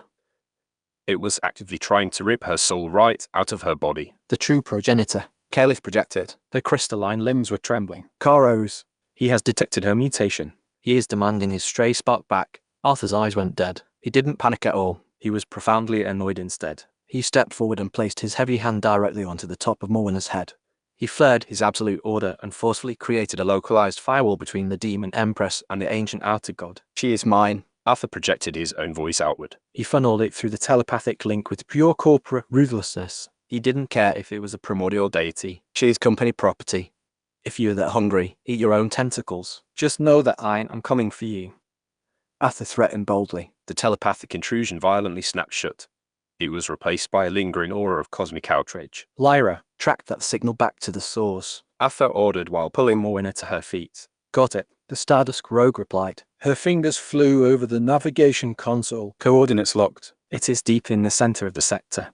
A massive swirling vortex of pure dark matter. Set a course. Full speed. Arthur commanded. 10 minutes later, the Ebon Citadel dropped anchor at the edge of Karos' domain. It was a terrifying sight to behold. It was a localized black hole the size of a solar system. It swirled with sickly violet lightning and crushing physics-defying gravity. Keep the engines running. Arthur told Sylvia, I will be right back. He didn't bring the Vanguard. He didn't bring the other queens. He walked to the primary airlock with Morwenna falling perfectly into step behind him. They were perfectly synchronized. The Emperor and his ultimate executioner. They stepped out of the Elk and directly into the void. The ambient dark matter of the vortex immediately rushed them. It attempted to crush Arthur into a microscopic singularity. It was a pressure that would have liquefied a celestial god instantly. Arthur just sighed. He didn't even activate a shield. He let his dimensional breaker physique handle it completely. Bolstered by the millionfold multiplier he was constantly leeching off Caliph and his queens, the apocalyptic gravity felt like a gentle, slightly annoying summer breeze against his dark coat. They walked across empty space and stepped into the dead center of the vortex. I know you're here. Arthur called out. His voice echoed through the vacuum via his order aura. Stop hiding and let's get this over with. The vortex stopped spinning instantly. From the absolute darkness, a towering mass of shifting jaws, weeping eyes, and ragged shadows manifested. It defied any logical geometry. It was the physical embodiment of Erasure, Kairos the Grand Chaos Sovereign, the Abyssal Progenitor. You dare bring the fragment to me, mortal? She is not a fragment. She is upper management. Arthur sneered. Inside his mind, the system raced. System information. Target identified. Kairos, Abyssal Progenitor. Classification, Grand Chaos Sovereign. Peak Outer God. Initiating Ultimate Chaos Tier Binder Protocol. Arthur cracked his knuckles. Kairos didn't monologue. Outer Gods lacked technique. They relied entirely on overwhelming conceptual weight. The colossal mass of shadows shifted. A singular absolute command was projected into the fabric of reality. It aimed directly at Arthur and Morwenna. Erase. It wasn't a spell. It was the fundamental law of destruction. The space around Arthur began to violently unravel. His very existence was being unwritten from the cosmos. Morwenna snarled. Her abyssal aura flared to protect him, but Arthur raised a hand to stop her. You think you own the concept of reality? Arthur asked the towering horror. His pitch-black eyes glowed with terrifying perfection. Arthur didn't dodge. He stood tall and projected the absolute peak of his Chaos Initiate power. It was fueled by the millions of years of reality weaving he had leached from Caliph. Absolute order. Arthur commanded. His voice was a hammer striking the anvil of the universe. Exist, crack, shatter. The conceptual clash was deafening. Kairos' law of erase slammed into Arthur's law of exist and shattered like cheap glass. The unyielding, perfectly structured corporate mandate of Arthur's willpower utterly rejected the outer god's sloppy, mindless destruction. Kairos recoiled heavily. A screech of cosmic confusion echoed through the vortex. Arthur didn't give the deity time to recover. He raised his right hand. The Ebonheart sword snapped into existence. The pitch-black blade hummed with a vicious, hungry resonance. It was wreathed in the multicolored reality-defying heat of the primordial flame. You're obsolete. Arthur smirked. His boots cracked the empty void as he prepared to launch himself at the progenitor. Chapter 64, The Seed of Origin. Arthur Sterling didn't fly through the absolute void of the true abyss. Instead, he fell upward. His heavy boots cracked the invisible conceptual floor of his localized order field as he launched himself directly at the impossible mass of shifting jaws and weeping eyes. That thing was Kairos. The Abyssal Progenitor was the physical embodiment of Erasure and a grand chaos sovereign that had existed since the dawn of the multiverse. But to Arthur, it was just an overfunded competitor waiting to be liquidated. He gripped the Ebonheart sword with both hands. The pitch-black blade roared to life with the multicolored heat of the primordial flame. He didn't aim for the shifting tentacles or the hundreds of glowing eyes. He aimed directly for the dense center of the creature's conceptual mass. Squelch! The Ebonheart sword sank deep into the core of the progenitor. It pinned the very concept of the ancient outer god to the fabric of the void. A deafening screech erupted from Kairos. The sound was a psychic shockwave that threatened to liquefy Arthur's brain, but his dimensional breaker physique hummed aggressively to reject the cosmic damage. Arthur gritted his teeth and his arms bulged as he held the blade steady against the thrashing planet-sized monstrosity. System, Arthur growled. His dark eyes burned with absolute, unadulterated greed. Drain the accounts. Empty the vault. Give it all to Morwenna. Ding. Ultimate Chaos Tier Binder Protocol engaged. Target, Kairos, Abyssal Progenitor. Initiating hostile conceptual siphon. Routing all absorbed foundational energy to bound target, Morwenna. 1 million X ROI multiplier activated. The Ebonheart sword acted as a hyperdense vacuum. The pitch-black metal glowed with a terrifying blinding violet light as it forcefully ripped the raw essence out of the progenitor. Kairos thrashed its massive tentacles through the void, trying to crush the tiny mortal pinned to its chest. But the flow of energy was absolute. Down on the floating asteroid, Morwenna collapsed to her hands and knees. The Demon Empress screamed as her voice tore through the vacuum of space. The energy didn't flow into Arthur. It bypassed him entirely, utilizing the deeply intimate soul-anchoring bond they had established back on the Ark. The millions of years of refined destruction that made up Kairos' existence slammed directly into Morwenna's core. Her dark crimson gown shredded into ash. The pulsing living black, Tattoos that covered her deathly pale skin ignited and blazed with a blinding molten gold. Her muscles expanded and contracted with sickening violent snaps as her physical vessel was forcefully rewritten to accommodate the payload. She wasn't just leveling up. She was undergoing a magnificent and violent ascension. Up on the dying progenitor, Arthur felt the passive feedback of her ascension hit him like a freight train. Ding! Bound target Morna has assimilated the core of a true progenitor. Target has ascended to goddess of the true abyss. Host is receiving 1 million X passive feedback from target's conceptual evolution. His veins glowed with a chaotic, blinding white light. The millions of years of reality weaving he had leached from Caliph merged with the absolute destruction he was now pulling from Morwana. His core expanded, compressed, and shattered its own absolute limits. The heavy, suffocating mantle of the Chaos Lord tier settled over his shoulders and pushed him to the absolute zenith of the current power scale. Beneath his sword, Karos finally stopped thrashing. The colossal mass of jaws and shadows withered and turned brittle and grey as its conceptual foundation was entirely drained. With a final pathetic groan, the ancient outer god crumbled into billions of tons of harmless floating ash. Arthur floated amidst the falling debris with his chest heaving. He had done it, Ajahn. He had butchered a progenitor.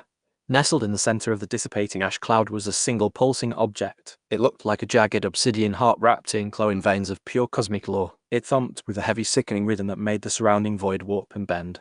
Arthur reached out, and his callous fingers wrapped around the disgusting artifact. Ding!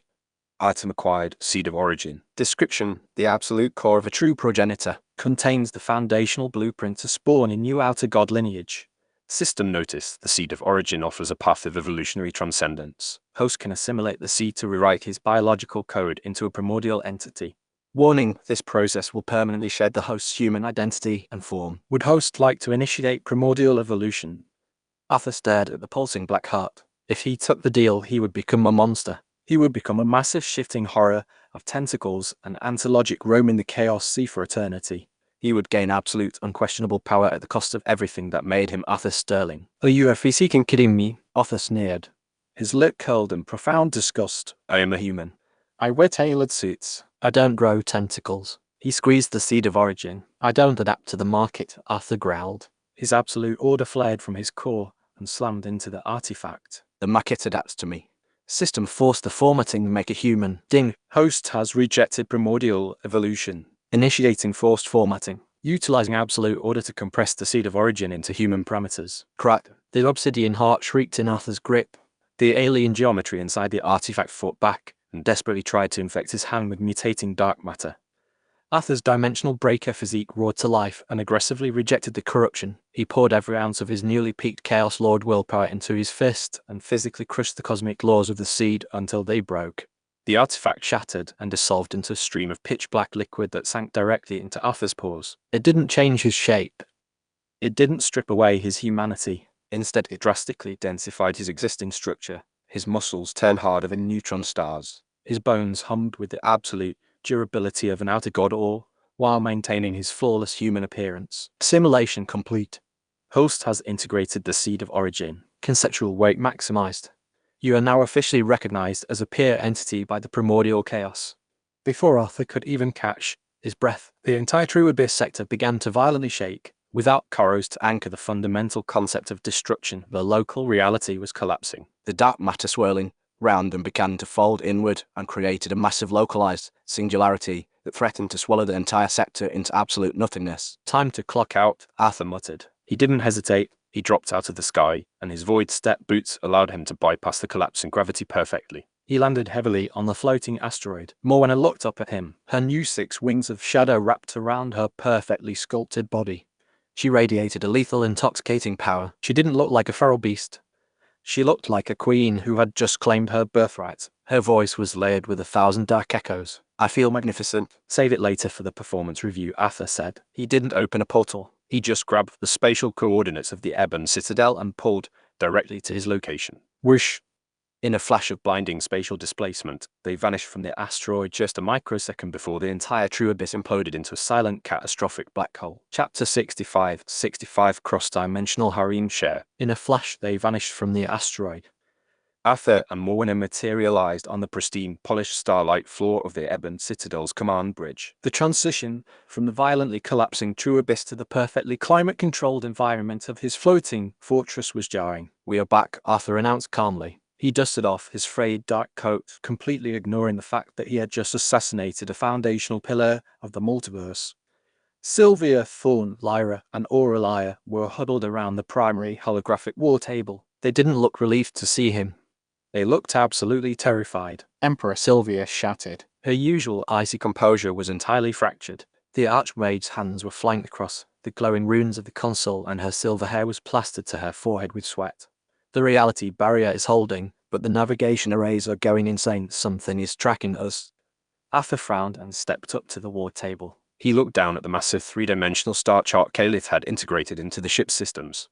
It wasn't glowing with the usual calm blue markers. The entire holographic projection was flashing a violent, blinding red. Surrounding the tiny isolated blip that represented the Ebon Citadel were dozens of massive pulsating crimson signatures. They were moving fast, impossibly fast, and they were all converging directly on their coordinates. Before Arthur could ask for an analysis, the system interface in his mind violently booted up.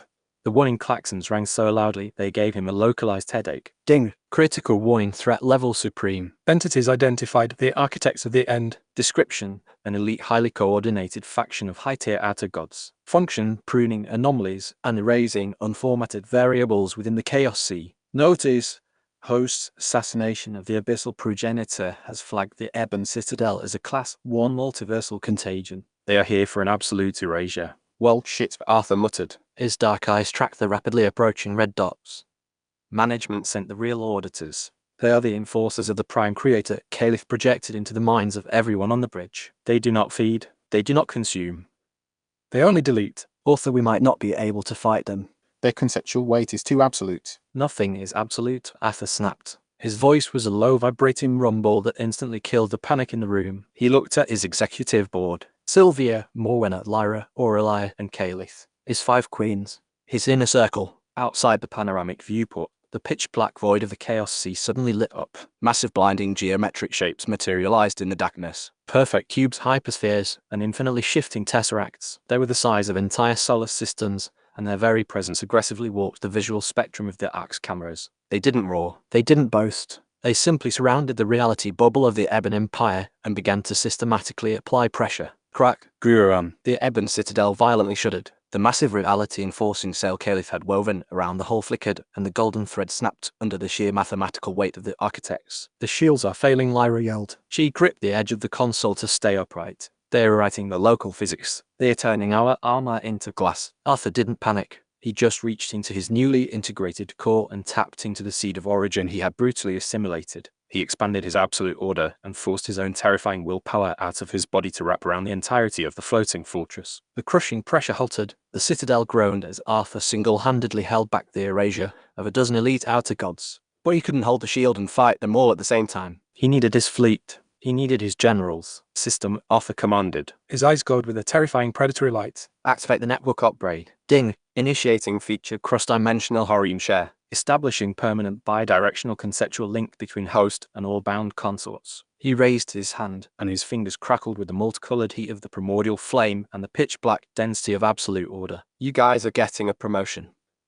Allocating hosts 1 million X multiplier to designated targets. Sharing absolute order foundation. Boom! A massive invisible shockwave of pure foundational energy erupted from Arthur's chest. It slammed into the 5 women standing on the bridge, and entirely bypassed their physical bodies to strike directly at their souls. Oh, Sylvia gasped. Her absolute zero magic was suddenly forcefully multiplied by 1,000,000. The temperature on her side of the bridge dropped so low that the very concept of molecular movement ceased to exist. Yes, Morwenna screamed. Her abyssal tattoos flared into blinding golden light as the true abyss within her expanded to the size of a galaxy. Lyra's stardust daggers glowed with an incomprehensible reality-slicing sharpness. Aurelia's missing wings violently regenerated. They were forged not from light, but from pure, indestructible dark radiance. Calith's 6 crystalline limbs blurred into a sphere of pure creation as her processing speed elevated to match the very fabric of the universe. They weren't just his followers anymore. The system had temporarily elevated them all to the exact same conceptual tier as their emperor.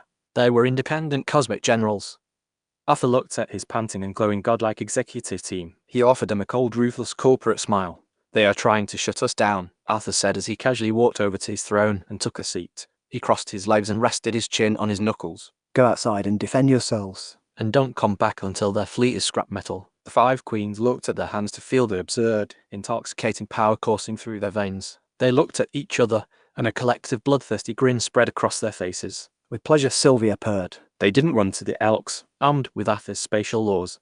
The 5 women simply blurred out of existence and teleported directly onto the outer deck of the Ebon Citadel to face the apocalypse. Chapter 66 Perfect Logic. The void outside the Ebon Citadel was a canvas of pure, unadulterated slaughter. Through the panoramic viewport, Arthur Sterling sat comfortably on his dark iron throne. He watched his investments pay off in spectacular fashion. The 5 queens were empowered by his millionfold multiplier, and they were tearing through the architects of the N with a breathtaking, terrifying efficiency. Sylvia Thorne floated high above the arc with her silver hair whipping in the cosmic winds. She wasn't just casting spells. She was dictating thermal laws. With a casual wave of her hand, she completely froze a hypersphere the size of a moon. She turned the celestial dreadnought into a brittle ice cube before Moana smashed through it like a dark matter cannonball. Aurelia's dark radiant spear pierced perfectly through the shifting tesseracts and ignored their complex geometries entirely. Lyra danced through the shadows of the massive constructs. Her daggers severed the conceptual tethers that kept the outer gods anchored to reality. And Kaylee stood on the bow of the ship. Her 6 limbs wove a flawless, impenetrable net of starlight that deflected every barrage of erasure the enemy fleet fired. It was a beautiful and perfectly oiled corporate machine. They are doing good, Arthur murmured as he took a sip of his celestial whiskey. But the universe rarely allowed for easy victories. Critical warning. Foreign entity has bypassed the localized reality barrier. Anomaly detected on the primary command deck. Arthur didn't flinch. He didn't even put his glass down. He just let out a slow, annoyed sigh. Security is getting sloppy. The air 10 feet in front of his throne violently folded inward. It didn't tear like a portal. It geometrically collapsed and formed a perfectly symmetrical glowing white doorway. Stepping out of the doorway was a being that defied organic description. It was the lead architect. It possessed no face, no flesh, and no discernible anatomy. It was a towering 12-foot-tall construct made entirely of interlocking shifting rings of pure, blinding white light. It floated inches above the polished floor, and its very presence caused the surrounding metal of the bridge to hum with painful high-frequency vibrations. Anomaly, the lead architect spoke. Its voice wasn't a sound. It was a mathematical equation forcefully injected into Arthur's brain that translated into sterile and motionless English. You have corrupted the baseline code of the sector. You operate outside the established parameters of the Prime Creator. Oh, another bastard, Arthur said in his mind. I'm an independent contractor, Arthur replied smoothly as he leaned back in his throne. These interlocking rings of the architect spun faster to analyze him. Your biological vessel is irrelevant. You possess the system, the formatting tool crafted by the Prime Creator to find a suitable successor. You have misused the tool to hoard capital rather than ascend. Return the tool, Anomaly. Then we will grant you a merciful erasure. Arthur stared at the floating geometry. He slowly set his whiskey glass on the armrest of his throne. Arthur, not understanding what he was saying, but knew he meant violence. He stood up and rolled his broad shoulders.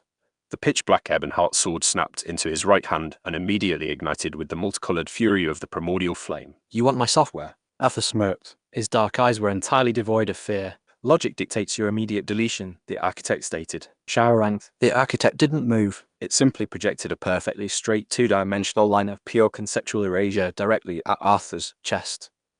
It was an attack devoid of malice or anger. It was just a mathematical certainty. If the line touched him, his physical volume would be reduced to 0. Arthur didn't dodge. He swung the ebon-heart sword in a brutal upward arc. He channeled his absolute order and forced his own conceptual law to clash with the architect's logic. Crack. The two concepts collided. The sheer kinetic backlash shattered the reinforced glass of the viewport. The shockwave tore through the command bridge and ripped the heavy mahogany tables from their bolts. Arthur's boots skidded backward a few inches and left deep grooves in the starlight metal floor. The erasure line shattered into harmless sparks of light. Eric, the architect, buzzed as its ring shifted erratically. Conceptual density of the anomaly exceeds predictive models. Recalculating. Don't bother, Arthur snarled. He blurred forward, utilizing his transcendent spatial velocity. He didn't try to outmath the entity. He resorted to pure, unadulterated street violence. Arthur drove his heavy fist directly into the center of the spinning rings. Boom! The impact sounded like a collapsing star. Arthur's dimensional breaker physique, backed by the millionfold multiplier, slammed into the pristine geometry. But the architect didn't shatter. The rings simply separated and allowed Arthur's fist to pass harmlessly through empty space before violently snapping back together entirely around his arm. Physical trauma is illogical against a non-physical entity, the architect droned. Initiating localized amputation. The rings constricted and attempted to exert infinite pressure to cleanly sever Arthur's arm from his shoulder. Arthur gritted his teeth as the bones in his arm groaned under the absurd weight. He couldn't punch it. He couldn't cut it. The entity operated on perfect infallible logic. It simply reacted to every action with the exact mathematically perfect counter-reaction. But Arthur was a corporate liquidator. He knew that any system built on perfect logic had one fatal weakness. It couldn't handle chaos. It couldn't handle deliberate, intentional stupidity. System, analyze its defensive formulas. Arthur roared in his mind. Give me counter-equations. Ding. 1,000,000x multiplier applied to computational analysis. Target relies on predictive Trajectory to shift its mass. to strike the core. Host must execute a mechanically flawed attack. Arthur's predatory smile returned. He didn't try to pull his trapped arm free. He completely relaxed his muscles. He dropped his perfectly trained Martial stance. He let his posture slump And intentionally threw his own center of gravity completely off balance. You think you're smart because you know math. Arthur laughed as blood dripped from his lip. Let me show you how we fight in the slums. Arthur swung his free hand holding the Ebonheart sword, but he didn't aim at the architect. He intentionally swung the blade wide and aimed entirely at empty space 3 feet to the left of the entity. It was a sloppy and completely illogical strike. The architect's predictive algorithms instantly analyzed the swing. Trajectory poses zero threat. Ignoring. The entity didn't shift its rings. It didn't brace for impact. It stayed perfectly still and was entirely focused on crushing Arthur's trapped arm, Which was exactly what Arthur wanted. Mid-swing, Arthur violently twisted his wrist and forced the blade to abruptly stop. He didn't use magic to redirect it. He just used brute muscle tearing, Physical force. and shattered his own wrist in the process. He ricocheted the heavy pommel of the sword off his own armored knee and wildly bounced the weapon back at an angle that defied every known law of kinetic momentum. It was an attack so deeply flawed and so fundamentally stupid that the architect's flawless logic simply didn't register it as an attack until it was too late. Crack. The pommel of the Ebonheart sword smashed directly into the glowing central lexus floating inside the interlocking rings. Lateral D6 so lateral D6 3 3 lateral D6 6 lateral to winter F lateral D4 CC lateral D6 6 star lateral D4 V lateral D6 3 0 lateral D4 C2. Critical error. The architect screeched. The sudden impossible impact completely short-circuited its conceptual matrix. The rings violently spasmed and lost their cohesion to release Arthur's arm. You're fired, Arthur snarled. He didn't give the machine time to reboot. He stepped inside the broken rings and gripped the Ebonheart sword with both hands. He drove the pitch-black blade directly downward into the shattered nexus. Squelch. The geometric horror went entirely rigid. A blinding flash of white light erupted from its core, and its infallible logic violently unraveled as Arthur's absolute order overwrote its existence. The towering construct exploded into a million pieces of harmless floating data that rained down on the ruined bridge like digital snow. Arthur stood amidst the falling code, panting heavily as his shattered wrist rapidly healed. He looked down at the glowing, perfectly square core left behind on the floor. Ding. Target lead architect eliminated. Item acquired. Core of perfect logic. Arthur picked up the core and tossed it casually in his hand. He looked out the shattered viewport. The rest of the architect fleet was currently retreating. They fled in absolute terror from the 5 furious goddesses tearing their armada to shreds. Perfect logic, Arthur mocked as he pocketed the core. Still can't beat a good old-fashioned sucker punch. Chapter 67. The Golden Betrayal. The Original Angels. The Ebon Citadel floated through the dark and churning currents of the Chaos Sea. It was surrounded by a massive reality enforcing sail woven from pure starlight. The ship had taken a beating. The collision with the perfect geometric logic of the architect had left the outer hull fractured in a dozen places. The physical laws of the ship groaned under the immense stress of the primordial chaos. The ark needed time to repair. While Sylvia and Caliph managed the core engines and Lyra monitored the deep space radar, Aurelia stepped onto the primary deployment deck. The former Valkyrie commander wore her sleek dark Vanguard armor. Her 6 wings of pure dark radiance folded neatly behind her back. She wasn't going out to fight. She was going out to scavenge. Vanguard Squad Alpha on me. Aurelia commanded. Her voice was crisp and echoed with absolute military discipline. We need raw paradox shards to feed the auto-repair protocols. We drop in. We mine the debris field, and we get back before the localized gravity shifts. A dozen elite Vanguard soldiers clad in starlight-forged armor saluted in perfect unison. Yes, Commander. The airlocks hissed open, and Aurelia led her team out into the boundless shifting void. The environment outside the Ark was a terrifying graveyard of shattered multiverses. Massive chunks of petrified god flesh and the pulverized remains of the architect fleet floated endlessly. Aurelia moved with precision, directing her men to harvest the glowing, jagged crystals of raw paradox energy that clung to the debris. It was tedious and dirty work, but it was necessary for the company. Suddenly, the ambient temperature of the void spiked. Aurelia froze and her golden eyes narrowed. She raised a fist to signal her squad to halt. Through the thick oppressive darkness of the Chaos Seed, a blinding pristine, white light pierced the gloom. It wasn't the chaotic reality warping light of an anomaly. It felt warm. It felt righteous. It felt painfully familiar. Tearing through the void was a fleet of immaculate pearl-white galleons. Their sails were woven from pure solar plasma. Original angels, Aurelia breathed. Her grip tightened on the shaft of her dark, radiant spear. These were not the corrupted and arrogant celestial nobles of the apex realm she used to serve. These were the true primordial beings of light. They were the first creations of the universe, completely untouched by the greed of the lower realms. From the bow of the lead galleon, a towering figure descended. He possessed 12 magnificent wings of blinding white feathers. His face was a portrait of absolute divine sorrow. The first seraph. Aurelia, the voice of the seraph, echoed. It carried a soothing harmonic resonance that made the vanguard soldiers behind her drop their weapons in awe. Daughter of the light, what has become of you? Aurelia didn't lower her spear. I am the vanguard commander of the Ebon Empire. State your business. The ancient angel looked at her dark armor. His eyes lingered on the 6 wings of corrupted abyssal light radiating from her back. You have been tainted, he said softly. His voice dripped with pity. You have bound your soul to a mortal demon. A glitch in the grand design. We felt the death of the celestial court. We felt the tearing of the heavens. The seraph extended a glowing and flawless hand toward her. Come back to the light, Aurelia. The Prime Creator is merciful. Abandon this dark and chaotic path. Relinquish your ties to the anomaly, and I shall personally cleanse your soul of his filth. You can be pure again. Deep within the command bridge of the Ebon Citadel, Arthur Sterling sat on his dark iron throne. His eyes were closed. His consciousness was linked directly to the massive holographic surveillance array. He was watching the entire exchange through the external cameras. System warning.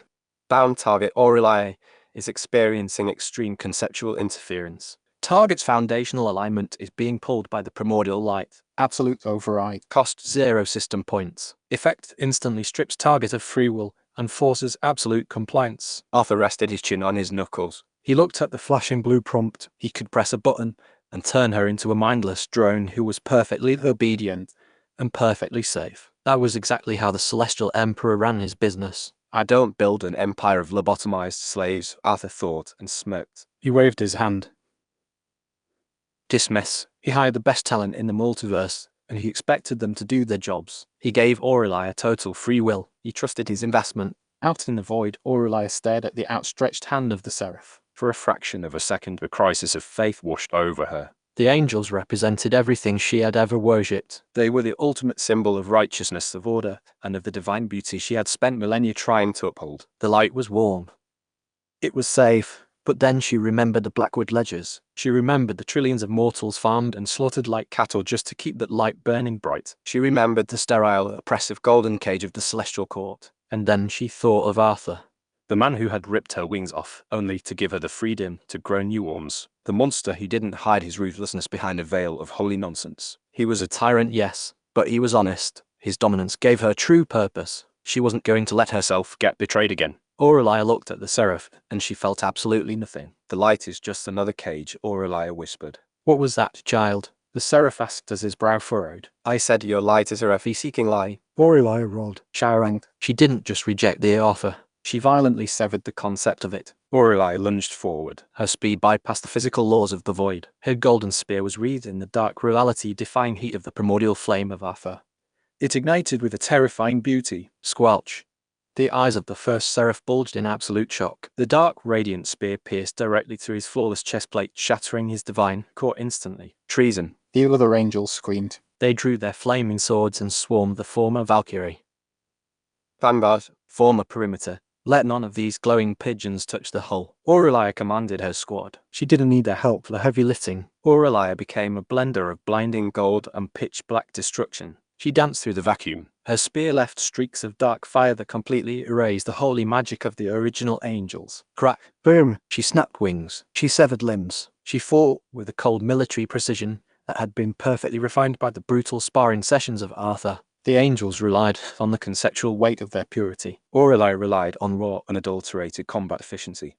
Within 3 minutes, the void was littered with glowing white feathers and the bisected corpses of divine entities. Aurelia ripped her spear out of the throat of the final angel commander. The seraph she had struck first was still barely clinging to life. He coughed up glowing white blood as he floated in the vacuum. Aurelia grabbed him by the hair and hauled his face up to meet hers. Why are you here? The original angels never leave the deep core. You cannot stop it, the seraph choked out. A bloody smile appeared on his face. We were the scouts. The vanguard. We were rallying the outer gods. The Zenith Pantheon. The Devourers. A massive coalition is coming to lay siege to your pathetic ark. The seraph spat blood onto her dark armor. They are coming for the anomaly. They will tear your ship apart. Aurelia narrowed her eyes. I knew it, she thought, and casually twisted her wrist. Crunch! She snapped the ancient angel's neck with a sharp, sickening sound. She reached down and ripped a handful of pristine, glowing feathers from his corpse to use as high-tier crafting materials. Vanguard, grab the loot and fall back to the ark, Aurelia ordered as she wiped the golden blood from her cheek. 10 minutes later, the airlock doors on the command bridge hissed open. Aurelia stepped in. Her dark armor was completely soaked in the glowing blood of her former idols. She walked directly up to the ebon throne and dropped the massive bundle of seraph feathers at the feet of Arthur. Sylvia, Morwenna, Lyra, and Caliph looked at her. Their expressions were a mix of surprise and heavy respect. Aurelia looked up to Arthur with a dead expression. They are coming, my emperor. A massive coalition of outer gods and angels. All of them. They are marching on the citadel. Arthur Sterling didn't look worried at all. He picked up his glass of celestial whiskey and took a slow, appreciative sip. A dark, terrifyingly ambitious smile stretched across his face. Good, Arthur rumbled. His pitch-black eyes glowed with anticipation. Chapter 68. 68 The Cosmic Bounty. The Void Walker. Word travels fast in a corporate environment. In the boundless, unformatted expanse of the Chaos Seed, it traveled even faster. The absolute erasure of the abyssal progenitor and the total annihilation of the celestial core had sent a shockwave of terror and greed across the infinite dimensions. But it wasn't just the raw power of Arthur that drew their attention. It was the source of it. The outer gods had realized what Arthur possessed. He held the tool of the Prime Creator. The system. Within days of the skirmish of Aurelia, a massive, unprecedented cosmic bounty was placed on the head of Arthur Sterling. The reward wasn't just wealth. It was the promise of absolute multiversal supremacy to whoever could pry the system from his dead soul. The siege of the Chaos Ark began on a Tuesday.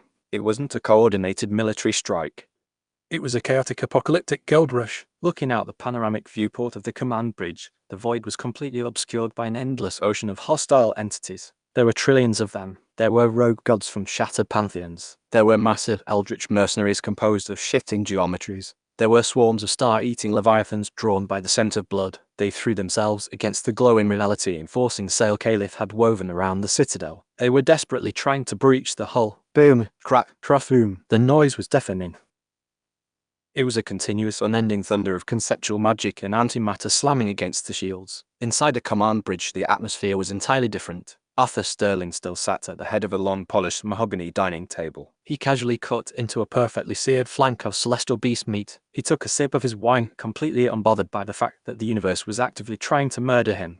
System, Arthur muttered between bites. Status. System status. Siege on the way. Outer barrier integrity holding at 94%. Auto-loot and auto-refine protocols are fully active. Converting hostile core to shattered concepts and more divine energy directly into system points and hull upgrades. System resources. Current system points 18,450,000,000 and rising rapidly. Arthur smirked. He wasn't fighting a war. He was running a highly efficient farming simulation. The Ark was a massive floating meat grinder. The idiots outside were just throwing themselves into the blades. They were continuously upgrading the very shit they were trying to destroy. He looked down the table. Lyra and Caliph were currently enjoying the meal. Sylvia, Morwenna, and Aurelia were conspicuously absent.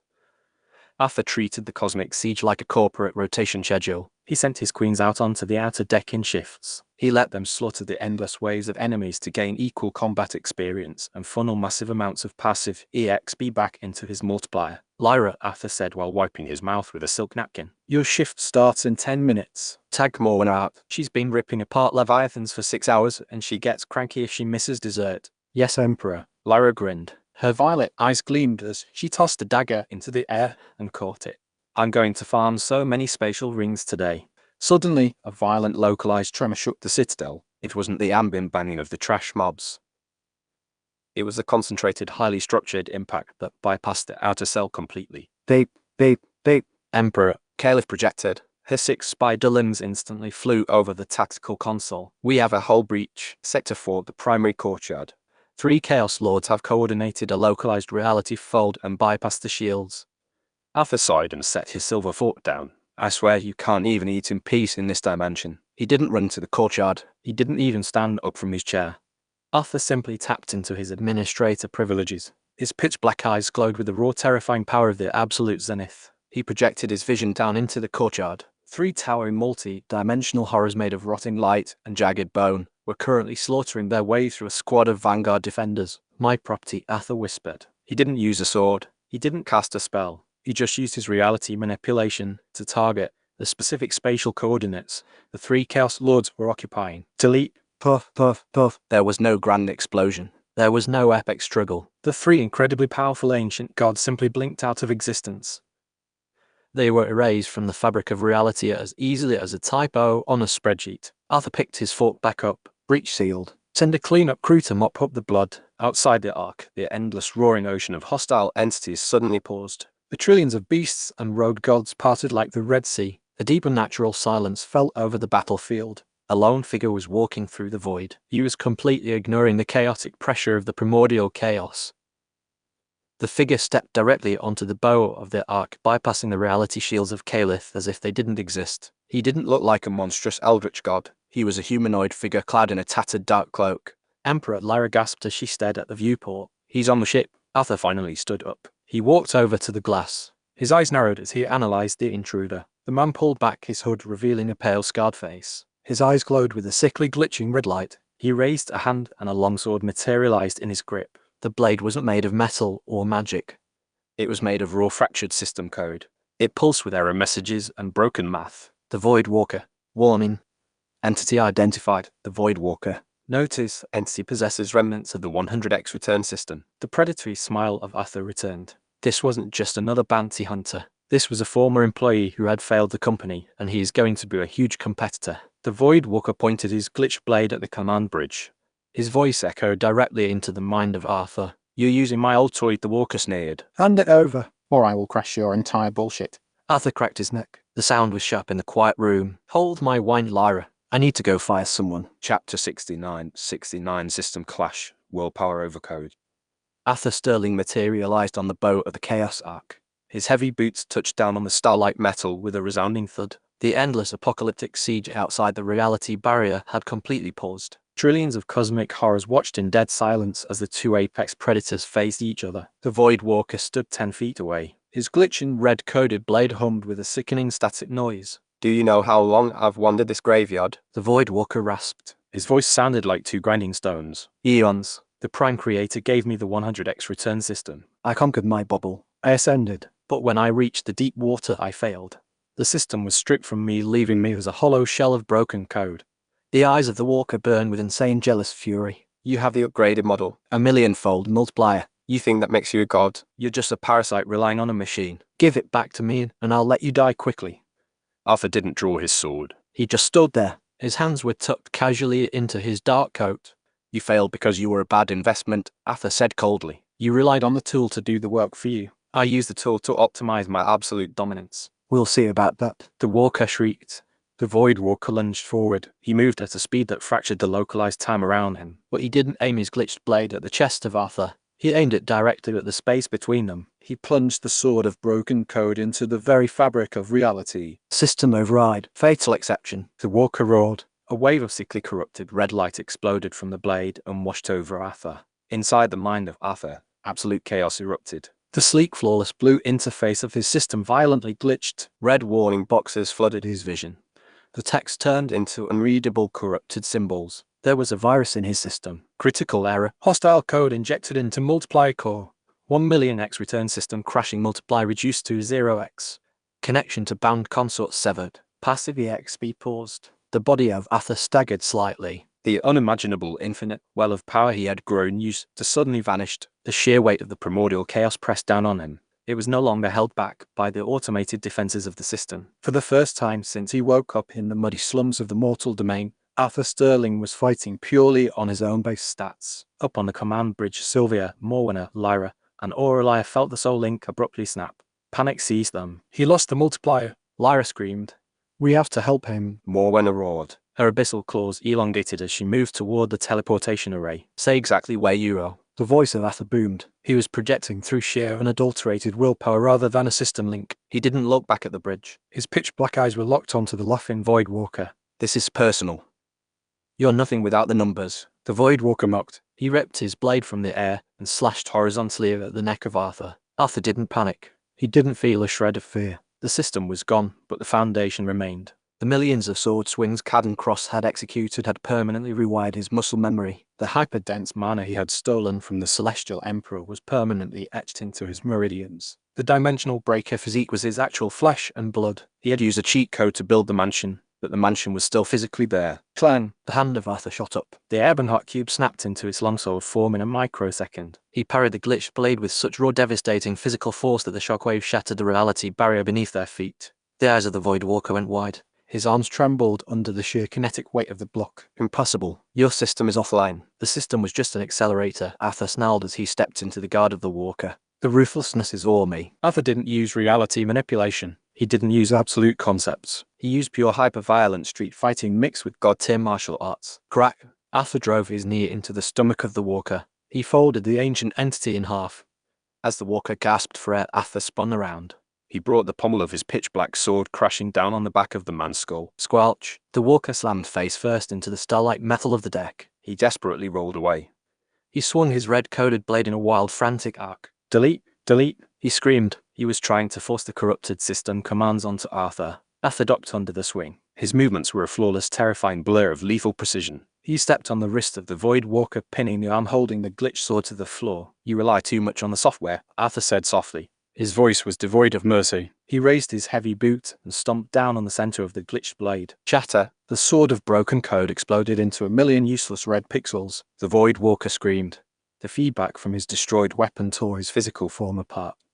He lay on the deck. His body was dissolving into ash. His glowing red eyes stared up at the monster standing over him. The Walker let out a wet, rattling laugh. You think you're the only one? He coughed. Blood spilled from his lips. The Prime Creator, he's asleep. He makes a new system every eon, throws it into the lower realms hoping to find a successor strong enough to wake him up. You're just another pawn in his game. Arthur looked down at the dying failure. He didn't feel like a pawn. I don't care about successors, Arthur whispered. He raised the Ebonheart sword high above his head. The primordial flame ignited along the blade with his own sheer willpower. He plunged the sword directly through the heart of the Void Walker. Squelch! The entity instantly vaporized. He was erased from the multiverse completely. As the Walker died, the corrupted code infecting the soul of Arthur was violently purged. System update. Hostile interference neutralized. Rebooting 1,000,000x return systems online. Multiply restored. A blinding cataclysmic aura of absolute dominance erupted from the body of Arthur. It rippled out into the chaos sea and forced the trillions of watching horrors to violently recoil in terror. Arthur rolled his shoulders. A dark, terrifying smile appeared on his face. The CEO was back online. And he just learned something new about the system. Chapter 70 System Awakened. The Ultimate Leech. Ding. System awakened. Rebooting 1,000,000x return system. Systems online. Multiply restored. Hostile interference permanently neutralized. Arthur Sterling released a blinding aura of total dominance from his body. It rippled out into the chaos sea. This was a shockwave of pure willpower that forced the trillions of watching horrors to violently recoil in terror. Arthur rolled his shoulders. The joints popped with the sound of cracking mountains. A dark and terrifying smile appeared on his face. He was back online. Boom! The space where the Void Walker had just existed collapsed into a tiny singularity before snapping back into normal reality. The glitch code of the failed predecessor was completely gone.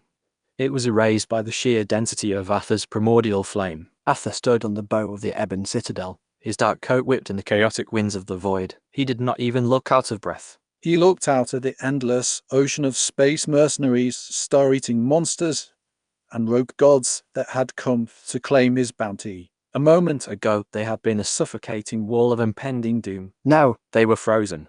The absolute weight of a man possessing a millionfold multiplier backed by the foundational laws of the universe slammed into their minds. It was a suffocating pressure. To the outer gods, who relied entirely on overwhelming weight rather than structured technique, Arthur's presence was a mathematical impossibility. He was a glitch that refused to be written out. What is wrong? Arthur called out. His voice was amplified by his Chaos Lord aura and echoed across the boundless graveyard of the multiverse. I thought there was a bounty on my head. Come and take it. 3 each. A massive multidimensional horror composed of weeping eyes and jagged bone let out a terrifying wail of absolute panic. It did not lunge.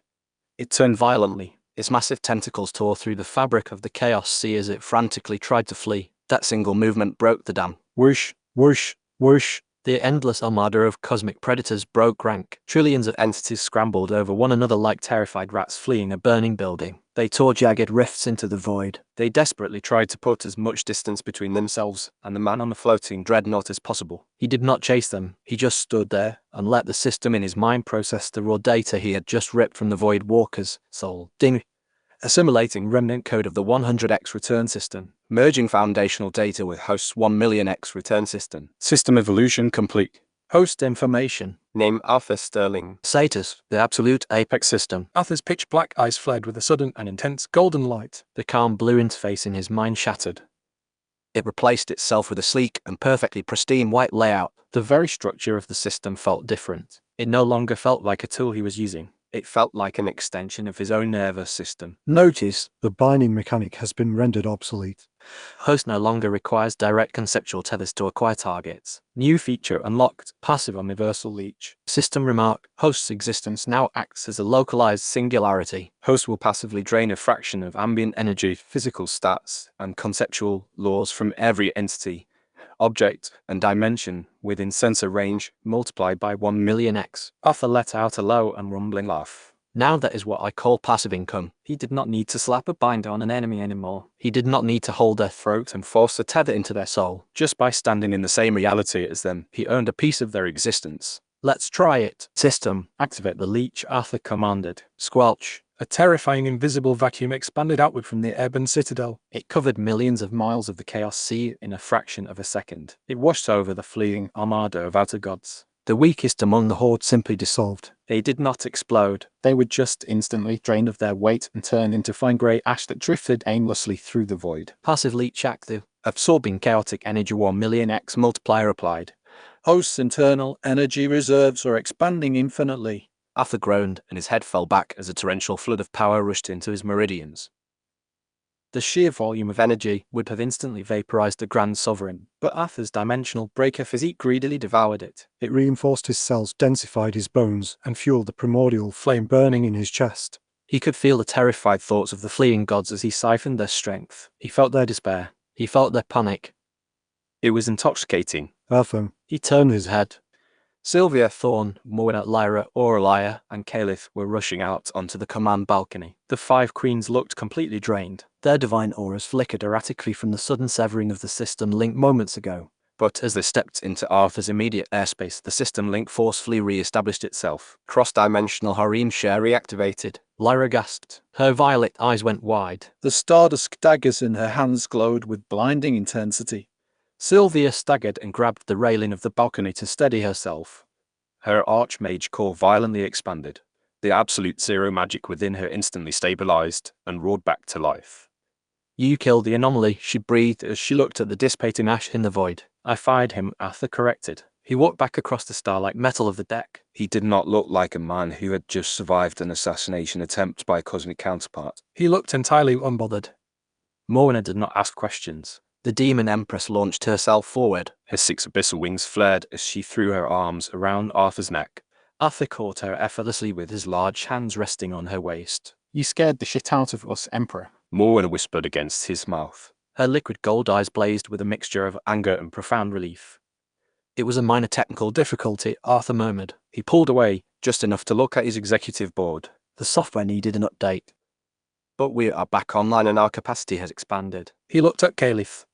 The primordial weaver was staring at him with her blind white eyes. Her 6 crystalline spider limbs trembled. She could sense the fundamental shift in his existence. He was not just a Chaos Lord anymore. He was something entirely new. You absorbed the fragmented code, Caliph projected. Her mental voice was laced with sheer awe. You hold the complete blueprint. If you say so, Arthur said. He walked past them and stepped back onto the command bridge. The massive and intricately carved ebon helm stood in the center of the room. It hummed with latent energy. He placed his hands on the obsidian wheel. The Void Walker was a symptom and not the disease, Arthur stated. His dark eyes locked onto the sprawling holographic star chart floating above the console. He was a discarded toy, a failed experiment thrown into the trash by the Prime Creator. And if this creator is just going to keep throwing systems into the lower realms to see what sticks, then my empire is never going to be secure. What are your orders, Emperor? Aureliah asked. She stepped up to the tactical map. Her dark radiant spear hummed in her grip, and her military discipline was entirely restored. Arthur's gaze fell on the absolute center of the star chart. It was not a sector. It was not a bubble realm.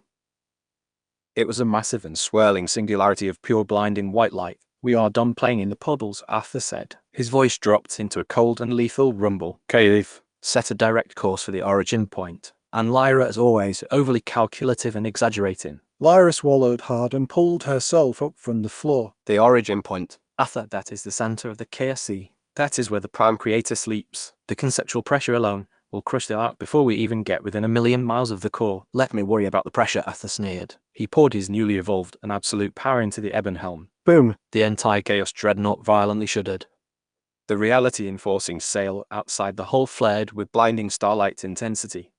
It cut through the corrosive antimatter of the void like a blazing knife. I am tired of waiting for the heavens to audit me, Arthur declared. His pitch-black eyes burned with the multicolored fury of the primordial flame.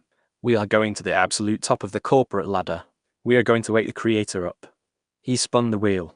And then I am going to take his throne, he said like a true narcissist. The ebon citadel surged forward. It tore a massive physics-breaking trench through the primordial chaos. The final hostile takeover had begun. Chapter 71 Waking the Creator. The Maelstrom of Genesis. The KSC was not an empty vacuum. It was a churning and violent ocean of raw paradox and unformatted concepts. But as the ebon citadel hurtled closer to the absolute center of existence, the darkness gave way to something far more terrifying. Light. Through the panoramic viewport of the command bridge, Arthur Sterling stared into the maelstrom of Genesis. It was a cosmic hurricane the size of 1,000,000,000,000 galaxies. It was not made of wind or water. It was composed entirely of pure creation energy. Crack. Profume. A massive bolt of blinding, multicolored lightning struck the void just a few miles off the port bow of the ark. The moment the conceptual electricity hit the darkness, a miniature universe violently exploded into existence. Stars birthed. Planets formed. Entire civilizations blinked into reality in the span of a microsecond, and then a second later, the energy faded. The miniature universe withered, died, and collapsed into grey ash. Holy FECK, Lyra breathed. Her violet eyes were wide with absolute and mind-breaking terror. it is creating realities and destroying them by accident. It is the ambient breath of the Prime Creator, Caliph projected. Her 6 crystalline limbs weave frantically across the navigation console. The maelstrom is the runoff of his dreams. If one of those Genesis strikes hits the hull, it will overwrite the Ark's internal laws. We will be instantly reformatted into a puddle of primordial soup. Hold the shields, Caliph. Arthur roared over the deafening thunder of creation. He stood at the ebon helm. His heavy boots were planted firmly on the starlight metal floor. His muscles bulged against his dark coat as the dimensional breaker physique was pushed to its absolute agonizing limits. He was not just steering a ship. He was physically wrestling against the foundational currents of the multiverse. Sylvia. Cooled in outer hull, the conceptual friction is going to melt the armor. Arthur. Absolute zero. Conceptual stasis. Sylvia chanted. Her hands slammed against the engineering runes. Her silver hair whipped wildly around her as she pumped millions of gallons of hyperdense freezing mana into the ship's exterior. Morwenna, Aureliah, Vendix S gravity. On it, the demon empress snarled. Her abyssal tattoos blazed as she and the fallen Valkyrie manually operated the tertiary exhaust valves. They blasted localized black holes out the back of the ship to push back against the maelstrom's suffocating pull. Swoosh. Crack! Another bolt of Genesis lightning tore across the bow mere feet from the reality sail. Arthur violently wrenched the ebon helm to the right. The massive dreadnought groaned and the metal screeched as the ship banked hard. They narrowly dodged a strike that would have turned them all into a passing thought. System warning. External conceptual pressure has breached 900%. Passive omniversal leech is operating at maximum capacity to sustain host willpower. Eat it all, Arthur snarled. His teeth were gritted in a feral display of sheer stubbornness. I did not conquer an entire dimension just to get swatted by a FE-seeking weather anomaly. He channeled the infinite looping energy of the absolute Apex system directly into his arms. The primordial flame erupted from his hands. It coated the obsidian wheel in multicolored fire. He was not just staring. He was dominating the space around the ship and forcing the maelstrom to bend to his absolute order. Push through, Arthur commanded. Boom! With the final catastrophic surge of speed, the ebon citadel tore through the innermost wall of the Genesis hurricane. The violent turbulence instantly vanished. The deafening roar of creating and dying universes faded into an absolute and suffocating silence. Arthur exhaled a harsh and ragged breath. His chest heaved as he slowly released his death grip on the helm. The 5 queens collapsed against their consoles. They were panting and drenched in sweat. Their divine auras flickered from extreme exhaustion. They had breached the eye of the storm. Arthur stepped away from the wheel and walked toward the massive viewport. The sight before him made even his cold and calculating heart skip a beat. The origin point was a sprawling and perfectly spherical void of absolute nothingness. There were no stars here. There was no ambient energy. But floating in the dead center of the vacuum was a face. It was incredibly massive. It made the projection of the Blackwood Patriarch look like a speck of dust. The face was composed entirely of slowly shifting nebulae, dormant galaxies, and rivers of starlight. The eyes were closed in a state of eternal and peaceful slumber. It was the Prime Creator. The sheer undeniable weight of the entity's existence pressed down on Arthur's mind. It was not an attack. It was just the reality of standing before the architect of the multiverse. Wake me. The voice did not echo in the room. It did not come through the comms. It bypassed physical reality and detonated directly inside Arthur's soul. It was a voice of unimaginable ancient exhaustion. It was the voice of a being that had dreamed for entirely too long. Arthur's pitch-black eyes narrowed. The system interface in his vision suddenly glitched. It shifted from its pristine white layout into a glowing ethereal gold. Ding. Ultimate system override initiated. Final quest generated. Quest name: Usurp the Throne of Creation. Objective: sever the Prime Creator's tether to the eternal dream. Assume the foundational mantle of the multiverse. Reward: omnipotence, omniscience, Omnipresence. Arthur stared at the glowing golden text. A slow and terrifying smirk stretched across his face. He did not feel awe. He did not feel reverence. He felt the ultimate thrill of the final acquisition. The boss wants to retire, Arthur whispered. The sound cut through the dead silence of the bridge. He turned back to his queens. Sylvia, Morwenna, Lyra, Aurelia, and Caliph were staring at the sleeping face of the Creator. They were utterly paralyzed by the sheer magnitude of the entity. Keep their engines idling, Arthur ordered. His voice snapped them out of their trance. I'm going out there. Little the knee 6 5 B little the knee for 9 3 little the knee for little the knee 6 5 little the knee 5 0 0 little the knee for 6 dot little the knee 6 5 little the knee for 9 0 little the knee for D. Emperor, wait! Sylvia gasped. She rushed forward and grabbed his arm. Her icy blue eyes were wide with genuine terror. You cannot step into the origin point. The localized reality there does not exist yet. Your physical body will unravel. Your mind will be instantly assimilated into his dream. She is right, Caliph projected. Her spider limbs twitched erratically. To approach the Creator without a conceptual anchor is absolute suicide. You will forget who you are. You will become just another galaxy in his face. Arthur looked down at Sylvia's hand gripping his arm. He reached up and gently covered her cold fingers with his own. I'm not going to forget who I am, Arthur said softly. His dark eyes locked onto hers with absolute unyielding certainty. Because I am not leaving my anchors behind. He pulled the Ebonheart cube from his shoulder. The dark metal shifted and instantly flattened. It snapped into the form of his pitch-black longsword. A primordial flame ignited along the blade and burned with a ferocious, hungry heat. System, Arthur commanded. Maximize the cross-dimensional Harim share. Bind their lifespans, their egos, and their memories directly to my core. If I start to fade, their existence will keep me grounded. Ding. Absolute Soul Anchor Protocol initiated. I won't be long. Queens, Arthur smirked. He stepped back toward the primary airlock. I'm just going to go finalize the paperwork. Without another word, Arthur Sterling stepped out of the Ebon Citadel and plummeted directly into the absolute void of the origin point. Chapter 72-72 The Usurper. A new management. Whoosh. The moment Arthur's boots left the physical boundary of the Ebon Citadel, reality ceased to function. There was no gravity. There was no temperature. There was only the suffocating pressure of infinite possibilities pressing against his skull. He did not fall. He drifted and remained suspended in the absolute vacuum. He stared up at the colossal sleeping face of the Prime Creator. The entity's features were composed of shifting galaxies and rivers of starlight. Every slow and rhythmic breath the Creator took sent ripples through the fabric of the void. It birthed and destroyed microscopic dimensions in the space between them. Arthur's dimensional breaker physique roared to life. His muscles bulged as his pseudo-ascended core fought desperately to maintain his physical boundaries. The origin point was actively trying to unravel him. It attempted to pull his mass into the sleeping god's dream. Warning: critical ego degradation. Host's consciousness is being forcibly assimilated. Arthur's vision blurred. For a terrifying microsecond, he forgot his name. He forgot the Ebon Citadel. He saw a flash of a sterile glass wall penthouse on Earth. He felt the phantom pain of a heart attack. THHH. Arthur gritted his teeth. His grip tightened on the hilt of the Ebonheart sword until his knuckles turned white. Instantly, a surge of 5 distinct, fiercely loyal energies flooded his meridians. He felt the pristine absolute cold of Sylvia's ice. He felt the chaotic protective rage of Morn's abyss. He felt the sharp, calculating rogue instincts of Lyra. He felt the unyielding military discipline of Aurelia and the highly structured reality weaving of Caliph. Back on the bow of the Ark, the 5 queens were busy. Their hands were pressed to the deck as they channeled every single ounce of their divine power through the system's soul anchor. They were acting as the tether keeping his human mind from dissolving into the cosmic ocean. Arthur's vision cleared. His dark eyes hardened with absolute resolve. Nice try, Arthur snarled at the sleeping face.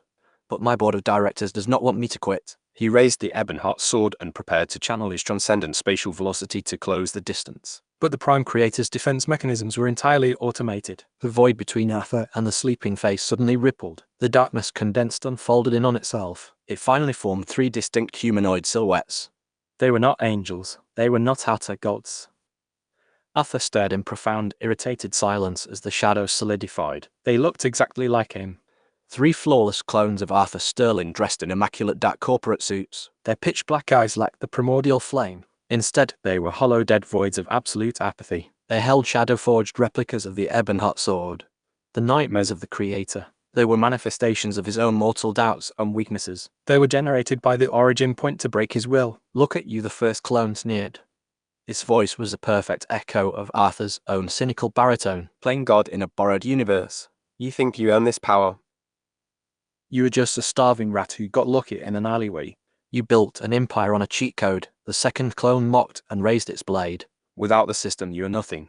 A dead corporate liquidator who died alone. Arthur did not flinch. He did not scream in denial. He just let out a slow, exhausted sigh. Is this the best psychological warfare the Creator has? Arthur muttered. He rested his sword on his shoulder. I had junior executives on Earth throw better insults at me during board meetings. Die, anomaly. The third clone roared. It blurred forward with terrifying speed. Squelch. Arthur did not even enter a stance. He casually sidestepped the thrust. He brought the Ebonheart sword around in a brutal, decapitating horizontal arc. The primordial flame easily sheared through the clone's neck. The shadow construct dissolved into harmless grey smoke before its head even hit the void. I know exactly what I am, Arthur snarled.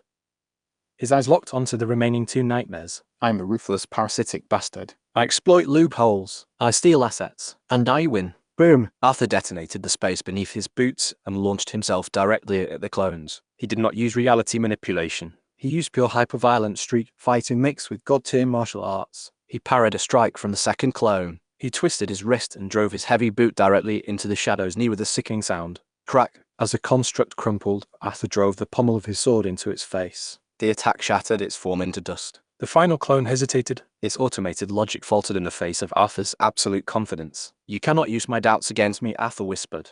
He appeared directly inside the clone's guard. Because I do not have any. He plunged the blazing blade directly through the final nightmare's chest. It instantly incinerated it. Arthur ripped his sword free. The path to the Creator was entirely clear. He floated upward and stopped mere inches from the colossal sleeping face of galaxies. Right at the center of the entity's forehead was a massive glowing tether of pure blinding white light. It was the umbilical cord connecting the Creator's mind to the eternal dream of the multiverse. As Arthur raised his sword, the system interface in his vision suddenly shifted.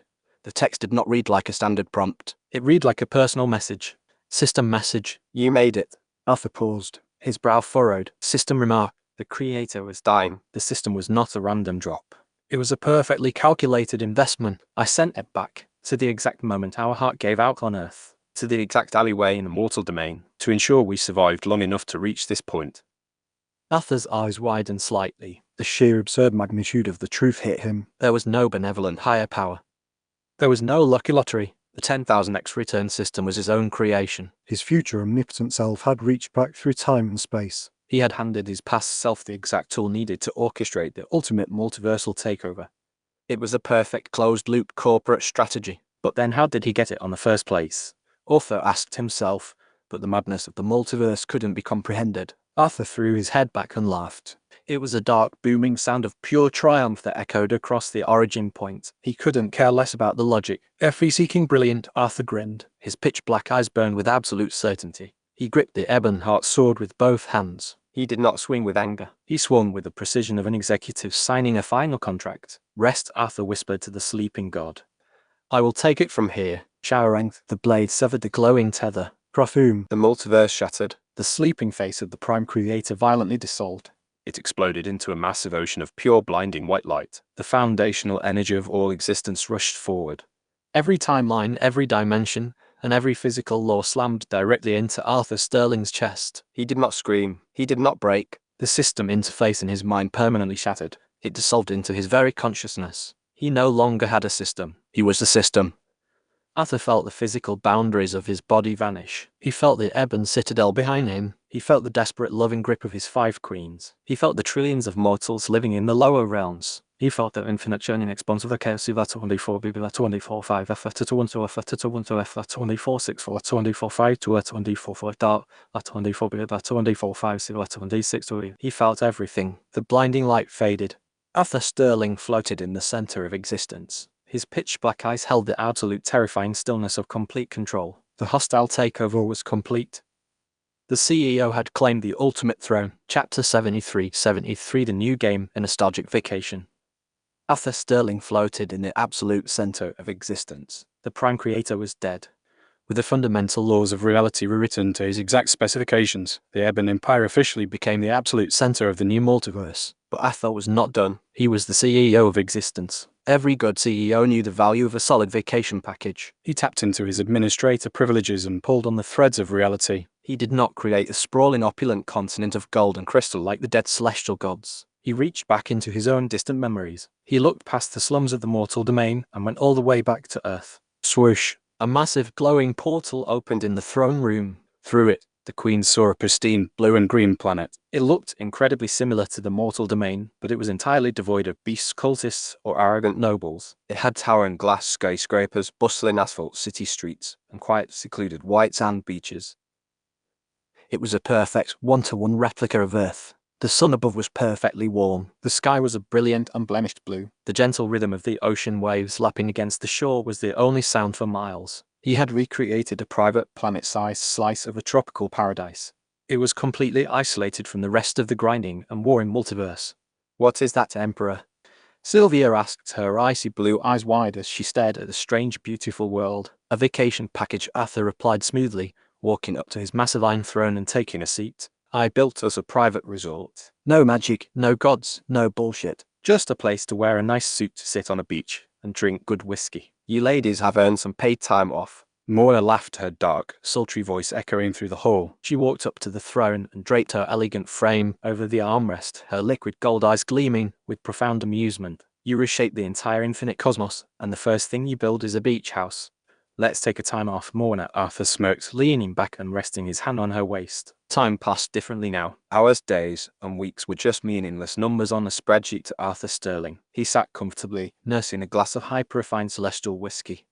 Sylvia stood to his right, reviewing the multiversal ledgers on a sleek holographic tablet. The Ebon Empire was thriving. The infinite realms were perfectly peaceful. The supply chains of cosmic energy were flawless, completely devoid of the brutal, gluttonous waste the old heavenly sovereigns had allowed. Everything was perfect. But Arthur was bored out of his fucking mind. He took a slow sip of his whiskey, his dark eyes staring out the massive panoramic viewport at the pristine, ordered galaxies floating outside. You are bored. Morna noted.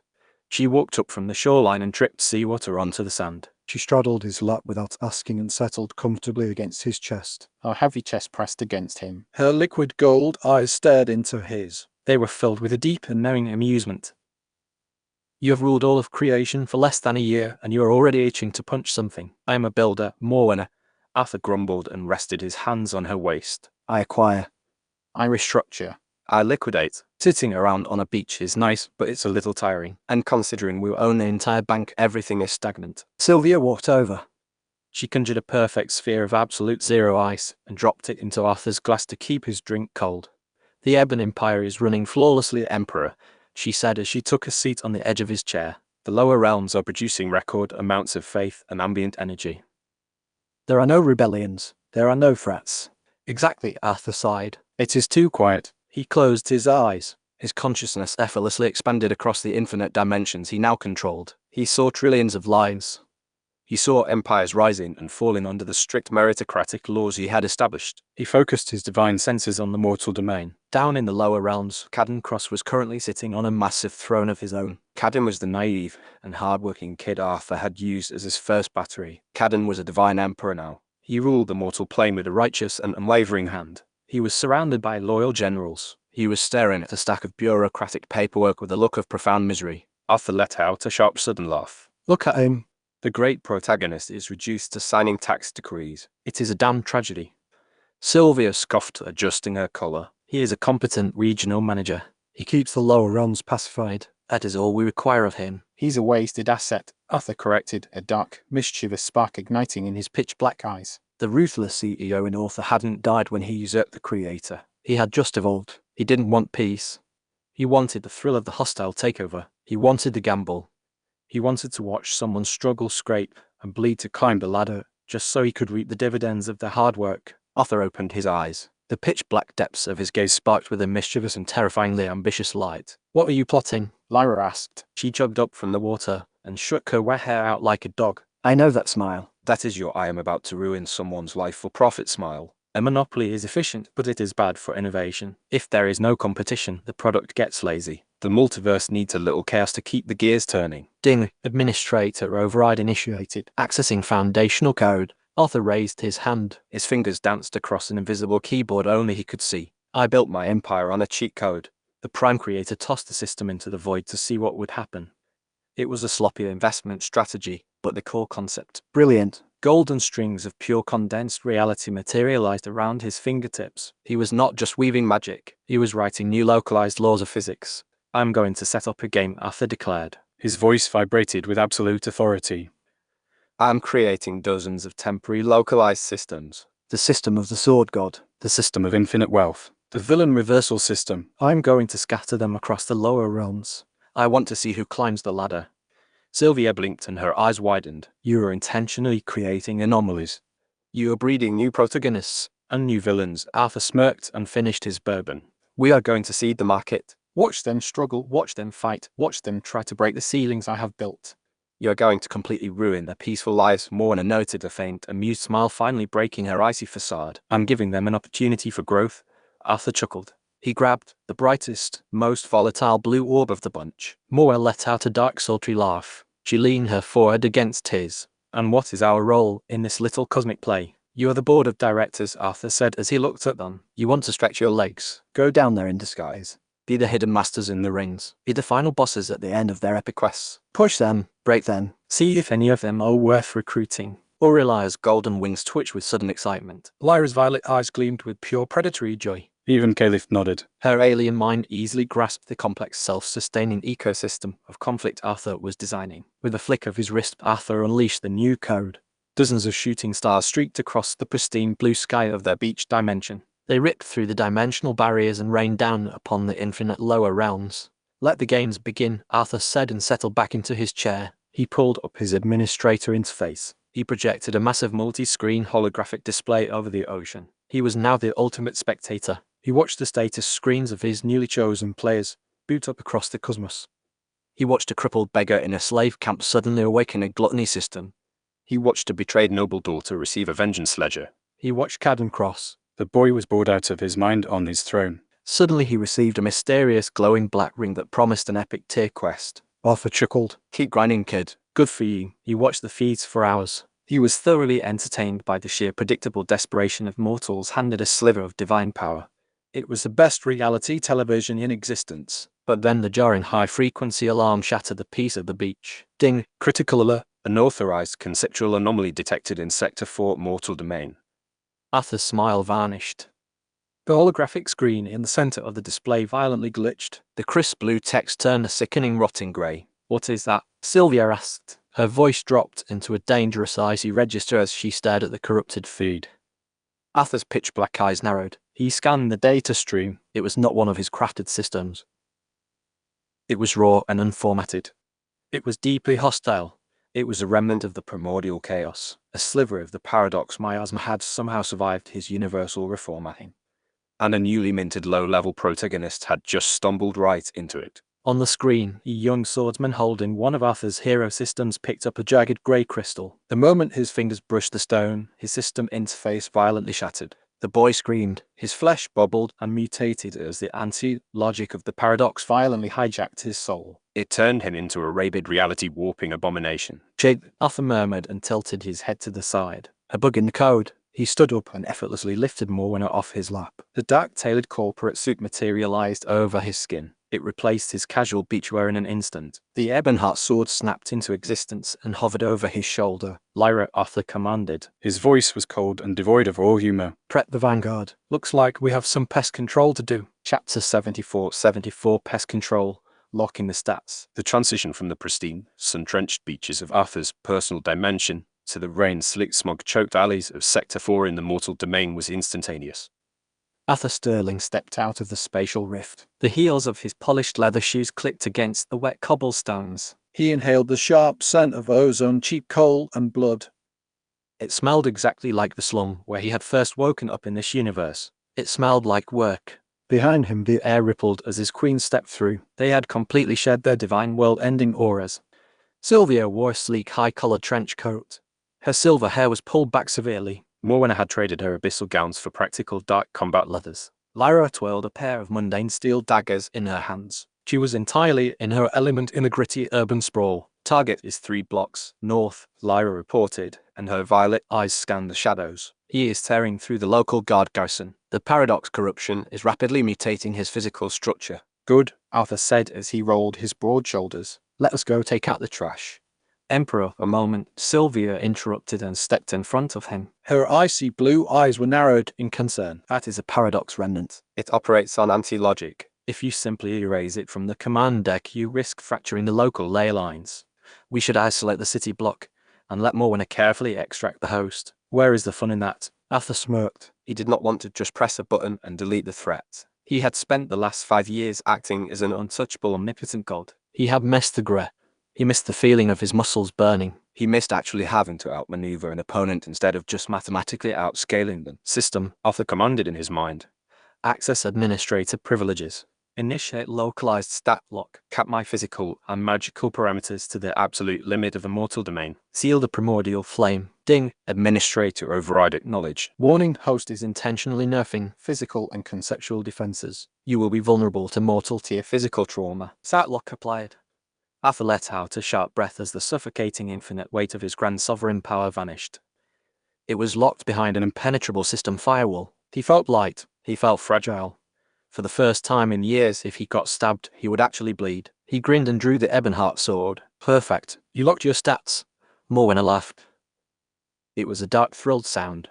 You arrogant bastard. You just want to play with it. Consider it team building, Arthur said. He stepped out of the alley and into the chaotic, screaming main street. Winner gets to pick the restaurant tonight. Oh, you are so on. Lyra grinned and blurred into the shadows. They moved through the panicked crowds of fleeing mortals. They headed straight for the epicenter of the destruction. The city square was a war zone. The local guardsmen were scattered across the cobblestones. Their armor was shredded and their bodies broken.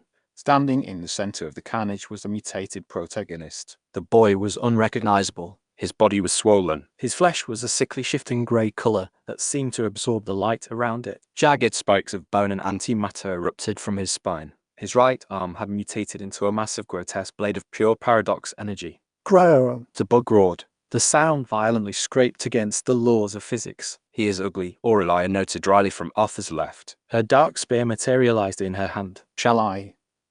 No, Arthur said and stepped forward. He is mine. Arthur did not use transcendent spatial velocity. He could not. He broke into a dead sprint. His heavy boots hammered against the stone. He felt the strain in his calves. He felt the rush of oxygen in his lungs. It was intoxicating. The paradox bug snapped its head toward him. Its multiple corrupted eyes locked onto the charging man. It lunged. It swung its massive grey blade arm in a devastating horizontal arc meant to cleave Arthur in half. Whoosh! Arthur did not rely on his reality-bending physique to absorb the blow. He relied on the 10 million perfect sword swings he had leached from Cadden Cross years ago. He dropped to his knees. He slid across the wet cobblestones and perfectly ducked beneath the massive blade. The wind from the strike ruffled his dark hair. Climb! Arthur drove his Ebonheart sword upward. He parried the creature's backswing. The kinetic impact travelled down his arm and jarred his shoulder. He gritted his teeth. He was actually feeling the physical strain of the block. You fight like a spreadsheet with a virus. Arthur taunted. He kicked off the ground and launched himself at the monster's chest. He unleashed a flurry of strikes. Thrust. Parry. Cleave. His movements were a blur of absolute fundamental martial perfection. He did not have the power of a god right now, but he had the skill of 10 million lifetimes. He surgically dismantled the beast's guard. He sliced through the thick grey tendons of its mutated arms and forced it backwards step by step. Screech! The bug shrieked and unleashed a wave of antimatter miasma from its mouth. Arthur vaulted backward and flipped off a stone pillar to gain distance. Sylvia, Cool it down. with pleasure the Archmage purred from a nearby rooftop. She snapped her fingers. A highly concentrated blast of freezing magic hit the miasma. It instantly crystallized the toxic gas into heavy brittle grey snow that crashed harmlessly to the street. The monster turned its attention to Sylvia. It prepared to launch a spike of bone at her. Eyes on me, ugly. Lyra laughed. She dropped from the shadows directly above the beast. She drove both of her daggers deep into the creature's shoulders. She used its own momentum to flip over its back and tear massive gaping wounds in its corrupted flesh. The beast thrashed and threw Lyra off. But Morwenna was already there. The demon empress did not bother with weapons. She stepped into the monster's guard and delivered a brutal, perfectly executed liver blow with her bare fist. Crack! The sheer physical force of the punch lifted the massive abomination entirely off its feet. It sent it crashing through the wall of a nearby tavern. Arthur walked up beside Morwenna and rested his sword on his shoulder. Nice hook. I learned from watching you beat up that space god. Morwenna smirked and dusted off her knuckles. He's durable, I will give him that. The paradox is repairing his tissue. Then we cut faster than he heals, Arthur said and rolled his neck. The monster exploded out of the tavern rubble. It was completely enraged. It did not bother with sword strikes anymore. It began to wildly lash out. The paradox energy rapidly broke down the physical laws of the surrounding buildings. Stone turned to liquid. Wood shattered into glass. Arthur charged back in. He treated the chaotic battlefield like a high-speed corporate negotiation. He barked out orders. He coordinated his queens with flawless lethal efficiency. Aurelia pinned the left flank. Lyra blind the primary optics. Morwenna break the knees. They moved as a perfect unstoppable unit. Aurelia's spear kept the beast corralled and forced it into Arthur's direct line of fire. Lyra's daggers flashed in the rain and methodically dismantled the creature's sensory organs. Morwenna acted as the heavier artillery. She shattered the beast's joints every time it tried to find its footing. Arthur was the executioner. He danced through the anti-logic strikes. His Ebonheart sword found every gap and every flaw and every hesitation in the monster's chaotic code. He did not use a single spell. He just used pure unadulterated hyper-violent street fighting mixed with absolute martial mastery. Squelch! Arthur severed the creature's blade arm at the elbow. The monster roared in agony and stumbled backward into the center of the ruined square. It was entirely broken. It bled sickly grey fluid from 100 precise wounds. Arthur walked toward it. His breath came in steady, controlled pants. He raised his sword. He prepared to drive it directly through the creature's skull and permanently delete the paradox shard housed within its soul. Termination approved, Arthur whispered coldly. He swung the blade down. But the strike never landed. Chapter 75 on reversal orbit. The universe violently stuttered. It was not a localized reality warp caused by the paradox bug. It was a massive foundational seizure of the entire universe. The pitch-black blade of the Ebonheart sword stopped exactly 1 inch from the mutated boy's neck. It froze mid-air as if it had struck an invisible wall of solid diamond. Arthur grunted. His muscles strained against the sudden impossible resistance. What Arthur muttered and his eyes narrowed. The sky above the mortal domain did not just change color. It died. The dark rain-filled clouds instantly evaporated. They were replaced by a sickening flat sterile grey void. The ambient noise of the city was entirely muted.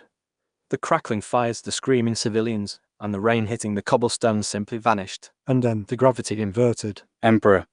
Sylvia shouted from the rooftop. She did not fall. She was violently ripped upward into the sky. Morwenna, Lyra, and Aurelia shouted in shock as they too were violently pulled toward the grey heavens. They desperately scrambled to anchor themselves to the masonry of the surrounding buildings. Arthur slammed his boots into the cobblestones. His face twisted in genuine shock. A massive crushing weight dropped directly onto his shoulders. It was infinitely heavier than the Celestial Emperor or the Abyssal Progenitor. It forced him to one knee and the stone shattered beneath him. He was not under attack by a god. He was being crushed by the sheer undeniable weight of mathematics. Ding! Critical alert. Cosmic depth threshold exceeded. Multiply, generating unsustainable reality drag. The system interface in Arthur's mind did not just boot up. It practically exploded with frantic, flashing red warnings. System, what the fuck is this? Arthur snarled. He fought against the crushing pressure to keep his head up. Report. System reply. Warning, host 1 million X return system does not create energy. It borrows it from the foundational fabric of the omniverse to fuel the exponential returns. Host's rapid acquisition of the celestial core and the abyssal progenitor's core has severely over-leveraged the structural economy of existence. The Omniversal Audit has been triggered. Debt collection is imminent. Arthur's blood ran cold. The arrogant, untouchable corporate shark suddenly realized the fatal flaw in his business model. He had not been generating free capital. He had been taking out an infinitely compounding loan against the universe itself. Now the Cosmic Bank had just come to collect. He looked down at the mutated, bleeding boy pin beneath him. The paradox bug was not the threat. It was a symptom. The universe's immune system was failing because Arthur was draining it dry. Arthur let out a harsh, frustrated breath. He reached into his coat with a trembling hand and pulled out a high-tier healing potion. He tossed it onto the boy's chest. Consider this a severance package, Arthur said. His voice was strained under the immense gravitational pressure. I have bigger problems. Emperor, We need to pull back. Aureli yelled. Her fingers dug deep into the stone of a chimney as the inverted gravity tried to hurl her into the void. System. Unlock stats. Emergency teleport to the Ebon Citadel. All personnel. Arthur roared. Ding. Sat lock removed. Commencing emergency recall. The crushing weight vanished for a fraction of a second as Arthur's grand sovereign power flooded back into his veins. He did not waste the moment. He forcefully grabbed the spatial coordinates of his 4 queens And violently yanked them through the dimensional barrier.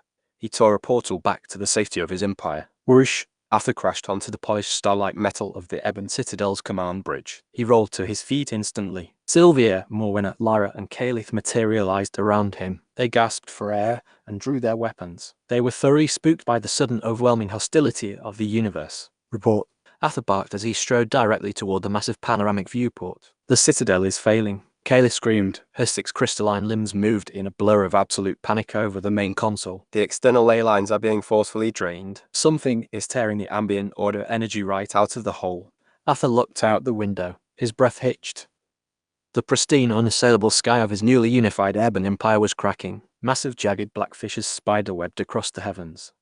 It was accompanied by the deafening sound of shattering glass. The universe was not being attacked by an army.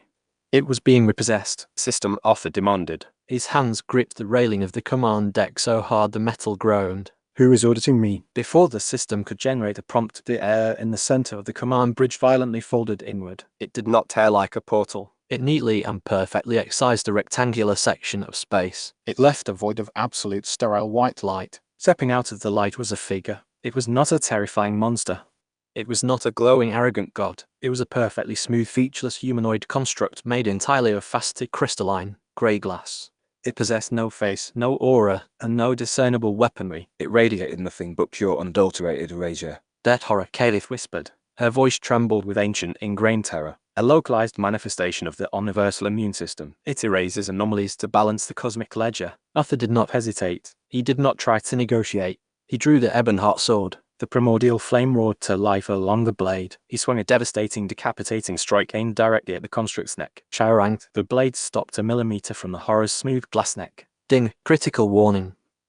Lethal force against auditors incurs a 500% destruction tax. Destroying this entity will instantly bankrupt the Ebon Empire's remaining reality reserves, resulting in immediate total annihilation. Restraint protocols heavily advised. Arthur froze. The muscles in his arm trembled as he forcefully halted his own swing. He could not kill it. If he destroyed the collection agent, the bank would foreclose on the entire universe. Nonsense, Arthur hissed. He stepped back and lowered his blade. The debt horror slowly turned its featureless head toward Arthur. It did not speak. It simply raised a perfectly smooth crystalline hand. It pointed a single finger directly at the Emperor's chest. Arthur could feel it. The sheer terrifyingly cold sensation of his 1 million X multiplier being systematically dismantled. It was locked down and siphoned away to pay off a debt he could not possibly comprehend. The 5 queens gathered around him. Their weapons were drawn and their faces were pale. For the first time since they had met him, they looked at Arthur Sterling and saw a man who did not have an immediate answer. The hostile takeover was over. The audit had begun.